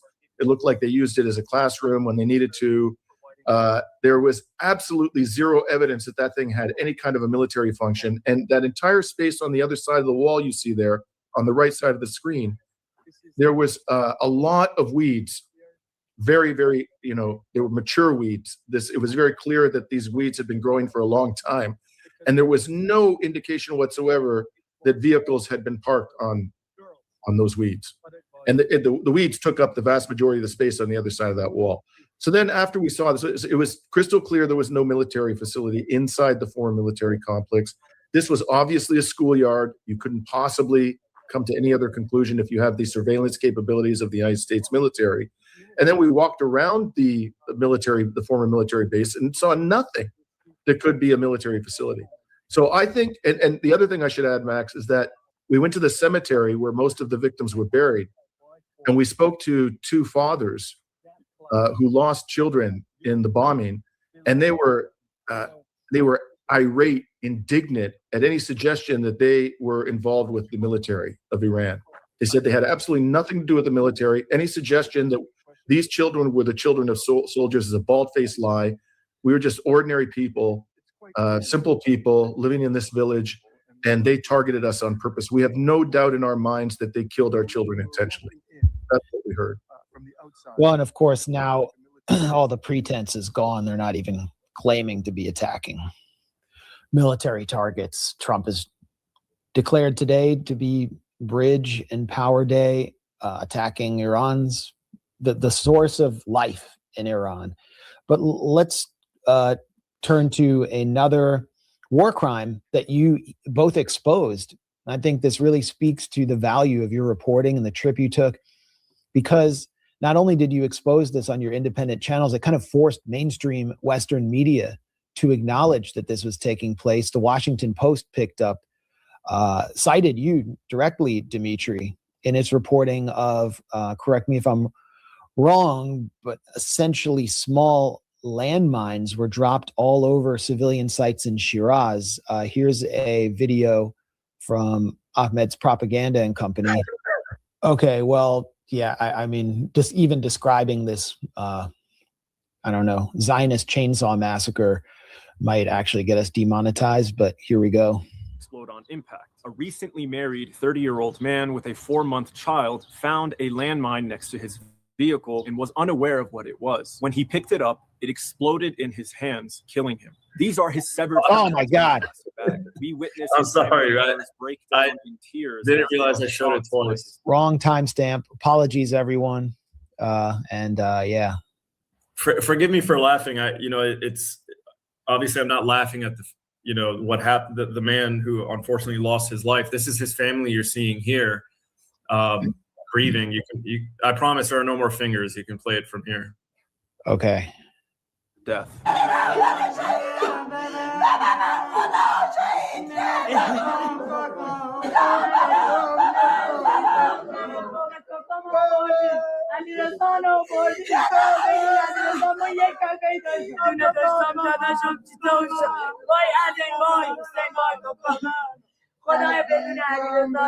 Oil prices are through the roof. Innocent civilians are being inconvenienced all around the region. And in Iran, they are being killed, leaving behind widows, orphans, and devastated family members. Why? Because of Israel, Zionism, and Jewish supremacy. If you're against this war, share this video and let everyone know that it needs to end now. So what's going on? I saw the photos that you all shared. Why these small landmines look like tins of tuna or food? They don't look like traditional landmines. Why were they there? What was the? Was it just a couple of clarifications? It was not Shiraz. It was a village outside of Shiraz. Okay. The mines were apparently spread by the U.S. military. The video was used in my report, was referred to by not only the Washington Post, but also the New York Times and ABC, and I think MSN or BC or whatever. Yeah. And so these things were electromagnetic mines. Apparently they can be timed to go off. So when we were filming them, we were told you do a quick shoot and get the hell out of there, because that thing can go off at any minute. And they also said to us it was raining and muddy, that they were concerned that the accumulation of water and soil on top of the mines that were embedded in mud would potentially cause them to go off. They're extremely dangerous. And Ahmad heard this. I'm not sure that I heard this directly, but I remember Ahmad telling me that the theory they had, no one knows for sure why the American military showered these things on this village.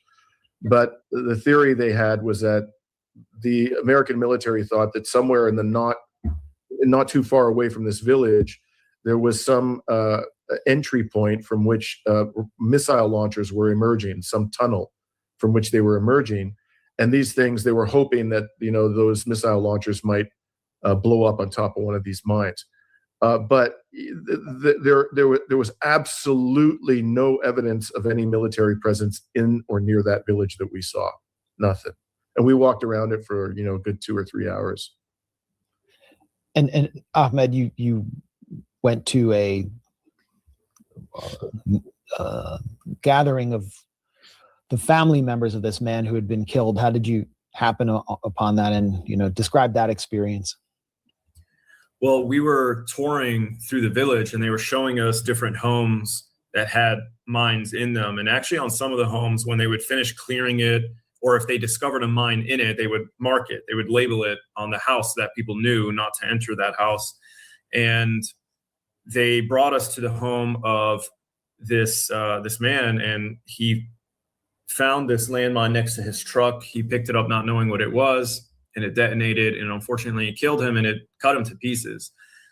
And so while we were there, we were told that his family were inside and that we could go in and speak to them. And so we went in, we paid our respects to his father or his father-in-law.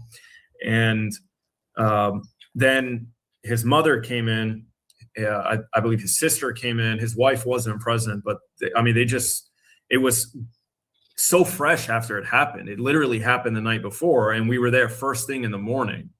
And so their family was traveling from wherever they were, getting the news, and then making their way to the house. And that all happened while we were in there. And you can just see on their faces, they're just completely shocked. They're devastated. And he was a young man. He had just gotten married, like maybe a year ago, if that. And yeah, you just saw the grief and the shock on their faces. And it's hard to witness, because we want to tell their stories and we want to capture it, but at the same time, we don't want to impose. We're there as strangers, and what do you even say? It's difficult to witness, but we do what we can, I guess, which is tell their stories and with the hopes of bringing an end to this war, exposing it. Yeah, that's scene you saw in the house was, I think, less than 10 hours after the man had been blown to bits in his own home. So the grief was very fresh, you know. Yeah, that's devastating. One other thing that happened in that village, again, this is so indicative, it's so typical of what we experienced when we were there. I'd had a lot of coffee that morning and I needed a washroom facility, and so there was none publicly available, and one of our Iranian colleagues found a villager who allowed me to use his facilities. And when I came out, the villager insisted with his wife, he was an elderly gentleman, he insisted with his wife that we remain and have tea. He said, you know, this is a custom in our country. You have to stay and have tea. And it was raining, and so we're outside in his backyard, we're having tea. And he says, he just spontaneously broke out. This was all, none of this could possibly have been scripted, Max, okay, the way it played out. It was utterly spontaneous. He just starts talking. He said, man, I'm here and I'm going to stand on this land and I will die on this land, and ain't anybody going to take it away from me. Bring it on. Bring it on. I'll fight to the death. And his wife was sitting there nodding her head. You know, this was the overwhelming sentiment of the people we spoke to. Ahmad talked about martyrdom. The very first family we met who had lost a family member to one of these criminal bombings was the first city we went to, or outside the first city we went to, is a village near Tabriz. And the man was a postal worker, and he had been killed when they bombed the post office. And so we met the mother and the father. And the father, the first thing out of his mouth, he said, "It's a great honor to have lost my son in this criminal war against our country." And then they invited the son to speak, who was 10 years old, 10-year-old boy, who calmly sat there, you know, in a measured voice and said, "I will not allow anyone to dishonor the name of my father, and I will avenge his blood. And one day I'm going to become a missile maker, and the Israelis and the Americans will pay for what they did to my father." That's the sentiment we heard all over the country. Something I heard a lot in Gaza when I was able to be there from young people, because, you know, it's the only way of reclaiming your dignity after you've been kind of stripped of everything you care about and your entire foundation. Dimitri, I know you have a hard stop coming up. I want to, I guess let's go to the Strait of Hormuz and get your impressions there. I mean, this is a clip from The Only American. Dimitri, you're Canadian, I'm sorry. From The Only American in the Strait of Hormuz. Blue Chew Gold is a staple in my house. Why? Because they really work. So Blue Chew Gold works because it actually targets the brain. It combines apomorphine and oxytocin, which play a significant role in sexual function. You can go. You can't go. Stay up, buddy. Stay up. The money can go through. This is what Trump said he wants to do. Journalist Dimitri Harris, Tim Anderson, and myself had the unique opportunity to sail through the Straits of Hormuz off the coast of Bandar Abbas in Iran in order to witness what can only be described as a historical inversion for the economic world order, as oil tanker after oil tanker after oil tanker forced to pay transit fees. So we have avoided nuclear war. Trump has been humiliated before the whole world. Now it is a 2-week ceasefire. So they're saying it's a 2-week ceasefire. Let me put this up.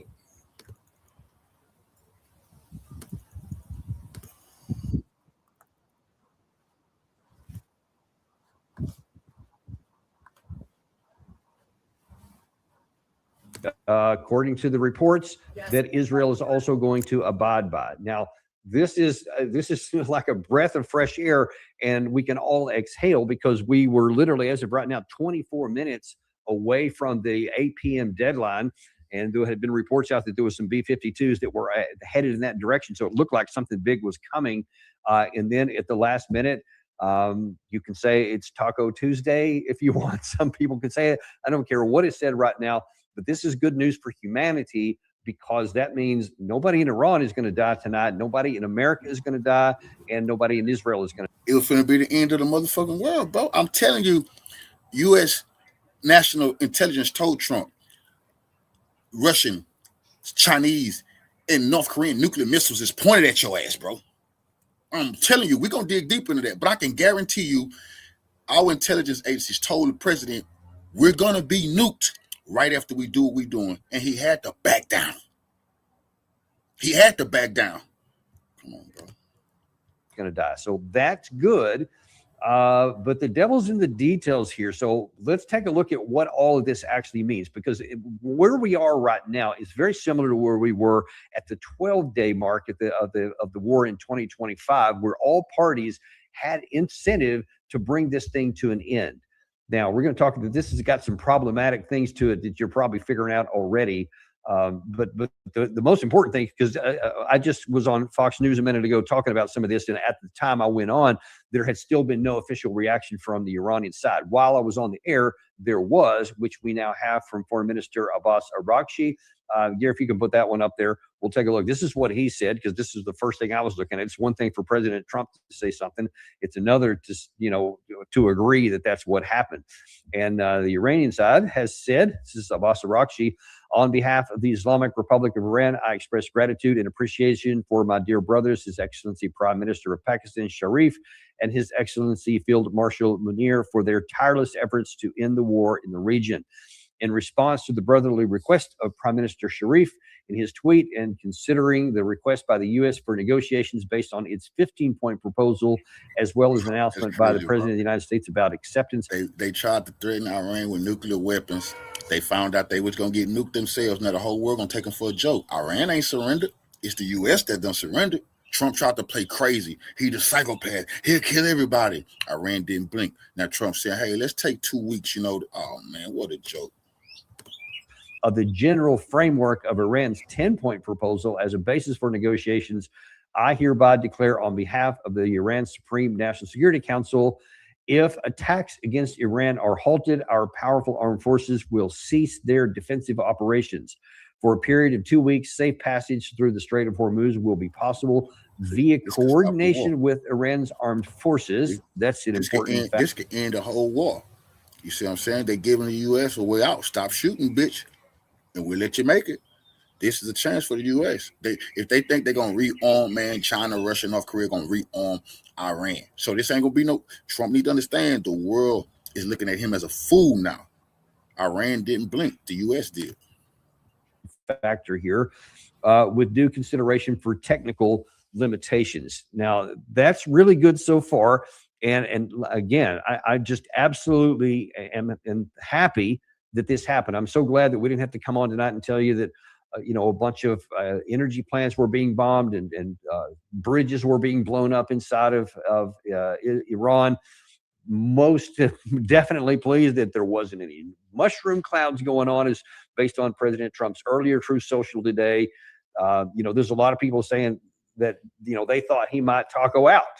And at the time I said, I just get the feeling that he's not going to this time. Well, turns out that he did. So after all of those opportunities, and ever since March 21st of saying that there was a 48-hour time frame, and then there was a 5-day time frame, and then there was a 10-day time frame, and then it just kind of muddled around. But and then it's like, okay, now it's back to a 48-hour time frame again. And then, we extended it by 1 day, which was going to be tonight at 8 p.m. And then around about 7 p.m., 1 hour, I think it was actually, by the time it was announced publicly, 90 minutes before. Then here we have again, and another 2 weeks has been added to it. Now, this is different because it's not just a delay, but now that he actually says there is a ceasefire. And this is interesting because the Iranian side had previously said they're not interested in a ceasefire. In fact, some of their leaders just emphatically said, no, we don't want a ceasefire. We want an end to this war. We want something that's going to be enduring. And we've been down this road before, so we're not going to have one of those. They said that was a mistake that we made in the 12-day war by agreeing to it. So they said we wouldn't do that again. And yet, here we are. Now, it could well be, and probably was, that the threat of President Trump and using the dire language he did, that they thought, man, we're going to get hit with something pretty heavy tonight. And if there is a way out that we can get something we want, then that's going to be great. But that's the issue here. A ceasefire is one thing. Stopping the flow for the moment, that's one thing. That's important. But getting to a negotiated settlement, that's going to be difficult. We have to be honest. It's going to be difficult for the Israelis as well, because they have a lot of incentive to have this ceasefire come into effect, because they were taking so much heat and so many hits. They were starting to really, even their casualty count was starting to go up. So they have motivation to, but also there's this whole element inside that did not want a ceasefire any more than the Iranian side did. They wanted to keep pressing, and they wanted to keep those American bombs flowing, because many of them in Israel were willing to pay the price up front for the perceived advantage that they would get later on by trying to destroy the Iranian regime and turn it into a Syria where it was just fractured and it was no longer going to pose a serious threat. Now, it could be that they have recognized that ain't going to happen. And that was predictable before, but if you knew anything about Iran, if you knew anything about their history, if you knew anything about their geography, their culture, all those things mitigated against that. But there was some people that were just so blind and lusting for power and for the destruction of Iran that they were willing to take the risk, and they didn't care how much their own country suffered. They certainly didn't care how much the Iranian side suffered. And so they launched into this war and did everything they could to undercut it. Remember, as recently as like 4 or 5 days ago, the United States was trying to coordinate a negotiation with a former Iranian official who was subsequently assassinated by the Israelis. So the guy that we're talking to, trying to bring this about, the Israeli side assassinated him. So in President Trump's letter, he said the Israeli side agreed to it. And there's a couple of other things. Gary, if you can bring that President Trump back up there, let's kind of go through that piece by piece. President Trump said, based on conversation with Prime Minister Shehbaz Sharif and Field Marshal Asim Munir of Pakistan, wherein they requested that I hold off on the destructive force being sent into Iran, and subject to the Islamic Republic of Iran agreeing to the complete, immediate, and safe opening of the Strait of Hormuz, I agreed to suspend the bombing and attack Iran for a period of 2 weeks. Gary, if you can roll that up a little bit. This will be a double-sided ceasefire, he says, and it's not really clear what he means by double-sided, because there are 3 sides in this, but we'll continue on. He said the reason for doing so is that we have already met and exceeded all military objectives and are very far along with the definitive agreement concerning long-term peace with Iran and peace in the Middle East. All right, let's hang on there for a second. So I was reading that and said, hey, hang on just a second. Let me reread that again. Put that, Gary, go back a little bit bigger if you could. He said the reason for doing so is that we have already met and exceeded all military objectives. Yeah, no, we didn't. Gary, if you still have, we used this a little while ago. If you have it, just, you can look on it for a minute and just kind of give me a thumbs up or something down there in the screen. We had that the shot of President Trump on the night of the war where he laid out his objectives and things he was going to search for. Just let me know if you can find that. In the meantime, I'll just tell you that the things that they talked about was, of course, initially it was regime change. Then it was, okay, we have to get rid of their long-range missile program. We have to get rid of their Navy, and we have to get rid of their nuclear capability. So they can't have any of those kinds of things. And it was been recently brought up about the nuclear material. Yeah, well, as of right now, the regime is still in power. You assassinated some of their leaders and got rid of a lot of folks, but they're still in power. You have the long-range missiles are still very much intact, and we've shown you that image many times of these multiple underground missile cities that are still fully intact and fully operational. Their drone capability, their drone manufacturing capability continues to go along as it's underground and in protected areas. We have tried many times to get at some of these things and have not been able to, because they are in the side hundreds of meters beneath granite rock. So we're not going to get to those. The Navy, you blew up a lot of ships and a lot of airplanes that were parked on the runways or were in ports. I think 156 of them, not a small number.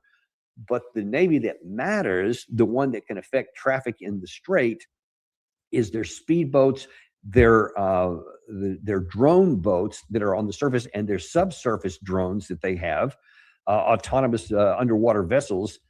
Some call them underwater torpedoes or missiles even. None of those have been taken out, or at least hardly any of them. They reportedly had over 3,000 of those. And we've seen the images that they've released of just corridors, just hundreds of meters of those things just parked and ready to go in. So we didn't get rid of the Navy. We didn't get rid of their missile capability, their drone capability, or that reprocessed material. It's still there somewhere, and the government's in. So you can't claim that you have accomplished all of your military objectives, because you've accomplished none of them, is the truth of it. Oh, I think we've won. We've knocked out their Navy, their Air Force. We've knocked out their anti-aircraft. We've knocked out everything. We're roaming free. From a military standpoint, all they're doing is clogging up the strait. But from a military standpoint, they're finished. So how much longer? Yeah, that was March 20th. And this is, April the 7th. So if we had achieved all of our objectives, I promise you there would be no ceasefire.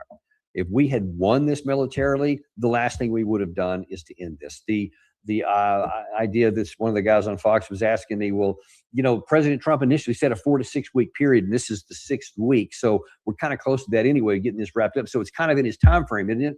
And I said, well, no, because none of those things have been accomplished. And I promise you, if we were a couple of weeks away from wrapping this up, as Jack Keane said a couple of days ago, that, yeah, we're further along. Remember, General McKenzie, man, if I was still at CENTCOM, I'd be really happy, because I can't believe how far along we are on this thing. We're ahead of schedule. Then no one would have sought a ceasefire. If you could have had a military victory that would have actually accomplished your objectives, then naturally you're going to press your advantage. You're going to say, in a couple of weeks, I don't have to worry about negotiating. I don't have to worry about having any kind of the other side having a say in anything. I mean, it's self-evident. But I get it. He can't admit that stuff. But in any case, I'm still happy that this is the case, because I'm hoping that we can find some way, for everybody's sake, to get this thing negotiated and off the table so it gets into some kind of sustainable peace. Gary, if you can bring that letter back up again. So I'll continue on. So he's looking for peace with Iran, peace in the Middle East. We received a 10-point proposal from Iran and believe it is a workable basis on which to negotiate. Almost all of the various points of past contention have been agreed to between the United States and Iran, but a 2-week period will allow the agreement of finalization to be consummated. Now, you may remember that I think it was on yesterday's show, President Trump was asked that question, right? It was the day before, that, hey, Iran replied to your 15-point plan with the 10-point plan. And he said, oh, it's kind of interesting, but he just dismissed it, said, not good enough. Not something we're going to worry about at all. Not acceptable. Remember that? Remember how categorically he was and how dismissive he was when he was asked that at the press conference that we showed you? Now he's saying, we can work with it. That's fine. And again, you can just be guaranteed that there's going to be all kinds of headlines tomorrow, all kinds of things in X space and everywhere else about how he tacoed out or whatever. You can draw your own conclusions on that. All I can tell you is, for a fact, is that he said one day the 10-point plan was completely irrelevant and we're not going to go with it. And now today, he's saying it's a good basis for negotiation. Now, I think that this is indicative of how much trouble we're in. And I'm going to get to that in a second. Gary, if you can put that back up there, I'm going to get the last part of it here. So he says, almost all the various points of contention have been agreed to by the United States. 2-week period will help finalize it. On behalf of the United States as president and also representing the countries of the Middle East, it is an honor to have a long-term problem close to resolution. Okay, there's nothing close to a resolution here. Now, the Iranian side agreed to a ceasefire that heretofore they said they were not interested in. And the reason I told you is because they have an incentive to find a way to end this war. They did not want the war. They were not benefiting from it. They were just trying to endure underneath it to get to a condition to where they would not have to worry about future wars. But they have physical control of the Strait of Hormuz. And even in Foreign Minister Araghchi's statement, he said that will continue to be the case. And he said, we'll coordinate with people, but it has to go through our control. So during this time of negotiations, they're going to maintain control of that, which means that at any time they can shut it off. Now, some of the things that had to be on President Trump's mind, I think we talked about this early in one of our shows today and definitely yesterday, we're in a real trouble here because we don't have the long-range missiles, the JASSMs and the Tomahawks, to be specific. Those two specialty ones are some of our best ones. We've used literally hundreds of those things, probably in the thousands by now. And our inventories are really low. Our inventories of interceptor missiles are really low. Israel is already suffering from the Arrow 2 and Arrow 3. That's more than a week ago.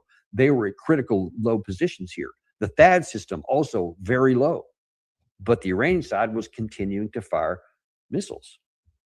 And the Iranian side was hit too. Now, right before this was announced, there was an attack on a petrochemicals factory and an aluminum plant inside of Iran that are very, very important for their economy.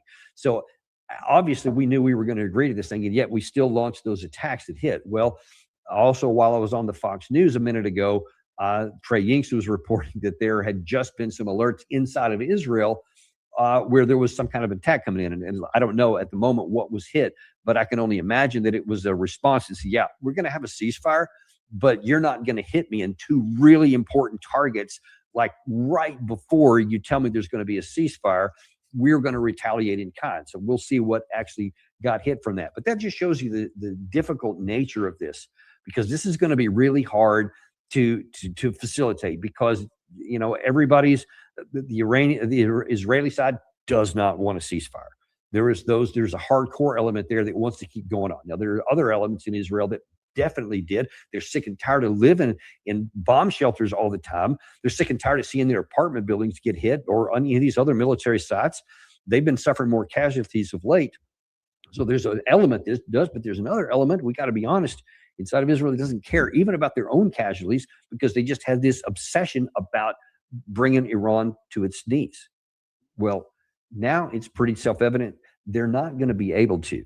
And we're running low of every kind of weapon system that you need. And unless he's going to amp this up and do something foolish like go to nuclear weapons, they're not going to be able to. The whole coalition together, the U.S. and Israel, to combine all of this, we simply don't have the ammunition. So we have to go to, so either you're going to have to ramp up and go to the next level and take it up into the stratosphere and go with a nuclear weapon with all the bad things that could come from that, or you're going to have to go down to this path. Now, President Trump, we've talked about this 100 times. He can't admit defeat. He's never going to admit defeat. He's never going to admit it was wrong. And you see in that True Social there, he keeps using all this language that, we've accomplished everything. We've done what we wanted to. And now I'm really proud and honored to find a way to get this thing over with. You can see, we've been telling you from day one, we've been telling you since before this war started, this is how it was going to go, because we can't militarily defeat a country 4 times bigger than Iraq, that has the whole western portion of its country as a series of mountain ranges. We have no ground forces. We have limited industrial capacity, and our inventories were already low because of this support we gave to Israel since 2023 and to Ukraine since 2022. And even though we didn't give them, I think with the Tomahawks we still have, but our capacity to manufacture them is still in peacetime situation. We haven't, I think they're trying to do some contracts now to increase the capacity over time, but that's years away under the best of circumstances. Nothing's going to help us right now. We just can't keep going on the way the war is so far. So that's something that really compelled President Trump and would have had to put him in a position to, man, we're either going to escalate it to something that could be catastrophic for our country and for mankind, but it could give me a chance, he might think, to bring a country like that to its heel, or we're going to have to go down this path. But here's the problem. Iran is not going to go back to what they did in the 12-day war. They're not just going to agree to the cessation of fire, and that's going to be it. When you're driving, silence or put away your phone. Don't let your phone blind you. Kind of good face President Trump's going to want to put on this. I don't know how he gets away from Iran being in control of the Strait, because they're not just going to give that up. There's no reason for them to give that up. They're aware of all these military forces that I just mentioned here. And if it makes sense from their position, if they can get some kind of security guarantees, and I don't know what that would look like. I imagine we're going to be finding out here in the next few days, as they're going to be talking about this publicly.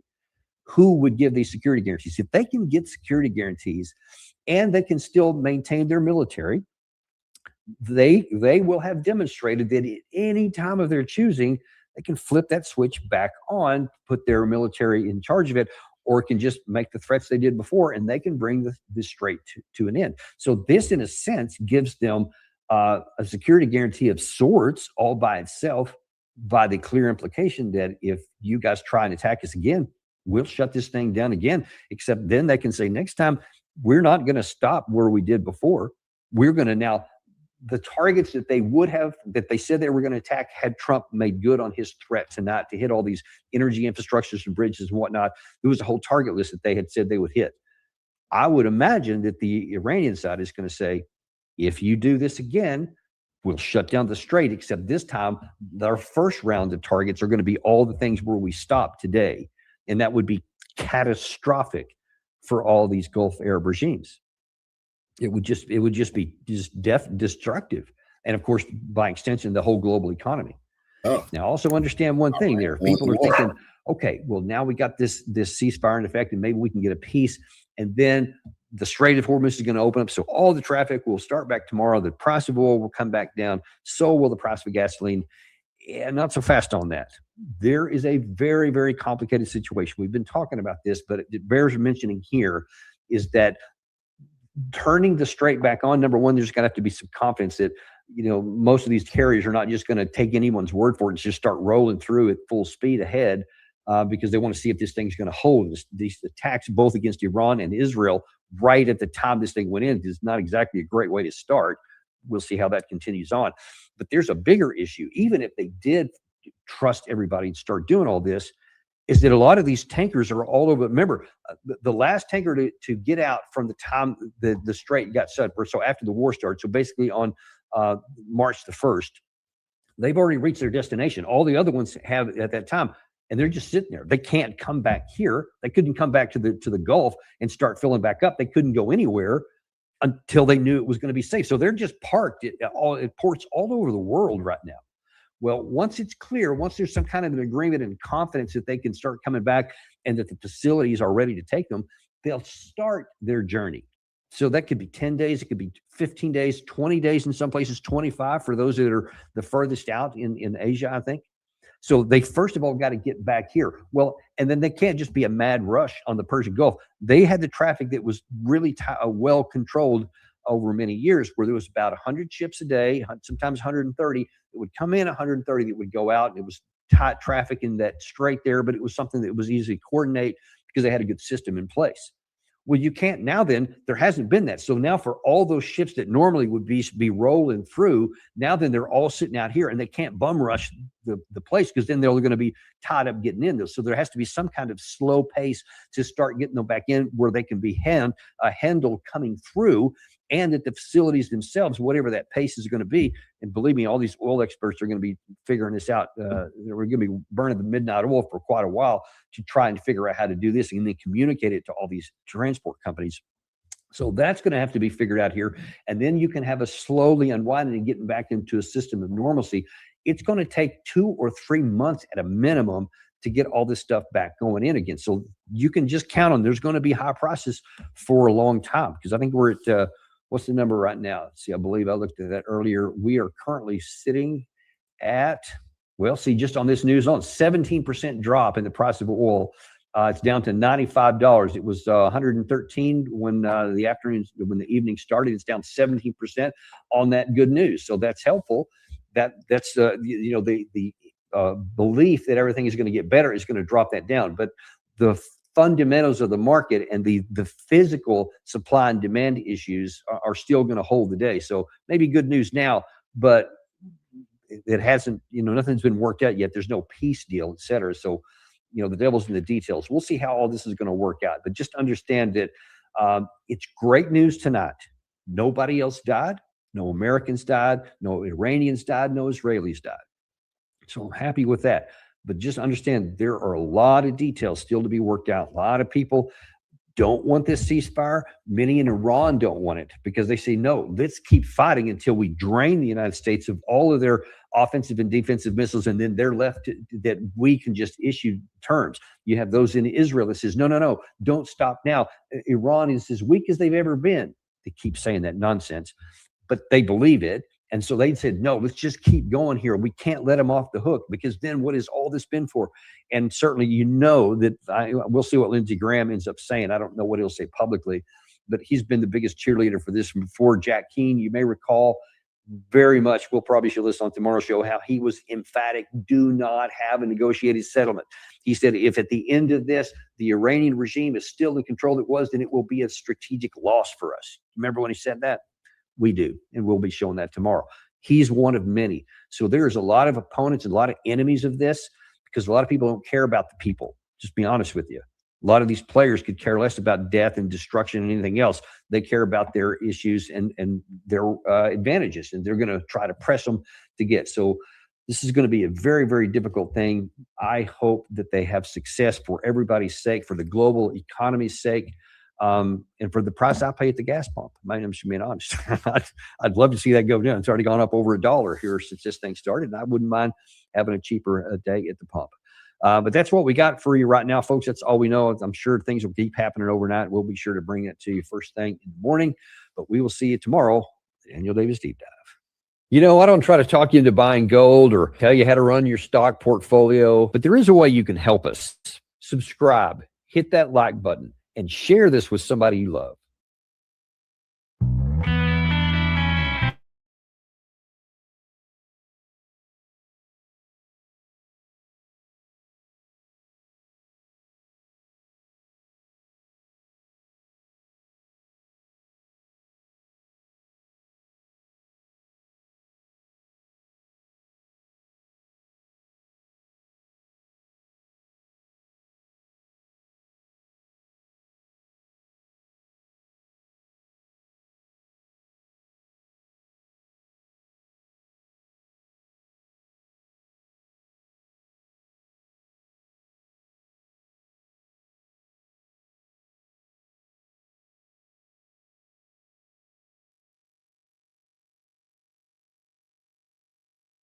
What we just witnessed was the shart of the deal. And I'm sorry to speak so indelicately, but it is just ridiculous that Donald Trump continues to claim victory for nothing.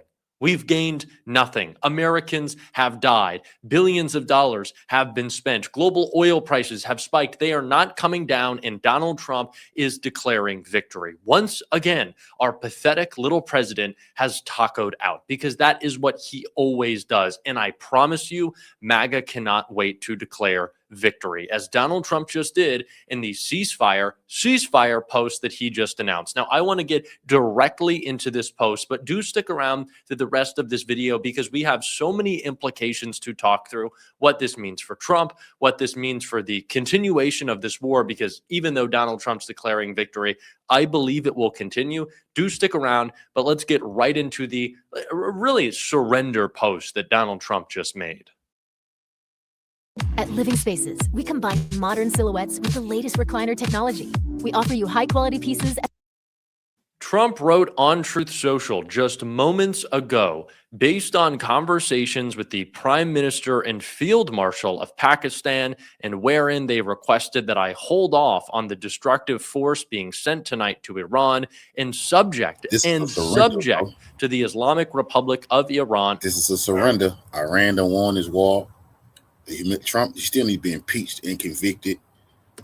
Agreeing to the complete, immediate, and safe opening of the Strait of Hormuz, I agree to suspend the bombing and attack of Iran for a period of 2 weeks. This will be a double-sided ceasefire. The reason for doing so is that we have already met and exceeded our military objectives. Okay, and are very far along with a definitive agreement concerning long-term peace with Iran and peace in the Middle East. We received a 10-point proposal from Iran. By the way, this was a long time ago, and believe it is a workable basis on which to negotiate. Almost all of the various points of past contention have been agreed to between the United States and Iran, but a 2-week period will allow the agreement to be finalized and consummated.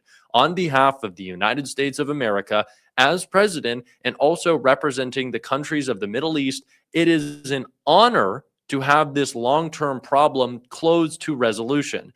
Thank you for your attention to this matter. What long-term problem? What peace What solution? What outcome? What objectives? What did Donald Trump get?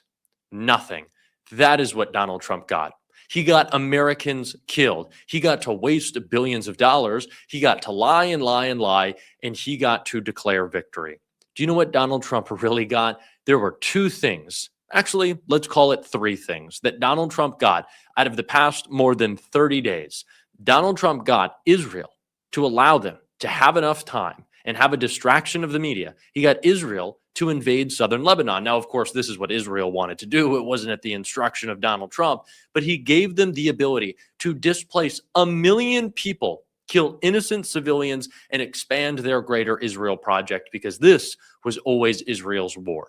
He got us, not you and I, but the mainstream media, to stop talking about the Epstein files. For weeks, Donald Trump has avoided any conversation about Jeffrey Epstein, even with the firing of Pam Bondi. And the third thing Donald Trump got, he got shit rich. Everyone around Donald Trump was able to time every market possible: oil futures, the S&P 500, the Dow, any specific stock. Pete Hegseth tried to buy $6 million almost of defense ETFs because this administration was focused on one thing: corruption, and they got it.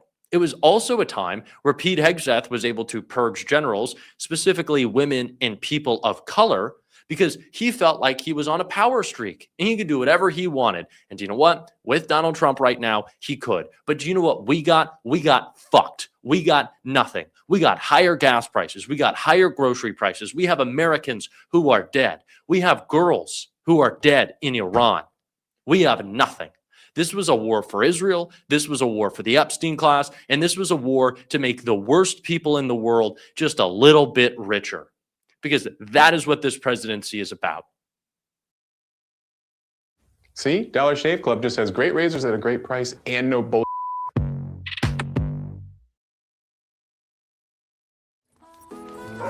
Greenfield Natural Meat Company never lost its way because they've always used meat raised the hard way. No antibiotics. Rewarding a disproportionately small group of people through the most extreme and deadly means possible. That is what Donald Trump does. We didn't even get a ceasefire with Iran. This is a ceasefire being proposed through intermediaries in Pakistan, because Donald Trump and his fucking insane threat this morning shut off any direct and then indirect communication with Iran.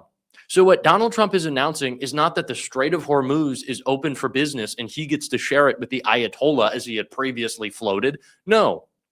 Donald Trump is saying on bended knee, would you please, would you maybe let our ships through? Pretty please?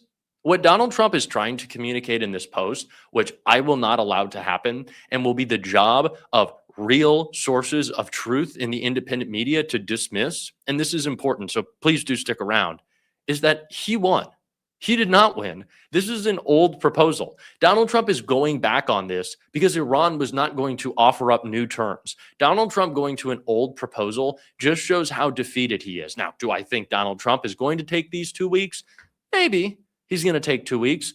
But this whole conflict began with Jared Kushner and Steve Witkoff negotiating with the Iranians. And then we struck. And ever since then, they have believed, and of course they should, that the United States is negotiating in bad faith. So why would the Iranians trust us? And why would we trust Donald Trump? Why would anyone trust Donald Trump? He's fucking Donald Trump.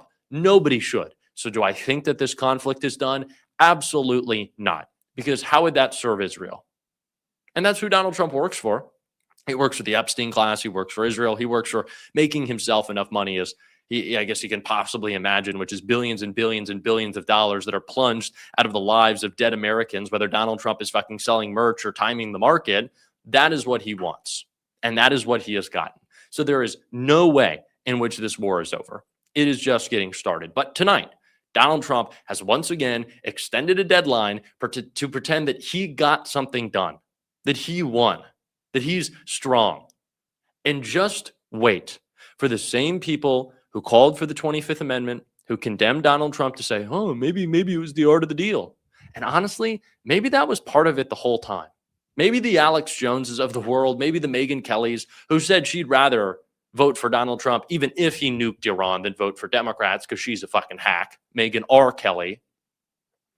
But maybe this whole time it was just a play by them to say, oh my God, I can't believe what dear leader Trump is doing, only for them to go, whoa, I had no idea what he was talking about. This was a game. This was Trump, puffing himself up. He's so smart, never bluffs. Never bluffs. That's what Fox says. What was this? Clearly a bluff. Donald Trump always bluffs, and Donald Trump doesn't have the cards. Donald Trump folded. That's what he did. We did not get a deal with Iran. This isn't even a ceasefire. This is Donald Trump surrendering. This is Donald Trump giving up. This is Donald Trump admitting that he's weak, admitting that he's not just bending to Iran, but he's bending to the pushback that he's gotten from members of his own party.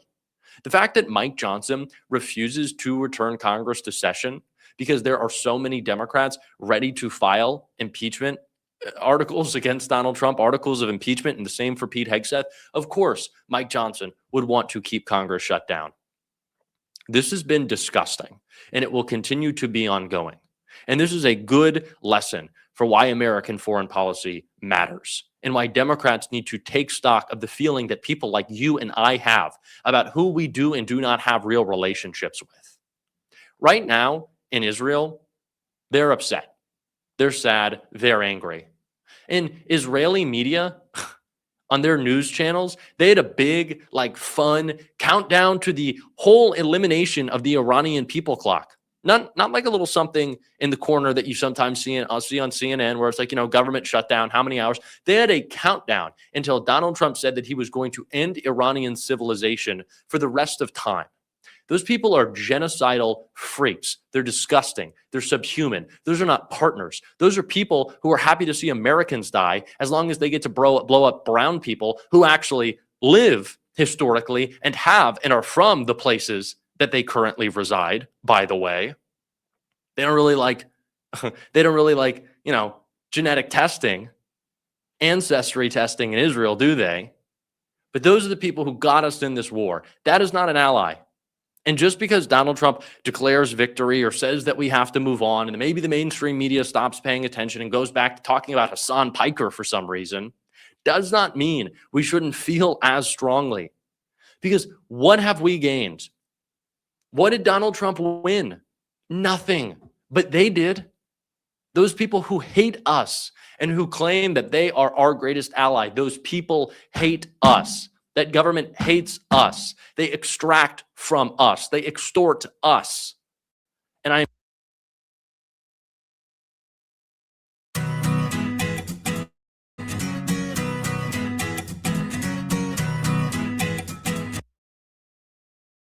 I'm tired of it, and we cannot forget about it. This has been a great lesson, a terrible, horrible, painful, fatal lesson, but we have to remember it. This has been a perfect example of the plundering and pillaging of our country for the military-industrial complex and for the Epstein class. That is what this has been about. Donald Trump did not get anything. He cannot declare victory. This is not some huge win. This is the culmination of losses that we have suffered so a small group of people can benefit. And that is why there will be so many who are sad about this announcement. But you shouldn't be happy or sad. You should be pissed off, and you should dispute its realness, its efficacy. It's not real. This reminds me of when Donald Trump initially struck, when he praised his regime change, and when so many in the media who consider themselves, Israel is complaining right now that Al Jazeera complaining that Iran won't stop shooting missiles at them. Good faith actors said, wow, right now. Donald Trump, he took out that oppressive Iranian regime, which, by the way, he didn't. There hasn't been serious regime change. It's even a more radical regime, you could say now. He's really clearly in this to protect and save Iranian women and girls. It's not true. He killed them in a strike on a school. Donald Trump threatened to blow them off the face of the earth. What are the military objectives we accomplished? Did we bring peace to the Middle East? Did we bring democracy? I don't see it. I don't. There's no democracy in Israel, by the way. There's no democracy in apartheid states. There's no democracy in a state that has the death penalty for Palestinians, but not for Israelis. Okay, that's not a democracy. And so, what did we get? Sorry, I'm sick still, and I'm choking on my throat over here because I'm pissed. So excuse me. What did we get? We got fucked. That's what we got. And it's going to continue until we have real opposition leaders in the Democratic Party. And thank God for Ro Khanna. Thank God for Bernie Sanders. Thank God for AOC. Thank God for Chris Murphy, for Yasemin Ansari, for those who were first to come out for the 25th Amendment. Call for accountability. Make sure we are anti-war. Thank God for those members of Congress.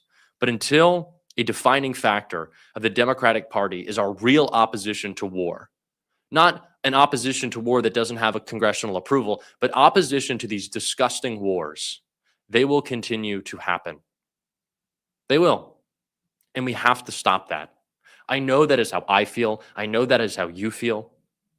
And I know that we think that these midterms will be consequential, and they will. But it will not be a general election that is consequential. It is the Democrats who we elect in primaries to stand up and create a new party, a progressive party, an anti-war party. That is what we need. That is what we are going to be advocating for. Donald Trump lost still tonight. He tacoed out. What a fucking surprise. I'm furious. I'm sorry. If you want to support the work that we're doing to call going on, Coffee, follow me.